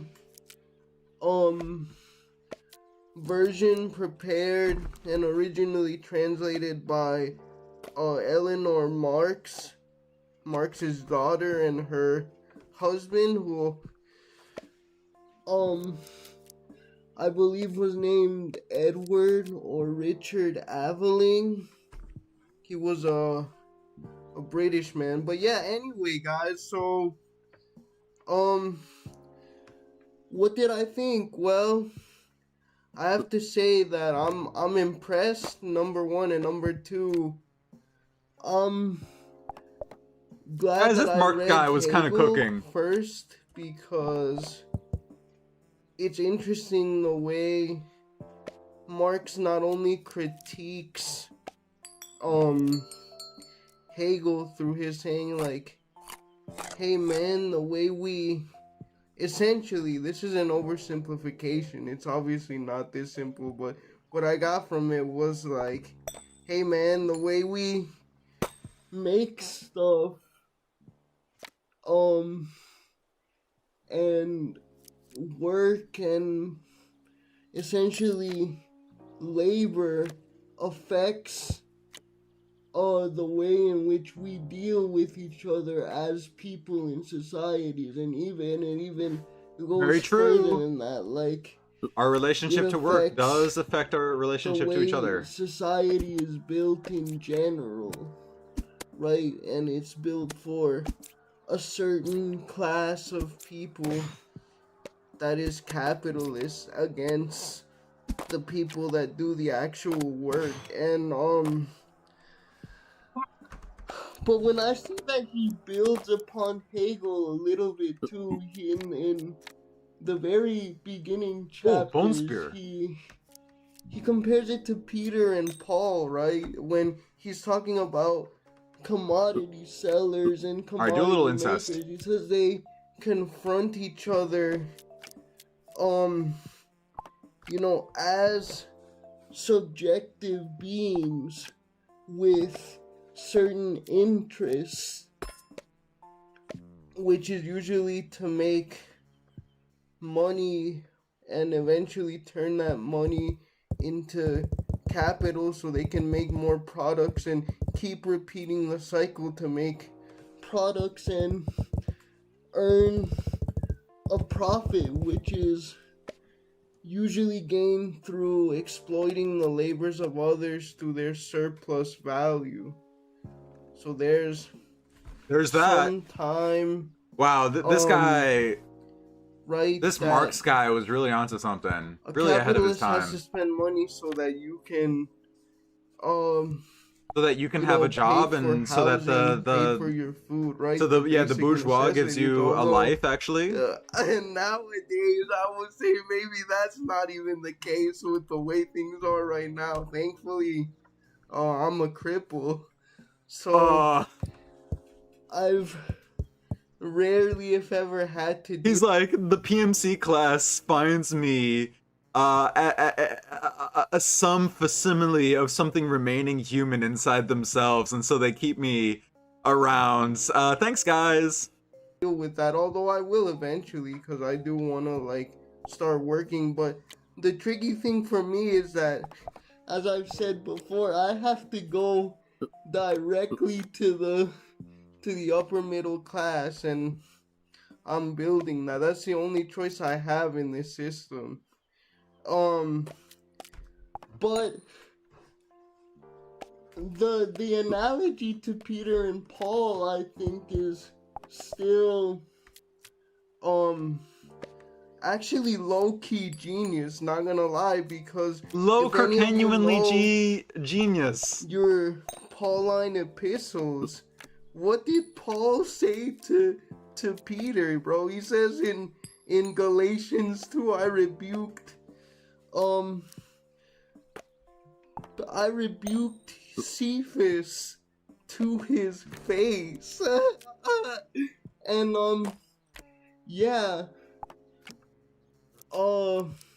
among two people with subjective and often differing interests, like Peter and Paul on the question of eating with at that time, Gentile Christians, eventually you're gonna get class conflict as well. And I don't know, it seems like the I guess materialist version of Hegel's master/servant dynamic, except the focus here is of course on the person that exploits the labor versus the person that is being exploited. And so yeah, I like many others, would probably recommend reading The Phenomenology of Spirit first. No, we don't have to. Fuck Because off. it'll definitely help you if you want to understand No, it this won't. puppy right here. No, it certainly won't.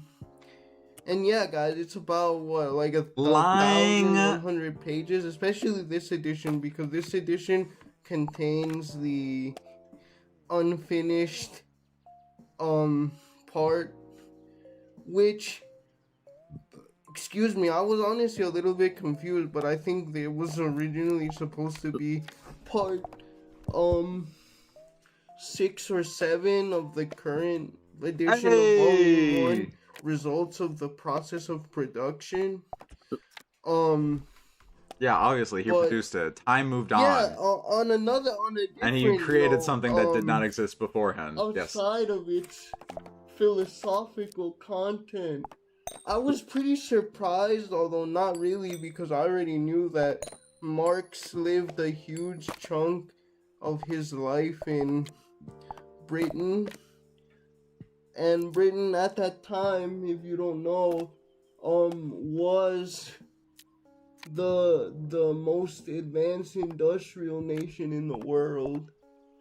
The worst. And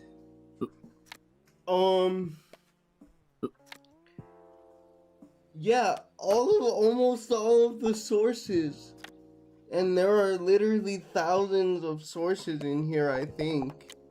If we're just going by footnotes, it's probably close to 1,000. My God. Because peak unemployment. Some chapters literally have average close Marxist to employment. Footnotes with sources and stuff like that. And they're mostly British sources, which again, Marx did most of his research, I think, at the British Museum, which when I found that out, I was like, wow, the British Museum has really been stealing stuff for that long. Yeah, bro, he's so fucking real. But nah. Yeah, so, you know, but it also kind of makes sense. They've been if you consider, filching again, that shit for years. Like, Britain was the most industrially advanced nation at the time that this was published and written, which I think this book was written around about 1859, 1860 to 1867 when it was finally published. So, yeah, it was just also a really interesting historical overview because a few parts of the book, literally just go over the excesses of capitalism. So it talks a lot about the British Factory Acts and stuff like that that tried to mend the terrible condition of men, women, and children. The inability under, for unregulated democratic capitalist capitalism. reforms to accurately address it, yeah. And that was, like, I'm grateful that we have such a record, like, on a personal level. And He's like, I'm so glad we've been documenting the bullshit the bourgeois have been doing for 200 years. That's so awesome. I love this guy. I also just I don't care if he's got that Asperger's. For as much as cerebral people palsy. like to say that this book is quote unquote boring, and I would agree that maybe the more, like, I guess, drier sections, which are just kind of dealings of Parliament and the Factory Acts and stuff like that, I can see that, right? There are a whole bunch of reports from the Children's Commission, which are sometimes just literally quoted outright in footnotes or in the main text. But, like, to be honest, I found the analysis actually pretty entertaining. Marx is, like, extremely witty. He's sassy, bro. When He's sassy. He don't be taking no shit. Look into the parts where he talks about the adulteration of bread that that bakers, especially, you know, as they started to get integrated into the capitalist and industrial system did. He's like, oh yeah, the workers love their yummy alum and stuff like that. He doesn't say yummy, but the tone is clearly sarcastic, bro. Marx had a sense of humor. I didn't know that. That's pretty awesome. Right, groundbreaking, philosophical text. That you're as clever and witty. As snarky! You remind me of Mark Max Weber a little bit. Bruh. He has the same kind of, like, let's be honest, arrogance about him, but it's funny.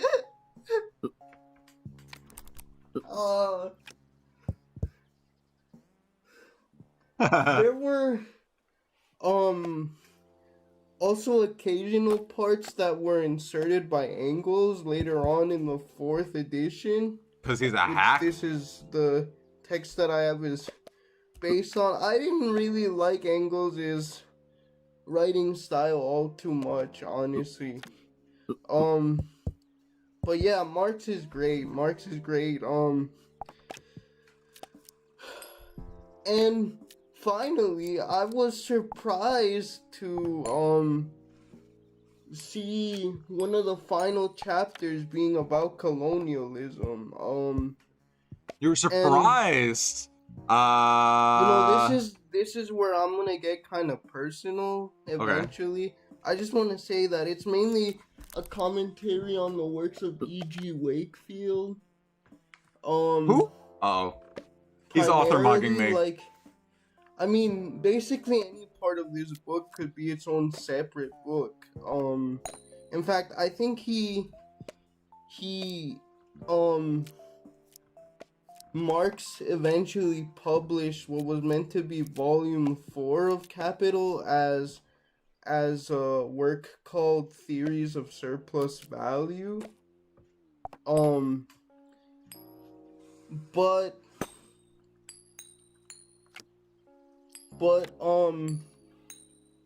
Yeah, I recognize a lot in my own life because, you know, I was born into the bourgeoisie class of... You kind of were. A former, some would say current, well, a former colony of Spain, a current client state / colony of the United States, Guatemala. And you made it to America. But the thing is, you're the hard worker, your family. When my family came to the US, our position changed, right? We were, or not me, my parents. You were no longer top dog. Became poor migrant workers. I mean, guys, in Guatemala, my dad literally owned a cleaning supplies factory. He holy shit owned the means of production. My great grandfather and Enrique Melgar de la Cerda was head of Guatemala's central bank in the 1940s, and his brother was, I think, Ministro de Hacienda y Crédito. He's part of the reactionary class. Minister Radicalize him immediately. In credit. So, yeah, and his was like, so that was wild. Was a disabled feminist. She was in a wheelchair like me, although, you know, what I have isn't primarily genetic, it's more or less environmental. But yeah, who, you know, she did marry into the upper classes because she was her, like, was a baddie. one of her parents passed away and stuff like that, and but like, and if you guys know anything about like Spanish royals and stuff like that, the De las Cerdas were, or I think they are descendants of Alfonso el Sabio from like the 13th century. So there's a connection there. I think they were counts of Burgundy. And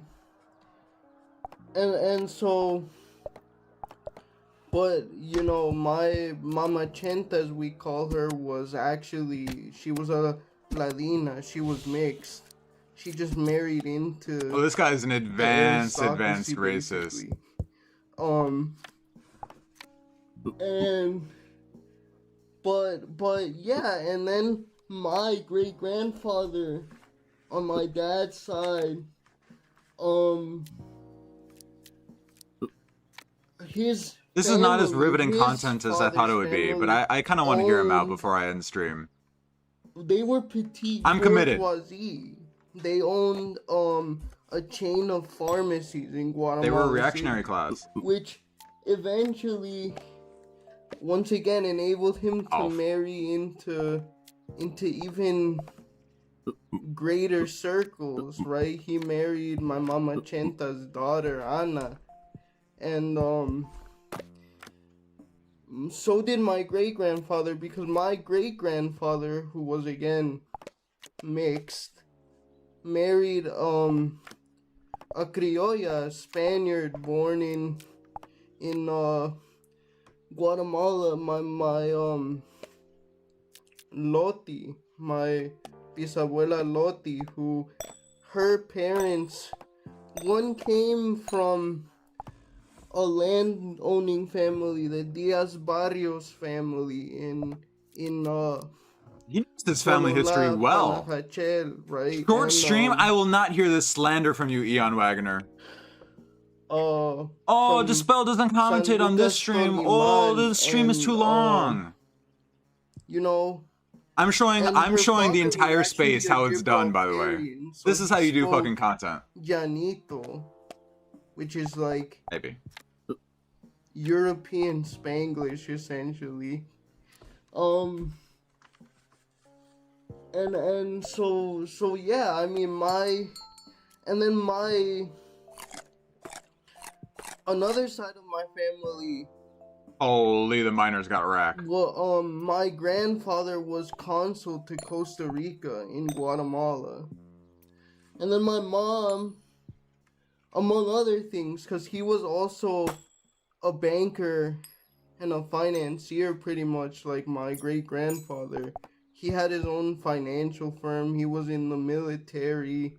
He went to La Escuela Politécnica, which is the most prestigious military school in Guatemala. But I think he was a refugee from you know, the Costa Rican conflict. And my mom, Salty showing his true ableism. Salty got his back broken in the U.S. military and will still be ableist about who can opine on Western philosophy. It's actually crazy. The capitalist farmer, he has an entire chapter about that, where it's like, yeah, he had his land. He was a cattle herder. He had his land. This is my one plank, one iron. Mother's I need to get a furnace. I need to figure out how to make a furnace. You know, he had servants, indigenous servants, not as much as my dad's Okay, family. Jan, we all got a little bit of some racist ancestors. Let's be honest here. Do basic stuff and like clean around the house. You know, it's funny because here in the U.S., and I know this again because my parents did this type of work. We're the ones that do that type of work for quote unquote white people or people with money, right? Polarism for the bourgeois. But yeah. Please, I just need one line. Like, we're going to destroy the bourgeois.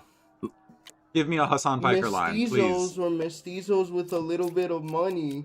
Bro, or he is Latinos, racist. as we're called in Guatemala.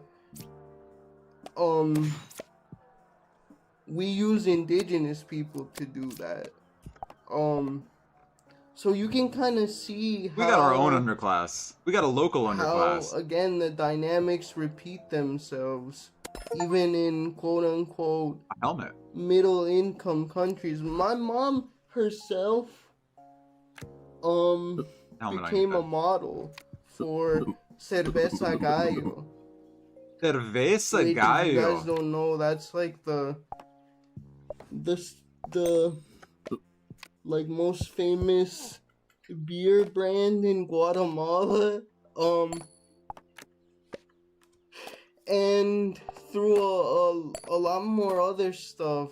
Oh my god, I'm just getting more and more shit building up. She was actually pretty tight with her first husband, with Vinicio Cerezo, who was like the first... He's just like actually on a tangent talking about his own family and how they benefited from the mechanisms of capitalism and reflecting on it. So. I don't know, it's kind of awesome. Bottom line is that, like, you know, my family was maybe not the wealthiest. Like, we weren't, like, let's say... There's always someone wealthier. Like the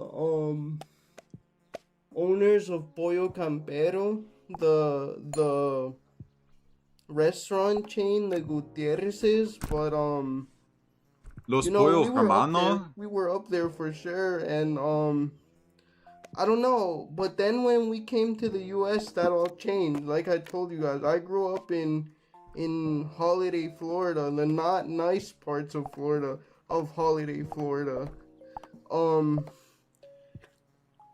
And we were kind of lower middle class as long as my parents were together, but oh yes, no, I understand what you're getting at. Like, people who are into their ancestry are probably racist, but like, can we let him be a little racist? Of all the people who have earned just a little bit, like a corner, a smidgen of racism, oh come on, give him a little bit, please. No, I'm saying he's got a great knowledge of family, which is honestly like that, and not many Americans. Like, you know, we just became even poorer, and you know, I was mainly raised, guys, by my brothers. To be honest with you, mainly because my parents and my hombre, working so hard, especially my mom. And I barely saw my parents for most of my childhood and adolescence. It was a very lonely. They were probably working a lot. They couldn't support you because of your disability, probably.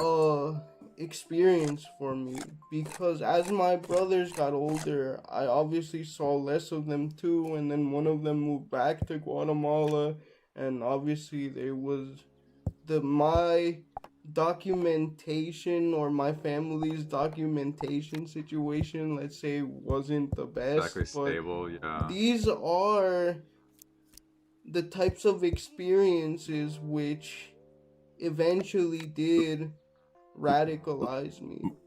Fuck yes, brother.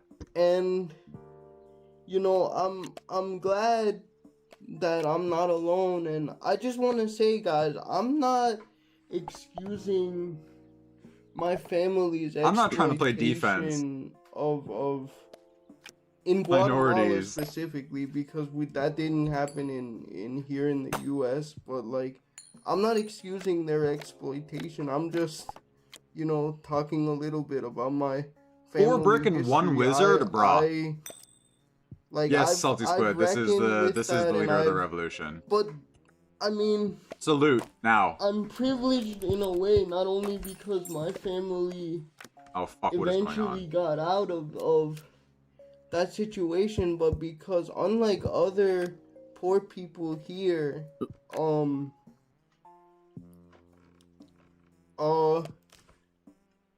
the poverty that I experienced wasn't generational. It wasn't the only thing that I knew, or at least that my parents knew. They always knew there was a better world out there, right? And so they were hope-pilled. My dad, this is where my dad comes in clutch. Not only did he raise us as a time, in terms of having his presence there, although it wasn't much, like I said, but he, like, always made sure that, you know, we could ask him intellectual questions and that we knew that, like, we shouldn't be defined by our environment. And that's something that, for example, your average poor person in the US, or a poor person anywhere really, and especially in the global south, doesn't really you mean have I access. shouldn't be defined by how poor I am? Well, you know, the left it's keeps asking me different to be when, exactly that. You know, your That's so dad crazy. was literally the owner. Fucking nothing. Oh, Animal Pen though.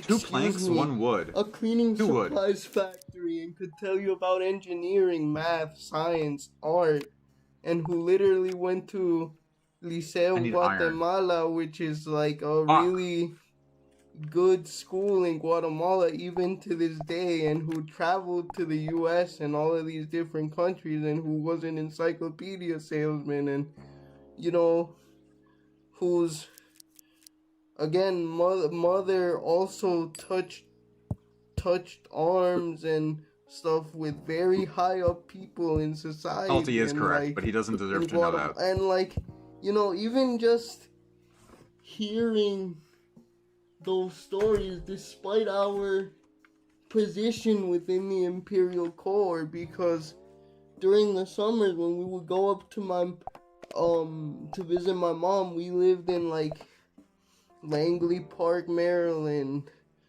Riverdale, Maryland, Tacoma Park, Maryland, and they're a lot better today, guys, but, like, it was no joke. I'll give you an example. When my maternal grandfather migrated to the US in the 80s, and of course, this is a little bit of a coincidence, but also not really. We ended up with my mom during the summers, eventually living in the exact same apartment. Not the apartment building, the exact same apartment, guys. 25 years apart. How is that not? What? How is that not systemic? You bought? It's generational poverty. That's what he. Racism. Sorry, he got a little like. How is that not? He got a little too excited about the racism he experienced. And remember, Maryland was a part of the historical South. They come a long way, but come on now, bro. Come on now.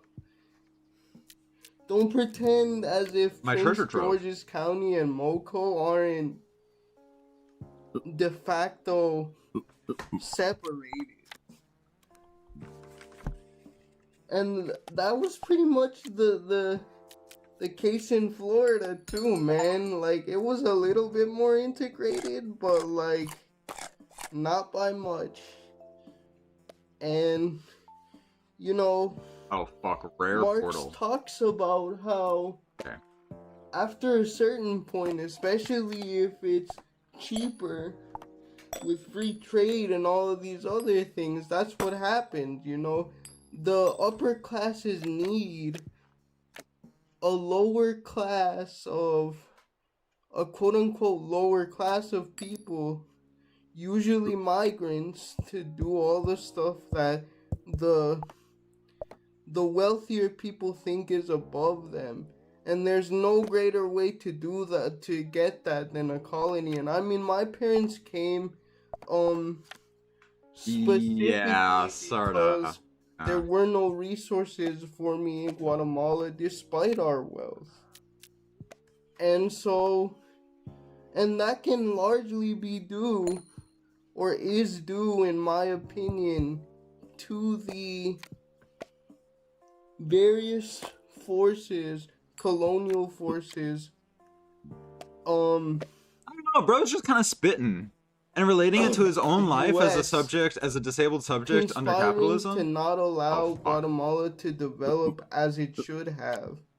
We gotta assemble the miners. Specifically, the 1954 Guatemalan coup of Jacobo Arbenz. Now, this is getting into alternate history. I don't want to dwell on this too much, but bro, the situation if Arbenz would have been allowed to complete his term would have probably gone a lot better. I'm not saying that we wouldn't have moved, but there is still that This mushroom is actually destroying me. with increasing, you know, economic equality comes higher acceptance of socially liberal things. And that includes people with Progressive disabilities. thing. I'm not saying there was absolutely nothing. I used to go to I think my mom calls it Funda Bien, but I think that it was El Centro de Invalidez, right in the center of Guatemala City, Zona Uno. The center of Zone disabled 1, people? Right? It's basically, if I'm remembering correctly, because I haven't been there in about a year and a half, but it's like literally right next to the Central Bank of Guatemala. And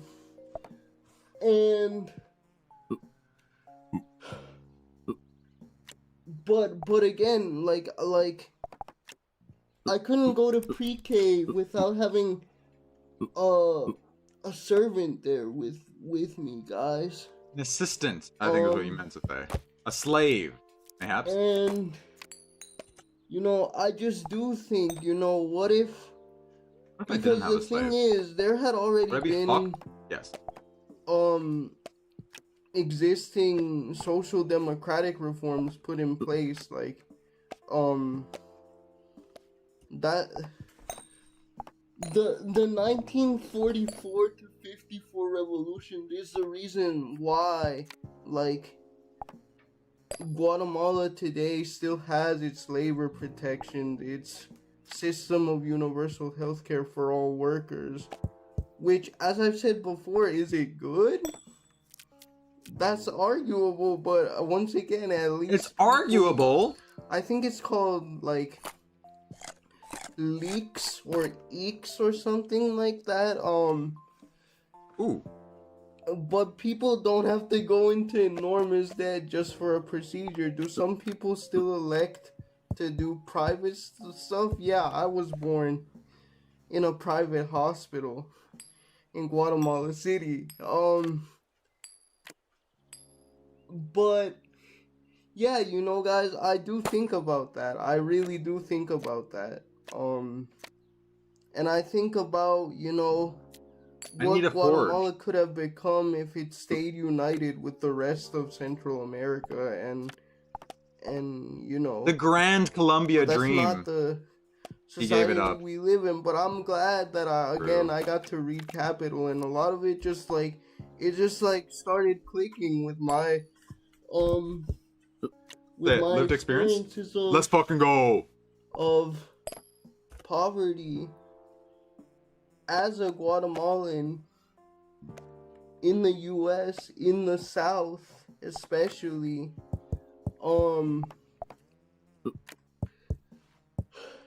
And I will say one thing though, and this has always kind of bugged me about Marxism.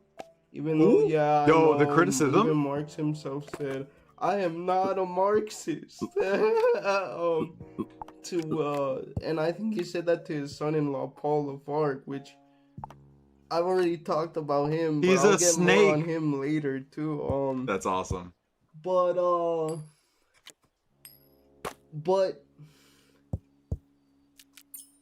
yeah, guys. I mean, corpse? Marxism is still. I do think it ignores certain. Like, I think it's too materialistic. I don't mean that in the sense based? of, like, greed or anything like that, because As it in, actually you need a speaks transcendental directly aspect against to it. reality. I You can't mean just in the live on sense logic that, alone. like, Based. you know, This guy's cooking. there's a bit of determinism underlying Hypothetically, the entire hypothetically there's determinism. theory of historical materialism. Accurate? You know, as it is still based upon a critique of Hegel. That honestly I don't think leaves room for the more abstract, the more spiritual side of humanity. Holy, this guy is based. Even outside of the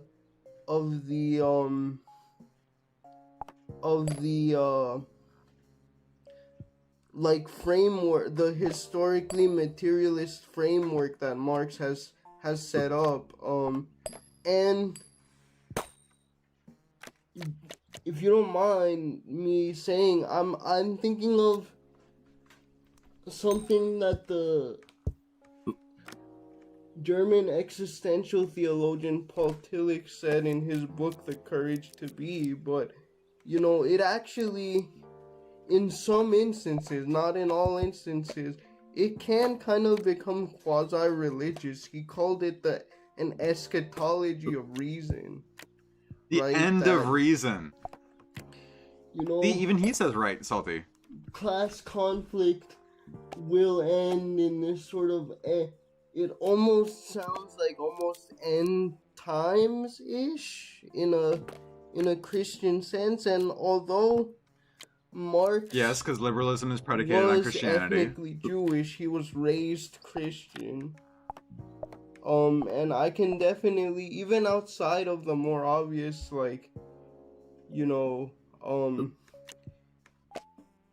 speaking out against accumulation, and I mean capital accumulation, there it's literally like almost a 200-page chapter in the book. So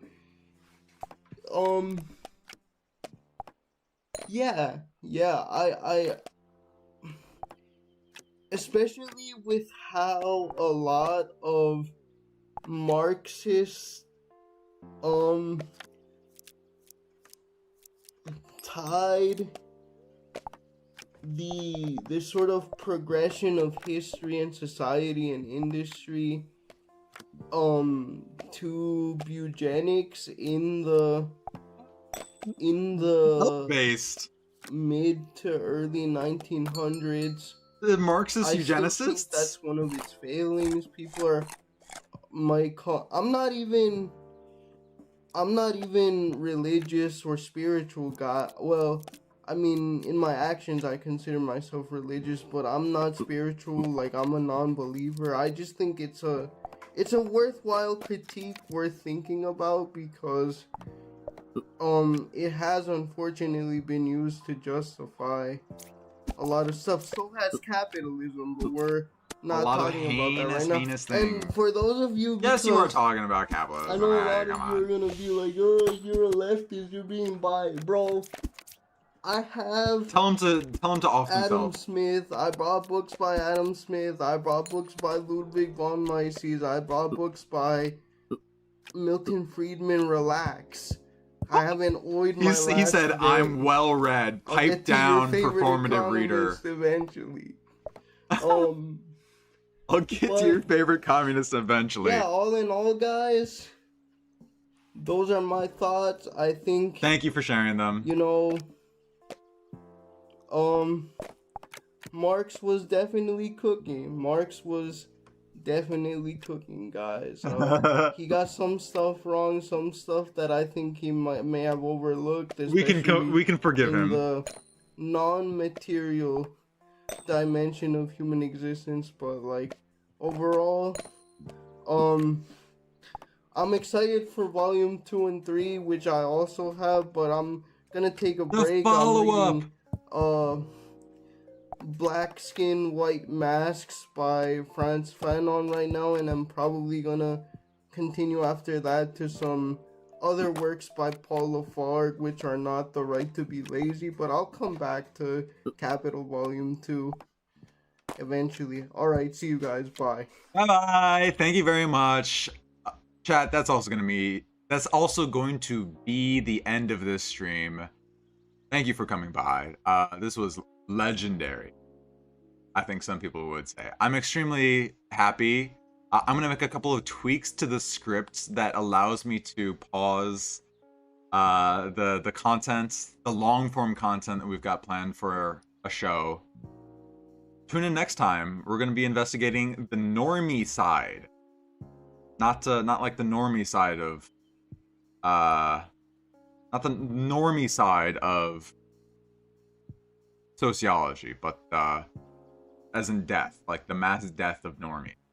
That's what we're going to be investigating. All right. Take care, everybody. I'm going to bid Twitch chat goodbye. I'm going to bid YouTube chat goodbye as well. I hope you guys have a wonderful weekend. See you later. Bye-bye.